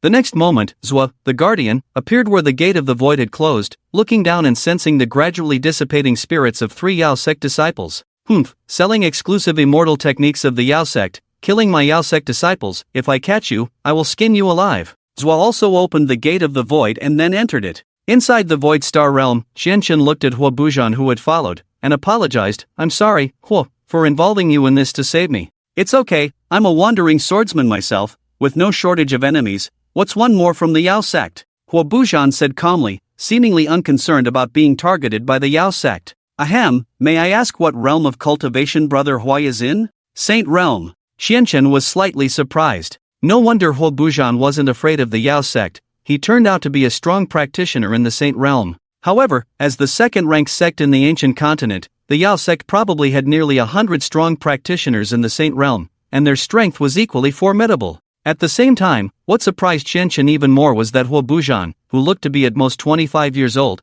had actually reached the astonishing Saint realm. It was worth noting that many elders in the sect who had reached the Saint realm were almost 100 years old. It seemed that Huo Buzhan was also an exceptionally talented individual. Miss, have we met somewhere before? Taking advantage of this opportunity, Huo Buzhan said to the silent Yesen Xianxuan. Yesen Xianxuan was startled and deliberately showed a surprised expression. Huh? Have we met? I don't think so, you must have mistaken me for someone else. May I ask the lady's name? Qianxuan. After hearing Yesen Xianxuan tell him her name, Huo Buzhan silently repeated it several times in his mouth, feeling familiar, but ultimately unable to remember who she was. After a moment of doubt, Huo Buzhan smiled and said, Xianxuan, are you 2 siblings? Qianchen looked at Yesen Xianxuan with an embarrassed expression. Their names did indeed seem easily mistaken for siblings, and he explained to Huo Buzhan, we are not siblings, just ordinary friends, it's just a coincidence that our surnames are the same. Huo Buzhan smiled apologetically, and after waiting for a moment in the fog of war, the 3 of them opened the gate of the void again and left the void star realm.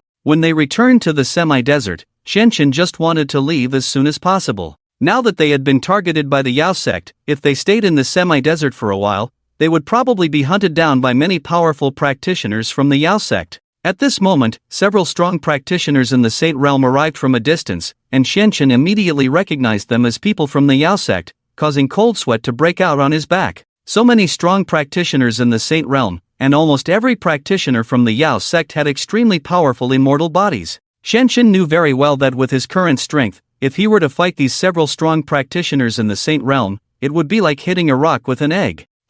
So many people have come. Do you 2 want to hide with me first? I have a hiding place nearby, Huo Buzhan suggested. Then I'll trouble Brother Hua. My friend's cultivation realm is not high, and it really wouldn't be a good thing if we were to fight. Huo Buzhan nodded, then quickly disappeared from the spot, and Qianchen immediately grabbed Yesen Xianxuan's hand and followed behind Huo Buzhan. When the several strong practitioners in the Saint realm landed here, Zuo, the guardian, also emerged from the void star realm. Humph, there are 3 of them now, their realms should not be high. Kill my demon sect disciple, this is a provocation to the demon sect, he must not be allowed to walk out of this desert alive. The left guardian angrily spoke to the several holy realm powerhouses who had come from the demon sect. One of them said, Left guardian, the leader seems to be Qianchen, who is wanted by the 7-star sect. It is said that he is carrying the ancient artifact, the longevity clock, and is on the run. Oh, It's that brat from the Eternal Sect. No wonder his aura feels familiar to this guardian. In that case, capturing him will also allow us to seize the longevity clock in one fell swoop,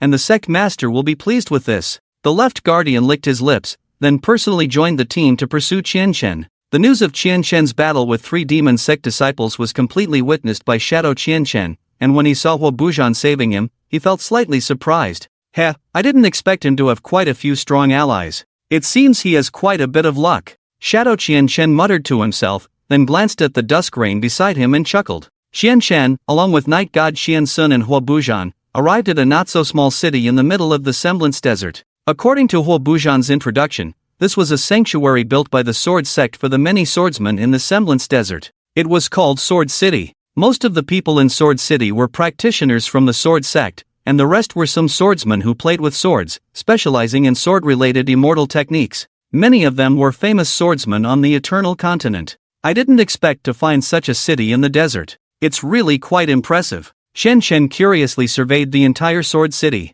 He also possessed the Black Howl, which was considered a famous sword. From an objective point of view, Shen Shen was also a swordsman, but he only learned immortal techniques related to swordsmanship, with only the Thunderous Ascension technique. Huo Bujan led Qianchan and Night God Qiansun to a house, pushed open the somewhat old door, and then said, "This is a room I used to live in years ago. No one will come here, so we can hide here for a while." "You used to live in Sword City?" Qianchan looked at Huo Bujan, somewhat puzzled. "Before I became a wandering swordsman, I lived here. In recent years, I have been wandering around the Eternal Continent, so this place has become vacant." Shen Shan looked at the 3 swords on Huo Bujan's body. He knew that the better a person's sword technique, the more swords they could wield. With Huo Bujan carrying 3 swords, it showed that his sword technique was very powerful, able to use 3 swords at the same time, which was truly a triple sword style. "Qiansun, let's rest here for a few days. I need to consolidate my techniques. There are people from the demon sect outside now, so it's not a good idea for us to leave the Semblance Desert."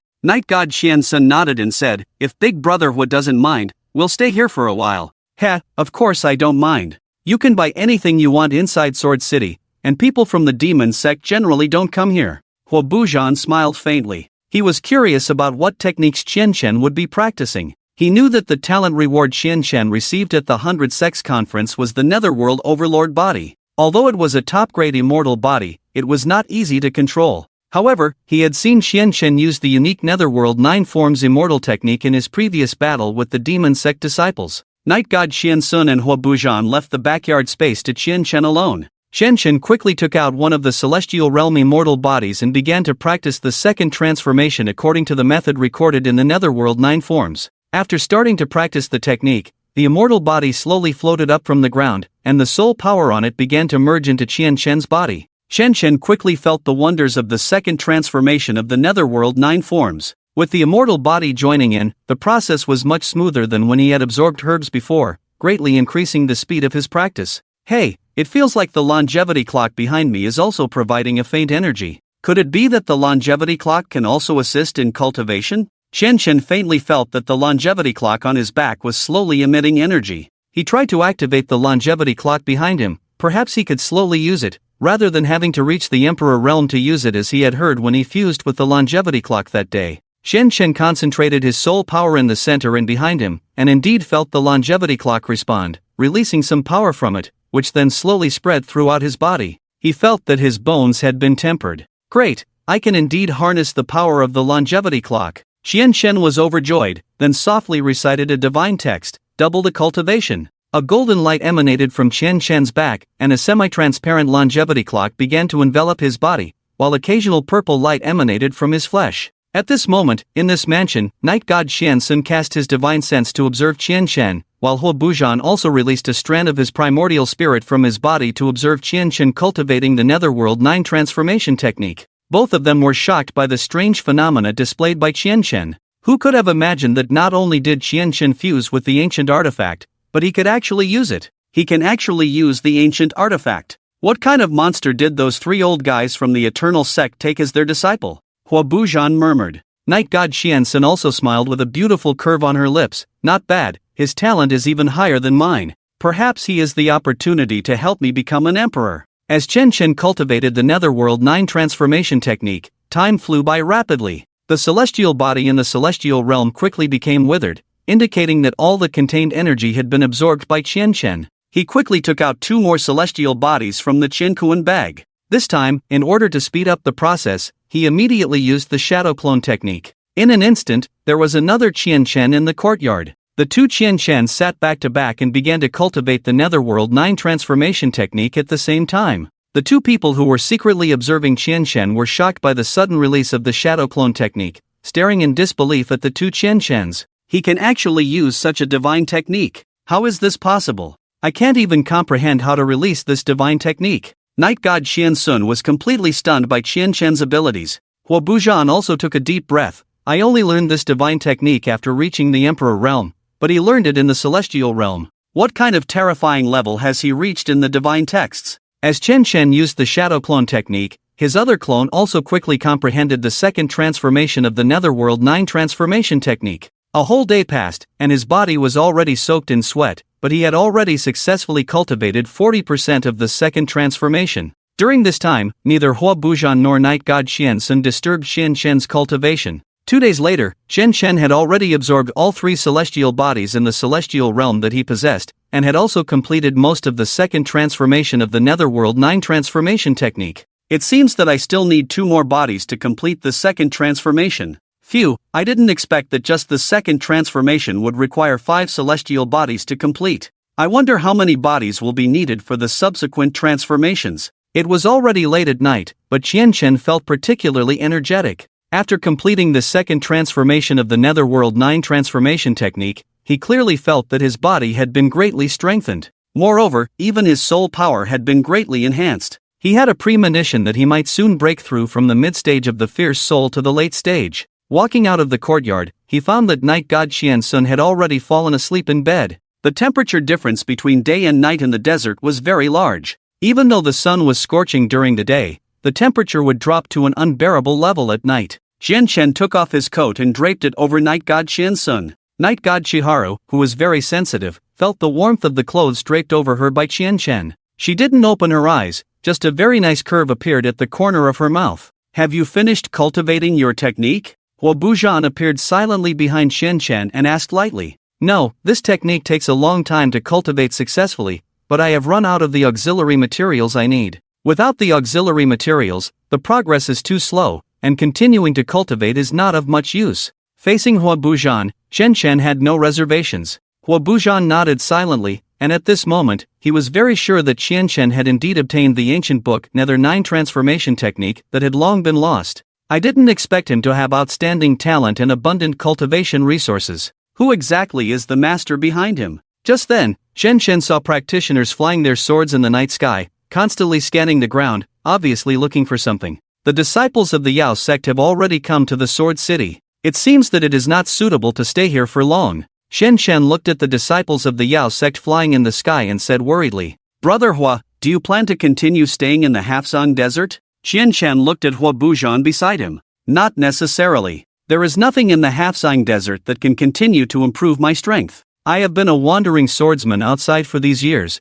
and I only returned here recently. Qian was delighted and said, Why don't you accompany me to the land of extreme cold? After entering there, we can go to the Starry Night, where there are many herbs for cultivation, and there are also a large number of soul beasts that can enhance soul power levels. That's a good suggestion. I can consider it. Qian had his own selfish motives. Since Emperor Qiyu told him that he needed to establish a great force in order to confront the 7-star sect, Qian also understood this truth. No matter how powerful he was ultimately just one person. In order to confront the powerful sect of the 7-star sect, which had an Emperor Realm Emperor and countless Holy Realm powerhouses, he must have his own force. Of course, this strength does not necessarily need to be numerous. Even if there are many people, if the strength is not up to standard, they are just a group of people for show. Qian only wanted to find powerful cultivators to join him. At the moment, Qian had the intention of pulling Huo Buzhan into his own force. A swordsman as powerful as him was indeed a rare talent. Report to the Left Guardian, we still haven't found Qian's whereabouts, but someone said they saw him at the gate of the Sword City a few days ago. The Left Guardian snorted coldly, a bunch of useless people. He is just a cultivator at the Celestial Realm, and you, a group of Holy Realm powerhouses, have been searching for him for so long. Subordinates deserve to die, but his strength is indeed very strong. He alone killed 3 celestial realm disciples of the Yao sect. Nonsense. The reward he received at the 100 Sects conference was a top-grade immortal body. His body-refining physique has already surpassed those 3 disciples of the Yao sect. It is not inconceivable for him to kill them. The Holy Realm cultivator of the Yao sect added, Left Guardian, we later went to the scene to look for the bodies of those 3 disciples, but found nothing. According to reason, they all had medium-grade immortal bodies, and it is absolutely impossible to destroy their bodies unless a special force is used. It seems that Qian Shen took away their bodies. Oh, there is still this matter. I remember the top-grade immortal body he obtained was the Nether Tyrant body. Could it be that he has a way to cultivate the Nether Tyrant body, so he needs the bodies of the Celestial Realm, and it must reach the immortal body level? The Left Guardian fell into contemplation, naturally knowing the hidden secret of the Nether Tyrant body. But he still didn't believe that Qianqian could obtain the Ghost 9 transformation technique. This ancient book has been lost for a long time. Otherwise, the elder ancestors of the 100 Sects conference would not have used the Ghost Dominator body, a fairy body that can be cultivated to the holy body, as a reward for talents. What the Left Guardian did not expect was that at this time, Qianqian not only obtained the Ghost 9 transformation technique, but he had already cultivated to the second transformation. This amazing speed, even if he were to cultivate, would be impossible to achieve. In order to capture Qianqian as soon as possible, the Left Guardian cast his divine sense in the direction of Jiancheng. After a search, he indeed sensed Qianqian's presence. Kid, you are indeed hiding here. The Left Guardian led a group of demon sect cultivators to Jiancheng, and at this time, they were at the gates. Morning quickly arrived, and Qianqian quickly sensed the energy that had surrounded Jiancheng. He looked out the window and found that there were demon sect people all around Jiancheng. Oh no, we've been discovered. Hua, Qianshuan, wake up quickly. The demon sect has found us, they are all coming for me. I'll attract their attention, you guys find a way to retreat. Yes, Hen Qianshuan woke up, rubbed her eyes, looking sleepy. What demon sect? So what if they are all demon sect people? Hua Bujan also silently drew his sword from behind and said, so what if it's the demon sect? I can't abandon my companions. I will fight with you. Looking at the 2 people in front of him who showed no signs of backing down, Qianqian felt a warm feeling in his heart, but still worried. You 2 go first. I definitely won't confront them head-on. There are at least 10 Holy Realm experts outside. We definitely won't stand a chance in a fight. After you leave, I will find a way to escape. Then I will go with you. My speed is not slower than yours. As long as you can escape, I will definitely be able to as well, Hua Bujan said calmly. No, Hua, you take Qianshuan and leave first. Her cultivation level is not high. If she runs alone, there might be accidents. Hua Bujan wanted to say something more, but seeing Qianqian's resolute expression, he ultimately did not insist. He looked outside and saw the Left Guardian, but he did not have any intention of going out to fight, because once he went out, the Left Guardian would recognize his true identity. At that time, it wouldn't just be a simple matter of the demon sect coming to capture Qianqian, it would be a conflict between 2 sects. Yes, Hen Qianshuan was not worried about her identity being recognized, because she had hardly appeared in public over the years, and almost no one outside of the Yesen royal family knew what the daughter of the Yesen clan leader looked like. She had originally wanted to stay and fight alongside Qianqian. With her strength, she could definitely ensure that he would not have any accidents when facing the demon sect. However, Hua Bujan unexpectedly compromised. Let's go, Qianshuan. Since Qianqian doesn't need us to stay here, you should leave with me. If we stay here, it will only make him unable to act freely. Yes, and Qianshuan looked at Hua Bujan and frowned. If you want to leave, go ahead. You are clearly a cultivator of the Holy Realm, yet you are letting Qianqian, who is only at the Celestial Realm, confront so many Holy Realm experts from the demon sect. I don't want to either, but Qianqian doesn't want us to stay here. I respect his wishes. Yes, Hen Qianshuan was so angry that she stomped her foot, but she couldn't confront Hua Bujan, as it would expose her identity. Helplessly, she quietly left the house with Hua Bujan. At this time, Qianqian had already walked out of the main gate, and the many demon sect cultivators gathered outside all revealed their celestial shadows at the same time. Heh, you've come to Jiancheng early in the morning. Your demon sect people are really diligent. Qianqian also did not show weakness, revealing his own blue celestial realm celestial shadow. Leading the group was one of the elders of the demon sect, named Zhang Ming. Originally, this old man was curious about who dared to kill our sect's disciples, but I didn't expect it to be just a little brat. Zhang Ming has reached the age of 100, considered an elder of the Yao sect. Qianqian squinted at Zhang Ming from the ground, with a hint of disdain in his tone. Heh, a young kid has already reached the realm of the heavens. I bet you're at least 100 years old, right? Just reaching the holy realm, if I were at your age and only at the Holy Realm, I would definitely be so frustrated that I'd want to bash my head in. What a slick talker you are. Today, Jiang Ming, I want to see what kind of arrogant capital you have." After speaking, Jiang Ming immediately displayed his immortal technique, preparing to charge at Qianchen. "Elder Jiang, please don't be hasty. Let me have a few moves with him first. Just a mere practitioner of the realm of the heavens is not enough for Elder Jiang to personally take action." A practitioner of the Holy Realm volunteered. This person was an older-looking man, but his strength did not seem as formidable as Jiang Ming's. Qianchen drew out his black howl and flew into the sky, taunting, "Does your Yao sect have no one else? Why is it all a bunch of old men? How dare you?" The old man displayed his immortal technique, his immortal shadow changing unpredictably. Qianchen quickly retreated a step, feeling extremely surprised. What kind of immortal technique is this, to make the color of the immortal shadow change like that? Just a little trick. Just a simple immortal technique has made you retreat in fear. I thought you were more formidable than that. The old man saw Qianchen continuously retreating and felt greatly pleased. He sent out 13 strong practitioners of the Holy Realm to capture Qianchen. He thought he was facing a very powerful opponent, only to find out that it was just a glib-tongued practitioner of the realm of the heavens. This time, he was determined to show off in front of the left guardian, and maybe even secure a position as an elder. He recited divine texts and also used the power of silence. "Oh, this is my first time battling a practitioner of the Holy Realm. I just happen to have mastered the second transformation of the Nether 9 Revolutions technique. Let me give it a try." Qianchen did not dare to be careless, as he was facing a practitioner of the Holy Realm, and the difference in strength was still there. But the opponent would definitely be complacent at the beginning because Qianchen was only of the realm of the heavens. Qianchen could use this psychological advantage to catch him off guard. Nether 9 forms, Nether martial arts. Qianchen directly displayed the first move of the Nether 9 forms, a huge purple palm print flying towards the old man. The old man was shocked by this powerful ability and quickly activated a defensive immortal technique. However, the defensive formation he launched showed fluctuations, and he had to immediately reinforce it.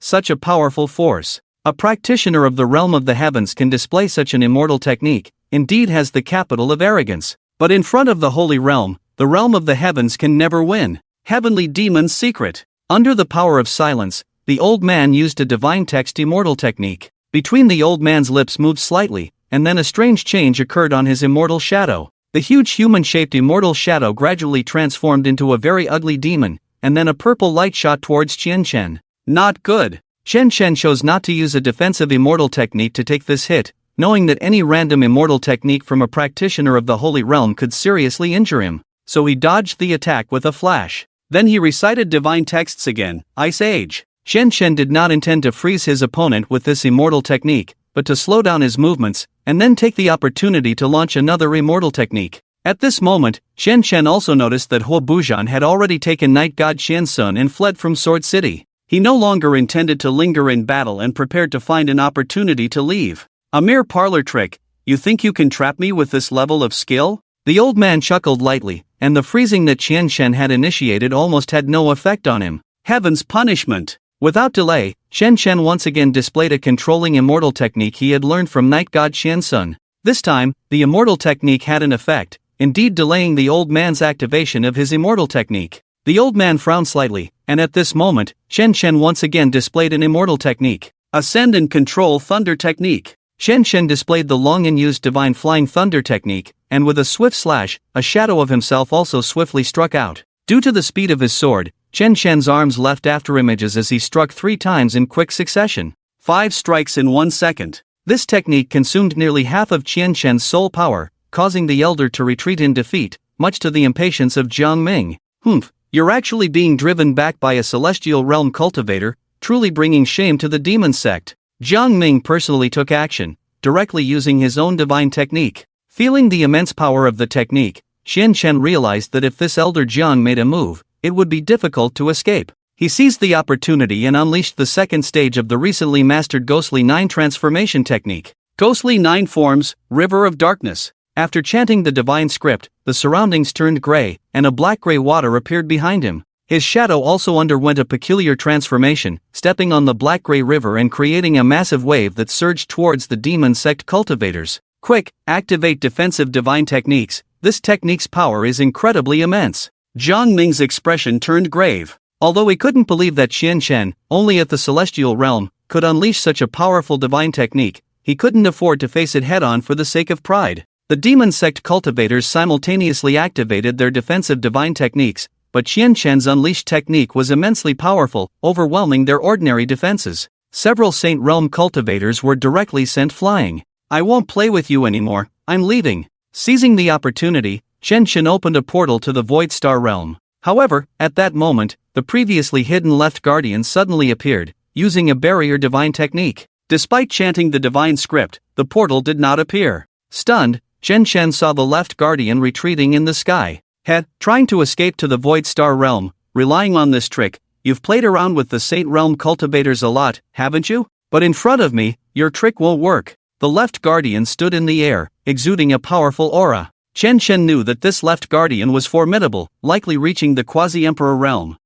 Selling our sect's divine techniques, killing our demon sect disciples. You were originally doomed, but I heard that you stole the Eternity Clock and fled to the Eternal Sect. Hand over the Eternity Clock, and I can leave you with a complete corpse. The Left Guardian looked at Qian Shen indifferently, seeing him as having no way out. In the barrier divine technique he cast, Qian Shen's cultivation realm was not enough to break through. Standing on the ground, Qian Shen realized that the demon sect had sent such a powerful cultivator to capture him. This is bad, my soul power is depleted, I'll definitely suffer a great loss if I fight them again. Clenching his fists, Qian Shen realized that his attempt to escape to the Void Star realm had been exposed, and he had to find another way out. He took out the high-grade soul rejuvenation pill given to him by Night God Qian Sun and consumed it without hesitation. His depleted soul power rapidly began to recover, but it was only a temporary boost and couldn't fully restore him to his peak. Qian Shen could only buy time, as only with restored soul power could he have the strength to fight. However, he knew that it would be difficult to escape the hands of the numerous Saint Realm experts of the demon sect today. Your sect's divine techniques? Who said that a divine technique can only belong to your demon sect? How domineering! Qian Shen retorted. The Left Guardian sneered, think what you want, but if you think you can recover your soul power with that pill and fight me, I advise you to think again. I've been in the Quasi-Emperor realm for nearly 100 years. Even if you use all your tricks, you can't possibly defeat me. You're just a mere celestial realm cultivator. Qian Shen was surprised, thinking to himself, the Left Guardian in front of me is indeed a sly old fox. All my thoughts have been exposed. It looks like I can only seek help from Emperor Qiyu now, otherwise I might really die here today. The reason Qian Shen was at ease letting Hua Buzhan leave was not because he had much confidence in himself, but mainly because he was very clear that even if he couldn't defeat the Yao sect, there was still Emperor Qiyu, a true Emperor realm cultivator, secretly present. How could Emperor Qiyu just watch him die? Qiyu, old man, how long are you going to wait? Qian Shen shouted, somewhat worried that he was trapped in a barrier and Emperor Qiyu couldn't hear his call.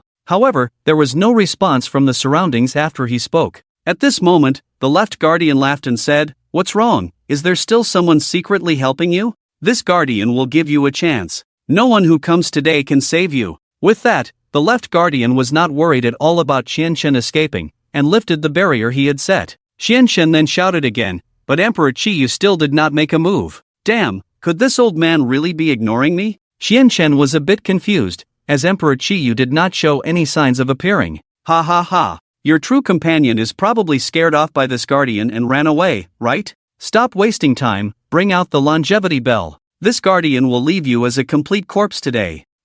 Dream on. Qian Shen's spiritual power had already recovered by more than half. Since Emperor Qiyu refused to lend a hand, he could only rely on himself. Nether 9 forms, Stygian river waves. However, just as Qian Shen was about to use his divine technique again, he clearly felt a very strange energy suddenly surging within him, obviously not belonging to himself. At the same time, he heard Emperor Qiyu's voice in his mind. Kid, I can't show myself in public yet. I'll lend you some energy. Rely on this energy to get out of here. That's the Left Guardian of the Yao sect. Your current strength is not enough to defeat him. With the added power lent by Emperor Qiyu, the divine technique he used this time was even more powerful, and the Left Guardian quickly noticed this. Oh, I suddenly feel your strength has surged. It seems there is indeed a powerful figure standing behind you, but he dares not sacrifice himself, fearing this guardian. You must have obtained the Nether 9 transformation technique, right? This guardian will give you one more chance. Hand over the longevity bell in this technique, and this guardian may consider sparing your life.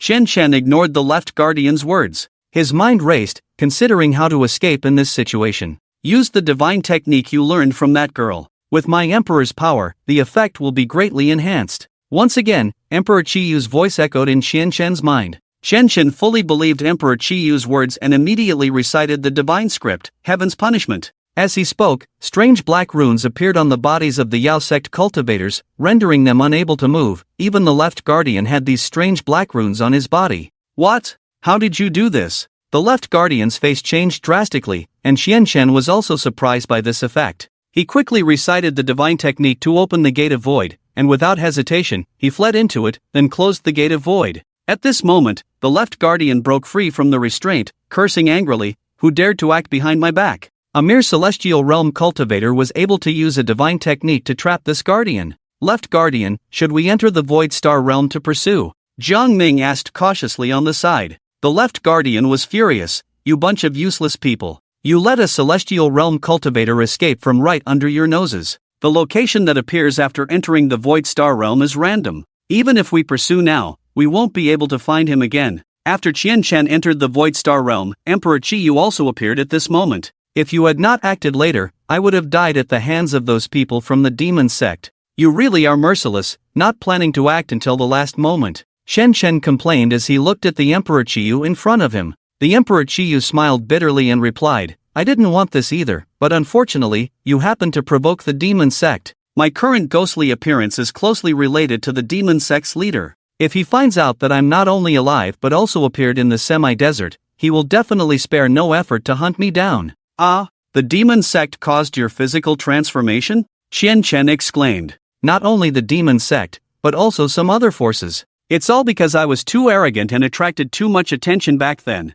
After learning about the grudge between Emperor Qiyu and the demon sect, Shen Shen was clear that he had completely made an enemy of the demon sect this time. He was only at the Azure Sky realm, and he didn't have many allies. Yet, he had already offended the 7-star sect and the second-ranked demon sect. These two colossal existences made it difficult for Qian Shen to find a place to stand on the ancient continent. If the members of these two sects discovered his whereabouts, he would likely be hunted down all the way. By the way, why didn't the power of the Nether 9 forms become remarkably stronger after I received the Emperor's power you gave me? Instead, I was able to control a Saint Realm expert using Qian Sun's control immortal technique? Qian Shen asked Emperor Qiyu about his doubts. Qian Sun's seemingly low-level immortal technique unexpectedly saved his life at a critical moment. Emperor Qiyu smiled meaningfully and said, "The immortal technique you learned from that girl is not a low-level one, but a very advanced divine script immortal technique. I once saw a great emperor use it during a battle. When you used it at the Azure Sky realm,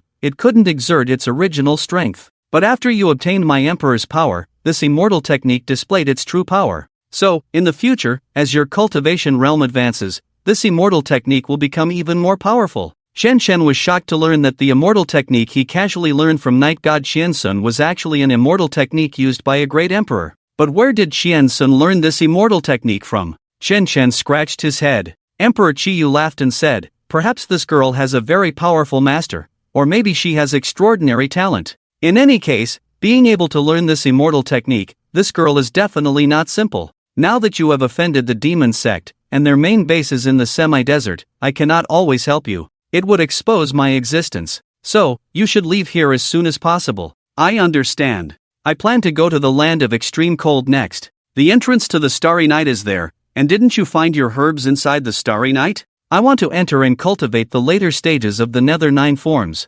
After a moment of silence, Emperor Qiyu said, "I advise you to go there when you reach the Saint Realm. The land of extreme cold is not like the ancient continent. There are strong individuals everywhere, and the political structure is more complex, with the possibility of war at any time. It's best not to go there without strong power, as they are very hostile to cultivators from the ancient continent." After hearing Emperor Qiyu's advice, Shen Shen temporarily gave up the idea of entering the Starry Night. "Well, it seems that I will have to rely on finding Azure Sky Realm immortal bodies for cultivation in the future. The Nether 9 forms are too taxing on the body." Shen Shen sighed helplessly. "So, it is most important for you to establish an organization now. Once you have subordinates with considerable strength, you can order them to help you gather what you need. Then, you won't have to exert much effort and can still obtain many bodies. But now I only have the realm of the sky. Even if I can find subordinates, they are only some low-level practitioners. I'm afraid the highest I can find are practitioners of the realm of reincarnation to follow me.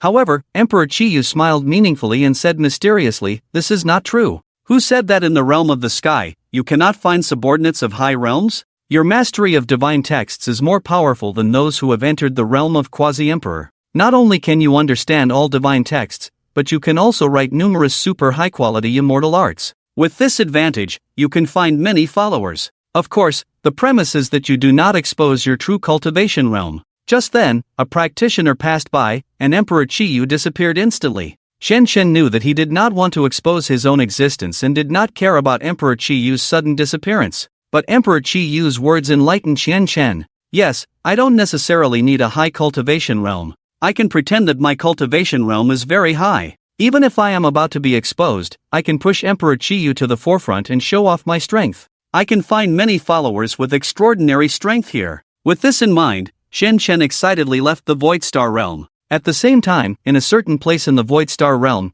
a masked woman was hunting soul beasts wantonly, and her soul power level was increasing at a terrifying speed. Many soul beasts below the realm of sanctity around her fled at the sight of this female demon, fearing that they would become the nourishment for her soul power increase. After coming out of the Void Star realm, Shen Shen followed the direction where Night God Qian Sun and Hua Buzhan had disappeared, and soon sensed the presence of the two. They stopped in a deserted oasis, and both of them breathed a sigh of relief when they saw Qian Shen return unharmed. "I just saw the left guardian of the Yao sect. I didn't expect them to be so aggressive," Hua Buzhan said to Qian Shen. In fact, he was very worried that Qian Shen would be caught by the Yao sect. "Indeed, I almost didn't escape." After Qian Shen finished speaking, he immediately said to Hua Buzhan, "Hua, I am planning to create an organization. Do you have any intention to join an organization? I have always pursued freedom and do not like to be bound by any force. Maybe I should pass." "Don't be like that. My establishment of this organization will not restrict you in any way."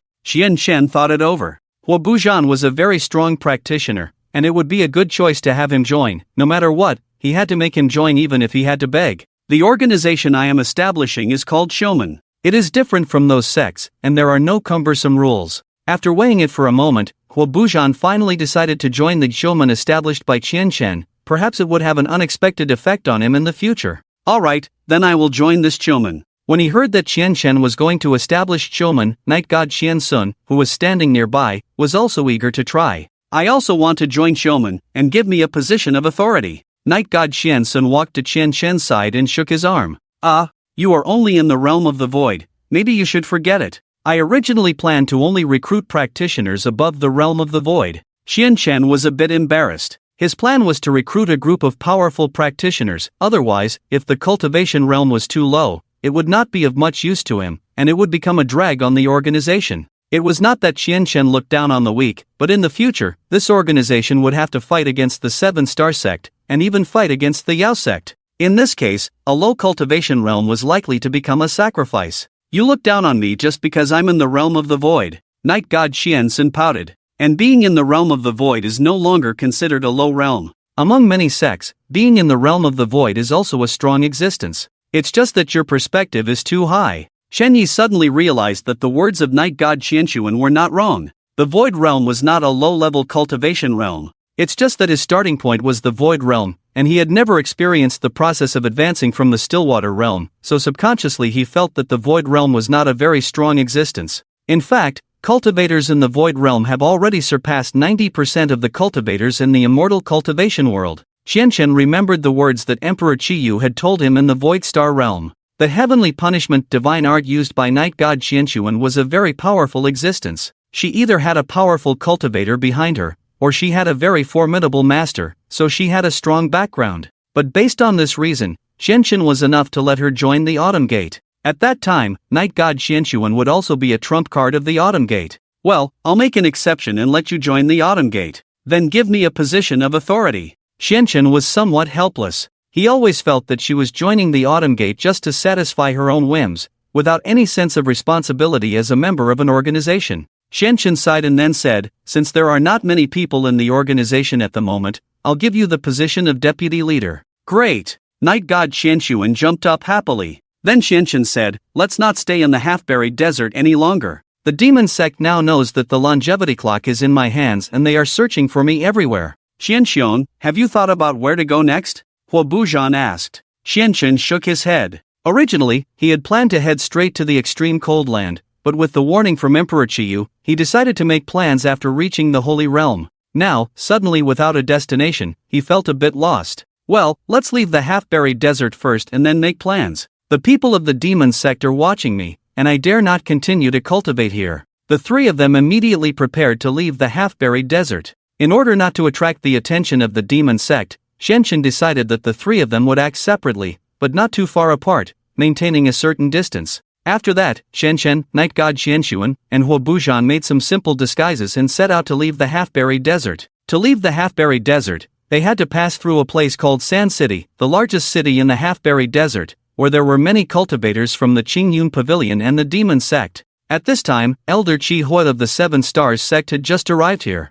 Elder Nalan sent me to the half-buried desert to find that kid. This is the territory of the Demon Sect. I heard that the kid used the Demon Sect's divine art at the 100 Sects conference. How could he dare to come to this place? However, at this moment, Chi Hua saw a man in a black cloak walking on the street not far away. He kept his head low, obviously intentionally hiding his identity. Chi Hua approached the man and his guess was correct. The whole person was Qianchen in disguise. Unexpectedly, he had been met by Chi Hua. I didn't expect to meet this kid in this place. It's really effortless. Capture him and take him back. The sect master will probably promote me. Chi Hua was delighted, then quietly revealed his immortal shadow, preparing to launch a surprise attack on Qianchen from behind, thus avoiding Qianchen's desperate actions. But Chi Hua only showed a hint of killing intent. Qianchen quickly noticed something was amiss, and without hesitation, he released a defensive divine art and dodged Chi Hua's attack. Qianchen turned around and saw an old man he didn't recognize. "Why did you attack me?" Qianchen frowned and asked. Seeing that the sneak attack had failed, Chi Hua no longer concealed his intentions and said, "You are a wanted criminal of our Seven Stars Sect. It's your honor to meet me, an elder of our sect. Here, hand over the longevity clock and come back to the Seven Stars Sect with me." Qianchen's eyes narrowed. He had just evaded the pursuit of the Demon Sect, and now he was being chased by the Seven Stars Sect. It was really an unlucky day. Qianchen was very worried. There were many practitioners of the Yao Sect in Shachang. If he were to fight the Holy Realm powerhouse of the Seven Star Sect, it might quickly attract the attention of the Yao Sect practitioners. It was feared that Zuo Protector would soon find his way here. Your Seven Star Sect killed many elders and disciples of my eternal sect, and yet you still shift the blame onto me. How despicable. Chi Hua's face turned cold. Many people had already noticed him here. If the secrets of the Seven Star Sect were heard by these people, they would quickly become targets of the entire continent. So much nonsense, you are seeking death. Chi Hua said angrily, then immediately displayed his immortal technique. Qianchen had just fought many practitioners of the Yao sect, and his spiritual power was already depleted. He had only recovered some after taking the soul returning pill. Now, he had to rely on the few remaining spiritual powers to continue the fight, which definitely wouldn't last long. Moreover, his opponent was a Holy Realm powerhouse. I can only delay time. Huobujan will be here soon. He is also a Holy Realm powerhouse and can fight this person. Shenshin made up his mind and prepared to delay time, waiting for Huobujan to arrive and deal with this elder of the Seven Star Sect together. While dodging Chi Hua's attacks, Shenshin ran towards a place with fewer people, occasionally using immortal techniques to counterattack. This behavior finally angered Chi Hua, who directly used his boundary immortal technique to trap Shenshin within his boundary. "Kid, I want to see where you can run now," Chi Hua said coldly. Shenshin knew that he couldn't run anymore, but he also saw Huobujan coming late, which made him very happy. "Brother Hua, over here." Chi Hua turned around and saw an elegant man in a white robe running towards him, with a sword on his back and two swords at his waist. Chi Hua was very familiar with this appearance, but he still couldn't believe that this person would appear here. After seeing Huobujan's face clearly, his expression changed instantly. "You are Jian Gu." However, Chi Hua didn't finish his sentence. Huobujan slid past him at an incredibly strange speed, and with a swift motion, 3 sword lights flashed, and Chi Hua's voice abruptly stopped. The huge red immortal shadow behind Chi Hua gradually dimmed until it finally extinguished. Chi Hua knelt down, blood gushing from his body, and his head slowly slid off his neck. Shenshin stared at Huobujan with wide eyes, taking a deep breath in disbelief as he watched the scene. Chi Hua was a Holy Realm powerhouse of the Seven Star Sect. Although not as powerful as Nalan Sunghai, he was still a terrifying existence. Yet Huobujan had killed him with just 3 ordinary sword strikes, without even revealing his immortal shadow or using immortal techniques. Damn! Xianchen knew that Huo Buzhan was very strong and that his sword skills might have reached a terrifying level, but he never expected him to be able to kill a Holy Realm powerhouse with a single strike, especially without using spiritual power or immortal shadow. Qihua didn't even have time to react. Brother Hua, your strength is so great that it makes me feel a little fearful. Huo Buzhan smiled faintly and said, he was just careless, not expecting me to strike directly. If he had reacted, I might not have been able to kill him so easily. Huo Buzhan turned back and glanced coldly at the now headless Qihua. If Qihua hadn't recognized his identity, Huo Buzhan wouldn't have easily revealed his strength. But it wasn't time for him to expose his identity yet, so he had to kill Qihua. At this moment, Yeshen Xianchuan also arrived late and was shocked to see the headless Qihua. My god, this is the elder Qihua of the 7-star sect, and you two actually teamed up to kill him. Xianchen smiled bitterly and pointed at Huo Buzhan. It was Brother Hua who killed him. I'm not yet strong enough to kill a Holy Realm powerhouse. And Hua Xiong didn't even release any immortal techniques, he just used a regular sword strike to kill him. Xianchen had a feeling that Huo Buzhan's use of the sword was probably even above that of the Ancestor Woji. Even Ancestor Woji didn't easily kill a Saint Realm powerhouse when the 7-star sect invaded the Eternal Sect that night. Let's go, each elder of the 7-star sect has a special way of sensing. Qihua has fallen, the other elders of the 7-star sect will soon be able to sense it. Huo Buzhan looked at Qihua's body and said calmly, wait, I want his body. Shen Chen walked to Qihua's side and put his body into the Qiankuan bag. Compared to the immortal body of the Azure Sky Realm, Qihua had reached the Saint Realm, and his immortal body grade was at least high grade, at least equivalent to the bodies of 3 Azure Sky Realm cultivators. This is an unexpected gain. The body of a Saint Realm powerhouse, even if bought, would cost nearly 1,000,000 ancient coins, right? After collecting Qihua's body, Shen Chen, Huo Buzhan, and Night God Shan Sun did not dare to delay and immediately left the Sand City. Not far away, the left guardian sensed Qian Chen's aura and came flying over, leaving only a pool of blood. Oh, it seems that a Saint Realm cultivator has fallen. Did that kid do it? Just as the left guardian was puzzled, the right guardian also came quietly flying over and said to the left guardian, the sect master wants you to return to the sect. You still haven't caught that kid from the Eternal Sect? You brought out so many Saint Realm cultivators, and yet you let him escape? That kid has a powerful backer. If it weren't for him, I would have caught that kid long ago. The right guardian sneered and taunted, you can't even handle such a small matter. The sect master will definitely hold you accountable. He has now transferred this task to me. You incompetent fool, watch how I bring that kid back. You! The left guardian pointed at the right guardian, but in the end, he just sneered and then led his men to fly towards the demon sect. The right guardian looked in the direction where Qian Shen had left and fell into thought. The left guardian soon returned to the demon sect, went to the main hall to report, and saw the demon sect master sitting in her seat. Her graceful and enchanting figure exuded a very seductive aura all over, making people completely unable to meet her gaze. The demon sect master, the demon saint emperor, was actually a woman. Sect master. Left guardian, I heard that you brought many Saint Realm cultivators to capture the person who took the elixir of eternal life. You can't even handle such a small matter. What use are you? The demon saint emperor's voice carried a bewitching tone, but in the left guardian's ears, it felt incomparably chilling. The left guardian knelt before the demon saint emperor, cold sweat seeping from his forehead, and hurriedly said, I'm sorry, sect master.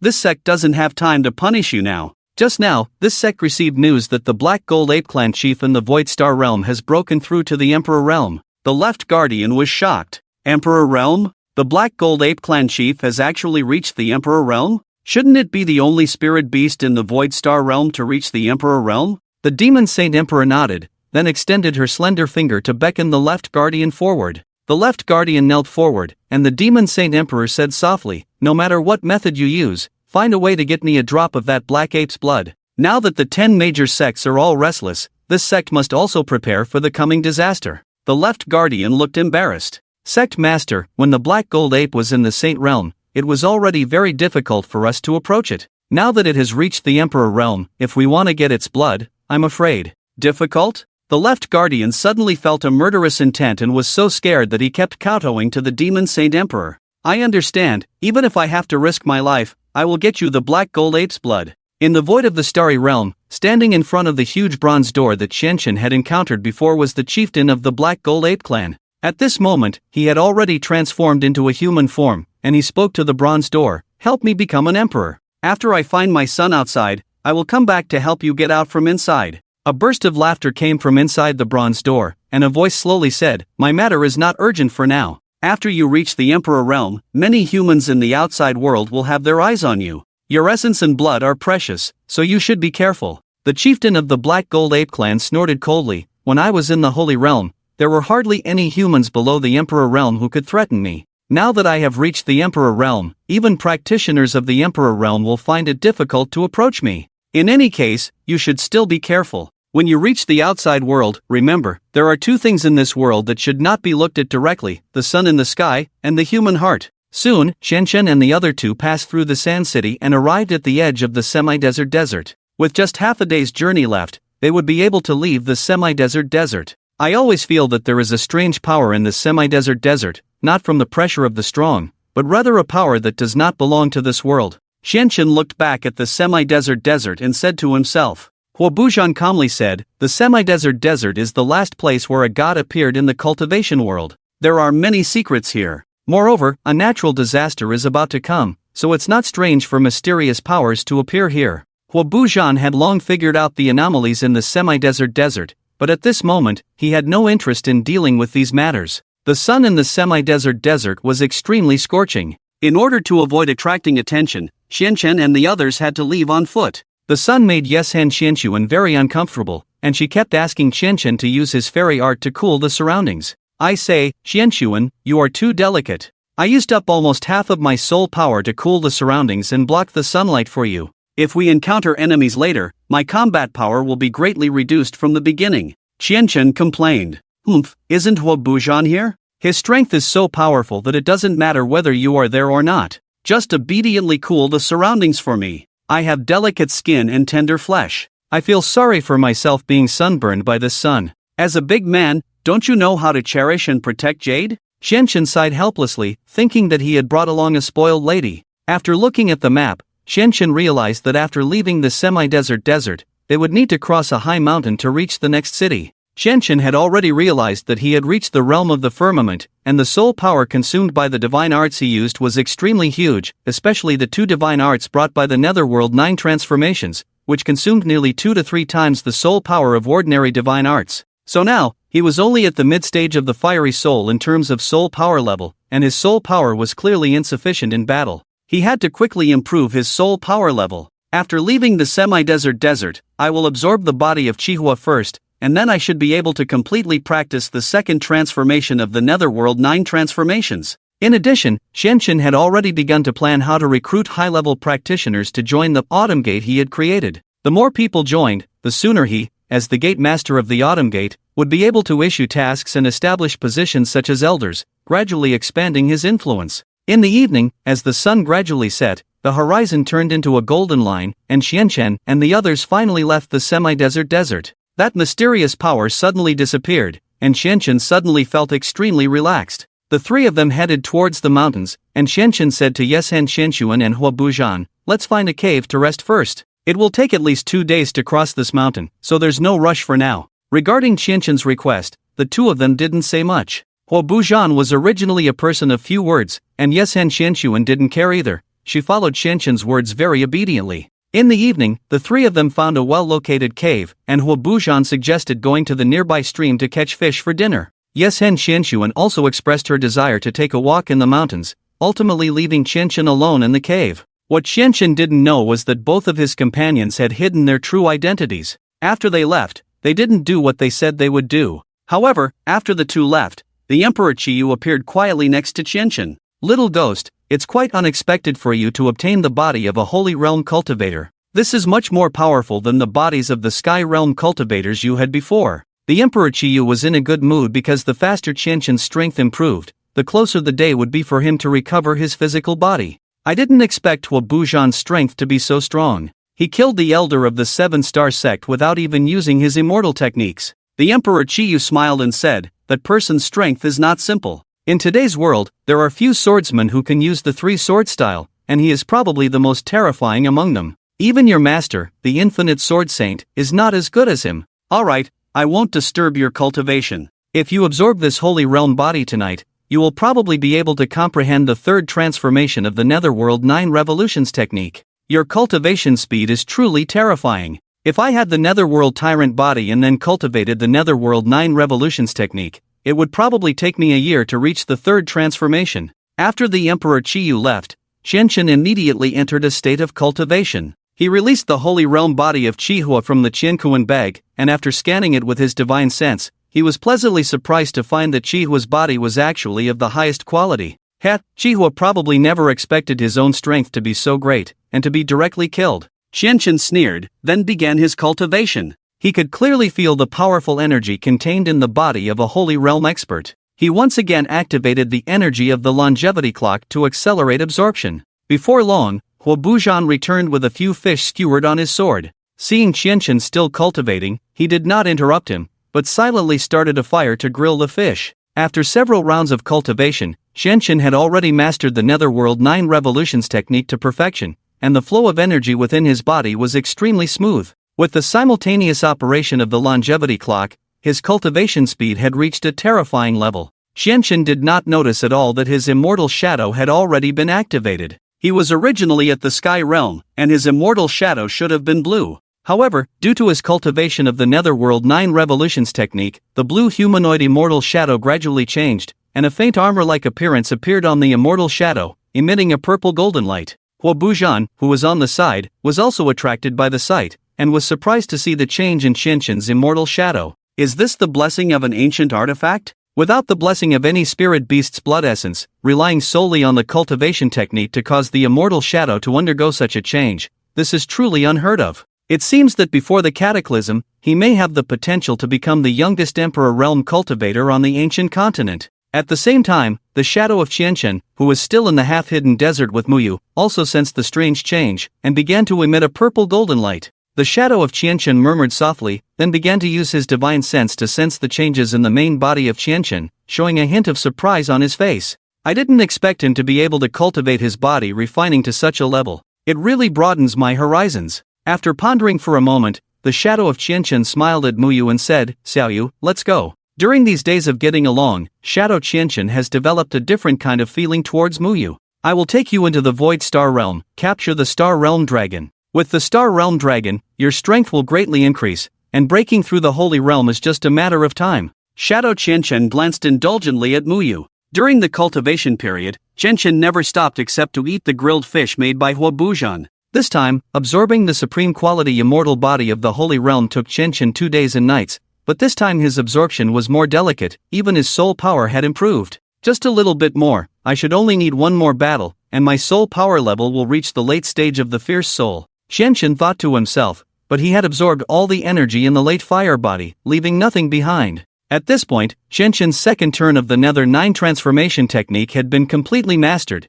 and he could start practicing the third turn next time. Phew! Huo brother, Zhenshuan, sorry to keep you waiting. Qianqian stood up from the ground. He hadn't moved for 2 days, and his muscles and bones were starting to ache. Huo Buzhan could see the change in Qianqian at a glance, realizing that his body refining had reached a new level, and his physical skills had reached a terrifying level. Night God Qianqian also easily noticed this, and she couldn't help but admire it. In her opinion, Qianqian's strength was becoming stronger and stronger, and in the future, she would have more reason to tell her father that she had set her sights on an extraordinary man. Not bad, it looks like you're about to break through to the late stage of the fierce soul? Huo Buzhan looked at Qianqian and said lightly. Qianqian was not surprised that Huo Buzhan could see his soul power level at a glance. After all, he was able to kill a supreme quality immortal body holder of the Holy Realm without using immortal techniques, so this ability was simply not worth mentioning to him. Qianqian nodded and humbly said, just a little bit more, but compared to Brother Hua, I still have a long way to go.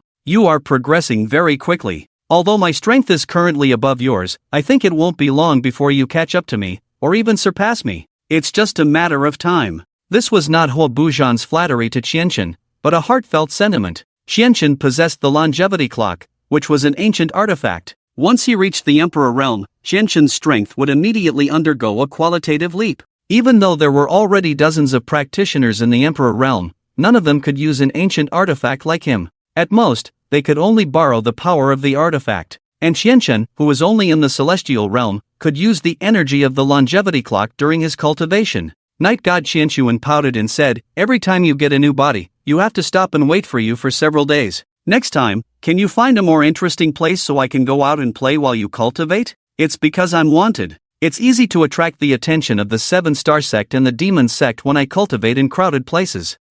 Those are just excuses. Qianchen shook his head and then said to the two of them, let's go. I just looked at the map, and the next city is Sancheng. The arena there is very large. It just so happens that I need a battle to help me break through to the late stage of the fierce soul. After that, the three of them set out on the road to Sancheng. At the same time, the gate of the void opened in the semi-desert, and a figure leaped out from inside. He was burly, with dark skin, and looked like a man in his 30s. Phew, is this the mortal realm? Damn humans, if my 2 sons have been killed, I will tear you to pieces. This burly man was Yuan Hao, the chieftain of the Black Gold Ape clan who had transformed into human form after reaching the Emperor realm. He closed his eyes and deeply felt the surroundings, quickly fixing his gaze on a location in the Banzang Desert. Then he suddenly opened his eyes. I didn't expect this kid to be so close to me. At this moment, the shadow Qianchen, who was 10 kilometers away from Yuan Hao, quickly sensed that he had been locked on by a powerful figure, sending shivers down his spine.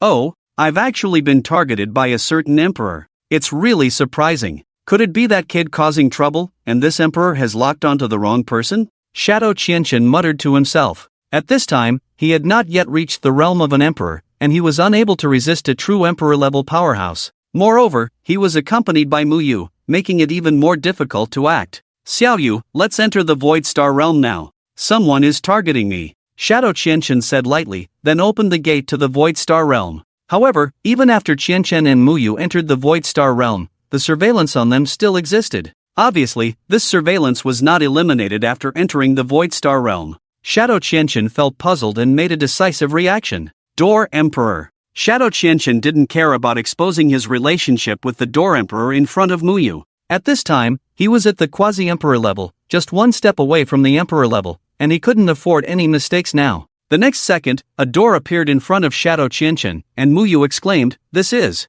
the gate to the Door realm? Qianchen, when did you join the Jinxian Hall?" Mu Yu covered her mouth, looking at Qianchen in disbelief. The actions of the Jinxian Hall at the 100 Sects conference had long been spread, and Mu Yu naturally knew about the Jinxian Hall and the Door Emperor. Now seeing Qianchen directly contacting the Door Emperor, she was stunned.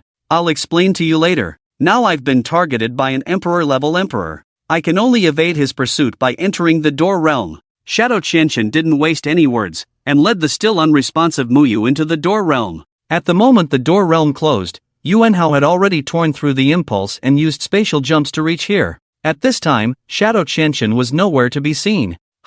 This kid actually ran so fast? Yuan Hao's face darkened. Qianchen, Yesen Qianshuan, and Huo Buzhan had already arrived at Sancheng. The wanted order issued by the 7-star sect was posted at the gate of Sancheng, and Qianchen's portrait was prominently displayed on it. In order to proceed smoothly, Qianchen immediately recited a divine text, disguise. Soon, Qianchen changed his face and successfully entered Sancheng with Yesen Qianshuan and Huo Buzhan. "Qianchen, I just looked at the wanted order. Your bounty has reached 2 million Hanggu coins, doubling." Yesen Qianshuan smiled. At this time, Qianchen's expression was somewhat unpleasant, undoubtedly because Huo Buzhan had killed the 7-star sect's elder Qihua, which had caused the 7-star sect to become angry and increase the bounty again. As the saying goes, where there's a big reward, there's bound to be a brave man. Alas, I'm afraid I'll have to be more cautious in the future. 2 million Hanggu coins are enough to make many Holy Realm powerhouses join the pursuit. After entering Sancheng, Qianchen and the others first rented 3 rooms at an inn,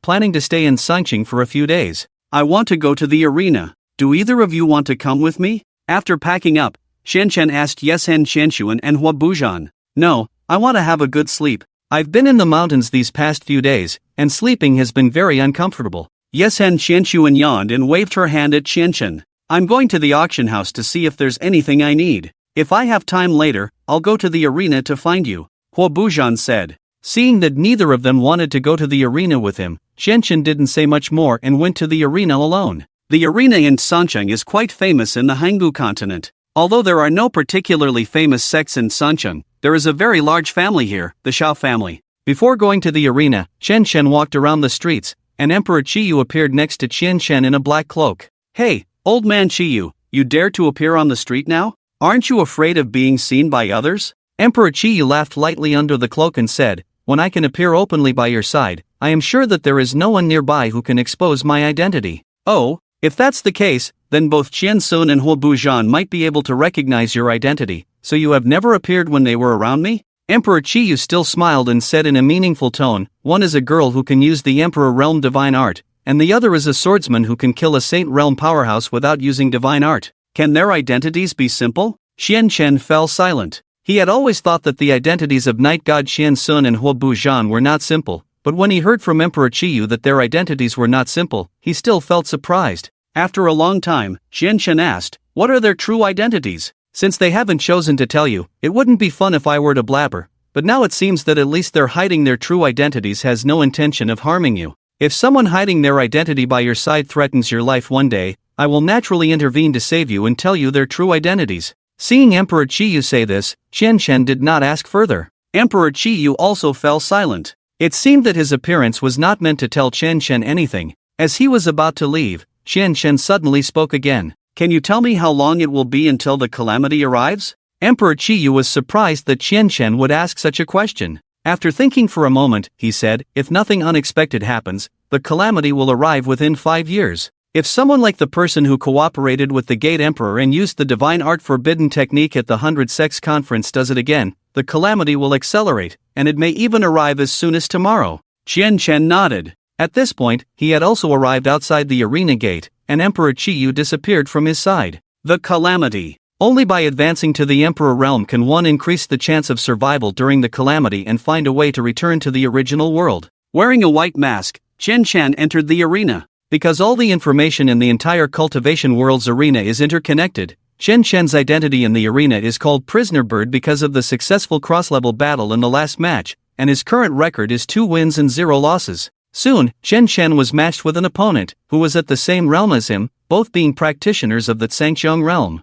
Xian Chen stepped onto the platform and heard the host begin to introduce the information of the two players. The red side player is a competitor registered in the North Cold Island arena, named Prisoner Bird. He successfully challenged a higher level in his first battle and currently has a record of 2 wins and 0 losses. The blue side player is a competitor registered in the Tsunqing arena, named Xiao Zhan. He is the second young master of the Xiao family in Tsunqing and also holds the record of 15 consecutive wins in this arena, with a total record of 54 wins and 10 losses. After hearing the opponent's information, Xian Chen felt a wave of surprise. It is very difficult to maintain such a high winning rate in the arena. Moreover, the opponent is the second young master of the most powerful family in Tsunqing, the Xiao family, whose influence is definitely not to be underestimated. Registered in North Cold Island? Humph, my third brother died there. You came just in time, consider it avenging my third brother. Xiao Zhan said angrily. North Cold Island? Third brother? Xian Chen was suddenly reminded of the second talented youth challenged by the black-masked teenager at the Bai Zone Grand Meeting,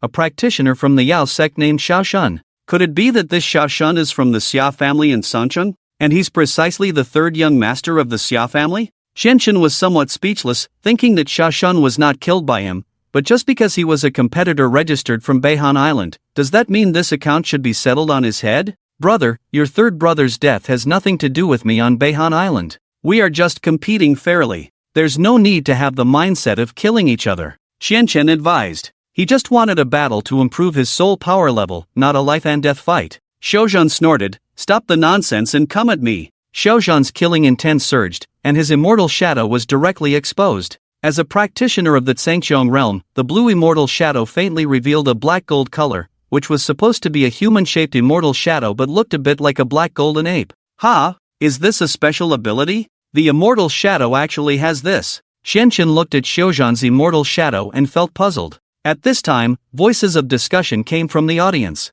Why is Xiaozhan's immortal shadow so strange? Xiaozhan has taken a pill made from the essence blood of the black gold ape, and the immortal shadow has evolved, so it's different from normal practitioners. It is said that after the immortal shadow evolves, it can derive new abilities. It's really impressive for the first family of Tsunqing to capture a black gold ape. They really have courage. Xian Chen learned from the people in the audience about the strange reason for Xiaozhan's immortal shadow. It turned out that he had taken a pill made from the essence blood of the black gold ape. I can't be careless this time. If he has cultivated an immortal body, his strength may already surpass mine. Xian Chen looked at Xiaozhan very cautiously, realizing that this might be a very difficult battle. 5 Thunder Sky Pierce. Xiaozhan first launched his immortal technique, and suddenly, dark clouds filled the sky. Xiaozhan stood in place, pointing his hand towards the sky, and as he swung his arm down, 5 thunderbolts struck from the dark clouds. Without delay, Qianqian took out Heixiao from behind and directly displayed the only immortal technique taught to him by the ancestor of Wuji, Ascend and Control Thunder technique.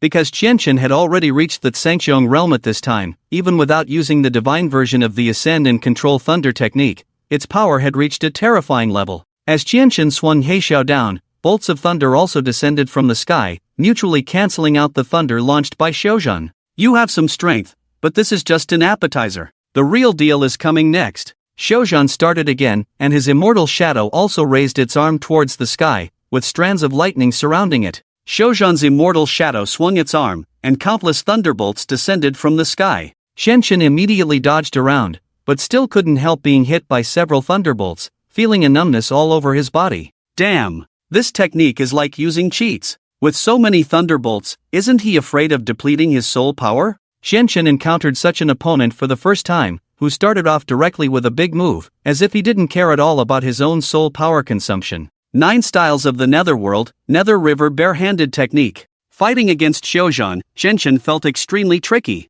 He never expected to encounter such a formidable opponent in the arena. Xiaozhan was just a practitioner of the Zhangqiong realm, but the pressure he brought to Qianqian was comparable to that of a Saint realm expert, especially with his frantic speed in using immortal techniques. As soon as Qianqian's immortal technique was launched, Xiaozhan's attacks became even more frenzied. Qianqian didn't even have time to guide it, and the immortal technique was released very unstable, directly deviating. The blessing of soul power brought by my immortal shadow is several times that of a normal practitioner, almost comparable to the soul power of a soul king. At this realm of the Zhangqiong, most practitioners only have the level of a fiery soul, so I am almost invincible. Xiaozhan's face showed a look of madness. Not only Qianqian, but even the audience in the stands were stunned. What? After evolving with the blood of the black gold ape, the immortal shadow actually has the function of increasing soul power? Doesn't this directly raise the level of soul power? How can we still fight? This prisoner bird is doomed to lose. Just with Xiaozhan's one immortal art, he has almost no power to fight back.